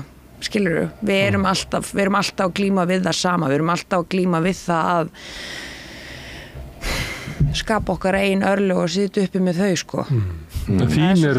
Þín háð kallinum, eða köllunum, bæði vegna að hún kona og þarf eiginlega að ná öllu sínu í gegnum hann, en líka hún lægri stéttum og flera, hún þarf að hífa sig upp á kallinum. Já, og ég meina auðvitað það bara ennþá þannig á konum í dag. Kannski ekki öllum konum en það örugglega einhverjum konum. Já, og þú veist, skilurðu, ég ekkert endilega ekkert með þetta svona klift og skorið endilega í haustum á mér fyrir hana, sko, skilurðu. Ég ekkert endilega búin að ákveða að hún þetta er margbrotið og þetta ekki einfalt, skilurðu. Ástæðan fyrir því að hún þarna ekki bara að því að hún komin að ásnýta fólki og verður að halda í þetta, skilur. Þetta líka marglaga. Þannig að ég allavega, ég líti ekki svo á að hún einhvern veginn, hún sé bara lágstétt og verði að hengja sig á þessa hástétt. Það alls konar að baki þessari hún líka bara berjast fyrir, skilur, maður verður ástfanginn og það blómstarar eitthvað og það síðan einhver skekkja og hún stækkar og síðan var komin í einhvern ómöguleika og maður líka bara berjast fyrir því lífi sem maður var búin að ímynda sér maður væri að fara að lifa við. Já. Og síðan allt í einu bara komin einhver óbærslega atburðarás og þú í miðjun á þessari atburðarás og mér finnst mjög skiljanlegt að þú berjist fyrir rétti þínum innan fyrir atburðarásar alveg bursi frá en síðan hittur allt bara strengir sem ég held að flestir myndu, þú veist, þannig að mér finnst þetta hún ekki, þú veist, undir okkur kona sem að... Nei, hún ekki, ég sé það, ég sammála því. Hún getur það nú alltaf því að maðurinn hennar eiginlega hættur. Já. Það erfitt að undir okkur þá. Já. Því hann eiginlega bara passífur. Já, jú, ég meina, hún hefur val eins og allir. Aðeins varðandi hana, ef við værum í Ameríku og værum að horfa á þetta, þá væri líklega, sko, textin þinn myndi einhver leyti segja mér út í sal að þú sért af annarri stétt en þau. Það eiginlega aldrei á Íslandi. Nei, við erum náttúrulega ekki með hennan hreim eða accent. Ég held að við séum með það, sko. Ég held að bara höfundarnir okkar sé ekki að skrifa upp í þetta, sko. Það bara við bara að fáa sem eru með nógu góð eyru til þess að skynja þetta og hafa þetta. Já, þú meinar að, bara... En það kannski meira sýnt, sko, málfarið. Já, ég upplifði það minna sem málfar hjá okkur. Ég upplifði það meira í til dæmis eins og bara fasi á milli mín, til dæmis ef við tökum bara mig og Mey, sem svilkona mín í verkinu. Og klæðaburðurinn okkar og það hvernig við berum okkur og hvernig við kannski komum hugmyndum frá okkur. Mér finnst það alveg bera vott það hvaðan við komum, sko. En mér finnst þetta mjög áhugavert. Já. Að þýðandi, sko, færi kannski þessa leið einhvern tíman með eitthvað verk að skrifa það svolítið. Fáir höfundar sem að gera þetta. Já, einmitt. Sem eru að skrifa bara í bækurna sínar. Við erum líklega út af, sko, kúun í íslensku tungunar, þá erum við alltaf að skrifa talmann eins og ritmál í bókum og sömuleyti eru þýðlátin fara með ritmál upp á sviði. Já. En hann gerir það svolítið, hann Tennessee Williams, sko, hann skrifar upphafið. Já, smá upphafið og þetta er oft svona ljóðrænar setningar og hjá öllum, sko. Mér finnst samt að, mér finnst sko þýðendur reyndar hafa ofnaði, þegar við lásum þetta fyrst, þá var maður stundum að hugsa, sko, býtum við, er þetta orðfæri hvernig tala þessi kynslóð öðruvísi en þessi kynslóð og svona, síðan þegar maður eru komin út á gólf, þá var maður svolítið fljótur að skynja að sko, maður skynjar þetta með svo orðfæri pappans að það annars vegar ákveðin svona durgur sko svona durgsháttur sem kemur bara sko beint úr fortíðinni hjá honum og svo meiri skriðþungi í öllu sem hann segir en síðan og það verður svolítið fallegt en síðan á hann líka aðgang að einhverju lífsheimspeki sem að brýst í gegn sko. Og þetta verður svolítið svona svo bardagi innan karakters á milli sko mismunandi í rauninni æviskeiða og mismunandi svona upplifana sko. Ég fyrir ekki. Mér finnst það svo áhugavert sem að sko, þessi hugmyndum sko, að því að sko stéttabardagi birtist náttúrulega ekki síst í dag í rauninni aðgang að menntun og tungumáli og Ætti ykkur höfundur að rannsaka það hvernig talar fólk sem kannski með bara 250 orða á íslensku af því að lifir svo mikið í ensku Við verðum að fara í þetta Þetta er mjög áhugavert Já, þetta er svolítið áhugavert Herðu, þegar þetta byrjar það byrjar á sko hlýtur að vera alveg rosalega erfiðri senu þú talar og þú þarft eiginlega að segja okkur hvar við erum og hvað að fara að gerast og svo þarftu líka að koma þér til skila og ef þetta væri svona aría þá var þetta sko ótrúlega erfið aría fyrir söngvaran af því að það er svo mikið sem þú þarft að gera í leiðinni á meðan þú ert að koma þér til skila Er þetta ekki bara ótrúlega erfið aría fyrir leikaran líka sko? Þetta er alveg erfið aría með mesta nömp í tvísöng sem hefur sérst á sviði því hann eiginlega gefur ekkert á móti sko. Nei, þetta er alveg Ég held að sé erfiðar fyrir mig sko. Hættar þessu áverðu að fara að hugsa hvaða maður þetta eiginlega Jú, ég get alveg tekið undir það. Þetta er alveg svona svolítið marathón sko að gera og líka svona allt kallt sko, mæti bara köldum áratum og þú þarf bara að keyra ég þarf líka bara að setja svolítið tónin fyrir svolítið margt skilurðu og halda svolítið mörgum boltum á lofti en þetta er svolítið ferðalag sko, þetta er svona það eru alls konar litir í þessari fyrstu aríu sko, sem þurfa að komast til skila. Þetta er stóra arían þín, þú kemur náttúrulega aftur, en þetta er náttúrulega, ef þú lendir þessar ekki þá ertu búinn bara.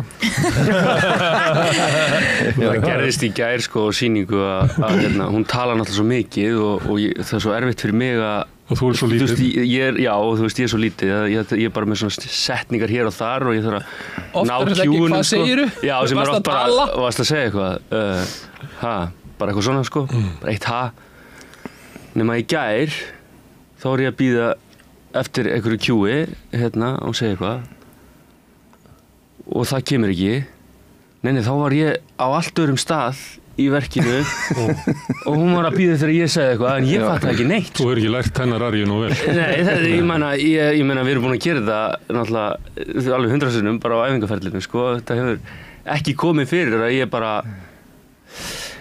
en svo hoppuðu við aðeins áfram og Hvað gerist þá þegar það gerist?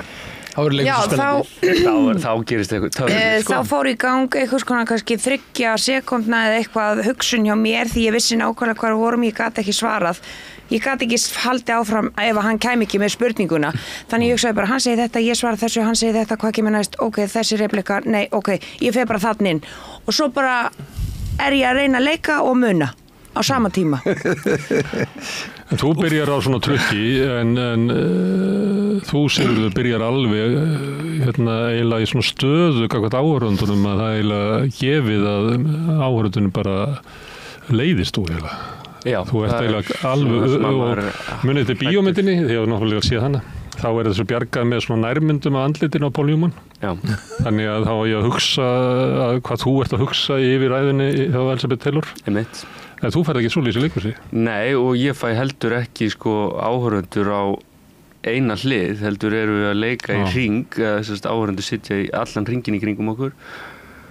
Þannig að maður er alltaf með bakið í einhvern, og þetta er svona, í kjarna leikarans er þetta svolítið erfitt að maður á að reyna að vera opinn og sýna, eða þú veist, ekki endilega sýna allt en maður vill vera maður vill koma einhverju til skila og þá er mjög erfitt fyrir að hafa svona lítinn texta og eiga að vera líka svona lokuð týpa og ofan á það að sko áhorfendur þú getur ekki látið alla áhorfendur sjá þig sko, þannig að svona, þetta var svona mesti kvíðin hjá manni þegar maður var að æfa þetta sko, en svo þetta bara svo, maður fattaði eiginlega bara fyrst sko núna á sýningunni í gær, þá fann maður eitthvað svona gífurlegan slaka út af því að maður heyrir bara hvað þetta ótrúlega vel skrifað og þetta heldur svo vel og Úa heldur svo vel á þessu og þetta náttúrulega næstuði bara eins og monológur hjá henni að ég fekk svona algjört æðruleysi bara svona þetta það gott og þetta það áhugaverð saga ég þarf ekki að gera neitt, ég þarf bara að vera í situasjóninni og hlusta og þú veist, og sundur sónar hann út sko og alveg bara svona þú veist að segja eitthvað þetta þægileg innivinn Já, en þetta sko þetta sko að þú veist að það alltaf ekki kjúa upp með þetta verk og mörg af þessum verkum þetta sé svona well-made play en þetta náttúrulega algjörlega radikal hvernig þetta skrifað en maður skynjaði að þau voru komin út á golf sko hvað Tennessee Williams sko hvað hann hefur mikinn áhuga á leikaranum líka að því að sko þú veist Brick með risastórt lindamál og eða ekki kannski þessi lindamál þetta hann að takast á við alveg ofboðslega erfiða hluti og að reyna allt sem hann getur til að flýja þá og þessi doði yfir hún með byrjun að það bara verið að halda hurðum lokuðum svo að hann bara springi ekki í loft upp en sko en það fer heldur betur að gang sko í seinni stóru sinn já en þú veist þú hugsar frá leikarunum þá henni krafist sko ofboðslegar auðmýktar frá leikarunum að þú veist að því að þú verður að komast á einn stað að eignast eitthvað ákveð æðruleysi fyrir því að rauninni afhenda ykkur öðrum sviðið og jafnvel vera óhugaverður eða hafa ekki samúð og sko en á sama tíma náttúrulega byggist upp ákveðið sko óþól til að fá að segja sitt sem hefur síðan sko útrás 1,5 klukkutíma seinna og þetta verður svo mikið eins og lífið Já, en það ekki þannig að leikarinn hefur þrá yfir að áhorfendur skilji sinn Já. En þú hefur eiginlega engin tæki til þess að fá skilning Nei, þannig að þegar þá kemur að því að þá eru áhorfendur orðnir svolítið skeptískir gagnvart þér eða það að berjast fyrir lífið þá þarftu að gefa í til þess að ná þannig að þú eiginlega byrjar á mínuspunkti á meðan að þau kannski fá að byrja á 0 Já, maður fær að vera Er þetta ekki svolítið? Jú, maður fær að vera svona 3-0 eða 10-0 undir og síðan Og er það óþolandi að vera leikari upp á sviði og vilja að áhorfendur skilji sinn en fá ekki tæki til þess það hljóta að vera mörg verk sem eru þannig bara ekki nógu vel skrifuð að þú kemur ekki þínum til skila Ég hef samt aldrei séð verk sem sko þetta verk held ég þess að segja sko þetta svo búslega radikal þú ert basically með sko klukkutíma monológ eða 50 mínútur monológ síðan kemur örstutt sko svona sena með öllum og síðan byrjar önnur 50 mínútur þetta eru 2 langar 2 mínútur senur nema það sem svo snildarlegt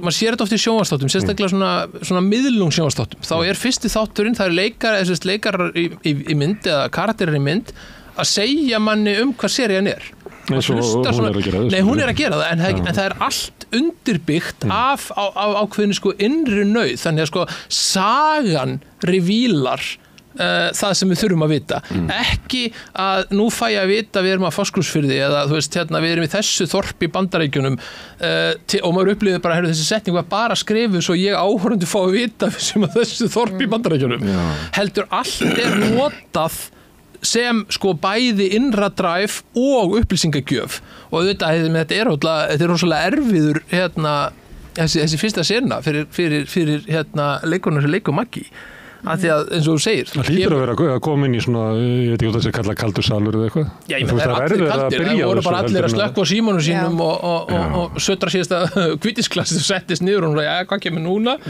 og síðan þú veist það þarf þú veist, þetta svo heitt verk það er svo mikil átök og þetta var mikil dans að leita líka að þú veist hvernig á að byrja þetta einhvern tíma byrjuðu alveg ofboðslega dramatíst þá fundum við býtu þegar við eigum ekki inni hérna, þá léttu fyrir hlutan og gerðum meiri nánd á milli þeirra, það orðið of mikið, þá gengur ekki upp sko sársökin fyrir hana að berjast við henni, þú veist, þetta var rosalegu dans að finna.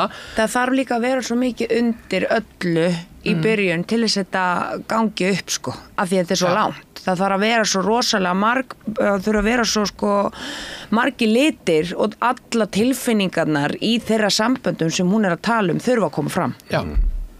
En á sama tíma megum við ekki revíla öll kortin því þá átt ekki, sko, þú veist, ég upplýði á þetta allt öðruvísið, þetta kannski líka fyrsta skipti sem ég bara tek texta og lesa hann og segja bara, ok, þetta svo góðu texti, hér þarf ekkert að, þú veist, við sko reyndar það sem við gerðum að við, sko þessi, það var okkur svona tíska staðfæra hluti, mér finnst það alltaf pingu hættulegt að það koma alltaf einhver klöss það sem er bara búin að færa eitthvað inn í annað samhengi og það bara ganga sumir hlutir ekki upp af því þeir eru einhver síður sko menninga spesifískir. Þau heldur að færa áhorfandan bara til. Nei, eða bara svo hérna, við bara dróum úr Ameríkutengingunni með því að þau eru ekki að tala háskólinn í Mississippi og þau eru ekki, við bara svona dróum úr, þú veist, eða þetta er ekki amerísku fótbolti því að það að díla við að vera mögulega samkynhneigður er alveg stort vandamál, það er ekki einn samkynhneigður fótboltamaður í allir Evrópu. Það er engin fótboltamaður sem spilar atvinnubolta í Evrópu sem eru opinberlega samkynhneigður, ég held að fyrir ekki einn í Slóveníu. Engin annar. Og svo er dæmið það að menna að koma út úr skápnum og hætti í fótbolta Já, eða koma út úr skápnum stuttu eftir eru hættir sko. Menn fá ekki endur nýja samning ef það er komið úr skápnum.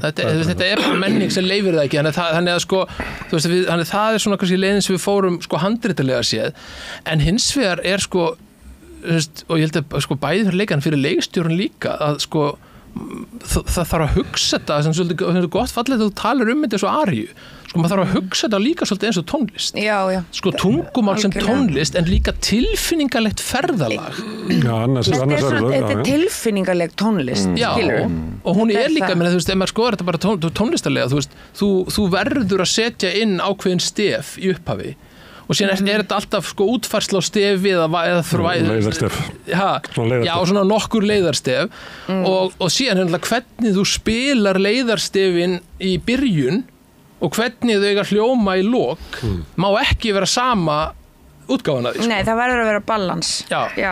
Þetta er svolítið svoleiðis. Þetta fjallar margt, þetta fjallar samkynhneigð og fleira, en einhver leyti fjallar þetta náttúrulega bara svona tilvistarlega stöðu mannsins sem er dýr sem að deyr, held ég sér sagt í verkinu, og sem er eiginlega óhæft að vera í samskiptum hvort við annað, nær ekki að vera með einlæg samskipti sín á milli og rífur hvort annað á hól. Meira og minna er þetta þannig sýnin í mannfélagið sko. Þetta er ekki svona við erum bara þannig, þetta er bara grimm kannski ekki grimmt fólk en fólk sem er svo sín að þarf að sækjast eftir einhverju og þá er til í að fórna einhverju eða stíga yfir einhverju mörk og milli bræðranna og út allt og milli allra parana sko. Það er ekkert að þessu svona þetta er ekki lukkuleg pör. Þetta leikur sem sjálfnast. Erum við svona eða er hann að segja okkur það að við séum svona næstu óhæf að eiga eðlileg samskipti? Ég upplifi ekki endilega þannig. Ég upplifi að manneskjan er bæði óskaplega falleg og óskaplega ljót á mismundi tímum ævinar sko. Og ég held að þú getur sett þetta sem að Hannah Arendt er að benda á í Eichmann réttarhöldunum, þú veist þú veist, nasistar voru ekki skrimsli heldur var þetta fólk sem var komin í ákveðnar aðstæður og þjónustar aðstæðurnar þannig að sko að geta okkar til mikillar grimmdar og mikillar hörku er gríðarlegur og bardagi okkar í lífinu er kannski mörgu leyti sá að halda aftur af sko hinnu dýrslega eðl okkar og þar náttúrulega kemur siðmenningin sko til sögunar að við búum til samskiptareglur og við afhendum ákveðið vald frá okkur eitthvað annað til þess að við lifum ekki í, hvað maður segja, svona ysta excess en síðan þegar þessi aðstæður komu upp og ég held að fari enginn í gegnum alvarleg áföll missa barn, erfiður skilnaður þú veist og maður hefur séð fólk skánar við það Já, en það versnar fyrst yfirleitt, sko. Og þegar að fólk í ofboðslega erfiðri stöðu að takast á við dauðan, að takast á við stór, eða einmitt svona þegar sambendur orðin svona brotin, þá birtist oft, sko, þegar þessu dýr sem búið að króa af, þá birtist grimmustu og hörðustu hliðar okkar. En það sem ég finnst svo magnað við þetta verk, við erum að horfa á ofboðslega grimmt fólk, en einhvers staðar tekst samt að ná í gegn ofboðslegri mennsku og skilningi að þeim dreymir öll að vera einhvern veginn öðruvís og eru kannski að reyna það. Sko, ég upplifði þetta rosa mikið þannig að, sko, eins og með Maggi, hún er bara að berjast fyrir lífi sínu. Hún er alltaf þurft að gera það og fólk sem hefur verið, sko, þú veist, hún er alveg upp í lástétt og hefur þurft að einhvern veginn hún hefur þurft að berja sig áfram og fólk sem hefur verið, já, þú veist, eins og þú tala grimmdina, fólk sem hefur verið meitt í gegnum tíðina, það er bara, það meiðir aðra, það er bara þannig og það er ekkit endilega meðvitað það fer yfir mörk annara vegna þess að það er að berjast fyrir sínu, en það þekkir ekkit annað og þá kemur einhvern veginn í ljós þessi grimmd og ílska sem er, skilurðu, sem er í rauninni byggð bara á því að litla brotna stelpan er bara að öskra á ást og eitthvað í gegnum sársauka, skilur. En í þeim heimi að þá er það svo sem að endar á efst á haugnum sem er líklega pappinn. Hann er líka svona særður lítill drengur frá því ykkur tíman sem hann hefur sett á hold og verið að meiða ykkur alveg út og suður, meitt alla í lífinu og svo þegar hann horfið fram á dauðan þá kemur kannski í ljós að þessi litli særði þá er hann bara ótrúlega vanþroskaður og eiginlega óhæfur í að taka á móti sko neinu sem aður. Já, þegar það kemur að því þá kemur hræðslan upp í honum og þá verður hann bara lítill drengur og lætur soninn hugga sig. En svona yfirvaldið og grimmdið í honum mótar heim allra hinna, sko. Þannig að samfélagið okkar er það bara keyrt áfram á slíku. Já, ég held líka bara hann er svona self-made man og er komin upp, hann er sveitadurgur í grunninn. Svo er hann búinn að koma sér í þessa stöðu, hann er orðinn stærsti landeigendinn á svæðinu og komin í þá stöðu og þið viti hvernig svoleiðis fólk er, svoleiðis menn, maður þekkir þessa típu. Það er náttúrulega neyja sig allir að honum. Já. Það er náttúrulega, það eru aðrir sem fær honum þetta vald. Já. Allir háður honum einhverjum. Já, allir háður. Röddin hans verður sterk af því að aðrir gefa honum styrki. Já, og svo finnst honum náttúrulega sko að fólkið í kringu sig hafa ekkert unnið til þess að fá neitt af þessum peningum og hann sér bara aumingi og dugleysi. Og það er eitthvað það sem knýr hann held ég áfram í sig. Það er eins og allir auðugir telja sig hafa orðið auðuga fyrir eigin verðleika og aðrir sé ekki auðugir vegna þessi skorti verðleika sem þeir hafa. Akkurat, ég held að hann sé alveg þess. Hinn er alveg svoleiðis, dæmigerður svoleiðis maður. Það sem að miðast áhugavert að því að svo mætir hann dauðanum einhvern veginn en hvað hann er, þá er hann með svona ráa sjálfsvorkun og er alveg ótrúlega álapaleg manneskja sko. Já, eins og allir eru þú veist, það virkar stór og sterkur en er það svo ekki þegar hólmennu komið ekki gagnvart dauðanum. Það er mismunandi hvað verður stór gagnvart dauðanum en hann er ekki stór þegar hann stendur andspænis honum. En þetta er eiginlega mannfélagi sem hefur verið að sýna þannig. Þetta er bölvaður drullupittur sko. Já. Já, og ég meina auðvitað er líka mjög sterkur þráður sko, hann bæði tengist Bandaríkjunum, þetta sko með eiga jörðina, eiga landið sem er náttúrulega kannski bara eitthvað sem að bæði í sko samhengi Bandaríkjana er náttúrulega byggt á blóðbæði en hins vegar líka þessi svona Þetta er því kvóti ef þetta er því heimfært Já, en það er líka þessi svona algjöri eignaréttur og hugmyndin að tilheyri þér og þú ert á landinu mínu, ég get skotið þig ef þú ferð á landinu. Já, ég þekki nú bara eitt hann í bónda í Austurríki sem skýtur alltaf á hann er að rækta biosukíni og það kom alltaf svona eftirlitsmenn frá Evrópusambandinu og vandamálið er það að það liggur vegur í gegnum jörðinans og hann þarf að keyra traktorinn yfir veginn og út af því hann keyrir traktorinn yfir veginn þá þarf hann að skipta, sko ef hann ætlar að vera bíó þá þarf hann að skipta dekk til að keyra yfir veginn og skipta aftur og þetta finnst honum svo brjálæðislega ósanngjarnt að hann tók upp á því að skjóta á fjarska og það segir sig að elda héra þannig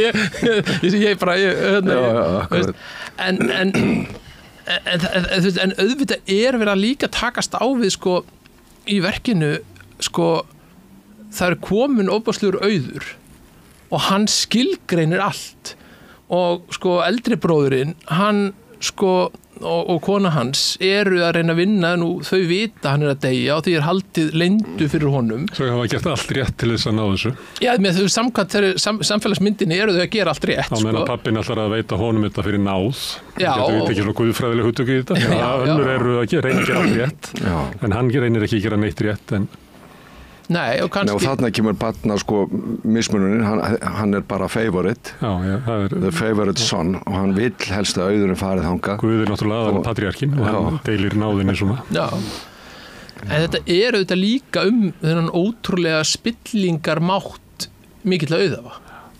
Af því að maður veltir alveg fyrir sér að ef að verkið snýrist bara ástföðursins, þá hefði það ekki þess að það þarf þetta kombo, það er eitthvað tilfinningarlegt, eitthvað andlegt en það er líka eitthvað veraldlegt og það verður svona spillingarafl sem að allir geta ekki losa sig undan að verða að ásennlegast auðin og það kannski gerir breyka einhverju leyti sympatískan í verkinu að hann svo eini sem hann náttúrulega að drekka sér til dauða hann er ekki svo notið heilbrigðar aðferðir til þess en hann svo eini sem virðist ekki vera obsessed af hinnu materialíska. Og það er sögulegt að þá er þetta frá tímabili í bókmenntum og listum að fyllibittan gat verið rödd sannleikas sem ég held að sé geta bjóða neinum upp á lengur. Þið kannist við þetta, þú hefur að leikja svona það er sem fyllibittan hann sér heiminn einhvern veginn öðruvísi og það er jafnvel í verkinu Bukowski og það er jafnvel í þessu að hans ákvörðun að drekka sé eðlileg að þetta sé svo mikil ormagrefi og ógeð að eina, kannski við erum ekki við lausnina hvernig við erum að hafa mannfélagið en þá er allavega eina raunhafa leiðin til þess að taka er að bara ganga út úr þessu og drekka sig frá þessu og þá er ég að segja þetta vegna þess að hann er rödd sannleikans hann afhjúpar ykkur en hann er ekki með lausnina hann veit ekki hvert á að fara en það að hafa ekki lausnina en að þá allavega labba út úr þessu og loka eftir sér það er bara sómasamlega leið en ég er að selja svona fyllibittur í dag. Hvað segirðu? Það er að selja svona fyllibittur í dag Já, kannski þetta er náttúrulega aðra hugmyndum fyllibittuna þetta er að fara okkur tíma sem að var svona smá eins og næstu heilalegi yfir fyllibittunni en þannig kjölfari kemur mjög drykkveld listamanna kynslóðir eins og Íslandi sem að drukku ferilinn á Símonarbar á naustinu og svona hugmyndunum að með drykkju og svona gæturinn á þessari stöðu að vera píliti fyrir utan og séð eitthvað píliti bóhem svona en ég veit ekki alveg hvort að eitthvað myndi kaupa þetta bara þetta er náttúrulega hægfara sjálfsmorð, þetta er sjálfseyðingakvöld algjör sjálfseyðingakvöld hann er bara en þó hann sé í því að þá er hann líka eitthvað með þetta hlutverk að sjá í gegnum þetta og drekkur út af því hann sér í gegnum þetta eða sér hann í gegnum þetta því hann drekkur, ég veit ekki og síðan er hann náttúrulega líka bara með óbúslega stórt sár og lindamál sem hann getur ekki horfst í augu við þannig að það er ekki hann er ekki bara í sannleikanum Nei,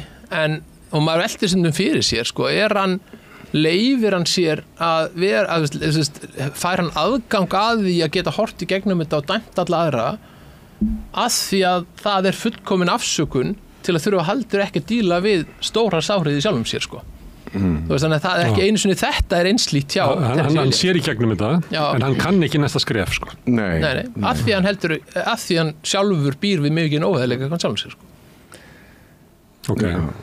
í anstöðu við óheilindin og óheðilegan en svo getur hann ekki forðast það sjálfur og það er það sem að hann er ekki Jesú þetta er gamla hugmyndin við vitum alltaf lausnin á vandamálunni hjá náunganum en við getum aldrei einhvern veginn fótað okkur í okkar eigin vandamálum það ekki bara sannleikurinn? En sér líka bara oft svo áhugaverð sko að hvernig faðirinn konfronterar soninn. Sko bæði annars vegar sko ég ætla að bjarga þér, ég ætla að bjarga þér saman hvort þú vilt það eða ekki. En þegar að sonur fer í ganga að útskýra hvað í gangi og þarna finnst mér þetta verða svo áhugaverð, svo djúps innsýn líka inn í alkoholismann. Hann segir, hann segir sögu og hann segir þetta eru undanfærslur. Þú veist að það einhvers staðar líka í pappanum alveg ofboðslega djúpt mannlegt innsæi að því að kannski þetta eru kendir og þetta eru bardagar sem hann þó komin lengra með og þorir að konfrontera hann á því að það sem hann að segja sem hljómar mjög plausible. Hann gefur útskýringar sem hljóma mjög svona svo sjákvinn niðurstað eins og hann réttlætingar hans. Já, ef hann látið þær standa myndi bara örugglega sitja eftir að segja þetta örugglega ástæðan fyrir því hann svona. Faðirinn spyr hann 2 og 3 hver þetta að sleppa, hvað vantar? Já, hvað vantar? Þú ert ekki að segja mér allt. Hvað það sem vantar? Hvert leyndamálið þetta? Máttu segja það? Ég bara það bara hver áhorfandi að gera upp í sjálf á sig sko. En þú veist, jú, auðvitað það að hann náttúrulega ég veit að hann að deyja sem pappin veit ekki og hann svo eini sem veit það ekki og ég þykist vera svo heiðarlegur og fyrirlítur allan óheiðarleika og lega en svo getur hann ekki svo lígur hann bara sjálfur að hann getur ekki hann hefur gullið tækifæri til þess að vera heiðarlegur en hann gerir það ekki. Hverju hann að ljúga sjálfur sér? Hann bara stöðum flótta sko bara flótta við það alltaf vininn sem að hvarf og hann með djúpt samviskubit vinur hans deyr og honum finnst að vera honum sjálfum að kenna að hún hafi drepið hann já og ég meina þú veist að hún segir að hún hafi í rauninni ítt honum yfir brúna en það hann sem að ber sko ber þetta samviskubit og Já, hann finnst að vera sér að kenna. Já. Og getur ekki alveg að opna sig með hvers vegna og svo verður áhorfandurinn bara að skoða. Já, maður vill ekki segja mikið. Nei. Þetta fjallar eitthvað litið samkynhneigð. Þetta eru bara undanfærslur hjá þér. Svo getur maður ekki sjálfur satt sannleikann, sko. En svo þetta með að hann, það búið að vera pískrað það að hann Brikk og Skipper hafi verið einhver meiri ást þarna en bara venjuleg vina kærleikur þarna á milli. Þarf það að skipta svo miklu máli hvort að það veri kynferðislega ást eða ekki vegna þess að einhver leiti þetta kemur náttúrulega sterkast fram í ykkar tísöng að þá verið að þið veru með í þessum heimi þar sem allir eru grimmir og allir eru með svona rífa hvort annað í sundur að þá eru samskipti sem eru hreinni og eru svona eðlilegri og gefandi. Það samband hitt við Skipper sem bara utan sögu og svo það eiginlega þrá þín eftir slíku sambandi og ástæðan fyrir því að þú velur hann frekar ykkur aðra. Það eitthvað taug sem á milli og við kannski þekkjum þetta í lífinu að við getum verið bara tengdari öðru fólki en annað en öðru. Og einhver leiti fannst manni í þeirri senu að verki verða svona eins og tilvistarlegt svona þetta að hvað væri raunverulega hvað við hefðum eiginlega litla getu til þess að verja slík samskipti og takast að byggja samfélag upp á þeim á meðan við værum bara föstin í heimi grindarinnar. Þannig að í því tilfelli fannst mér eiginlega ekki að skipta máli hvort að þú sást hjá Skipper eða ekki Þetta var raunverulega bara svona alvöru tengingu á milli fólks. Og þeir reyna að ná því en eins og sonurinn segir það, alltaf þegar við tölum saman þá talar þú bara og talar í kringum hlutina en þessi þrá eftir nánd eða nálgun en ekki alveg getan til þess að fara þangað þeirra sena snýst svolítið mikið það Og þú getur haft þessa tengingu án þess að hafa getuna til þess að ástundana. Já, akkurat. Það eiginlega þinn kall, sko. Já, akkurat. Sem að ég veit ekki hvort að við þekkjum í eigin lífi. Eða frá fólki eða eitthvað. Já, það alveg óbúslega áhugavert að sko Tennessee Williams sanginn hefur. Og var með, þurfti að vera með það mjög í félum og takast á við mjög mikla samfélagslega fordóma. Og takast síðan að skrifa verk þar sem að þú setur það þema inn en heldur því engu að síður á svona leveli þar sem þetta snýst eitthvað stærra heldur en bara það sár. Það held ég það sem gerir verkið svona stórt. En það líka svolítið talað í kringum það. Já, það talað í kringum það. Hann talar í kringum, hann fer ekki alveg að því. Nei, en það gerir það stærra. Þú ert að benda á að þar leiðandi snýst þetta kannski líka bara að geta átt innileg samskipti og kannski ástæðan fyrir því að Brikki að taka svona mikið á við þetta að hann hefur heldur ekki tólin. Hvort sem hann upplifði kynferðislega löngun eða ekki, að hann hafði ekki tólin til að komast að því. Þannig að hann situr uppi með að þessi vinur hans deyr og hann situr uppi með ósvaraði spurningar gagnvart sambandinu við hann en ekki síður gagnvart sjálfum sér. Og mér finnst það svo merkilegt í ljósi þess að Tennessee Williams kannski að skrifa svona einn af sínum stóru persónulegu særindi í lífinu en gerir það ekki eins og maður upplifir oft í dag það sem hefur verið að takast á við samfélagslega málefni og svona einstaklingurinn í einhvers konar bardaði samfélagi það er farið alltaf beint í sárið sjálft og það er talað það sem absolutt að takast að skrifa verka sem er að takast á við svona stór samfélagslegt sár og persónulegt en ná að stækka það upp á tilvistalegt plan og það er þar sem held að verk tali svo mikið miklu víðar heldur enn í einhvern ákveðin hóp af því það nær á svona stórt tilvistilegt svið. Sem að hjá honum er það að ást hans á Skipper drap Skipper og það að stæðsta gjöfin sem honum var veitt í tengingu við aðra manneskjur, hann tókst ekki að halda því. Út af því hann steig ekki í skref og þar fram til göttunum. Þannig að þetta þarf ekki að tengja samkynið frekar en hverju öðru. Nei, en það er samt talandi hvað er relevant í samtímanum og ekki, þú veist, einhverjir getur sagt hvað, ég meina, það er öllum sama að mennsu samkynniðir í dag. Hvað er það? Já, þú veist, en það er, ég meina, það virðist, það sem er svo flott við þetta er að það virðist öllum í rauninni vera meira sama eða, þú veist, líta á þetta sem ekkert svo óeðlilegan hlut, samkynniðina, en það er hann Briggs sjálfur sem fyrirlítir það mest og segir sjálfur, veistu ekki hvað fólki finnst þetta ógeðslegt? Já, eða segist, fyrirlíta það. Já, ég er að segja það. Og þannig að hann er í mesta baslinu og það er það sem að það er það sem að maður tengi við í dag, maður er alltaf sem eigin vesti óvinnur, maður er alltaf dæmi sig sjálfur mest og ég held að hann hafi bara ekki hugmynd hvort að hvað hann er og svo er allar skilgreiningar og fólk vil skilgreina þetta og hann segir bara hvað máli skipti það hvað ég meina við áttum bara eitthvað sem var satt og sem var reynt einlega sem er fágæti í þessum heimi og af hverju þarf það kallast eitthvað abnormal af því að sannum vinátt í þessum heimi er mjög abnormal það getur enginn verið vinnir.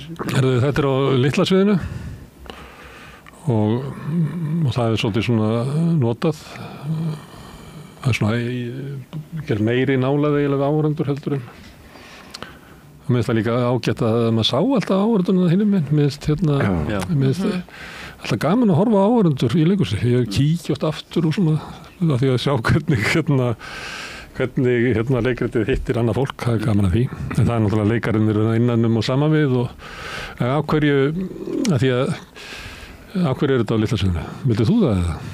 Já, að því að mig... Þetta jafnaði á stóru óperónum og Bauhaus timburmenni. Nei, einhver leiti er ákveðin sannleikur í því, sko. Ég meina, síðasta sýning sem seti upp í Bayreuth, sem eitt stærsta svið í heiminum og þú, sko, ert með 22 raðir og þú situr í 50 metra fjarlægð. Og það svo stór vél, þetta svo sko, þú með 100 manns í kringu sviðið, sér þetta með og eins og í óperunni sér þetta með kór og sér þetta með heila 300 manns hinum megin við vegginn, sko. Þannig að en það líka bara ég vaknaði svolítið upp í það í 15 ár hafði ég alltaf sett upp á stærsta sviði þess leikhús ég var að vinna hjá. Og sýningarnar, þetta voru mikil sjónarspil og svona, og maður var oft líka að skrifa og maður var að snúa við og snúa upp á og það var bara komið djúpstæð þrá í mig. Þetta meiri auðmýkt og hóverð. Nei, ég er leikaramenntari í grunninn og leikhúsið mitt hefur alltaf snúist í raunin að skapa stór, ég stilli fólki aldrei upp í myndir, það þarf að koma úr innra lífi þess sem við erum að gera. Og mér langaði bara aftur í miklu meiri nánd og vinna bara nær kjarnaleikhúsið sem auðvitað leikarinn. Og og ástæðan fyrir Litla-sviðinu var bara einfallega svo að Litla-sviðið byggt sem hringleikhús og sjaldnast notað þannig og sko þau tala oft það í verkinu, þú veist, það verið að hlera, það verið að snuðra, það eru allir með augun á þeim og ég hugsaði sko, og þegar við Erna vorum að undirbúa þetta, þá ræddu þetta, það voru mjög fljótt, vorum við alveg sammála þetta, að skapa einhvers konar vígvöll í orðinu innan áhorfundur með áhorfundur allstaðar og setja sko leikara inn á milli til þess að... Það var rúmið í miðjunni sem kannski svona mest í prívatstaðurinn. Já, og síðan það, þú veist, þarna finnst mér svo fallegt sko að Erna... Sko henni mjög umhugað, hún málari og hún málar mjög atmosfærist og mjög symbolist og henni fannst svo mikilvægt að það yrði sterk metafóra án þess að hún yrði svo frek að hún tæki yfir sögnin, heldur hvaða metafóru var þetta að leggja þarna inn sem næði einhvern veginn að þjóna bæði verkinu, leikarunum en engu að síður líka að skapa einhverja umgjörð sem veldur hughrifum umfram að þetta sé einhvers konar raunveruleiki sem þú ert að horfa á. Og með því að í rauninni að setja grasjörðina undir, setja sér í grasið hjónarúm sem alltaf kannski svo staður sem persónulegastur, þar sem að kannski fara fram innilegustu og hatrumustu skilmingarnar milli fólks og sen hengir hún yfir þessa ljósakrónu búin til úr grátandi vinglusum kannski að því að í þessum heimi svo ofboðslega erfitt að gráta aðeins heiminn getur grátið. Tökum lyf til þess að geta gert það. Drekkum og renjum svo í öxlina og munum ekki daginn eftir. Hvað taka þetta? Munum við á því að leika í svona nálægð eða upp á sviði? Það lítur að vera töluvert. Já. Þið finnið hljótið að finna miklu meira fyrir áhorfendum. Já, maður finnur mjög sterkt fyrir áhorfendum og það er óbúslega gaman að gera þetta í svona mikil í nálægð. Það er hættulegra fyrir okkur. Þú ert undir smásjá og leikurinn, þú getur leikið hann stórt og líka tekið hann alveg niður og það er mjög áhugavert, þetta fer svona nær kannski kvikmyndaforminu á stundum. Á meðan upp á stóru sviðunum þá þarf það verður að stækka allar hreyfingar og sveifriði og allt. Þannig getur við... Hvernig það? Ég veist... Þegar að sko þegar þið eru komin alveg, það kannski erfið moment og þið eru komin alveg ofan í fólk og síðan náttúrulega þetta við búum í litlu samfélagi síðan þekkið náttúrulega oft fólk í salnum. Þú veist, eða maður hefur líka séð á sýningum sko og þau byrjum að fá áhorfendur að fólk sem kemur á fremsta bekk er náttúrulega bara inn í leikritinu og fólki finnst það sko ég þetta með þess talaði við konum daginn sem ég sá og ég held við hefðum bara í rauninni sko bara hálfparti gengið frá henni af því henni fannst þetta svo erfitt en hún sko fjall mig faðum að því að hún fekk svo mikið svona katharsis útrás fyrir þú veist þetta var eitthvað sem var svo nálægt henni og að því hún var inn í því þá var þetta svo mikil upplifun en hún var svo passív og ég man að þú sagðir þetta er enda sterk sýning sko það kom að kaplar inn í það sem ég datt svona bara inn í sýninguna sem að þú veist eru náttúrulega töfraaugnablik í leikhúsi og tónleikum svona þegar maður finnst einleikarinn vera bara að spila fyrir sig ég veit ekki hvað ég datt svona mér finnst þetta samtalið ykkar að vera ótrúlega sterk og hitti mig það getur verið bara ég var að hugsa eitthvað sem var þannig eða eitthvað en þá gerðist þessi svona stóri galdur sem maður er alltaf að sækjast eftir í leikhúsi það er gott að heyra það er gott að heyra en ég held að maður sem leikari þá maður er einhvern veginn búin að þróa með sér sko einhvern hæfileika til að taka ekki eftir hver situr hvar sko Nei, svo framalega sem það er ekki bara fjölskyldumeðlum í hliðina það er að vísu erfiðara þegar maður þarf að sitja út í sal og eitthvað sest við hliðina og þess vegna baði maður að fá að sitja hans aftar en allir áhörundur af því ég sagði við Þorleif sko ef ég sit hérna á frumsýningunni og svo bara allt í einu steppi bald við hliðina á maður það stuða með hans sko við munni svo mikið saman og svona þannig að ég fekk að færa stólinn minn aðeins aftur fyrir áhörundarraðirnar inn í horn á frumsýningu og hver satt svo og hefði lent við hliðina nema Stefán Baldursson þannig að það er aðalega það sem hefði kannski stuðað mann mest en þegar maður er komin inn í arenuna þá bara hættir maður að taka eftir svo fyrir sumum áhurum þetta svo óþægilegt líka sko. Ég talaði við eitt sem að segja ég held að þú hefði hort á mig og þá leit ég undan og því að hann vildi, þú veist, eins og við vilja ekki trufla sko. Það er nú þekktur sko ótti áhorfandans að leikarnir fari nú eitthvað að draga mann einhvern veginn inn í helviti sýninguna sko. Það var sem að var á tímabili að maður var eiginlega bara þorði varlega í leikhús fyrir svona 30 árum það var svo mikið í tísku en það er einhver síður sko þess að maður öryggi að vera allavega 7. bekk og aftar en það er ákveðin galdur í því líka sem þú varst að tala um sko að þú situr í salnum, þú horfir á sko, mörgur leiti bara verðandi leikar einhver leiti eins og skylmingaþrælar inn í svona aðstæðum og síðan horfur á viðbrögð annara við því og hann er speglunin sem eiga sér stað að mörgur leiti tvöföld þú ert að spegla upplifun þína því sem þú sérð og þú ert að spegla upplifun hvernig aðrir upplifa það sem þú ert að sjá og sko og svona vonin með því að stilla þessu svona upp þetta líka að fólk upplifi meira og meira að það sé sko einn af þessum sem eru að þú ert að horfa á eitthvað sem það intím að þú ættir ekki að fá aðgang að því og það held ég svona ég held að náist á vonandi næst það að þú lítur að spyrja einhvern tímann má ég sitja hér þetta of ætti þetta eiga sér stað baku lukt og dyr eins og þau eru alltaf að reyna síðan að gera verkinu sko.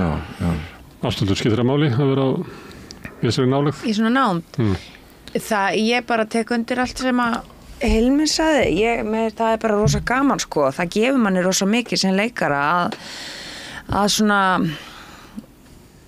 að því að ég skilur ég upplifi miklu meira í gegnum áhorfendunar þegar þeir eru bara með mér í rauninni bara inn í aðstæðunum þannig að það er mikið upplifelse sko það skiptir máli, já en leikar að tala mikið þetta og en áhorfendur sita þarna bara og þegja og horfa og reyna að vera stiltir og hvað er það sem skynjar? Er þið að senda frá okkur einhverja orku? Já, það er svona algjörlega. Ég meina, maður er náttúrulega í leikhússkilur og maður finnur, þú veist, þetta er náttúrulega ekki neitt nema bara orka. Við erum svo næmir listamenn, sko. Finnum fyrir orku. Svo næmir. Það maður myndi gera ráð fyrir það gerir fólk almennt líka þá. Ég meina, fólk þekki það að labba inn í herbergi og skynja orku. Já, en leikhús er líka einstakt að því leyti að þetta er eina listformið sem getur ekki átt sér stað nema í viðurvist áhorfenda. Þess vegna held ég að sýningarnar sem eru alltaf verða sterkari því meiri nánd sem er. Mér finnst sjaldnar sem að sér sko sýningu á stóru sviðunum sem að ná ykkur, að því að það eins og þær sé að fara að verða að reyna að vera nærði að vera eins og bíómynd eða sjónvarp eða eitthvað á meðan að litlu sviðin leifa sig meiri nánd og svona, það sé eins og verða eitthvað svona aðskilnaður hann á milli, sko. Það er allir konið með mikrofóna til þess að tjúna aðeins upp og þannig að það er bara eins og það sé að slitna einhvern veginn í sundur. Já. Ég man eftir einni sýningu í Þjóðleikhúsinu sem að mér sagði, akkur má ég ekki bara sitja þetta på sviði? Það er þess að ná ykkur í þessari upplifun. Því að þetta drífur bara ekki til minn 8. sæti. Bekk fyrir. Já, mér finnst mækarnir oft bara þvælast fyrir sko, í sýningum sem eru þá ekki söngleikir eða slíkt sko, og býr til einhverja auka fjarlægð stundum og maður heyrir bara í mækunum en ekki í leikurunum sjálfum. Ég ætla að mækarnir líka þeir koma sko úr annari átt sko, að horfa mannesku tala en hljóðið berst frá hljóðum það er náttúrulega bara mjög eitthvað sem ætti að vera að fara mjög svona það þarf að fara mjög varlega og vandlega stundum þetta gert bara til þess að kannski svo skrúa bara upp svona eins og 10% en það bara eins og Hilmi sagði áðan þú veist, það snýst að senda það út sko og og auðvitað það krefst auðvitað líka einhvers konar leikform sem leyfir það. Þú getur ekki leikið í algjöru naturalisma en neyðast til að tala bara hærra. Það verður þá svo skrítið. Þannig að leikformið á sviðinu þarf að endurspegla það að leikarinn þarf þá að senda og ekki bara 8. bekk, hann þarf að senda út á 16. bekk sko. Og ekki bara frá framsviðinu heldur frá baksviðinu sko. Og til þess þarf við einhvers konar leikstíl sem leyfir það. Þetta er eiginlega alltaf sko þegar leikara koma frá æfingasal og niður á stóra svið þá kemur alltaf hrun. Af því að það er allir búin að leika smærra og svo koma þær hann niður og það er allt týnt. Allt sem við gerum er ónýtt. Við þurfum að byrja búin að nýtt, stækka allt þegar maður kemur á stóra svið. Þetta er alltaf sama saga. Og verður erfiðar að því dýpra svo ferð inn á sviði líka. Já. Það eru sýningar, þú hefur sett upp svona sýningar það sem er bara allt alveg inn í vegg sko. Og það hlýtur að vera flókið og erfitt. Ákveð tilengið að færa þá bara sviði nær. Nei, síðan eru sko, svið, sko, leikhúsbyggingar eru náttúrulega hannaðar með hljómburði huga líka sko. Og ég meina það er sko Þjóðleikhúsinu er það auðveldara að því leyti að því að salurinn er sko þrengri að sko rýmiðin á sviðinu verður næstu því eins og mikrofón sko. Þannig að þú veist það er ekkert sérstaklega erfitt að tala aftast á sviði Þjóðleikhússins. Að því sko það er þannig ef það er sko bara í sínu náttúrulega formi þá leiður setur eitthvað á það setur annan kassu upp á sviði eitthvað þá er hljómburinn farin sko. Þetta er trikk. En það er þetta með svo í Bayreuth sko, ég fekk bara svona túr af því að það er sko það eru bara dauða staðir inn á sviðinu og ef þú þekkir þá ekki og það er alveg sérstakt að sko að framsviðið er algjör dauði þú veist að þú verður að það er svo best þar er svona 2 metra bak við portalið og það er því að sko kemur ekki líka músíkin einhvern veginn sko því að tónlistin er sko því að hann vildi ekki að ljósið úr gryfjunni varpaðist upp á svið þannig að hann byggði hljómsveitargryfjuna langt undir svið og hún er svona eins og göng þú ert komin á mikið dýpi undir mitt svið og síðan er svona kurva efst þannig að sko hljóðið kemur fer upp á sviðið skellur í bakveggjónum og kemur út og einn af söngurunum sem hefur sungið mikið hann sagði sko munurinn á þeim sem lifa af á þessu sviði þeim sem gera það ekki er að þú mátt ekki fylgja hljómsveitarstjórnum þegar hann er sekundu broti á undan ég þótt að bíða eftir að hljómsveitin að tónarnir sko skelli og þú þarft að lenda ofan á þeim þegar þeir eru að fara út ekki þegar þeir eru að koma inn en það eru líka svona dauðastæðir í Þjóðleikhúsinu og í Borgarleikhúsinu stóru sviðunum sem maður bara var að læra á Herðu, til hamingju með þessa sýningu með að þú vera sterk og öflug og ég var nú að velta fyrir svona erindi og svona, hún var fullt erindi gott að sitja þarna og horfa á ykkur góðu leikur það er náttúrulega við erum með svona aðalburðarullunar hérna en síðan eru aðra personur eru hafðar í svona í öðru hlutverkum en eru ná samt að vera svolítið skýrar en eru sumar koma inn og eru að gefa okkur svona relíf fyrir allri dramatekinni sem þessi 3 hvolfa yfir okkur. Já, aftur bara eins og í góðu tónverki. Þú getur ekki bara verið í dramatískum arium, þú verður líka að vera með kontrapunktana og án kontrapunktana og það sem var alveg magna við þetta ferli var að þótt að séu svona 3 alveg óbúslega stóra rullur að þá hef ég sjaldan upplifað hóp sem jafn mikið saman og þeir sitja allir inn í allan tíman og ég fann oft svo miklu þakklæti að það mörguleiti erfitt að sitja kannski 1,5 tíma áður en það kemur að þér og þarf síðan að koma inn og keyra senu áfram og hafa mörguleiti minna materjál en þess vegna var svo magnað að það varð til einhver ofboðsleg svona innri listrætt kraftur sem að allir gátu gengið að sko. Samheldin hópur. Já, það var það sko. Herru, takk fyrir komuna að ræða Köttur og heitu Blikkþæki, Þorleifur, Sigurður, Hilmir og Ástöldur. Kæra þakkir. Takk fyrir. Við höldum hérna áfram við rauðaborðið reyna að skilja heiminn sem við lifum í. Næsti kafli eftir augnablik. Allt það besta ókeypis. Fáðu þér vatn að drekka. Samstöðin þar sem manneskjurnar koma saman. Við höldum áfram í leikhúsinu, þetta var Köttur og heitur Blikkþæki en við ætlum að fara í Þjóðleikhúsinu núna, þar var jólasýningin var Jerma. Ég held að þetta var að setja upp verk eftir Lorca en það er ekki, þetta er verk sem að Símon okkur hefur búið til, ber þetta nafn, konu sem ekki getur eignast barn en eiginlega þar með líkur eiginlega öllum líkindum með þessum verkum. Og ég fekk Gísla Örn Garðarsson sem leikstjóri og aðalleikarana Nínu Dögg Filippusdóttur og Björn Thors en komi líka Gulli Brím, trommari sem að spila stóra rullu í sýningunni og þetta var líka skemmtilegt spjall. Já, ég heyrði það ekki en ég minn okkur hlusta sko mér var mjög skemmtilegt að heyra að þú segir spila stóra rullu, að heyra hann Gulla þarna spila trommunar og ekki bara heyra hann, að sjá hann spila sko svona nálagt, það var alveg virkilega skemmtilegt og já, ég ætla nú ekki að vera með leikhúsgagnrýni en hann lýsti erindi sínu svolítið skemmtilega, hann sagði það að verið eins og sjaman sem að væri svo að túlka það sem að gerast eða þau öfl sem þannig undir og hann gerir það bara vel, það ekki? Jú, rosalega vel. Það setti mikinn sterkan og góðan svip á sýningu. Það var margt mjög flott í þessari sýningu en líka eitthvað svona skakt sem að maður áttu sig ekki alveg á en það er bara... Nei, við fjöllum svolítið það. Ég ræddi og ég fann það nú alveg menn ég var að ræða, sko það getur verið hættulegt að reyna að muna eftir Lorca-verkinu. Sem að maður hefur kannski... Ég sá það nefnilega þegar Þórhildur ég var að reyna að muna það. Og las þetta verk eftir og maður var rosalega hrifin af þessu Lorca-verki og uppsetningunni. Ég man eftir hrifningunni, sko. Ég man ekki hvað ég hef verið gömul, ég hef ekkert verið mjög gömul. En ég gat sko ómögulega munað neitt samt.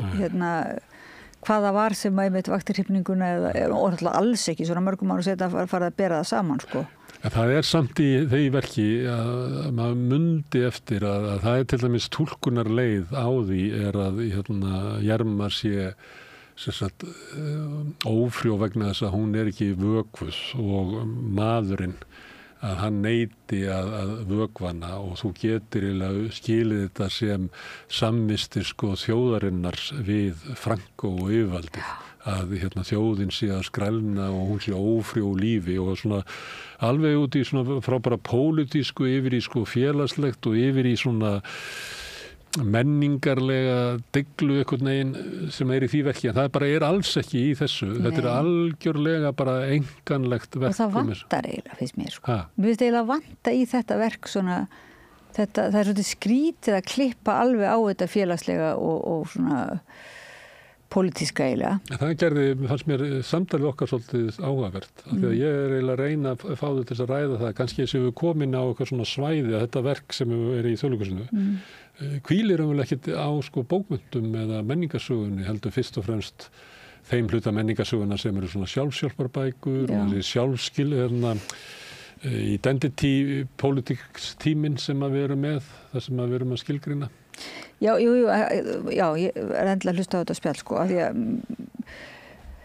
nei, bara hugsið ykkur samt að taka samt titilinn, að leyfa sér það, að taka titil titilinn, þennan titil frá Lorca. Það ekkert annað leikverk í heiminum sem heitir Jerma. En hefði Hallgrímur Helgason ekki mátt kalla 101 Reykjavík bara Hamlet? Það ungan mann sem tvístígandi og veit ekki hvert hann á að snúa sér. Jú, það nú ekki, titlavernd nú ekki, í höfundaréttarlögum ekki sterk titlavernd. Ég held að Hallgrímur hafi viljað kalla bókina Amlóði, sem gamalt Hamletsnafn. Já. Jú, þetta hefði nátt mátt þá, ég held að þetta ekkert sem bannar það, sko, sem sagt. Það hvað höfundaréttarlögum, ég að segja, sagði ég ósvíð á þann. Jú, mér finnst það svolítið ósvíð. En auðvitað skemmtilegt og svona mjög postmodern að nota og hann þá í samræði við Lorca, sko, auðvitað. Þannig að það má segja. Mér finnst það einhverja vanta, sko, samræðina, því að ég kom til að því að maður hefur ekkert að gera með Lorca til þess að skilja þetta verk. Því að það svarar engu að því sem að Lorca lagði til. Þetta bara að gera eitthvað allt annað. En þetta var vel leikið. Hann liðugur í að skrifa samtölu sem aður. Já, þetta var vel ekki skemmtileg gaman að vera og falleg leikmyndin og skuggamyndirnar og já, alveg hreint. Og svo þetta... En nú erum við búin að missa okkur í það að vera einhver leikhúsgagnrýnendur. En það hluti af þessu, maður á að segja satt ef maður fer. Jú, segja satt, en mér finnst það bara svona, mér finnst einhvern veginn, maður geti eiginlega ekki sko smættað eða svona summerað upp eitthvað hvað manni finnst mér finnst það svo erfitt eitthvað, alltaf í einni setningu að segja hvað manni finnst eitthvað listaverk. Sko, hvað myndir gefa svo margar stjórnur? Nei, þetta ekki hug. Þetta það er gaman að tala um þetta verk og þetta fellar náttúrulega konu sem ekki getur eignast barn og að berjast fyrir því að fá að eignast barn. Og það hafa verið skrifað bækur það á Íslandi og ég nefndi það nú. Þú hefur til að skrifa bóku það? Já. Þannig að ég skrifaði bóku það, þannig að mér fannst þetta svona áhugaverð líka bara þannig fyrir mig persónulega samræða hvernig hægt að ræða slíkt svona erfitt málefni, en ég skrifaði líka mína bók ég skrifaði hana sem svona bókmyndaverk, en ég skrifaði hana líka bara beinlinni sem einhvers konar sjálfshjálparbók eða þannig að ég var dálítið lík auðvitað, kannski líkari þá þessum Símon heldur en Lorca að því leituna að ég svona var meira að fara inn í þessa hefð nútímans að svona segja mína sögu til þess að láta þá einhvern veginn tjáningu verða að einhvers konar sjálfshjálp stöðu geti speglað sig í því. Já. Það mitt hluta því sem við erum að ræða núna eftir, ekki bókina þína, en svona þetta leiðilegt þetta sjálfshjálpar og ég held ég beðist afsökunar á því í þessu spjalli. En við þurfum eiginlega að búa til eitthvað orð yfir þennan þessa bókmenntagrein sem að fjallar það sem hefur verið að skilgreina ýmislegt sem að mátti aldrei tala og verið að tala Sko það er hægt að tala sjálfsbókmenntir bara. Þær eru meira og minna sko einhvers konar svona persónuleg reynsla. En þegar það er komið orðið hjálpar komið inn í það, sjálfshjálpar, þá það oft kannski, mann finnst það neikvægt að það meira og minna oft sko sölubækur sem bara raunverulega narra lesendur til að kaupa bækurnar af því að þessi bók eigi einhvern veginn að leysa þeirra vanda í eitt skipti fyrir öll eða svoleiðis sko og þar kemur þetta neikvæða en raunverulega það viljið en mjókið samt svona uppbækur. Já, þannig raunverulega raunverulega eru samt sko mjög margar sjálfsbókmyndir og náttúrulega bara bókmyndir eru hjálpar bókmyndir og sjálfshjálpar bókmyndir má segja sko. Og eiginlega margt af okkar bestu bókmyndum í sögunni hafa verið það sem að menn eru að skrifa sjálfan sig og reyna að skilja stöðu sína í heiminum. Já. Þannig nú það. Við skulum heyra spjall Jermu, jólasýningu Þjóðleikhússins. Það er Gísli Örn, Gulli Brím, Nína Dögg og Björn Thors.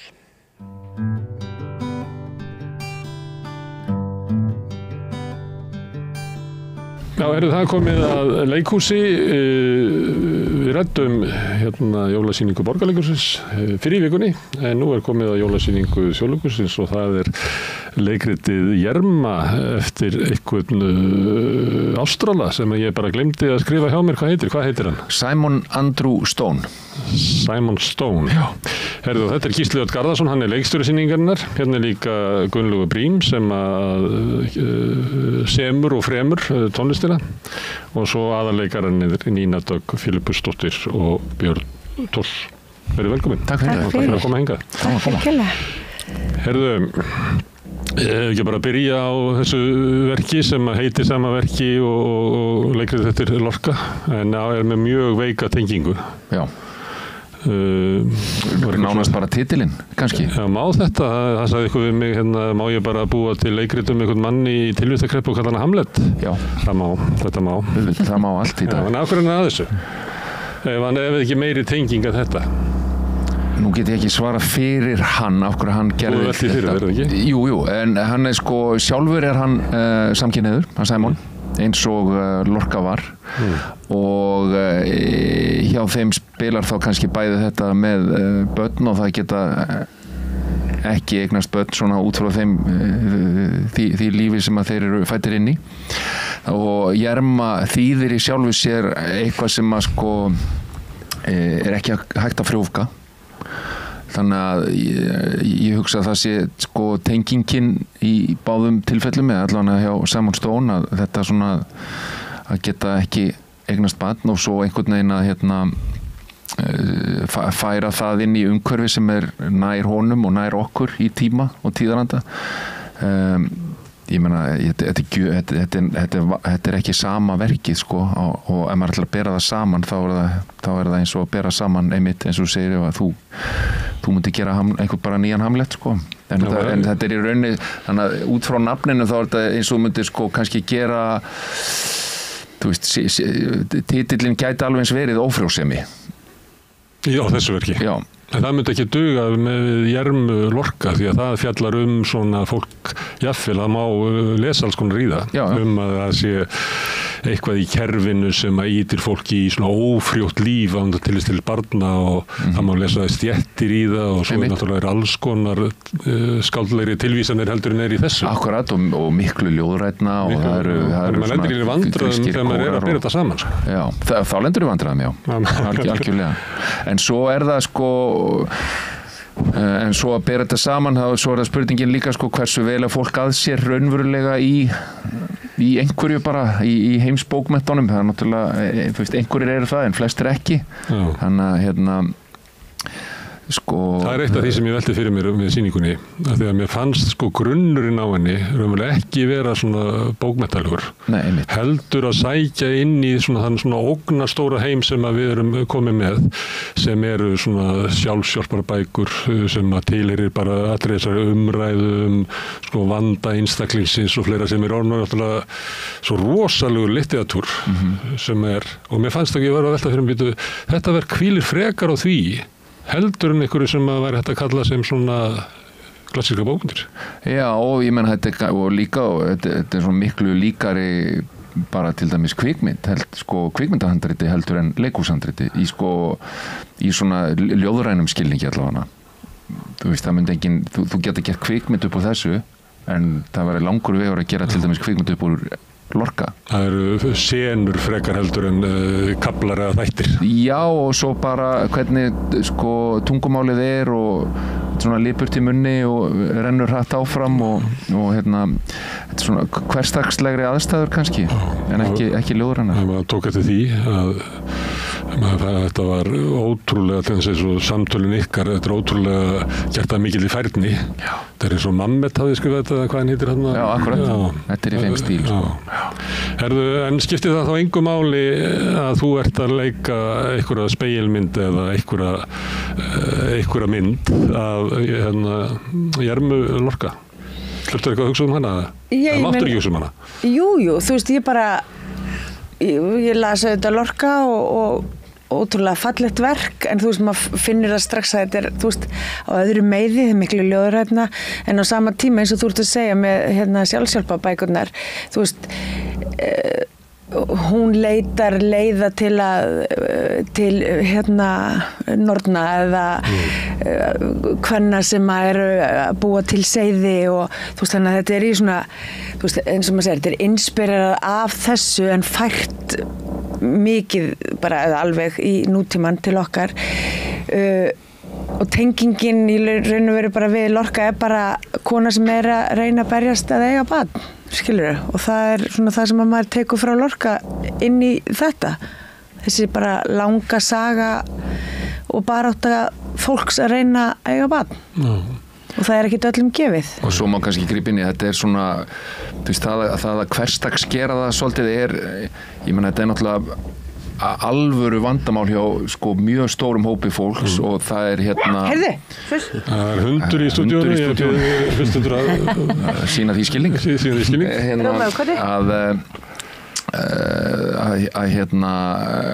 já, og það hefur ekki verið sko mikið talað það og fólk ekkert að bera það út ef að það ófrjótt eða á erfitt með eignast börn og það svona reynt að halda svona þessari grímu kannski í gegnum þann storm og ég meina þessi eilífða spurning og svo ekki að fara að skella í eitt barn svona það er ekki langt síðan að sko svona, það var svona almennt samþykja að við spyrjum ekki svona lengur en það er ekkert langt síðan að við bara allir spurðu þannig og hvenær á svo að skella í eitt barn þannig að það að sko kannski líka hversdagsgera þetta er að varpa ljósi á það ef þetta þú veist, ef þetta ljóðrænt, ef það eru kórar, ef það þú veist, þá er þetta komið sko svo langt frá manni sem bara þeim einstaklingi sem maður kannski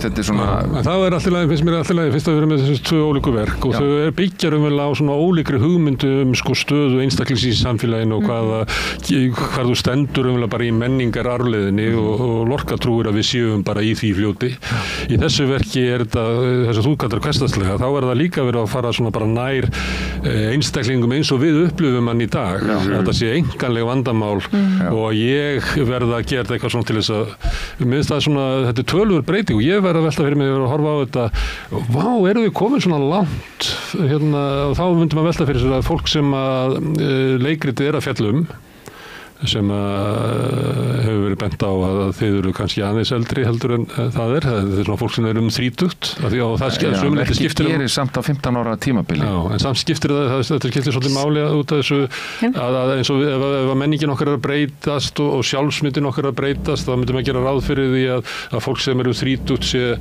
komið lengra á þeirri leið heldur en 50 ég að velta mig hvort að þessi samanburður fær mann til þess að hugsa þetta Já, kannski í leikhúsi erum við heldur ekkert alltaf að vinna með hvað við erum nákvæmlega gömul og það þú veist, annað en í bíó og það er kannski aðeins erfiðara, þú veist, en í leikhúsi eru 5-10 ár kannski ekkert eitthvað hræðilegur skilur munur, það er ekkert svona já, þú ert 50 ára og þú ert að leika 50 ára, ég meina, ég leik Júlíu þegar ég var 30 en hún er 14 ára, eða skilur ég vísaði bara í þetta vegna út af aldrinum en það sem ég að hugsa er að þessi breyting á hvernig við skilnjum okkur sem manneskjur inn í svona menningun og samfélaginu hvort að það séu raunverulega breyting hvort að getum að tekið þetta verk þennan Stone og Lorca og séð þessa breytingu? Jú, þú sér hann algjörlega af því að þú talar um sjálfsmynd og það nú kannski finnst mér vera eitt svona stór breytu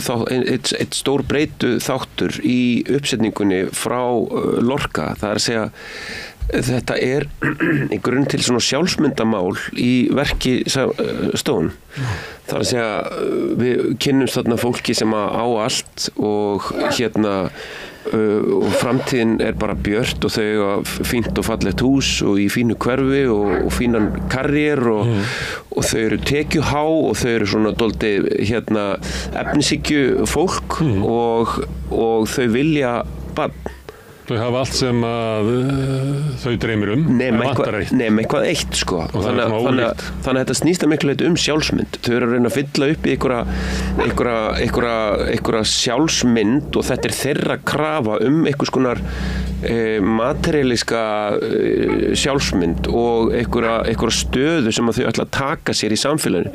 Versus það á tímum Lorca er ófrjó kona, hún er sko ekki bara útskúfuð á samfélaginu heldur hún arflaus því að hún getur ekki getið börn, hún verður fyrir vikið sko útrópuð eða útkast úr sinni fjölskyldu og sinni fjölskyldu gerð þannig að það er nú kannski svona grunnafstöðumunur á tímanum á tíma verksins í gamla daga snýst þetta að samfélagi útrópi þig og í dag snýst þetta allt einstaklingin. Það bara hvernig einstaklingurinn upplifir sjálfan sig. Ég á rétt á þessu og ég á rétt á hinu. Ég vil eignast barn og það minn réttur og þess vegna leyfir aðalpersónan sér að snúa öllu sínu lífi og lífi allra í kringum hana sig og hennar þarfir og hennar vilja til þess að vera svona eða hinsegin sem svona áhugaverður sko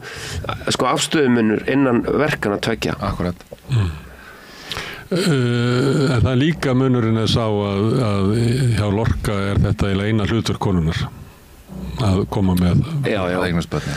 Já, akkurat. En konan í þessu verki með Já, hún ætlar að sjálfa tímasetja þetta, hún ætlar að byggja upp karriér og það náttúrulega, ég held að mjög margir geti tengt við það, þú veist, fyrst ætla ég að byggja upp karriér, komi ramlega fyrir og svo ætla ég að eignast börn. Þannig að það náttúrulega við erum að eignast börn seinna held ég svona almennt og svo allt í einu þegar það ekki hægt og þú ert kannski einmitt orðin eldri en 20 ára að þá verður desperasjónin fljótt mikil. En svo er þetta kveikjan sem veldur ósættinu með lífið að því að allt virðist þetta svona stefnaði í búin að ná sér í áhugaverða mann sem að að skaffa vel og að meika það og allt það en svo vantar þetta og þá byrja verkið líklega bara að fjalla bara þráhyggju og gæti verið að fjalla þráhyggju sem að kveiknar að hvaða tilefni sem er. Já, algjörlega. En ég held þetta sé alveg líka bara umhugsunarvert. Ég veit ekki hvað þið voru að tala hérna meðan ég hljópa ná í nammi fyrir hundinn. En að því að það er alltaf að færast lengra. Að því að við viljum öll njóta þess að lifa, við viljum ferðast, voru að tala þetta kannski. Já, en svona einmitt bara aðeins. Og maður vil klára að mennta sig og svo vil maður prófa að vinna. Og allt í ertu bara orðin 30 eitthvað ára. 35 kannski. En þegar sjáum við það eru náttúrulega margir menn í kringum okkur sem að náttúrulega svona eignast kannski börn þegar þeir eru að detta í 60 jafnvel og þá loksins hafa þeir tíma til þess að tala nú hef ég loksins tíma til þess að sinna þessu. Þá eignast þeir börn þótt að Kári Stefánsson vari við því að sæðið orðið þá lélegt. En nýjasta greinin. En það nú samt En konan hefur náttúrulega ekki þennan valmöguleika nema hún ætliði. Það náttúrulega klukka á konunni en ekki á manninu og það náttúrulega svona þú veist og núna í heimi þar sem að það engin á ekki að vera neitt munur á því hvort sé heimavinnandi eða útivinnandi bæði eiga að vera með karriér, bæði eiga að vera successful, bæði eiga að njóta lífsins til jafns á allan hátt en kona þarf að ganga með barni og hún þarf að setja lífið sitt á pásu í langan tíma til þess að sinna því og 9 mánuðir. Þannig að náttúrulega þegar maðurinn getur hoppað til hvernig sem en þá þarf hann að skilja konun og fá sér einhverja sem á réttum aldri. Þannig að náttúrulega þráhyggjan og desperasjónu fyrir kona auðvitað er á einhverju level sem ég sem náttúrulega maður get ekki alveg sett mig í sporin á Má ég aðeins spyrja ykkur meira þetta svona það sem að ég kallaði sjálfshjálparbækur og svona þetta alls ekki niðrandi. Nei, alls ekki. Ég tók viðtalið hennar Lilju Ingólfsdóttur sem gerði Elskling myndina sem að margir hafa séð og hafði mikil áhrif á fólk og meðal hans ræddu við það að hún byggir einmitt á og hún bara talar það Lilja, hún bara byggir á bara terapíu. Þetta ekki svona bókmenntalegt verk í þeim skilningi, þetta bara byggir á svona hugmyndum okkar hvernig maðurinn fungerar og hvernig sambönd fungerar og raunverulega gengur myndin upp þannig, frekar heldur en við séum eitthvað að horfa til Shakespeare eða eitthvað. Og hún sagði sem að mér finnst merkilegt að hún sagði það að þegar fólk hefur stíið fram og gengist við sjálfur sér og þá erum við að tala það sem áður var skilgreint fyrir gallar og veikleikar og annað slíkt að þetta svo stórkostleg bylgja sem að eiga sér stað á Vesturlöndum að þetta mun breyta heiminum að menning okkar mun breytast við þetta og það sem ég hugsaði með að horfa á því að höfundur hlýtur að það hlýtur að vera eitthvað merking í þessu að taka verk sem að einmitt er þrungið af tilvitnunum í söguna og sögurspánar og svona jaðar og útskúfara menningar, það er alls konar svona þjóðtrú og dót sem að gengur inn í það, algjörlega samofið eitthvað svona menningararfi og stilla upp verki sem að raunverulega hvílir bara ofan á líka við að segja bara svona viðtölu við fólk sem hefur tekið þátt í því að draga það fram að sum pör og sum að konur geti ekki eignast börn og þær verða fyrir þessu áreiti linnulausu það að fytt ekki inn í það og þær hafa þurft að byggja sig upp með því að sé eitthvað svona næstu því svo merking í þessu, við erum bara komin inn í annan tíma eins og mér fannst Lilja ég veit ekki alveg hvort þú var að halda þig fram eða hvort þú vildi halda þig fram en það var það skilningur sem ég hafði í þessu að þetta er svo stór breyting í menningu okkar að allir geta gengið fram og talað veikleika sína að það er ekki eiginlega aftur snúið. Nei og svo, en svo líka og bara út í aðra átt sko, þá líka bara það sem er skemmtilegt við þetta verk hans Simons er bara hvað það er létt líka, það er svo mikið léttleiki í því þannig að þetta er ekki sko og ég held að það svona komi manni svolítið óvart að maður heldur kannski þú veist þetta verður eitthvað þungt og leiðilegt en þetta er svo sko lipurt og það er svo mikið snerpa í þessu, þetta er svo mannlegt og þetta er svo nálægt manni sjálfum og þetta er svona þú veist, þetta er samtöl sem að maður hefur átt við maka sinn eða við vini sína og þú veist, þetta er svona þetta er á einhverju sko mjög sko nálægt manni og á mjög maður tengir mjög vel við þennan heim og þessa sko og bara hvernig það er og sko í rauninni verður þetta þú veist, fyrir minnsmekk allavega svona áreynslu laust fyrir við, þú veist, það er svona ákveð áreynslu leysi í snerpunu og í samtölunum og hvernig þau tala frjálslega allt og þau eru svona, þú veist, nútíma fólk og það er ekkert sko þú veist, það að segja einhver gróf orð er ekkert, það er bara eins og fólk bara mjög margir tala, þú veist, það er svona að vera að tala kynlíf og alls konar hátt en það er ekki svona, það er ekki verið að mála það út og það er ekki verið að segja það og það er verið að tala rassaríðingar og svona fleira. Já, og það, ég meina, bara eins og fólk talar án þess að það sé eitthvað nú við leikhúsinu svona tölum við ekki hér þetta er muster íslenskra tungu og guðminn góður það sagði einhver orðið ríða hér í leikhúsinu og þú veist það er líka kannski bara svona gott komast frá því líka þeim heilarleika sko. Svo ræður það, mér langar að spyrja ykkur að vinna við því að framkalla fólk og ég nefndi elskling og margir upplöðu það að aðalpersóna þar væri svona persóna sem allt í einu þú hefur ekki séðan áður í bíó eða leikhúsi og þannig að þið vinnið þessu með leiti við að koma með fólk sem við höfum ekki séð áður og það snýst þú veist, hver er sjálfsmyndin og afstæðan og þetta lítur að vera á svæði sem þið eru að vinna með. Já, þetta er náttúrulega líka því að þú talar sko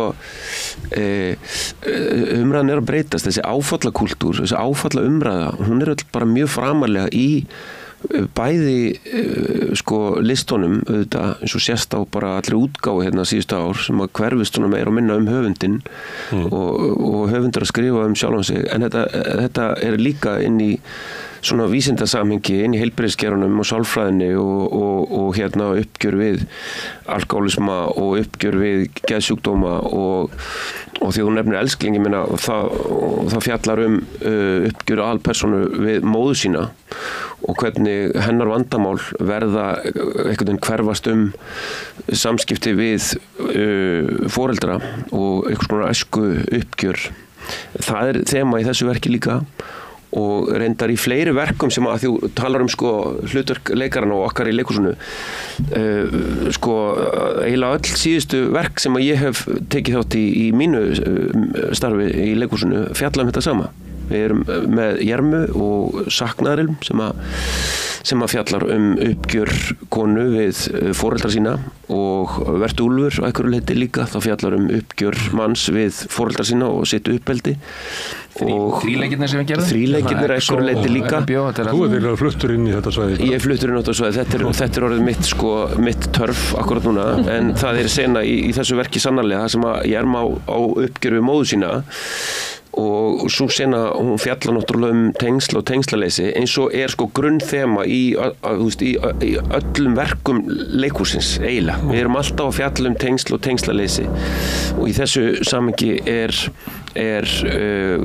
pressar Jerma móður sína inn í svona uppgjör sem nú kannski ekki sko spilað út með öllum trompum, en þetta samt mjög áleitna spurningar sem hún varpar til móður sinnar um tengsl þeirra og tengslaleysi og spyr af hverju er ég svona eins og ég er og hvernig stendur á því að þú faðmaður okkur ekki þegar við vorum börn við systurnar og svo framvegis. Af hverju vil ég eignast barn ef æska mín var svona ófullnægð? Akkurat, og þetta náttúrulega stóru undirliggjandi þáttur í Jermu og hennar stöðu í verkinu, og þú veist, það spurningin af hverju ertu að berjast fyrir því eignast barn þegar allt í þínu umhverfi segir að þú geti ekki eignast börn. Er þetta ekki bara frekja og einhvers konar tilætlunarsemi, sko, þú veist, og það meira þess að valkosturinn er lagður á borðið fyrir hennar, þú getur ættleitt barn, og hún segir nei, þú veist, ég vil það ekki. Þannig að þetta er líka mjög svona áfallabaseraður grunnur í persónunni. Þú veist, af hverju vill hún barn? Og það er þessi eina sinna sem að mér finnst vera ákveðin svona vísbending um hugmyndafræði höfundarins, þar að segja þessi áfallagrunnur eða já, svona tengsla grunnur persónunar. Já, mér finnst nú bara að bóða upp á fleiri valkosti í sýningunni. Algjörlega, sko, algjörlega. Og raunverulega bara það minnst ágætlega gert, sko. Já. Af því að það er bæði með æskuna og það er líka bara, það er náttúrulega krafa á samfélagið að þið megið standa ykkur vel í karriér og vera glæsilegar og góðar í því að vera bestar í öllu, en þið verðið náttúrulega að skaffa barn líka, sko, til þess að vera kona. Það er nú ekkert langt síðan að var fyrir ekki að grípa fram í, það er ekkert langt síðan að maður, þú veist, heyrði af leikonum þar sem það mættu á fund framkvæmdastjóra og sögðu heyrðu, ég er ólétt. Þetta er vesen. Og þú veist, ég meina það er bara okkar kynslóð sem hefur lent í því. Og þá voru orðið áfall notað, þetta er ákveðið áfall fyrir leikhúsið. Já, og bara missa og auðvitað er það réttur þinn en, þú skilurðu, þannig að ég held maður fá ekki í dag til dæmis bara, ég held ef einhver myndi bregða svona við í dag, það er ekki, ég held að það sé ekki í lagi. En er ég að reyna að þröngu ykkur eitthvað það sem er ekki til, að það sé eitthvað svona breyting í svona stöðu einstaklis og sjálfsmynd sem að kallar á svona, kannski eitthvað sem er í menningarsögu okkar sem að nýtist ekki og það verður bara að finna einhverja nýja aðferð hvernig fólk tjáir sig? Ertu að meina þá tjáir sig þá á sviðinu? Já. Því að þú verður að koma fram og vera eins og manneskja sem er til að núti. Þú getur ekki komið fram með eins og skuggamynd af því sem að Lorca sá. Nei, og ekki... Eitthvað kona sem ég hitti bara út í Bónus í gær. Ég er hún. Já, kannski er það líka, auðvitað erum við líka að reyna að segja sögur sem að við tengjum við og ég meina það er þetta oft verið að taka klassikina og reyna að breyta henni og reyna að færa hana nær okkur og það er verið að gera það allstaðar úti í heimi af því að grunnurinn að allum sögum eins og Bjössi var að segja henni rétt að hann er svo mikið sá sami, þú veist við erum að díla við manneskjuna, hennar áföll og hennar vonir og væntingar og þroska og við viljum auðvitað reyna að spegla það sem að við erum að díla við í okkar samfélagi og þá kannski þurfum við að færa allt aðeins nær þannig að við fáum unga fólki í leikhúsi þannig að unga fólkinu finnst leikhúsi ekki vera bara allir tala eitthvað skringilega og... Já, svo held ég til að grípa inn í þetta Fór ekki margir ungir þegar ég fór Nei, þetta er korta gestirnir Þetta er erfiðasti salurinn að þessu leyti er stóri salur Þjóðleikhússins Það er meðalaldurinn er þar og svo í Borgarleikhúsinu hér og svo í Tjarnarbíó er hér og litlu sölunum er hér. Nú er allir gangur á þessu. Þessar fyrstu sýningar eru kortagestir og það er hærri meðalaldur hjá kortagestum en almennum gestum. Svo breytist aldurssamsetningin eftir því sem maður líður á sýningatímabilið. Og Þjóðleikhús er þetta með frábært kort þarna fyrir unga fólki. Ungmennakortin eru aðeinslega. Ungmennakorti sem er svona eins og áskrift af Spotify. Nei, en ég menna þegar við vorum að leika þríleikina eins og X og þetta, ég menna alveg aldursgrensan færðist alveg áþreifanlega eftir því sem á leið og svo en já það sem ég ætla að segja náttúrulega þegar þessi verk eru skrifuð við tölum oft klassíkina eins og það eins og það sé eitthvað sko eitthvað ljóðrænt eða eitthvað svona hærra en eitthvað raunveruleiki en sko á þeim tíma sem að það er skrifað að þá lítur það bara alveg eins og sko Lorca skrifar á sínu tíma, þá lítur það að tala tungumáli sem að sko fólk er vant á sama hátt og Simon Stone gerir núna. Þannig að sko ef að leikhús á að vera aktuelt þá verður hann alltaf að tala okkar mál, þú veist, það voru að tala okkar tungumál og tala eins og við tölum og hann talaði ástríðin í sitt samfélag og sem að kostaði hann lífið líklega. Já, full alvar í þessu. Klassík er ekki tegundaverkum. Nei. Og það er ekki sko tegunda talsmáta heldur. Þetta er svona, og ég meina hoppandur einu öðru að því nú náttúrulega verið að sína Vigdísi og það einhverju tala þú veist, ég meina það er ekki verið að fjera, fólk fjerað á þessum tíma. En já, en það er ákveðin sko, þetta er ekki heimildamynd hvernig við töluðum í gamla daga heldur, þetta er mynd fólk sem við viljum tengja við og skilja sko og þá getur ekki sett einhvern sko tungumála leigir á milli okkar og áhörfandans þú veist, þannig að þetta er svona eilífðar spurning og það er bara gaman að pæla í þessu.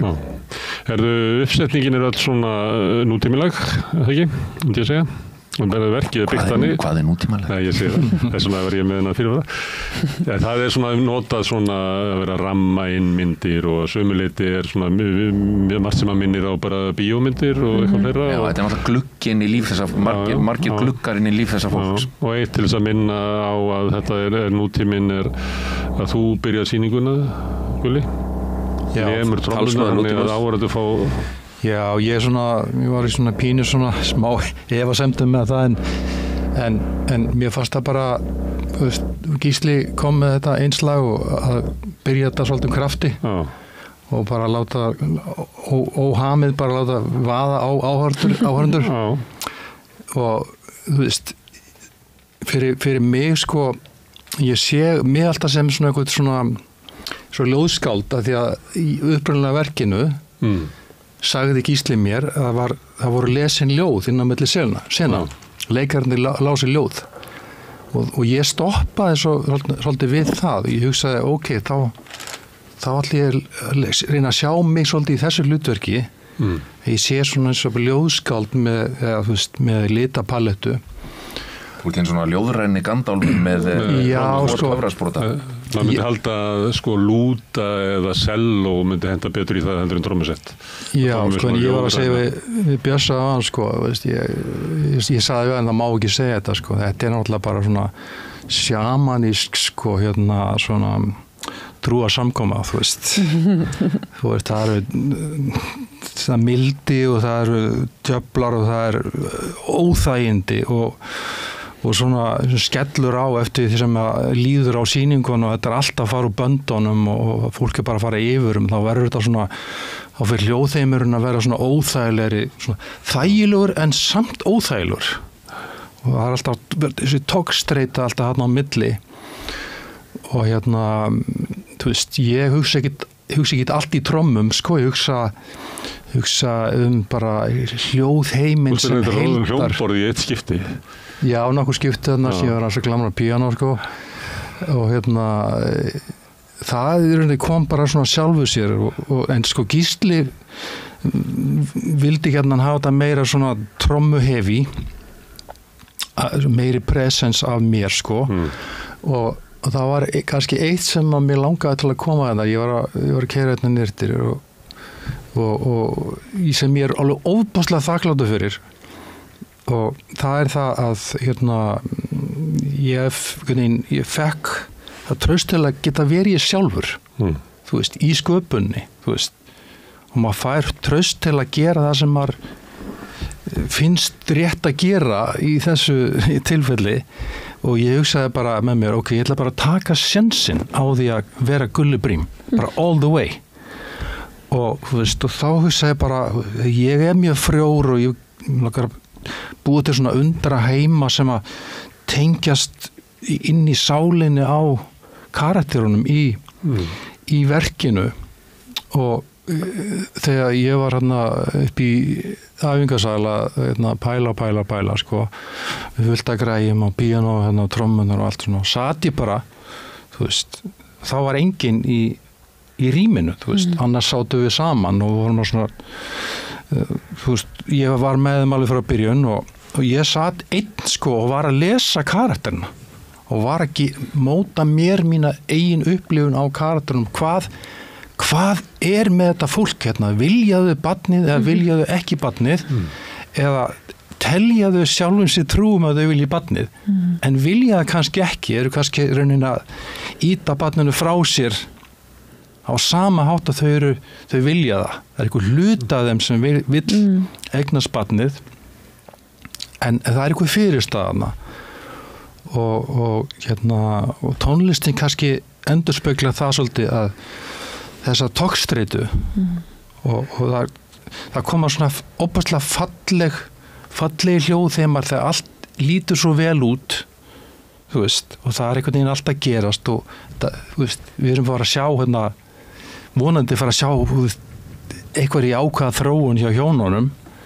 og svona, og við bara sogust inn í það og svo fer alltaf svona að fara á erfiðari veg, sko, og þá fer tónlistin að vera svona grimmilegi og sko, og ég líka sagt sko að, veist, að fá að vera maður sjálfur inn í svona umhverfi eins og þessu leikhúsi og fá að vera skapandi listamaður, þú veist, inn í svona verki og ég er auðvitað Gísli auðvitað leiti það og ég fann strax á honum, hann þú veist, gaf mér lausan tauminn sem ég er ótrúlega þakkláttur af því að það er ekkert gefið að fá lausan tauminn það er bara mjög sjaldgæft. En nú ert þú svona eins og geti verið kór eða eitthvað og þannig að þú ert að tjá það sem er að gerast á sviðinu.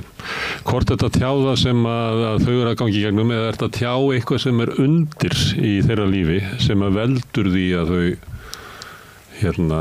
er í þessari stöðu sem eru. Ertu að lýsa einhverju svona deglu sem er undir sem kannski kemst ekki upp yfirborðið eða ertu að bara enduróma það sem að hefur verið að gerast? Ég sko það hafa allir sína upplifun á leikhúsi og það hafa allir sína upplifun á þessu verki góða og slæma og ef að fólk hefur ekki lent í þessum aðstæðum sjálft þá þekkir það einhvern sem hefur lent í þessum aðstæðum og ég held að við séum öll þar, við þekkjum til eða höfum lent sjálf í þessum aðstæðum og það maður svolítið er svona að reyna að setja sínar eigin tilfinningar hvað maður er sjálfur að taka út úr sögunni hjónin og eins og Bjössi var að segja sem eina mínum uppáhaldssenum er þetta uppgjör við Jermu við móður sína og ég bara, salurinn það bara hjá maður heyra sömnál þetta, þú veist, af hverju faðmaður okkur aldrei þegar við vorum litlar og ég bara alveg, pappa og mamma hvað voru það að gera og það er bara nánast allir sem hafa þessa sögu það bara, mér vantaði svo mikla nánd og mér vantaði meiri ást og umhyggju þegar ég var barn og ég er búin að vera að reyna að vinna úr þessu öll mín fullorðins ár það vantaði þetta veist, en við verðum bara svona bara er lífið. Ég er með svona helgispjall heitir það, ég fæ eitt gest á Laugardagsmótum og það er ein spurning sem ég spyr alla þannig að upplifður þig velkomin og elskaðan þegar þú varst barn og þetta er sko einhver leyti er þetta kynslóðabundið og sem að tengist kannski því vorum að byrja að tala en svona það er fátítt að fólk svona sem er eldri en 60 svari bara já það er mjög fátítt en það er líka mjög sjaldgæft að fólk sem er undir 40 svari nei þannig að kannski er þetta hluti af því sem að hún Lilja Ingólfsdóttir var að tala að það er lækning í gangi þó svo að lækning kannski ekki allt ég ætla ekki að segja þessi nýr heimur eins og mér fannst þess að hún var að segja en þetta er allavega mikil breyting og það er náttúrulega ég kalli þetta stundu beglaða kynslóðin sem allir við sem mikið svipur ekki Það er svona viss harka í samfélaginu sem að er kannski ríkjandi á þessum tíma sem er ekki í dag eða er öðruvísi í dag. Já, öðruvísi og kannski líka, þú veist, það var ekkert mikið verið að tala um tilfinningar og það var kannski ákveðið bara bann að tjá líðan þín. Þú bara harkaðir að þér og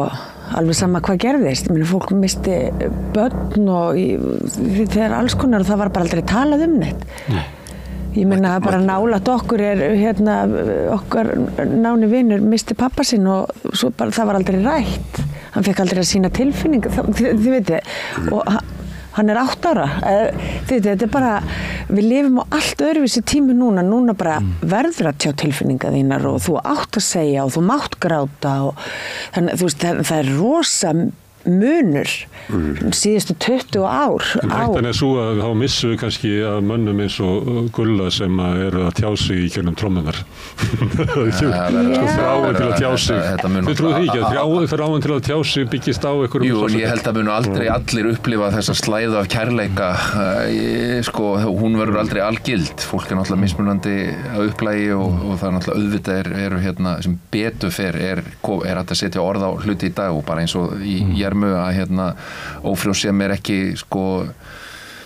er ekki tabú þó það sé það því þú veist út á við viltu ekki að það líti út fyrir að sé eitthvað að þér. Ég meina það bara, ef þú getur ekki sem kona eignast barn eða maður að þá ertu bara gallað eintak. Þú veist, bara þetta snýst, þú fæðist í heiminn til þess að geta þér börn og ef þú getur það ekki þá ertu bara gölluð vara. Og það að viðurkenna það er náttúrulega bara óyfirstíganleg niðurlæging og þess vegna sem betur fyrir að tala um þetta en talandi um hvort að snillingar þurfa að eiga sér harðan bakgrunn til þess að geta blómstrað. Ég held að í öllum nútíma samfélögum núna og framtíðarinnar munu börn gangi í gegnum hrikalegar aðstæður eins og við vitum. Og ég held við fáum ekki verið listamenn í framtíðinni en í dag Nei, og það verður heldur engin sköpun í ég meina, sköpun er alltaf frá kærleika trösti. Já, bara sköpun verður til ef þú ert þunglindur þá skaparu ekkert, það er allavega mín skoður, þá skaparu ekkert sem er þrívítt. Ef þú ert þunglindur þá ertu heldtekin af einhverju. Ég held að sköpun kemur af leikgleði, af léttleika, af kærleika, og þú veist, upp úr því verður frjó hugsun þegar þú ert þannig frjáls. Þannig að ef maður er svona búraður inn eða hræddur eða þá verður náttúrulega bara toxic, eitrað ástand eins og við þekkjum. Það er oft sem tala um að þjáningin íti listamanninum áfram. Já, ég held að það skemmt það. Ég veit, ég er að segja að þú veist, kannski er breytingin okkar þannig því betur sem þið líður og því frjálsari sem þú ert að því meira rými hefur til að skapa eða að framkvæma það. En auðvitað er það bara lífi. Ég meina við göngum allir gegnum einhver áföll og erfiðleika og svo, þú veist, tökum við það með okkur inn í sköpunina, bara allt sem að maður lendir í og allt sem að maður sér og upplifir og allt sem að maður ég meina bara stríð, bara áhrifin sem þetta er að hafa á mann, auðvitað, þú veist, skiljið, það hefur áhrif á mann og ekki góð, þið veitir að horfa á fréttir og þjáningu fólks, ég meina en þið veitir, en listin kemur ekki bara úr þjáningunni. Nei, og mann langar svona að afmá þessa mýti, þessi mýta að þú verður að vera þjáð manneskja til þess að geta skapa góða hluti. Það er svona vonandi hluti af svona umræðu sem að þú þarft þess ekki. Verður að vera fyllibitta og dópisti og bara hafa gengið í gegnum eitthvað svona þá fyrst verður við góðu listamaður. Það er nú að fjara út því að það er verið að sýna Göttur og heitu blikkþæki í Borgarleikhúsinu. Þar er fullikallinn er rödd sannleikans svona gagnvart tilteknum atriðum í sýningunni. Ég held að þið geta bjóða neinum upp á það í dag. Við enginn skrifa fullakallinn sem sannleikans. En varðandi að því að samskipti við móðurina ég veit ekki með þessar aukapersónur eins og móðurinn og systirinn, þær eru ekki alveg heilar, þannig að þær eru svona að þjóna þinni persónu. Já, minni sögu.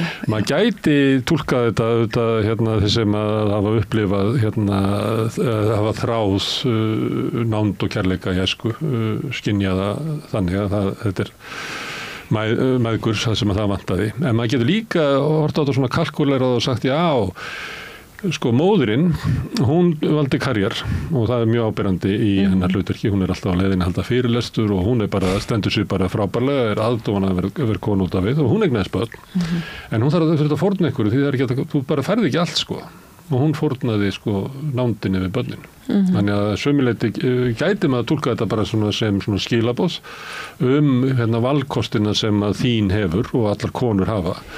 Að þú getur ekki fengið allt sem að kallinn hafði, sem að kom heim bara sent á kvöldin og fekk sér viskisjús til þess að jafna sig eftir daginn og var í einhverjum tengslu við börnin sín og fengið sko börnin og nándina, eitthvað stað verður þetta að gefa eftir og mér fannst eiginlega bara móðurinn eiginlega að vera að segja það að hún bara þurfti að slaka á þessu.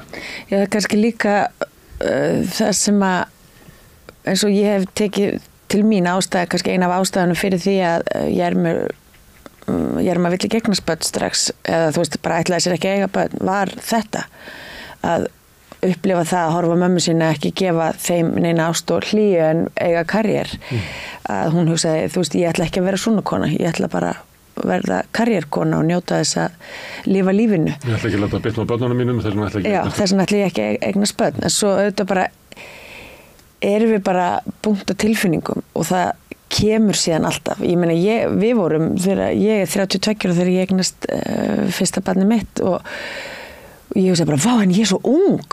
Svo áttaði maður bara, nei, þú ert ekki ung. Og þá rifjaði ég að Gulla frænka mín upp að sko, hún var 32 ára þegar hún eignaðist sitt fyrsta barn og þá hafði ég sagt við hana, þú ert svo gömul. Já. Þegar ég var, sko, þá var ég sjálfur úlingur. Þannig að þið sjáum bara hvað En breytingin líka, sko, einhvern veginn þessi. Og það má nú alveg segja frá því líka sko, eins og Elli, sýningin sem við erum upp í Borgarleikhúsi, Elli Viljáns, að hún sagði í viðtali þegar hún svona var komin yfir ára, hvort hún sæi eftir einhver í lífinu. Það myndi gera eitthvað öðruvísi og þetta nú í sýningunni líka og þá segir hún, ég myndi ekki eignast börn. Og hún á 4 börn. Og svo segir náttúrulega tekur hún fram og ég er ekki að segja ég elski ekki börnum mín eða hún svo notar orðið sko ég er ekki að forsmá það sem ég hefur gefið á en ég hefði valið mér öðruvísi líf og þá að því hún náttúrulega er áþreifanlega þeirri kynslóð bara í rauninni eins og Vigdís sem hefur verið að sína núna svo ég svona kasti inn hérna auglýsi allt sem við erum með í gangi já og ég fekk ekki ástin eitjók ég er mjög þungling ófallaraskar ég þarf að fá knúsi mitt annars stað frá en það í rauninni þetta sko þá bara stoppaði lífið og það svolítið eins og hjá mömmu Jarmur kannski að fólk aldi ekkert upp börnin sín saman það bara mæðurnar sá þetta ég er að lasa með viðtalið Robert De Niro núna hann var eignast barn, ég veit ekki hvað er hann 85 ára eða eitthvað aldrei ástæðir og þá var hann spurður í viðtalinu hérna og hvað, ertu alveg að skipta bleiur og svona? Nei, ég er ekkert í því sagðan en þá bara hann Herðu, hérna afstaða parsins til barningna að þú vilt eignast barn og þú ert alveg til í eignast barn það svona munur á því og ég ræddi verkið við hérna konu sem hafði mikið reynt að eignast barn og hún var svona eiginlega með hugmyndunum að þú eignast ekki barn en þú vildir ekki nógu mikið sko. Aha. Það var eins og það hefði sett svona eitthvað inn í þetta já að þessi afstaða þín með bara upplýða rótað upp í sögunni að hérna, jú, alveg ef að kemur barna þá það bara að gera við það en þú veist ekki til að gera neitt sérstaklega mikið til þess og þessi svona veikur aðili í áætluninni. Með veikan vilja. Og það bara, þú kemur með veikan vilja inn í svona verkefni að þá eyðileggur allt sko. Já. Það er nú auðvitað að ræða það svona í svona samingi við einstaklinga sko og þú veist svona einstaka innlögnin í sambönd og hjónabönd en verkið held í svari nú þessu svona frekar skýrt sko hver fórsendan fyrir þessari ófrjósemi er. En ég meina, jú, þetta væntanlega hjá fólki og í samböndum þá er þetta bara stórt mál sko hvort að það sé mikill vilji fyrir eignast börn eða ekki. en það nú ákveðin vísindi á bakvið þessa leikgerð sko, sem að sýnir fram á bara, þú veist, eggjatalningu og frjósemi.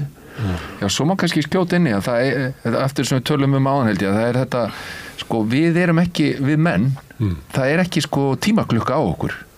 Þannig að sko á sama hátt, þannig að ég upplifa það sé kannski oft þannig að svona að kannski, og ég ekki vel verið þess að tala út raskat á mér, en að svona að konan svona oft stjórni meiri tímasetningun á þessu en maðurinn, og nú getur alveg verið að sko, ég er ekki að tala eitthvað algilt, en það er svona en svona þegar að Nína tilbúin þá ég til, en það er ekki hjá mér bara, ég verða að eignast barn núna af því að þú veist, eftir 10 ár ég, þú veist, þá bara get ég það núna eða aldrei. En það gerist annað, þetta er líkamlegt. Já, það gerist sko líkamlega, byrjar líkaminn að kalla og láta mann vita. Og það er... Því ég held að það gerist ekki á sama hátt. Alveg örugglega ekki. Ég held að það bara... En eitt af því sem náttúrulega... Gerist öðruvísi á köllum ef maður alltaf að fara út í svona dýrafræði, að hann vil bara spreða sæði sínu sem víðast. En mér finnst sko, ég upplýði til dæmis alls ekki í þessu að hann sé ekki með vilja.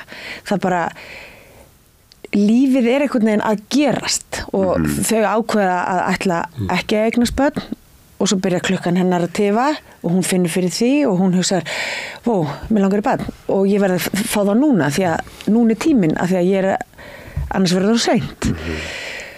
Og þetta er svona, kemur honum á óvart, já, ok, og ég held að við ætlum ekki að eiga barn og ég var alveg búin að setja mig við það og ok, jú, en svo er hann líka á annarri vegferð, þú veist, og það er ekki það eins og hann vilji ekki, heldur bara... Þetta er ekki aðalatriði. Jú, mér finnst þetta alveg líka að vera... Hann ætlaði að koma og vera 5 daga en að breyta. Já, en það er líka bara... Þín er svolítið ásaka hann fyrir að vera ekki heill í þessu. En mér finnst það vera líka svolítið, það sem hann er að segja bara, en þetta er bara lífið að gerast. Hún ásakar hann að vilja freka fara út með vini sínum heldur en að vera heima þegar hún er frjó og hann er bara, en vinur minn, ég er að stekja hann, það er eitthvað sem gerist einu sinni, skilur, konan þráhyggjan í henni er orðin það mikil og er farin að taka yfir allar rökhugsun á meðan hann er líka að halda áfram að lifa og hann þarf að mæta í vinnu til þess að þau fá pening eða skilur, þú veist, það er ekki bara þetta og ég held að það sé einhvern veginn hann verður ekki svona þráhyggin með þetta eins og hún og mér finnst það ekki vera ég upplýði ekki í verkinu að hann sé að íta á móti. En líka áhugaverður þáttur í þessu, sko við erum í svona, komum úr svona smábæjar samfélagi, Íslendingar, allir, og hér er það algjörlega sjálfgefið að allir eignast börn. En það er líka svolítið áhugavert að bera þetta saman við sko svona til dæmis raunveruleika okkar kollega sem að við höfum unnið með út allan til dæmis í Breitlandi og í Evrópu þar sem að þetta er ekkit sjálfgefið að fólk eignast börn, það er bara algjörlega það er val einstaklinga að fæða börn inn í þennan heim og þetta er bara spurning sem að liggur við fyrir að minnst okkur okkar kynslóð og kynslóð sem að koma þar á undan sem spurningin bara kom aldrei. Já, það er karrierkiller úti að ofta eignast. Ég held að þetta sé vísbendingar að við séum að fara inn í breyttan tíma. Það hefur gríðalegt fall í fæðingatíðni og maður var svo snöggt eitt árið að ég bara trúðus ekki og sagði ég ætla að bíða eftir næsta ári og það bara hélt áfram að falla. Það er fréttum í dag. Talandum það sem við vorum að ég er að reyna að fara að færa ykkur inn í það sko, svona sjálfsmyndin og stað okkar í samfélaginu vera að breytast og getur breyst mér hratt. Það sumir þetta getur mér haldið fram að kannski erum við bara að fara í gegnum svona umtalsverða breytingar að þessu. Já, þá mun við Jarmu verið að dreigja upp oftar og oftar í framtíðinni sko, sem er bara ákveðin óumflýjanleiki. Og svo er það líka það að því að ég meina við erum með net ég meina ef þú ert fastráðinn leikari í leikhúsi þá, ég meina þú ferð bara þitt fæðingarorlof og allt það en eins og út í Englandi kollegar okkar, ég meina þetta er allt frílandsfólk og 2 ára gati í barneign er bara fjárhagslegu dauði ef þú ert ekki búin að koma þér fyrir. Og karrierkiller. Og það er náttúrulega hér líka einhver sko svo hugsun loða náttúrulega við eins og í hans tilfelli í verkinu hann náttúrulega sjálfstætt starfandi að byggja upp rekstur og þú tekur þér bara ekkert pásu, þú sleppir því ekkert að mæta á fundi í Tókjó ef að það er verið að fara að díla eitthvað bara í alvörunni, af því að ég meina, ef þú ert að fara eignast barn, ég meina, hvernig ætlar að sjá fyrir því? Það er margt í verkinu sem tilheyrir líklega Bretlandi, frekar en Íslandi. Þó svo að sé staðfært, þá er það bara þetta starfið þitt og lækin og pislana þína og því miður er það bara ekki þannig að það er ekki blaðamaður í Íslandi sem getur unni við það að skrifa eitt pistil í viku, sko. Nei. Það er bara eitt. Algjörlega, sprottu upp úr öðrum menningar heim. Og þetta með gentrification í hverfinu og því miður eigum við ekki nógu stóra borg til þess að geta að fara í gegnum það. Þannig að einhver leiti er verkið í öðrum menningarheimir af því að það er svo mikið inn í nútímanum að þá er líklega ekki hægt að færa það alveg. Þó svo að sé vísun í þetta sé íslensku raunveruleika. Þetta er skrifað svona rosalegri leikni, fannst mér. Mér finnst þetta svona bara samtölin og fleira, þetta er miklu meira leikin höfundur heldur en að ég myndi segja að vera svona góður höfundur. Og það er svo þetta er eins og samtölun ykkar og svona, þetta er svona einhver samsöngur. Ég bara var að velta fyrir mér, sko, er ekki gaman að fá svona texta það sem og ég bara var að velta fyrir mér sem áhorfandi, sko, hvernig þetta er og svo verður við með trommuleikara í salnum, hann sem svolítið svona taktskiptingar og eða svona taktur og það er rosalegu taktur í músík í samsögnum. Þetta er gott verk þannig og lítur að vera góð þýðing líka. Það er bara handritin eru náttúrulega bara efniviður til þess að vinna úr. Þetta er gott leikrit mörguleiti og þessi góða leikstjóri og góða leikara sem það skiptir öllu máli. Fyrir mig í leikhúsinu og mín vinna snýst aðalega samstarfsfólk og það sem að verður til á æfingartímabilinu, hinn raunverulega vinna gerist þar og við erum sannarlega með góðan efnivið hér og á mörguleiti, þú veist, vel þýtt og þetta er vel skrifað og þetta byggir á áhugaverðum svona sögulegum grunni og allt það, en fyrir mig persónulega þá snýst þetta allt samstarfsfólki, bara með hvaða fólki maður vinnur, hvað er hægt, þetta er eins og námugröftur, sko, að vinna í leikhúsi. Við sitjum í 8 vikur og reynum að grafa ofan í hvert annað og ofan í okkur sjálf og ofan í verkið og ofan í höfundin og við reyna að draga einhvers konar gull upp úr þessu öllu saman sem við reynum svo að sýna fram á með sýningunum og þetta er vinnan, sko, og efniviður, hinn raunverulega efniviður hverjar leiksýningar er fólki sem að stendur að sýningunni. Samanber að þú getur búið til hræðilega sýningu úr góðu leikriti, sko. Og góðum leikurum líka. Og með góðum leikurum getur búið til mjög vont leikhús. En mér skilst, sko, að þegar Simon Stone gerir þessa leikgerð að þá var leikhópurinn rosa mikið að vinna þetta saman. Þannig ég held að ber þess merki, sko. Að ber þess merki að þetta hafi verið leikara djú, sko. Já. Þetta er leikrið sem er skemmtilegt að leika. Já, mjög gaman. Og með öllum þessum kollegum, oh my god.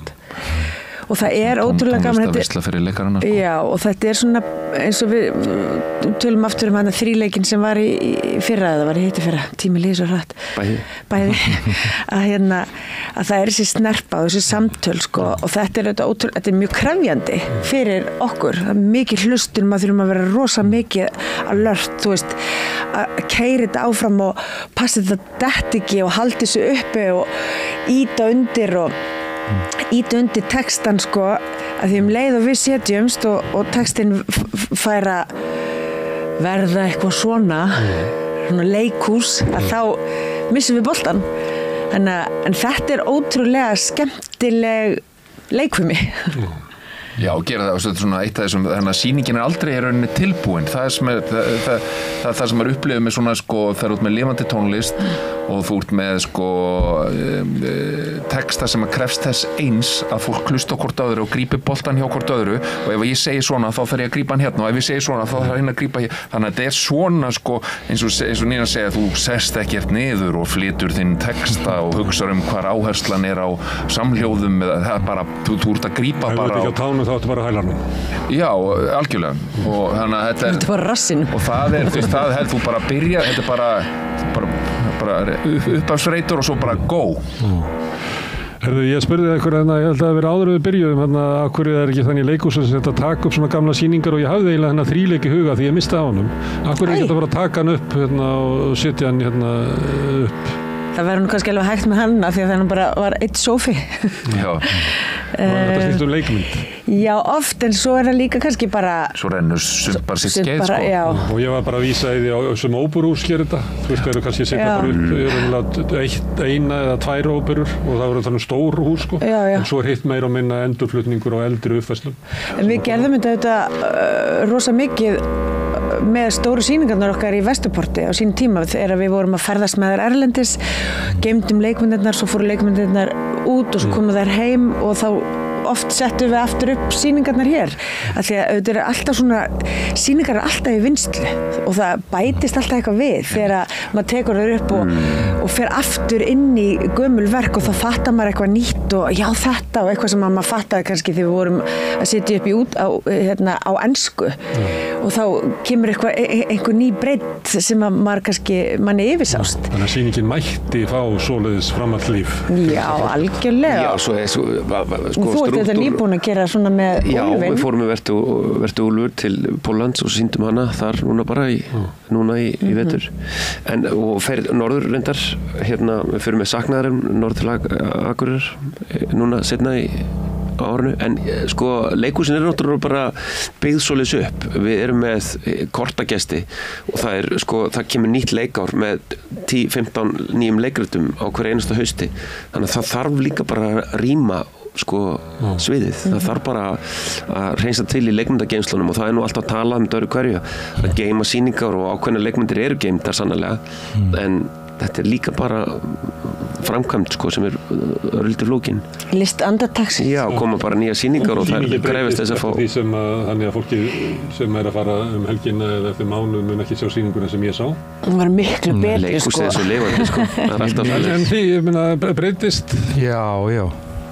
Ég er alveg límdur við það sem þau eru að gera og er svona mikið að pikka upp þeirra orku og hvort það er hraði og hvort það er mikið drama, hvort það er meira drama eða þú veist, og stundum verði bara svona eins og djöfullin Já, stundum hefur spilað undir senu og svo bara á næstu sýningu spilar hann ekki undir henni hann er með mjög frjálsar hendur til þess að hann er eins og hann sé bara búin að setja sig í samband og svo bara ferða af stað. Já, það er ákveðin rammi sem að ég held í ákveðin struktúr en þú veist, innan þessa ramma þá er ég rosalega djúpt kafa onni hvernig þeim líður á sviðinu, þú veist, og það kannski kemur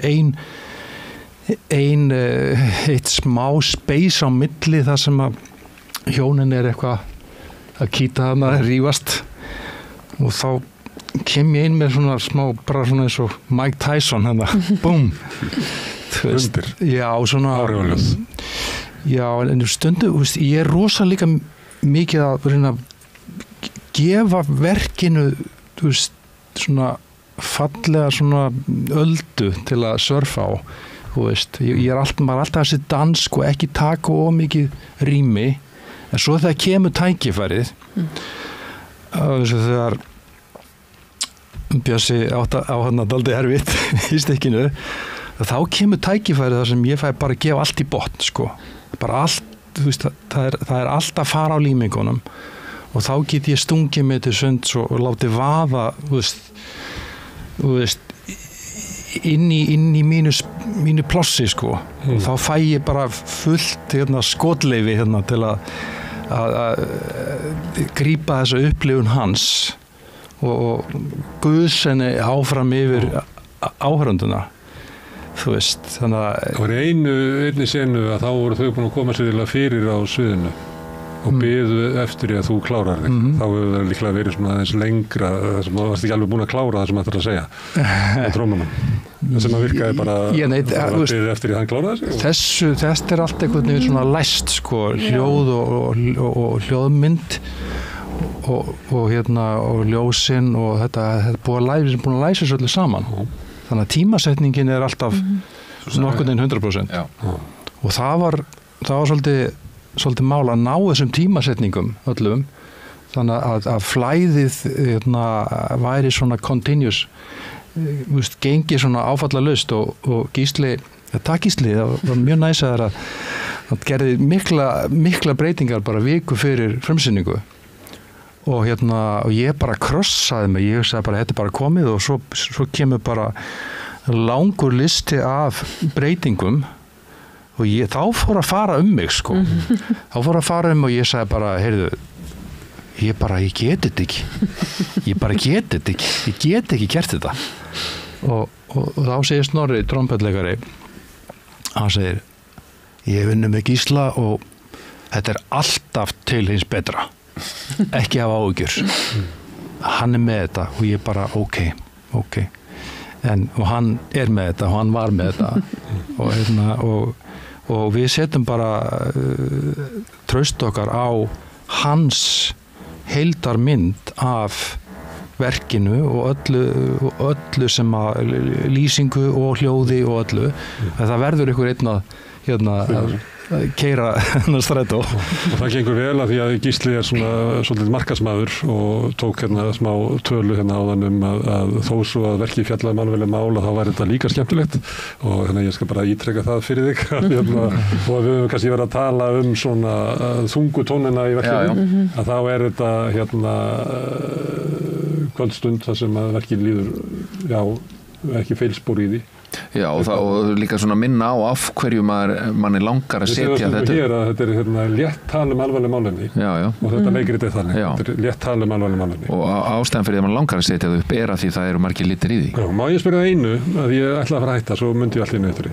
Það sem að mér fannst vera skrítið í uppbyggingunni að þegar að þú missir fótana, þá það svona, einhvern veginn svona og svo ertu náttúrulega búin að missa fótana í lokin.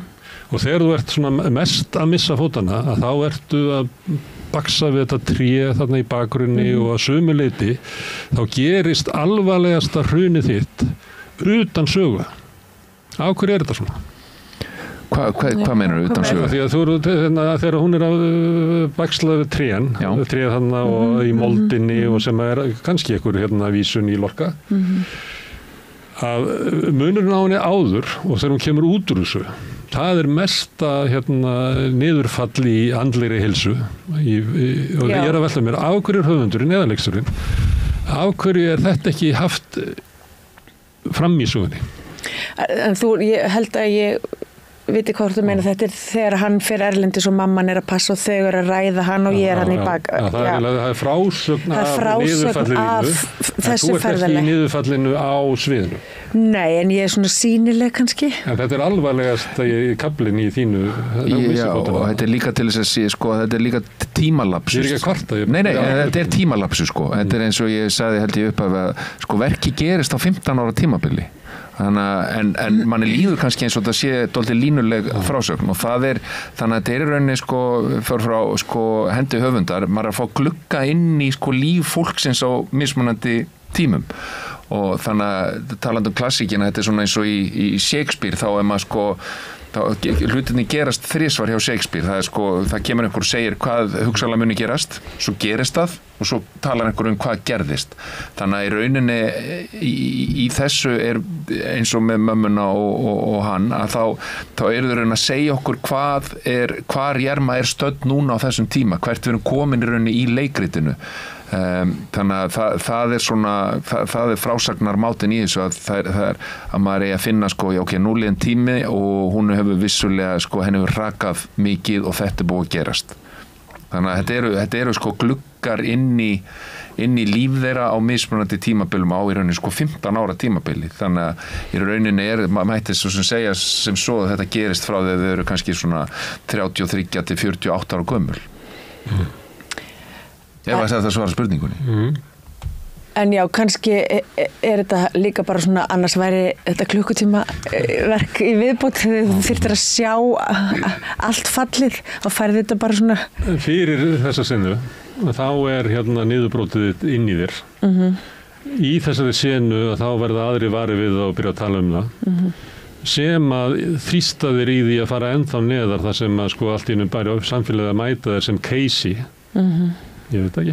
Ég var bara veltaði með akkur persónu af því að ég hugsaði ætli hún hefði ekki viljað leika þetta af því að þetta er kannski svona mesta leikuna vil alltaf leika drama sko að því að ég raunin eins og til skrifa þá ætti hún ekki eins og vera á sviðinu en við erum með hann hérna á bakvið sko svona finna fyrir presensnum hennar og þessum skugga sem hún er sjáðu til, hún er skuggi hérna í bakgrunni og skuggin af sjálfum sér en það er kannski eins og þú varst að segja áðangislega því þetta hefur alltaf verið svo mikið tabú og sem betur fyrir umræðan orðin meiri og umræðan er orðin að það eru margar konur búin að fara við viðtöl pör og margir einstæðingar sem hafa líka tekið þá ákvörðun að eignast barn með aðstoð og nú eru komin 2 fyrirtæki sem að skrifa bækur þannig að þú veist umræðan er orðið miklu meiri af því þetta er og hefur verið tabú og þetta er veruleiki sem að mjög margir er að díla við og málið að þetta er ekki tabú og þetta á ekki að vera tabú og þess vegna er þetta svo maður finnur fyrir því á sviðinu að þetta skiptir máli og það er ótrúlega góð tilfinning þegar maður er að segja sögu sem að við auðvitað erum til þess fallin að gera hana í leikhúsinu að hún skiptir máli. Herðu, látum þetta á lokaorðin Gulli, Gísli, Nína og Björn. Takk fyrir að koma hingað og ræða Jermu. Takk fyrir að fá okkur. Takk fyrir. Fólk til að fara í leikhús og horfa. En ég ætla að sitja hérna áfram og reyna að skilja þennan heim sem við lifum í, samfélagið og kannski okkur sjálf í leiðinni. Næsti kafli er eftir augnablik. Allt það besta er ókeypis. Hrósaðu náunganum. Það er betra. Samstöðin, þar sem manneskjurnar koma saman. Herðu, þetta var jólasýningin í Þjóðleikhúsinu, Jerma. Herðu, það var aðeins meira leikhús sem við fjölluðum 10 fingur sem er brúðuleikhús þá. Já, eða svona myndlistarbrúðu, það er svona, hún Helga Arnalds, sko, hún lærði brúðuleik og hún lærði líka myndlist og hún er leikhússtjóri í þessu leikhúsi sem heitir 10 fingur og fagnar núna sko 30 ára afmæli og Sólveig Guðmundsdóttir leikkona kom með henni og það voru eiginlega lýsaði dálítið hvaða þarf mikla þrautsegju til þess að halda starfi svona tilrauna leikhús þetta er sjálfstæður leikhópur það þarf svolítið mikla þrautsegju til að halda starfinu áfram og hún lýsir því líka Helga hvernig hún ætlaði sér nokkru sínum alltaf að hætta fara út í myndlist til dæmis og hætta í leikhúsinu af því að leikhúsi reynir svo mikið á þetta eru stór projekt í mikilli samvinnu og hún var ofta að blanda saman svona. Þá er hún dregin aftur inn svo ég vitni í Guðföðurinn. Já, það er svoleiðis og þá eiginlega tók hún bara eins og myndlistina með sér svoleiðis að þetta eru orðnar sýningar sem eru talað sjálfshjálp að þá eiginlega kemur það líka fram. Þetta eru svona svolítið heilandi leikhúsverk og fyrir þá sem að sýna eða þá sem að horfa? Þær vildu meina að það væri fyrir bæði þá sem taka þátt í leikhúsuppfærslunni og sýningunum og Sólveig þau eru búin að túra hún og Sveinn eru búin að túra með leikritum lífið bara allan heim sko, mörg ár og fengi alveg gríðarlega miklar viðurkenningar bæði hérna heima og erlendis og þetta er sem sagt fyrir börn og fyrir fullorðna og svo er líka á sunnudaginn í Tjarnarbíó er svona afmælishátíð þar sem er bæði sem sagt leiksýning þessi fyrir börn, aðalega svona fyrir börnin og svo er önnur leiksýning, ný leiksýning sem er aðalega fyrir fullorðna sko. Barnasýningar sem að fullorðna fólkinu leiðist ekki. Já. Það er barnasýningarnar. Og svo eru þau líka með fullorðsýningar það sem að líklega börnunum leiðist. Já, og það sem börnunum leiðist, það er ekki alveg víst. Það er ekki víst. Nei, það gæti við, það er ekki verið að búa það til hann að börnunum leiðist ekki. Nei, ég ætla að fara á morgun á þessu sýningu. En munur á brúðuleikhúsi og svona venjuleikhúsi að ég geti þóst verið ekkur sem er leikari. En svo ef ég væri með ég ætla nú aðeins að draga mig til hérs og fá hann Jóa til þess að spyrja því Oddný, er munur á því að þegar brúðan er að tala heldur en ef ég myndi þykjast vera að tala sjálfur? Já. Er þetta fyrirbrigði, brúðan, er hún einhvern veginn svona Ég veit það ekki. Já, við rættum það einmitt í spjallinu að brúðan sko, hún mikið notuð í listterapíu vegna þess að börn sem að til dæmis hafa orðið fyrir áföllum og fullorðnir geta trúa brúðinu fyrir. Já. Eða og geta tjáð sig með brúðinu, bæði trúa brúðinu fyrir og tjáð sig, gefið brúðinu rödd sem tjáir tilfinninguna. Pabbi vondur. Já.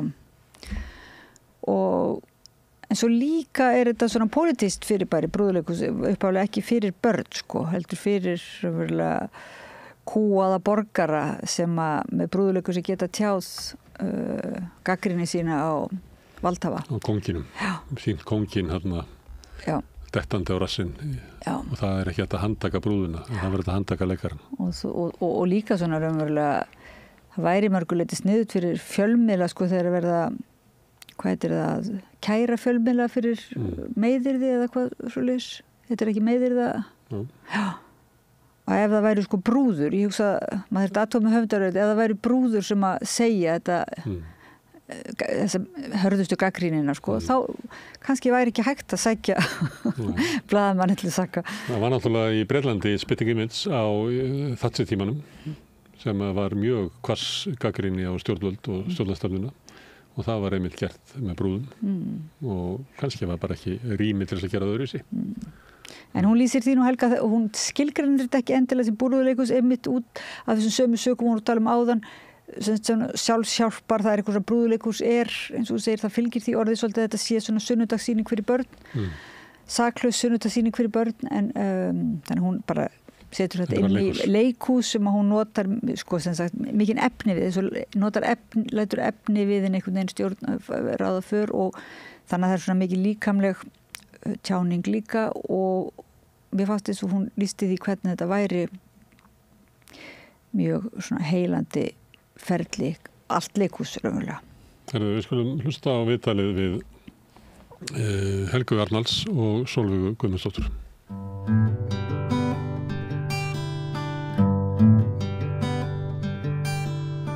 Komið í sæl og verið velkomin að Rauðaborðinu. Ég heiti Oddný Eir og til mín eru komnar svona 2 leiklistarkonur sem eru nú í dollu brautryðjandastarfi í leikhúsinu, setja leikhúsið eiginlega í svolítið annað samhengi en við eigum að venjast. Það er Helga Arnalds, myndlistarmaður, leiklistastjóri, eiginlega leikhússtjóri og leikhúslistamaður. Takk fyrir. Og Sólveig Guðmundsdóttir, leikkona. Þú ert ekki með eitt svona bólgintitil. Nei. Þú vilt bara ekkert að sitja á þig. Já. Þú vilt ekkert sitja að ég sitja á þig titilin brautryðjandi í tilrauna leikhúsi. Já, það má alveg sko. En þetta annað gera það kannski. Já. En þið eru allavega komnar til að segja okkur aðeins frá þessu leikhúsi sem heitir 10 fingur. Og 10 ára það ekki? 30 ára. Nú 30 ára fyrir ekki, já, ég er nú með talna blindu sko, já, mér hætti eitthvað að passa vel 10 fingur, 10 ára, nei það er 30 ára. 30 ára. Þannig að þetta er ansi langur ferill og það verður svona einhver hátíðardagskrá í Tjarnabíó núna á sunnudaginn. Já, einmitt.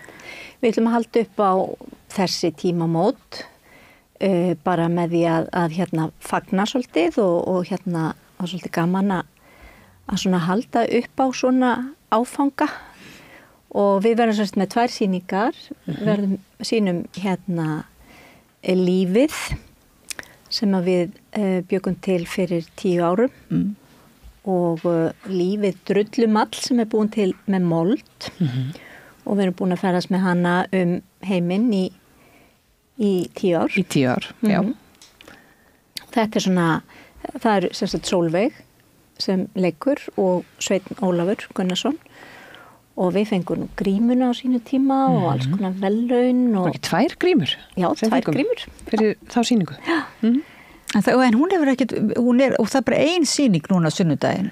Akkur er bara 1 sýning? Er þetta ekki svona orðindóldi heimsfræg sýning og væri gaman að vera með fleiri sýningar eða gefa? Jú, en að þessu sinni er bara 1 sýning. Við vorum náttúrulega með hana í sýningum hérna heima fyrir 10 árum þegar frumsýndum og tókum hann svo aftur upp og svo höfum við bara aðalega verið svona að ferðast með hann, þannig að þetta er svona ferðasýning en við ætlum að halda upp á afmæli hjá 10 fingrum með því að sýna þessa sýningu á sunnudaginn klukkan 2 og ég vil nefna það hún Charlotte Böving sem að leikstýrði ásamt mér og við vorum svona 4 að hérna spinna þetta allt og hérna spinna með moldina Þú ert myndlistakona Helga þannig að þú sko ferð inn í leikhúsið einhvern veginn út frá myndlistinni og blandar svona yfirleitt öllum miðlum dálítið saman eða mörgum, er það ekki? Já, sko ég hef verið að vinna dálítið mikið út frá myndinni einmitt og hérna svona allavega síðustu kannski 15 árin þá hef ég verið að vinna svona með þessa aðferð að spinna með efni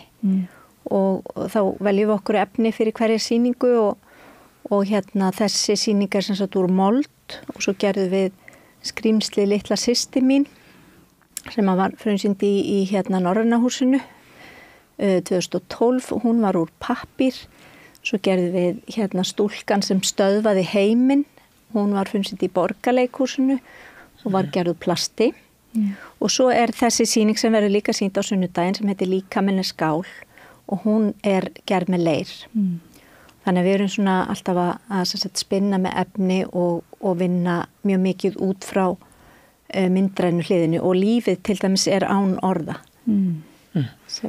En það er mikil orð og texti líka og tónlist. Er það ekki sko skrýmsli litla systir mín það þekkja þar og margir Íslendingar að því að eiginlega öll leikskólabörn hafa hlustað á tónlistina, lesið bókina. Já. Og margir hafa nú séð sýninguna, er það ekki? Sko það var þannig að við gerðum sýninguna fyrst og Ævör Pálsdóttir gerði tónlistina við sýninguna.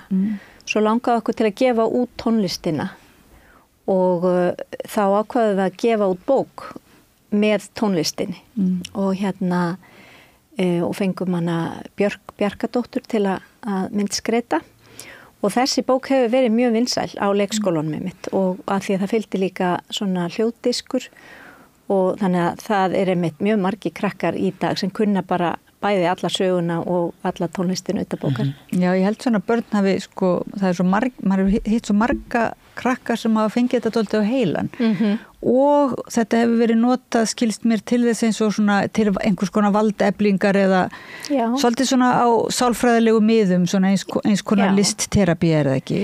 Já sko þetta var þannig að sonur minn hann var það bil að fara að eignast litla systur og hann sagði við mig að hann þekkti strák og það væri ekki hann en það væri semst annar strákur sem að hefði eignast litla systur sem var skrýmsli og hún borðaði mömmu og pappa og mér fannst þetta svo frábær bara tjáning á þessari tilfinningu að því hann var náttúrulega búin að vera bara prins í hérna 5 ár og var hrættur þetta að missa svolítið mömmu og pappa og sem þetta alveg svolítið rétt. Það er svolítið það sem gerist að hérna athygllin færist svolítið yfir. Hann missir sína sérstöðu. Sína sérstöðu, já. Og hérna og síðan fórum við og ég ákvað að gera leiksýningu þetta og þá fórum við að skoða svona líka hvernig hann getur síðan lært að elska þetta litla skrýmsli sem er komið þarna og þannig við tókum þetta allar leið og létum hans að því að hann hafði nefnilega líka sagt að hann hefði helst vilja skil henni og þannig að við hérna fórum að veltaði fyrir sig hvert fer maður þá með hana til að skil henni og þannig að við fórum allar leið með það í sýningunni að hann fer bara og allar skil henni til Guðs og á leiðinni lenda þau í alls konar ævintýrum og hann lærir að metana og hérna finnur svona meira.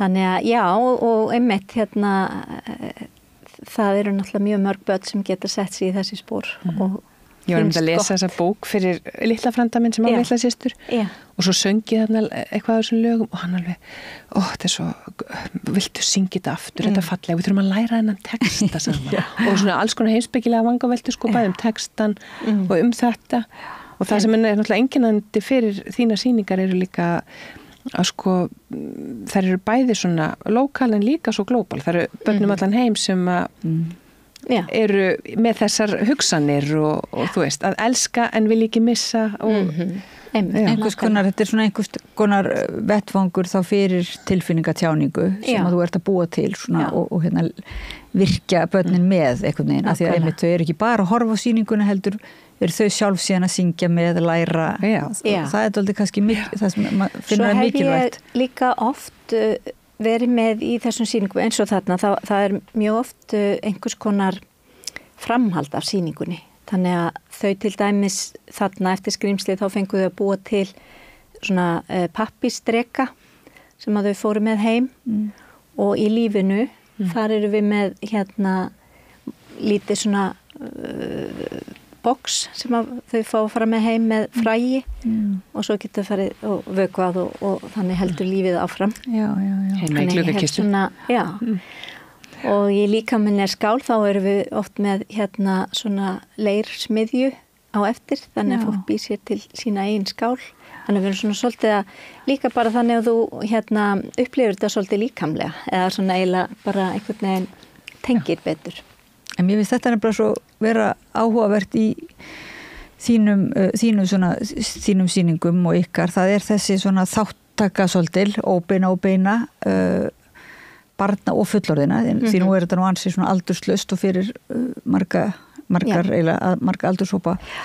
En þessi gamli galdur með brúðuleikhús til dæmis það sem að þú eiginlega bara upplifir eitthvað algjöran galdur þetta undarlega að einhver dúkka sé sem sagt lifandi. Það eitt er náttúrulega bara eitthvað stórkostlegt en svo er hitt líka að einhvern veginn fá að taka þátt í því að mér finnst einhvern veginn eins og það hljóta að vera dálítið mikilvægt í dag að því það er svo mikið afþreyingarefni fyrir börn og þessi galdur þau náttúrulega horfa svo mikið af teiknumyndum og svo mikið af góðu efnisosum þannig að það að þau komist einhvern veginn í snertingu við efnið og snertingu við söguna og tónlistina og þannig að það er eins og það kannski, er það ekki dálítið mikilvægt svona? Og að það kveiki kannski í einhverju svona kveiki í þeim að fara að skapa.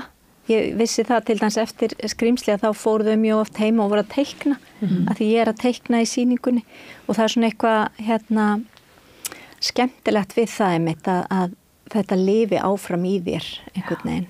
En þú lærðir nú brúðuleikhús svona klassist er það ekki í nokkur ár? Já, ég fór til Barcelona, var þar í 3 ár og lærði einmitt skuggaleikhús og svona brúðugerð og já, bara alls konar hérna tækni.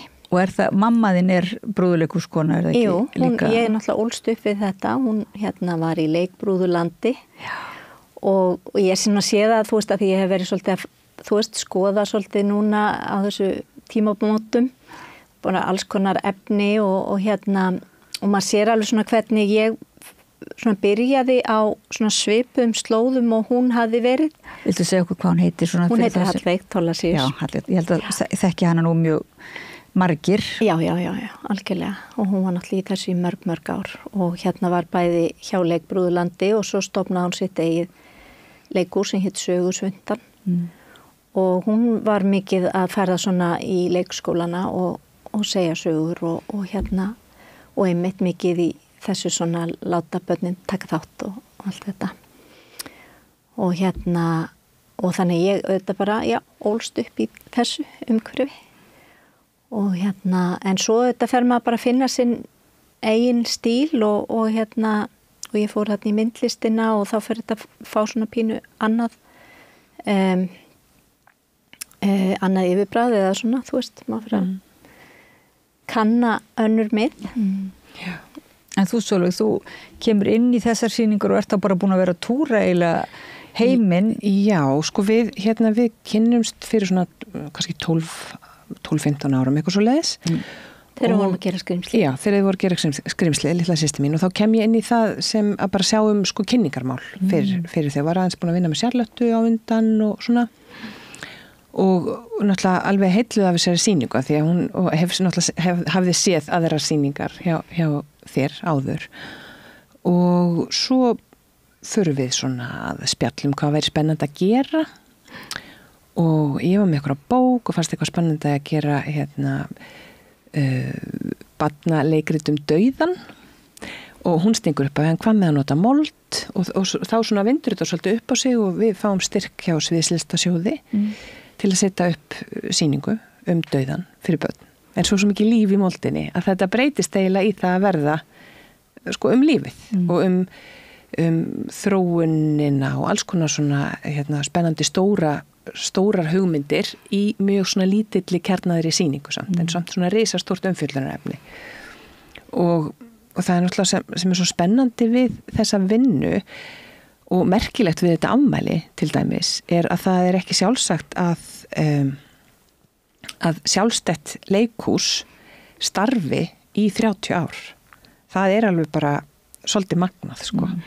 Að haldi áfram mikla þrautsegju og þú veist og kraft og líka sé alltaf samt svona endur uppgötva sig og halda áfram með það sem kveikir í manni. Þannig að það rosalega spennandi að þú veist fylgjast með því og þetta svolítið svona merkileg tímamót. En þú hefur líka verið svona duglega að vera í svona það ekki tilraunum og sko verið Tjarnabí og ekki bara í einhverju svona sem kallast mainstream leikhúsi.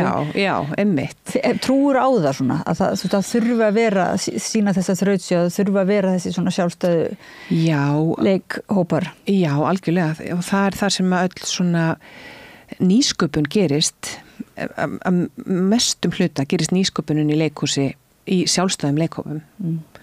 Og þessun bara sá stuðningur sem að leikhópar fá frá ríkinu og alveg ofboðslega mikilvægur og Tjarnabí ofboðslega mikilvægur staður. Þannig að og öll svona, þú veist eins og allt sem að þú hefur gert, þetta allt nýtt íslenskt leikhús. Þú veist, þarna verið að skrifa og búa til og tengja saman mismunandi listamenn líka og taka smá svona áhættu. Það kannski öðruvísi rými fyrir stóru leikhúsum til að taka svona áhættu en þau samt farin að vinna miklu meira með sjálfstætt starfandi listamönnum líka og svona þannig að þetta ég held sér mjög gott að blanda þessu bara. Já, en það mál manna svona að það sé kannski ekki alveg nóg mikil skilningur svona hjá einmitt styrk veithendum að hvað skiptir máli að halda þessu leikhússtörfi áfram. Já. Að má alltaf gera betur sko. En eins og fráfarandi menntamálaráðherra og menningarmálaráðherra hún gerði þetta rosa vel, hún alveg hækkaði listamannalaun sem að hefur bara hjálpað mjög mikið og vonandi bara heldur það áfram að þetta sé sko að það sé viðurkenning á þessum störfum að þau skipta svo miklu máli, þetta allar bækur, þetta allt bókmenntir, allt listafólki okkar sjónvarpsþættir, það allir sem sitja heima og horfa á Vigdísi þessa dagana og eiga pínu þátt í þessu, eiga pínu part í þessari sögu. Þetta okkar saga. Ég að pæla í hvort að þið komum með pínu stuttmynd sem að þið letu gera í tilefna afmæli leikhópsins 10 fingur 30 ára afmælinu sem sé og þetta svona pínur til kynningarmynd eða svoleiðis, ég var að pæla hvort að við mættum kannski bara sína hlustendum eða sem sagt sína áhorfendum og svo eru líka útvarpshlustendur og hlusta okkur það tal með þannig að Þetta var þannig að út af þessu afmæli þá ég að grafa upp alls konar efni sem að gamalt efni og þá fann ég þessa spólu með þætti úr, það var semst Kristall Sirri Guðmundsdóttir var að gera smá innslag ketilsögu Flatnefs sem ég hafi þá nýlega gert og þar komu góðu gestir tjáðu sig. Fáum að horfa á þetta í smá stund.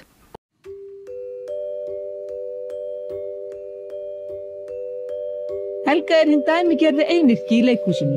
Hún hefur allt frumkvæði að sýningunni, semur handritið, býr til brúðurnar, stjórnar þeim, setur upp leikmyndina, stjórnar tónlistinni og pakkar saman að sýningunni lokinni.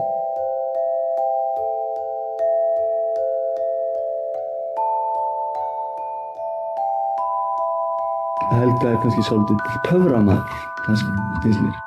Mér fannst stundum ég vera á töframanna sínu, sem hún gerir það sem maður heldur að sé ekki hægt að gera.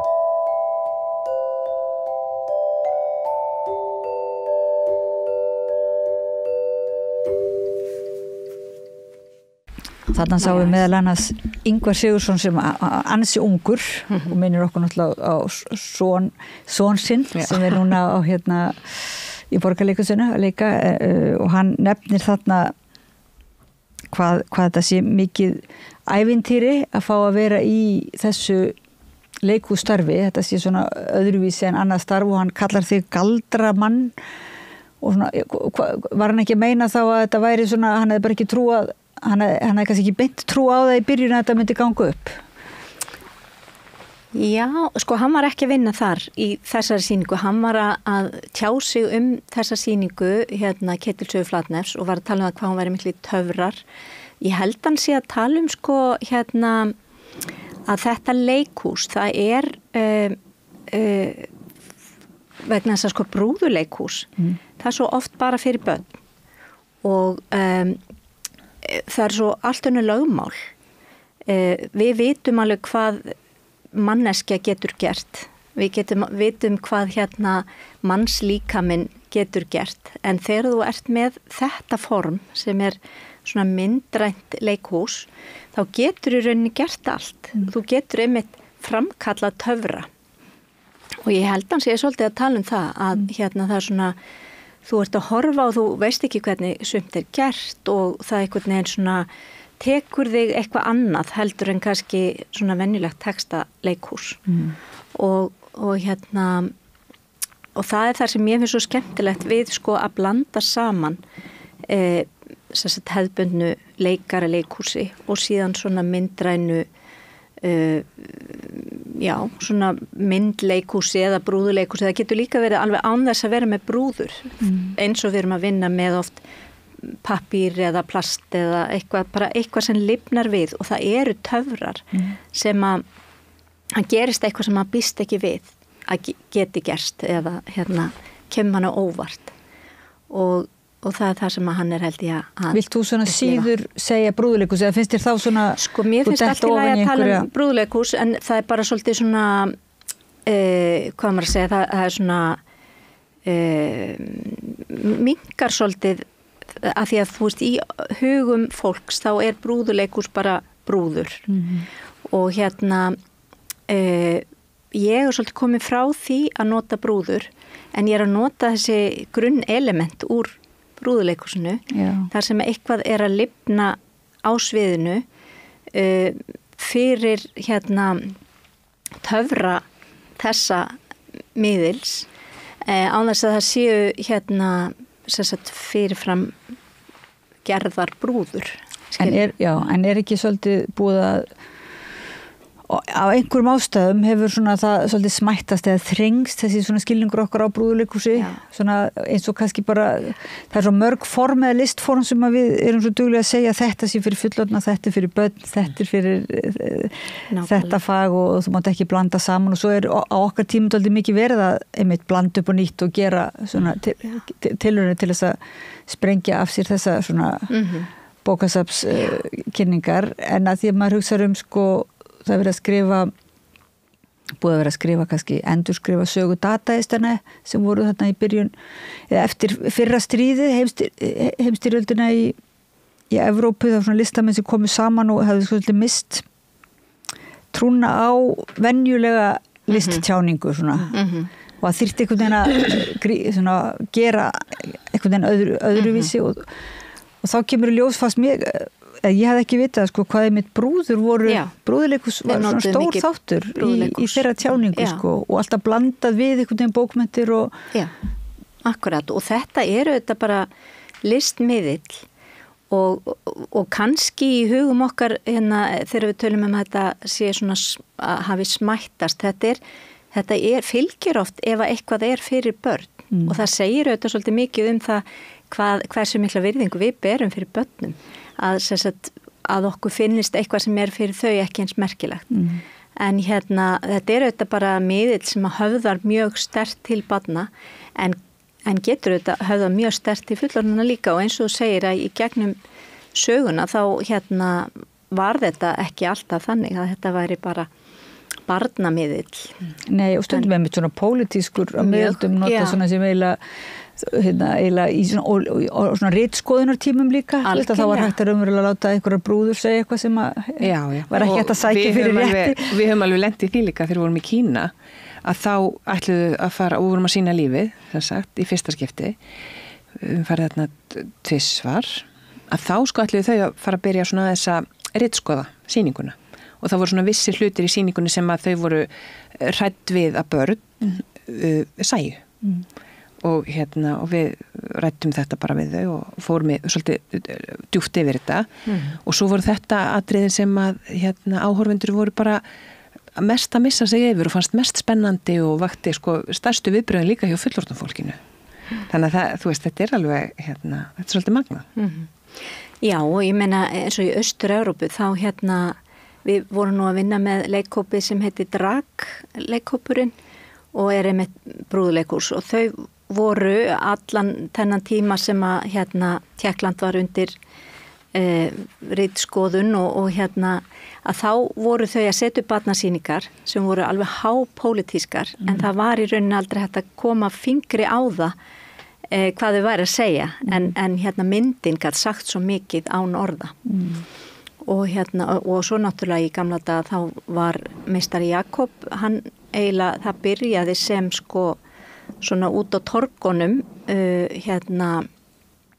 listamenn sem voru með ádeilu, þetta var ekkert fyrir börn, þetta var bara einmitt brúðurnar, brúðurnar gátu sagt hvað sem var og þau gátu kýlt lögguna eða yfirvaldið og barið með þannig þetta byrjar brúðuleikhúsið. Og svo það svona aðeins dreiður í tennurnar eða svona tilheng til þess til þess að höfða til barna og kannski einmitt börnum ekki alveg treyst fyrir eins og þú ert að lýsa í Kína menn ekki treyst börnum en svo reynast börnin kunna mest að meta þetta sem aðeins ögrandi kannski og jáfnvel lítur að vera pínulítið ögrandi bara hreyfingar ykkar í þessum sýningum og drullan og drullumallið, bara það lítur að vera einmitt kannski fyrir fín leikhús, svolítið það ekki ögrun? Jú, við náttúrulega bara, þú veist, við byrjum alveg bara í hreinu hvítu rými og svo sprengir sýningin sig alveg og leikararnir við göngum alltaf alla leið í þessu og það er ógeðslega gaman að horfa á það og það er óbúslega gaman að sýna þessa sýningu sko á mismunandi stöðum í heiminum að því að það er rosa svona ólíka upplifun til dæmis eins og í Kína þá fannst þeim svo erfitt að við værum sko að smakka moldina og það má alls ekki og jörðin kannski eitthvað svona skítu eða eitthvað, þú veist, eitthvað efni í henni sem eitthvað svo hræðsla við það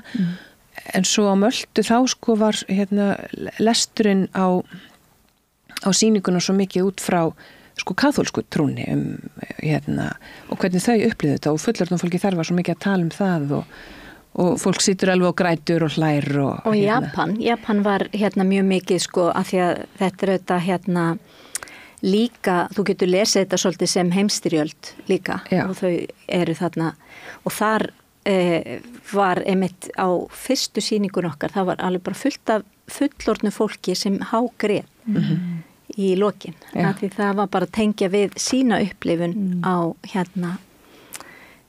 stríðsátökum. Já, svo erum við Kýpur núna síðast og það er náttúrulega 2 þjóðir á einni lítilli eyju og þar er moment sem að við erum svona skipt upp heiminum og það voru allir bara, horfðu bara, já þetta er bara alveg eins og hér, þú veist þetta er svona, þetta er svo stór sýning í í þessari svona hreinu nána umhverfi. Og það er svolítið svona það sem að mér finnst skemmtilegt við þetta að vinna með efni og það er einmitt þetta að þú getur búið til eitthvað sem að áhorfandinn getur fyllt svo mikið upp í með sinni reynslu. Þú veist, þú horfir á eitthvað sem að þetta er svo opið, þetta er svona opið tungumál. Ef við kannski fá að sjá það önnur lítil stuttmynd bara með svona glefsum úr sýningunum og það er ekkert hljóð í því þannig að útvarpslustendur því miður fara á mis við þessar glefsur en það er náttúrulega hægt að sjá á netinu samt er ekki svona kynningar ef að menn bara leita að 10 fingrum og jafnvel skella inn öfnum ykkar Helga Arnalds og Sólveig Guðmundsdóttir þá koma nú upp ýmis myndskeið en ef að Pétur tæknimaður er til í að sitja og hafa bara undir spjallin okkar þessa litlu glefsu mynd Já, hérna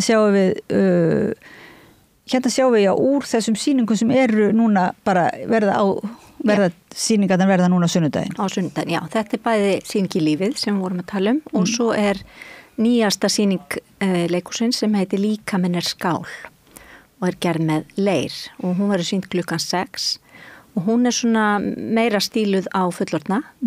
Þetta við köllum þetta dansverk með leir og hún Valgerður Rúnarsdóttir með mér í sýningunni og við erum þetta svona svolítið í framhaldi af því að ég lendi í krabbameinsmeðferð og talandi að leikhúsi sé heilandi að þetta var svona svolítið kannski mín úrvinnsla úr því og en samt ekkert svona mín saga en þetta bara auðvitað allir þekkja það að lendi í áföllum eða þegar einhvern veginn það svona þekkja það flestir að eitthvað kemur fyrir sem að tekur svolítið svona jörðinu undan fótunum á manni og þetta svolítið svona þá upplifun. Já, segir hérna einmitt í kynningateksta svolítið flott að þessar rútínur sem að við framkvæmum svona dagstaglega kannski ás að taka eftir og svo það ekki fyrir en að eitthvað kemur upp á annarkvort andlegt eða líkamlegt áfall sem að þá þegar það okkur ekki lengur tiltækar þessar rútínur eða hvað? Akkurat, já, þetta svona þessi rytmi og í raunin þetta svolítið svona abstrakt í sýningun og þetta svona þessi rytmi í bara í náttúrunni og í himintunglunum og svo þetta í okkar lífi og bara þessi einmitt eins og þú segir, þú veist bara þetta vakna og fara í vinnuna og busta tennurnar á kvöldin og allt þetta sem okkur finnst bara algjörlega sjálfsagt, það allt í einu ekki sjálfsagt og það svona kannski færi manni svolítið nýtt sjónarhorn á lífið sitt og mann sjálfan. Þannig að þú ert alveg á því að það ákveðin svona terapía fólkin í leikhúsinu, allavega leikhús af þessu tægi eða hvað? Já, ég myndi segja það bara öllu leikhúsi held ég og bara allri listsköpun, hvort sem varst að njóta hennar eða að búa hana til. En það auðvitað alveg áberandi að þegar maður lendir í svona áfalli þá það var þá sem að leirin kom einhvern veginn inn í mitt líf að ég byrja að vinna með leir og það voru ég þarna í ljósinu og þar eru boðið upp á svona leirvinnu og maður sá bara hvað þetta var nærandi. Það sóttu allir í þetta, fara í leirin og bara það að snerta leirin og bara vera að búa eitthvað til og skapa eitthvað. Það gerir bara svo mikið fyrir okkur. Þannig að já, það algjörlega. Og þessi jörð, og jörðin, drulluna og leirin, þetta svona, það einhver jarðbinding svona í þessu. Leikur og jarðbinding svona. Já.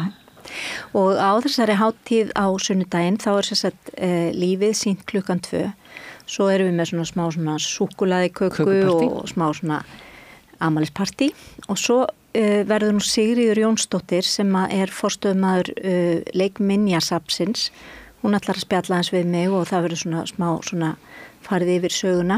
Það hefur spennandi, það nú alveg sérlega klár og skemmtileg kona. Já, algjörlega. Og með flotta hugsun í skráningu einmitt á skapandi starfi á Íslandi. Já, og hún að gera alveg ótrúlega spennandi hluti þarna með leikminjasafnið. Og hún ætlar að safna saman öllu því sem hægt 10 fingur og búa til bara einhvern svona fæl hjá sér og sem bara frábært og það bara svo ótrúlega góð tilfinning að það verði einhver staðar hægt að ganga að þessum upplýsingum og svo eftir þetta spjall þá verður Líkaminn skál sýnt klukkan 6. Já. En það stendur að þessi fullorðinsýning, en mega börn koma? Algjörlega, já, hún án orða, eða svona nokkurn veginn og með tónlist sem að ég var að vinna þetta með manni sem heitir Matteo Fargjón og hefur unnið mikið með dönsurum og tónskáld og hann gerir tónlistina við sýninguna og svona kemur inn með svona svolítið ákveðna og þar einmitt eins og við erum að tala að maður alltaf að breyta til og og svona prófa nýja hluti að hann sem sagt með svona ákveðna aðferði við að semja hreyfingu eða dans og við erum sérst að nota það í þessari sýningu. Þetta bara alveg verulega spennandi að fá að taka þátt í þessu með því að koma á sunnudaginn Mikil veisla. Við erum alltaf skorum á ykkur að vera með fleiri sýningar kannski ef möguleikir það er alveg í framhaldinu einhver staðar möguleiki. En áður en við hættum í dag, tíminn er nú að hlaupa frá okkur svona, við kannski fáum að sjá síðustu smástikluna áhorfendur og ekki hlustendur sem sagt, það er þá bara svona, já, það er svona sögulegt svona úr fyrir sýningum ef að þú ert til í að setja það svona rétt undir lokin, Pétur, á meðan að mér langar svo að spyrja því næst er ég að fara að tala um Grænland og það eru nokkra myndir þarna held ég frá þar sem ég var einmitt með námskeið í Grænlandi og fór með sýningar einmitt til Grænlands. Ok, já, mér langaði að spyrja þeim, þú varst með hvað nokkrar sýningar og smiðjur eða hvað í Grænlandi?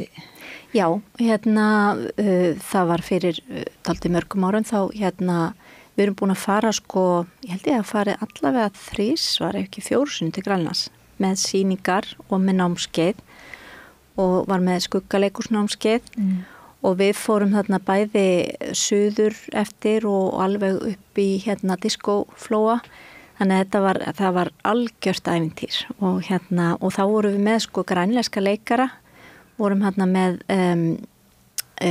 hvað heitir hún leikhúsið þeirra Sisi, nei nú man ég ekki allt innu hvað heitir, en allavega þau eru með leikhús og menntaða leikara og þau sem sagt komu með okkur inn í sýningarnar og töluðu á grænlensku og við gerðum svona myndræna hlutan og ferðumst þarna út um allt og þetta er þetta bara, þetta er svo merkilegt að þessi þjóð sem er þarna bara alveg við hliðina okkur. Þetta er ótrúlega ríkt svona menningarlega. Það er svo rík menning þarna en við þekkjum þetta svo lítið. Og þau, mér fannst bara svo merkilegt að koma þarna og uppgötva þetta svona spennandi samfélag sem að við einhvern veginn vitum svo lítið af Og sérst að það sé ekki með einhvern veginn meiri samvinna. Já, meiri tenging. Og til dæmis, ég veit ekki, ég hef ekki alveg fylgst með því en mér finnst þess að Íslendingar hafa ekkert sagt núna þegar að Trump og svona hans er eitthvað svona hálfgert að hóta því að taka þetta land svona undir sig og líka náttúrulega Danir eru þarna með þetta land sem sína nýlendu og Íslendingar hafi held ég ekkert mikið eitthvað verið að Nei, að því maður finnur það alveg að grænlendingar líta upp til Íslendinga og vilja reyna að fara sömu leið og við allavega urðu við vara við það að því við náttúrulega vorum líka dönsk nýlenda og gátum losað okkur undan því og maður fann alveg að það voru margir sem að litu á okkur sem svona einhverja fyrirmynd og algjörlega áhugi fyrir miklu meira samstarfi og þetta var allavega bara ótrúlega mikið ævintýri og skemmtilegt að fara þarna á. En er það ekki með svoleiðis að þegar eitthvað sem kannski heitir saklýsisleg hvatning til tilfinningatjáningar sem sagt kemur í kjölfar góðrar leiksýningar til dæmis með börnum og fullorðnum að það er aldrei að vita hvar það endar það getur líka bara endað í uppreisnar gjörnum röddum sem að koma fram og krefjast sjálfstæðis. Já, nákvæmlega. Þannig að þið þurfum kannski að fara þarna aftur núna og svona einhverja valdeflingu til þess að vera á móti bandarísku. Já, algjörlega. Og þetta leikhús sem að þau voru með þarna, það var einmitt svolítið mikið svona samasemmerki á milli að því þau voru svo mikið að fara tilbaka og finna þeirra menningu eins og þessa trumbusláttin og grímurnar og þau eru svo mikið að vinna með þetta og í því felst líka þessi sjálfstæðisbarátta. Þannig að þau eru svo mikið svona að endurvekja og það er alveg þessum leikhópum að þakka að það hefur verið svona svolítið endurvæki. Já, svona sjamanismen einhvern veginn tengist leikhúsinu, náttúrulega ritjólunum og leikhúsinu. Já, og þessi leiksýningar hjá þeim, þetta var auðvitað sko svona gjörningar eiginlega, þar sem að sko var verið að hræða börnin mátulega mikið til að þau gætu tekist á við það til dæmis að standa bara frammi fyrir íspilni eða og panikir ekki. Þannig að þetta eru svolítið svona, svona hræðilegar sýningar eða svona, þú veist, þau eru öll svona máluð og eru svona svolítið mikið að fara upp að börnunum, þú svona mjög nálagt og svona bregða þeim. Og ég mani með þetta, ég var einu svona festivali þar sem við vorum að sýna þetta svona norrænt festival og þar var svona grænlensk sýning og það voru svona norrænir leikhús sérfræðingar sem voru svona að ræða þetta og eftir og voru eitthvað svona að ritskoða þetta svona bara, já, er þetta sniðugt að vera að ræða börnum mikið og hefði ekki mátt stytta þetta hans og hefði ekki mátt gera þetta öðru og ég mani með þetta grænlendingar það sátu svona og voru bara að horfa og bara um hvað er hann að tala algjörlega mist af því sem skiptir máli akkurat og hvaðan þetta kemur og hvaða merkingu þetta hefur og þetta eru ekki bara barnasýningar, þetta er bara svona gjörningar eiginlega eða svona En finnur það ekki svona einmitt á 30 ára afmæli og þú ert svona komin í samstarfum arfleiðina þar að segja svona skrásetninguna á þessu og svo hefur gefið leikmyndir líka í skóla og svoleiðis til þess að leikmyndirnar er ekki og propsið fá nýtt líf svona en mætti halda að vera að hætta Sko ég er alltaf að hætta. Ég er búin að ákveða að hætta alveg ótrúlega oft. Svo held ég alltaf áfram. Þess vegna þetta komið 30 ár. En af hverju ætlar að hætta? Ég ætla ekki að hætta endilega. Nei, af hverju hefur ætlað að hætta? Af hverju hef ég ætlað að hætta? Ég bara prófa eitthvað nýtt. Ég er svo ofta að hugsa að fara bara í eitthvað allt annað. Þegar ég fór í myndlist þá var ég búin að ákveða að hætta í leikhúsinu og fara bara í myndlistina. Svo þegar ég var búin að læra þá einhvern veginn bara endaði ég alltaf inn í leikhúsinu aftur. Núna leirinn að kalla á mig og ég var í fyrra eitthvað svona að hugsa já, nú þarf ég bara að búa til pláss fyrir nýtt og fórum þetta að gefa leikmyndir og búa til pláss á vinnustofunni. Og svo náttúrulega gerði ég eina sýningu viðbót og var mér sér komin upp á svið. Þannig að Svo er þetta kannski þegar maður klárar eina sýningu þá bara jæja. Þetta var fjall. Ok, nú fer ég og gera eitthvað. En svo þegar hugmyndir koma til manns allavega svona eitthvað sterkt þá er maður bara, það er svona eins og það takir sér eitthvað bólfestu og maður bara þarf að klára þær. Það fara ekkert. Það er rosalega krefjandi. Já, og þá er maður bara, ok, já, sækjum styrk fyrir þessu. Eða, þú veist, fara að reyna að finna fólk til að gera það með sér eða eitthvað. Akkurat, nákvæmlega. Þannig að maður er oft bara þjóna einhverju allt öðru. Andsetur bara á hugmyndunum. Ég upplifði þetta svolítið þannig. Algjörlega úrvinda í lok sýningana en byrja þetta aftur. Já, þannig að tekur alveg á að búa til sýningu frá, þú veist, grunni. Og framleiða. Við vorum svolítið mikið að vinna með þetta núna í síðustu sýningunni að því hún var nú svona svolítið út frá kannski svona, þú veist, erfiðum stað og ég var auðvitað bara rétt að koma upp úr þessum veikindum, þannig að þá vorum við svolítið mikið að vinna með þetta, hvernig getum við gert sýningu án þess að verða svona úrvinda.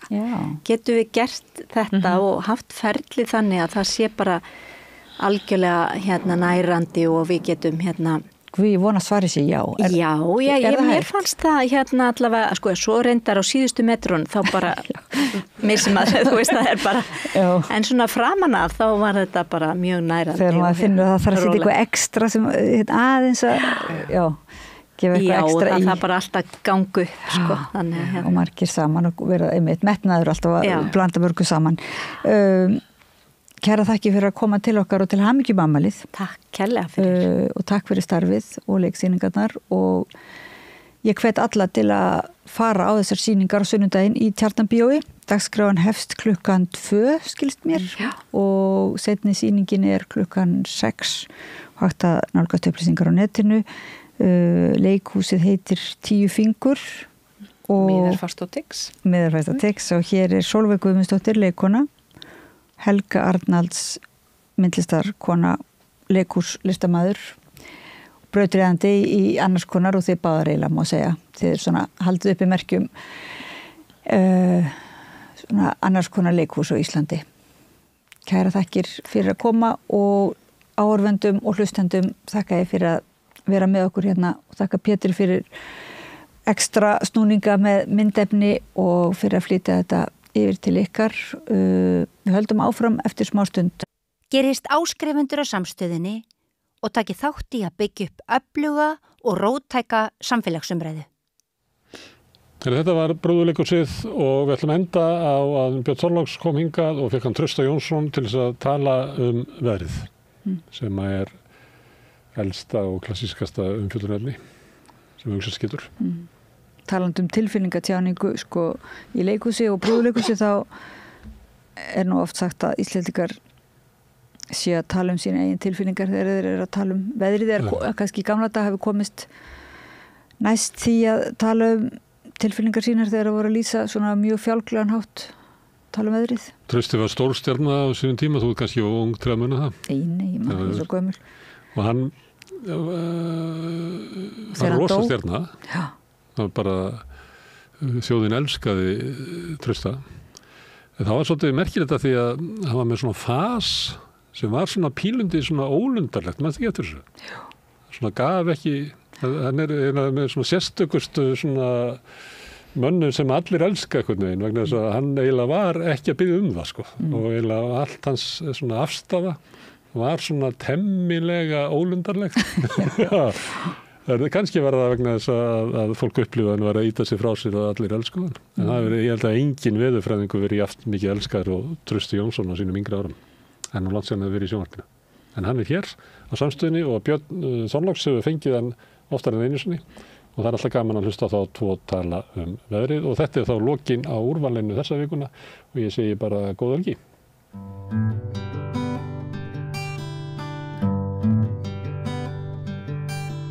Já, komið sæl og blessuð. Hvað er það sem við elskum öll að tala um? Jú, það er veðrið og ekki síst að það tekur breytingum. Við vörum við það hér á höfuðborgarsvæðinu í morgun að hafa svona á mörkunum að manni liði vel með að litlu börnin færu út úr dyrunum og einu í skólan og hvort sem það hafa nú aumingjaskapur meðvirkni eða einhver gæska hjá mér þá ákvað ég allavega að ræsa út einkabílinn og keyra mitt yngsta barn í skólan í kulda og trekki og það hefur verið ansi kalt síðustu daga, árið kvaddi með kulda og manni skilst að allt síðasta ár hafi bara verið einstaklega kalt. Og þá er gott að kalla veðurfræðing til okkar hér að Rauða borðinu, fá að vita svona stöðuna, reyna að fá að vita eitthvað framtíðina og ég ætla einnig að ræða hungurdiska Trausta Jónssonar hér á næstu mínútum en hann er einmitt gestur minn núna. Vertu velkominn Trausti og gleðilegt ár. Jú, það er fyrir sem ræðis. Sko, má í rauninni ekki segja það að kuldi síðasta árs hafi verið bara töluvert sögulegur? Ég svona aldarpar náttúrulega dálítið yfir slíkri fullyrðingu sko. Já, það þarf ekki mikið. Því að núna bara á dögunum þá reiknaði ég náttúrulega út svona það sem ég kallaði svona ævihita minn sko. Meðalhita tímans síðan ég fættist. Já. Og árið í fyrra var eiginlega bara mjög nærri meðalagi. Já. Þannig að það er nú ekki svo sem meiri tíðindi en það. Nei, nú hefur þú vanist í að við séum á hlýrra skeiði. Það er náttúrulega að hafa byggst upp væntingar svona sem ég reiknaði líka út og maður geta lesið það á hungurdiskum. Já, einmitt. Að hver þessi ævihiti væri hjá yngri kynslóðum líka og hann er náttúrulega töluvert hærri, hann toppar þarna fyrir kynslóðana sem fættist fyrir svona 25 árum, 25-30 árum og sú kynslóð, það kann vera ekki óverlegt að þeim finnist kalt sko. Nei. Ég sko, þetta er svona svipað kannski fyrir þá kynslóð eins og var fyrir mig og mína jafnaldra sko, þegar að það kólnaði þarna með miðja 7. áratuginn. Já. Nema máli var það að hiti fór þá svona almennt tölvöld neðar heldur en hann gerði á síðasta ári. Þannig að en það fer svona allt eftir við hverju miðað. Það er kaldasta ára á þessar öld?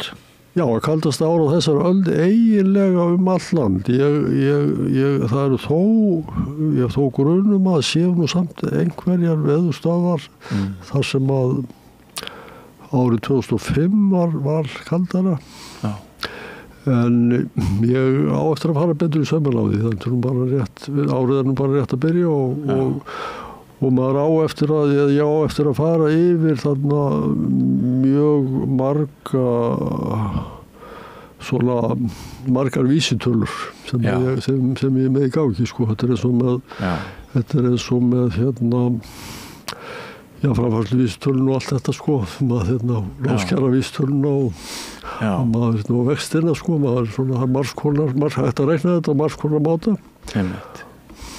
En sko, ég man ekki oft eftir eins neikvæðri umræðu veður eins og til dæmis núna rétt fyrir áramótin. Hugsaður það, í Kryddsíldinni þá var Sigurður Ingi, formaður Framsóknarflokksins. Hann var þar að tala að hann hefði bara ekki upplifað neitt sumar og það hefði verið eitt af því sem hefði verið verst við árið 2024. Áramótaskaupið okkar var undirlagt af sketsum að það hefði ekkert sumar komið og það hefði verið fyrsta frétt hjá sjónvarpinu ef sólin hefði nokksinni skinnið. Jú, það var svona heldur döft. Maður getur nú lesið líka á hungurdiskum, sko, þessa sumarengun sem að ég reynir nú að gefa hér alltaf í lok sumars. Og hún var náttúrulega heldur döpur fyrir síðasta sumar, bæði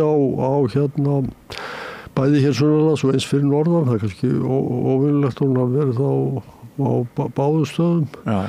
En þó var hún ekki verið en svo að hún er bara í góðu meðalagi, sko, þessara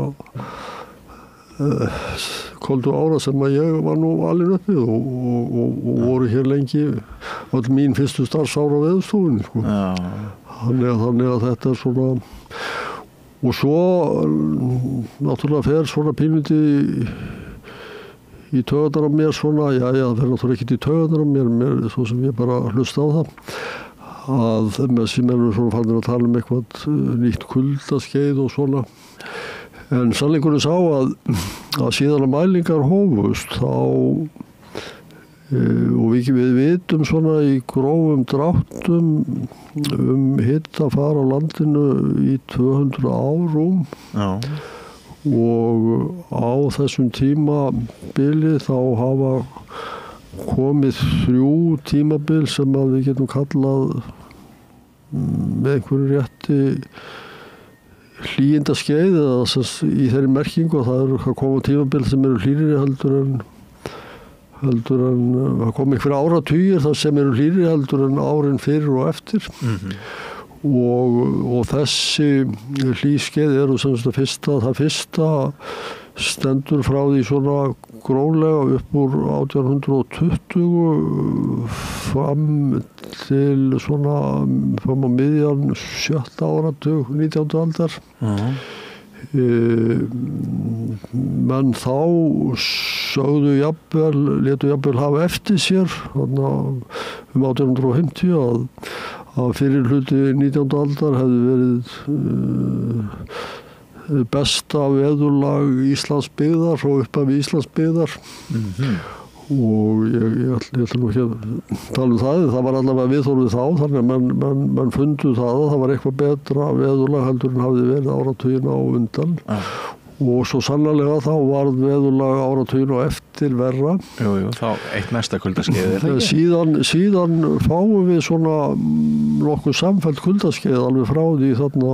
Við getum deilt hvernig að byrja nákvæmlega, hvort það 1857 eða 59. En það stendur meira og minna til fram yfir 1920.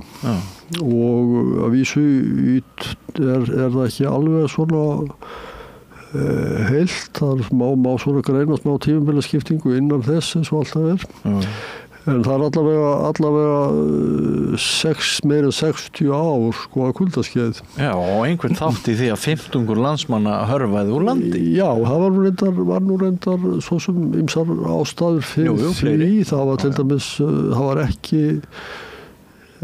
kannski vont veðurfar, heldur kannski afleiðinga vissuleyti batnandi efnahags og meiri sko samskipta, þetta er eitt af svona því sem ég hef mikið verið að hugsa á síðara árum, það svona að veðrið ekki bara veðrið, heldur veðrið líka það sem fyrir því verður. Og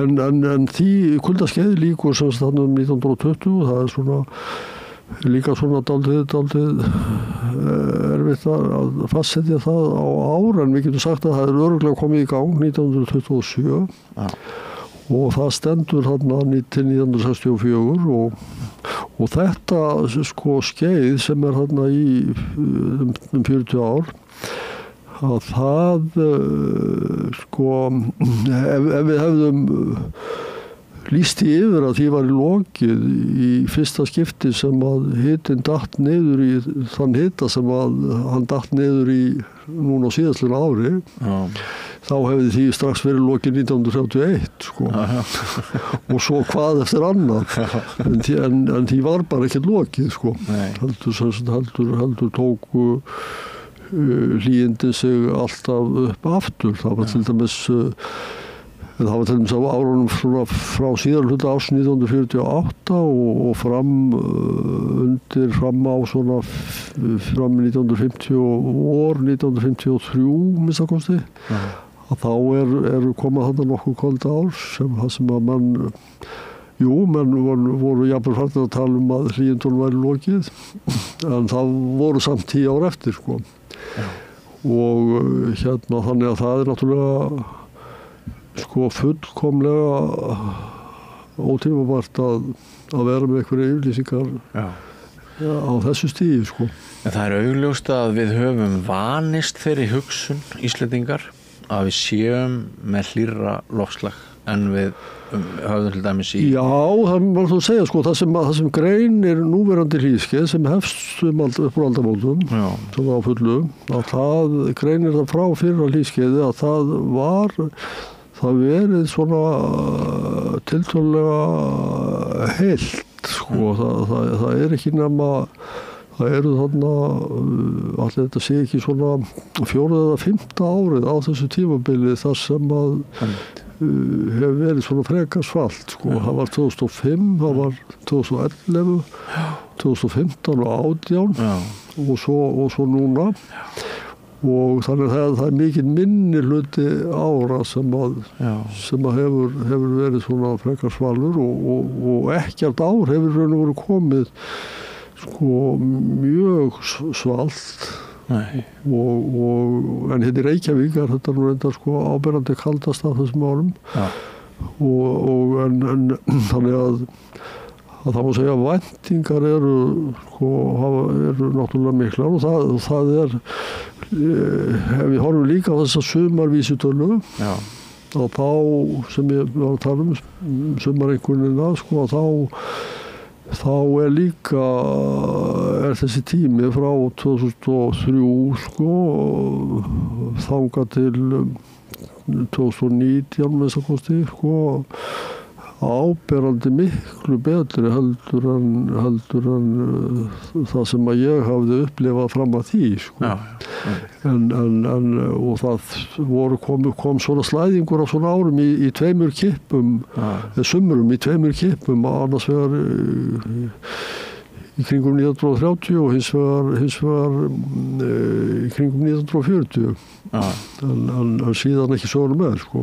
Nei og bara svo ég lýsi minni eigin tilfinningu gagnvart minni uppvaxtarbyggð sem Mývatnssveit. Ég ólst upp 270 metrum ofan sjávarmáls að ég fæddur 65 og bernsku árin mín þar ef ég ber snjómagn og alla kuldapollana sem að mann í mínu minni mér fannst umleika mig og sveitina tökum skeiðið 70 til 80 og ég ber það svo við þessa öld ekki síst hve lítill snjór það hafa margir vetur verið á þessari öld sem hefur varla komið nokkuð snjór í Mývatnssveit og fyrir mér þá hefur þetta bara verið algjörlega ný veröld breytt veröld og maður hefur svona með allri gróðurhúsa lofttegunda umræðinni og hnattrænu hlýnunni þá hefur maður svona frekar gert ráð fyrir því eins og við rættum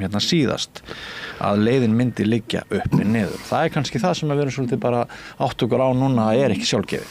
Jú, ég er náttúrulega verð mikið var við þetta í umræðinni sko. Ég svo sem af því nú náttúrulega komin á eftirlaun og allt það og sé miklu færra fólk heldur en áður og þá svo sem ég ekki eins mikið var við þetta eins og ýmsir kollega mínir sko. Maður lifir svona dálítið í eigin heimi þannig séð sko. En það samt að ég fær nú samt náttúrulega fyrirspurnir þetta og ég verð svona dálítið var við það að einhvern veginn eru menn í hópum svona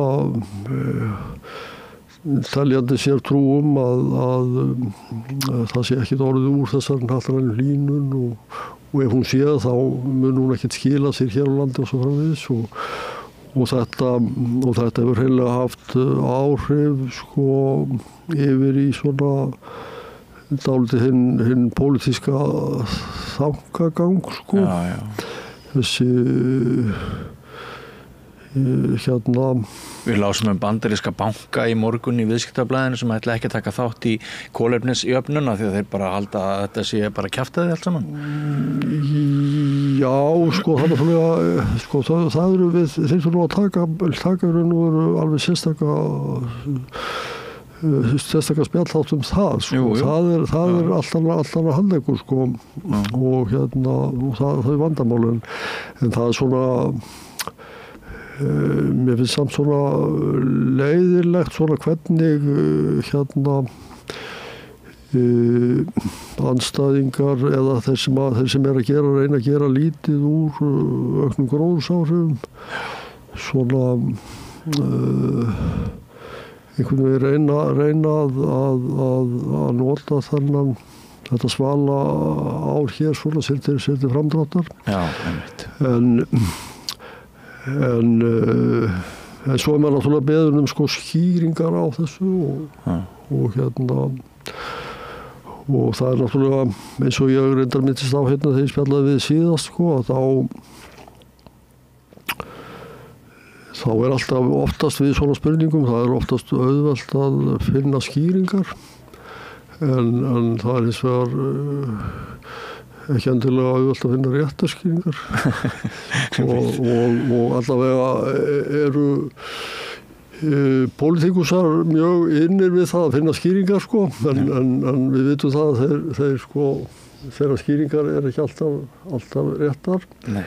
Þannig að ég get alveg búið til skýring á þessu sko ef að beður það sko. Já. En hvort hún er rétt, það er svo alveg haldleikur. Ok, getum við eitthvað trausti álíktað veðrið á þessu ári 2025 út frá veðurgögnum síðast árs? Nei, það er ótrúlegt sko frelsi milli ára. Framtíðin er mjög frjáls. En það er þó þannig að hún svona fyrst að kemur svona svalt ár að þá eru meiri líkur á að þau verði fleiri á næstu árum. Hvort það verður endilega árið 2005 það vitum við ekki en það svona já, það er svona ákveðna líkur á að það svona, það er rétt eins og ef það kemur mjög hlýtt á sko, þá er líklegt að það fari ekki alveg eitt saman. Ja. Og það er svona, þannig að það er eitthvað svoleiðis, en á öðru leyti þá veðrið mjög frálst og það mín reynsla og ég búin að fylgjast mjög náið með veðri eiginlega í ég veit ekki hvað maður að segja mörg á 60 og eitthvað ár. Já. Og það alltaf eitthvað að koma óvart sko. Já. Hvað kom þér síðast óvart? Manstu það? Já, það náttúrulega að kemur óvart til dæmis þessi svona þessi miklu hlýindi sko í Atlantshafinu á síðasta ári sko sem að svona einhvern veginn var nú ekki fórskrifað og menn auðvitað já, við erum sjálfsagt hundruðum saman út allan heim að reyna að svona finna skýringar á því sem að auðvitað svona hlýinda kannski að vænta sko svona í þessu samræmi svona eina almennu hlýnun en sko hinn almenna hlýnun er bara eins og orðin segja það almenn hlýnun en síðan eru svona fjölmargir hliðarhlutir sem að gerast alltaf og maður þarf svona vel á að vera þá þarf að reyna svona einhvern veginn að negla einhvern veginn niður hvað veldur. Já. Ég var að koma frá Máritíus. Já. Þar sjórinn núna 28 gráður á grunnsævi. Jú, það hefur verið mjög hlýtt og ég ræddi við fiskimenn og þeir sögðu mér að þetta væri náttúrulega of heitur sjór og hefði neikvæð áhrif á veiðarnar hjá þeim. Já. Og tegundir hafa verið að færast til og því einmitt spáð því hefur verið spáð hér að við getum lent í miklum skaða. Jú, við getum lent í þannig hlutum. Sjórinn náttúrulega já, það mjög margt sem að flækir málin þar sko. Það eitt af það sem var á síðasta ári að sjór hefur verið sko tiltölulega kaldur og áberandi kaldar heldur undanfarin ár sérstaklega fyrir norðanland. Ekki svo mikil vik á sunnanverðarland fyrir sunnanland og svo aftur þessi óvenjulegu hlýindi þegar við komum þarna en þá sunnar og sko í sjónum flækir það líka málin að það ekki bara hitinn heldur það líka selta og þessi tveir þættir þeir ráða ásamt straumunum stöðuleika sjávar sem að ræður þá aftur dreifingu næringarefna fyrir þessa fiskstofna og svo framvegis þannig að það svo margt sem undir það þarf tiltölulega litlar og oft mjög torræðar breytingar til þess að valda breytingum í lífríkinu. Já. En Trausti ég heyri það að þú svona vilt ekki fjalla þetta einum æsifréttastíl sem er mjög gott en sko mér langar að spyrja svona í loka hluta þessa spjalls við þig núna á 9 ári mér langar að spyrja þig svolítið hvað er það sem keyrir þig áfram öllum þessum árum eftir að þú í rauninni lætur á störfum þá þú ert með þessa umfangsmiklu vinnu á vefsíðunni Hungurdiskar þú virðist vera með daglegar rannsóknir linnulaus skrif það er mjög gaman að fara inn á síðuna þína maður fær alls konar fróðleik þar sem að mér veist ég ekki fá annar staðar og ég veit að það áttar þannig til 100 eða 1000 Íslendinga að við erum mjög þakklátt fyrir þetta framlag en hvað er það sem keyrir þig áfram? Það náttúrulega bara svo sem það sama það maður bara komin í ákveðin skriðþunga sko svo bara eins og bara olíuflutningaskip sko sem að getur ekkert byggt af leið sko það bara keyrir á síðan keyrir það bara á eitthvað og það verður þannig held ég það verður þannig? Já, þannig held ég Áttu þér sko þetta kannski barnaleg spurning en áttu þér eitthvað svona uppáhald innan veðurfræðinar? Það náttúrulega hefur kannski breyst sko í smávísi gegnum árin, svona fókusinn hefur breyst aðeins, það sem að ég er dálítið upptekinn af þessa dagana og er nú alveg efni í heilan spjallhátt sko, það eru þessi tengsl sem ég myndist á og tengsl veðurs og síðan aðtalna mannsins. Já. Og það ekki bara núna heldur hvernig þetta hefur breyst í sögulegu samhengi. Ég er svona að reyna að afneita ýmsum svona gefnum staðreyndum söguna sko, veðurfarssöguna eða svona, maður er svona að reyna að átta sig á því hvernig svona veðrið var í fortíðinni, hvað menn héldu á sínum tíma veðrið, það er að segja að til dæmis þegar maður fer að lesa sig til þá kemur náttúrulega í ljós að hugmyndir áhrif manna á veðurfar ekki nýjar á nálinni. Og og alls konar og mörg hundruð ár sem að menn eru búin að vera velta sér upp úr þessu. Löngu fyrir innbyltingu? Já, löngu fyrir innbyltingu og þetta og margt af þeim kenningum sko komst í raun og veru inn í kannski kennslubækur og svona hefur legið einhvern veginn bakvið en jafnframt glemst sko, menn átti sig ekki á því almennilega sko hvaðan þetta er komið og þetta þannig að það er svona bæði menningarsaga og annað og það er svona og líka þetta að sko menn á þessar öld, það kemur upp ákveðið svona afneitunarskeið þarna tíma þar sem að menn neita því að maðurinn hafi áhrif á veðurfar og þau áhrif sem að mann tala núna, þau eru svona allt annars eðlis heldur þau voru fyrir 200 árum. Já. En umræðan sé skild en á þessu svona afneitunarsskeiði þá taka menn upp dálítið þannig ósið að lesa sko að gleyma þá þætti menningarinnar og svona athafna lífsins í átökunum við veðurfari, þar að segja að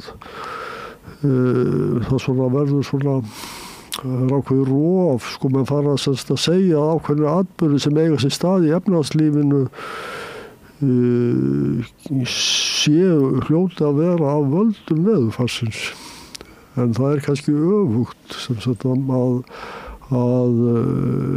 það voru einhverja framfarir í efnahag þá verða menn betur í stakk búnir til að takast á við veðrið.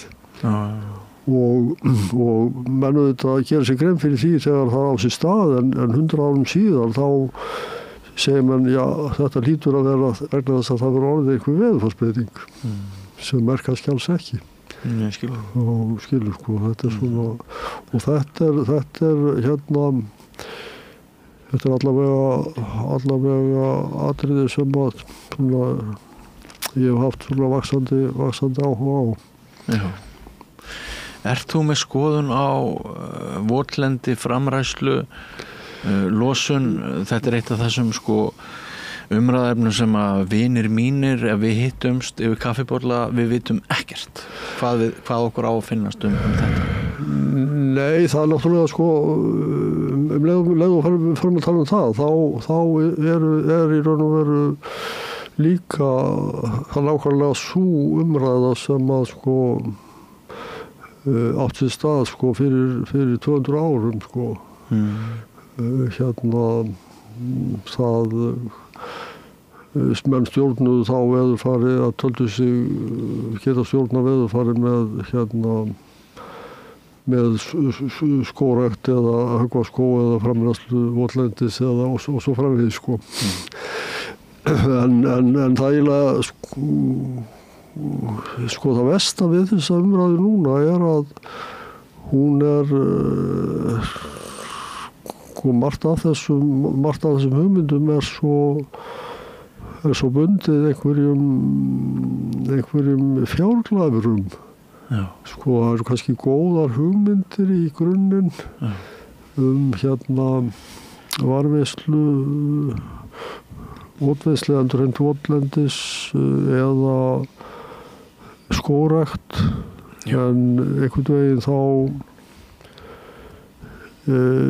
sko á sama hátt sko þá hægt að eyðileggja náttúruna sko maður segja bara að það sé allt í lagi vegna þess að við séum að gera eitthvað gagn við séum með eitthvað grænt eins og það heitir sko og þetta þannig að það hætti að menn offari og sannleikunni sá að mjög mikið af þessum fjármunum sem verið að velta í þessu það rennur allt til bara einhverja fjárglæfra sko en ekki til það bara einhverjum mólar sem að falla til raunverulegra umbóta. Það getur verið erfitt að henda reiður á góðum upplýsingum og vondum upplýsingum og það mikill grænþvottur í gangi.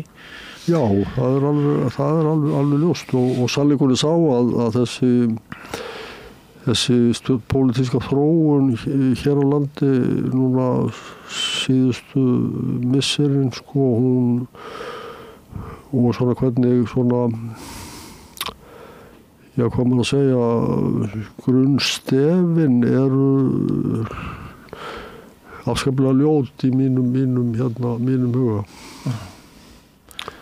En við vitum að jörðin mun lifa mannin af hvað sem maðurinn vaxar. Já, hún náttúrulega sko lífríkið sko náttúrulega getur tekið stórkostlegum breytingum en það einhvern veginn aðlaga sig á þann hátt en kannski á þann hátt að mannkynni getur ekki lifað sko. Það er alveg Er þess vegna ekki ágætt að ganga til leiks á hverjum degi með ákveðna svona auðmýkt í brjósti? Jú, ég held við verðum að svo sannlega að gera það. Já, einmitt. En Trausti, kæra þakkir fyrir viðkomu 2. Aldrei að vita að ég fá þig í 3. skipti en það búið að vera gaman að fá þig og erum við ekki bara svona sæmilega bjartsýnir á þetta ár? Erum við Íslendingar það ekki að jafna því í upphafi hvers árs? Hvort sem það er veður eða annað? Jú, það er náttúrulega maður fyllist náttúrulega ákveðinni sko, eða ég allavega fyllist alltaf ákveðinni bjartsýn þegar ríkisstjórnir falla. Já. Og það er svona ákveðin von sko, í lofti. Já. Svo svona syrtir þegar ríkisstjórnir eru myndaðar. Þannig ég allavega hef svona ákveðið að gefa þessari nýju stjórn svona tækifæri til þess að sýna hvað í henni býr og ekki vita hvort hún er skelfilega billuð svo fyrir. Já, ég er svo rómantískur að mér finnst framtíðin núna að vera bara eins og nýfallin drifhvít mjöll og Nei, það er nú ansi mikið innað mengun í þessari mjöll sko, satt best að segja. Við getum sagt það kannski að það er einhver mjöll en hún er ansi já, ég vil ekki borða þessi mjöll.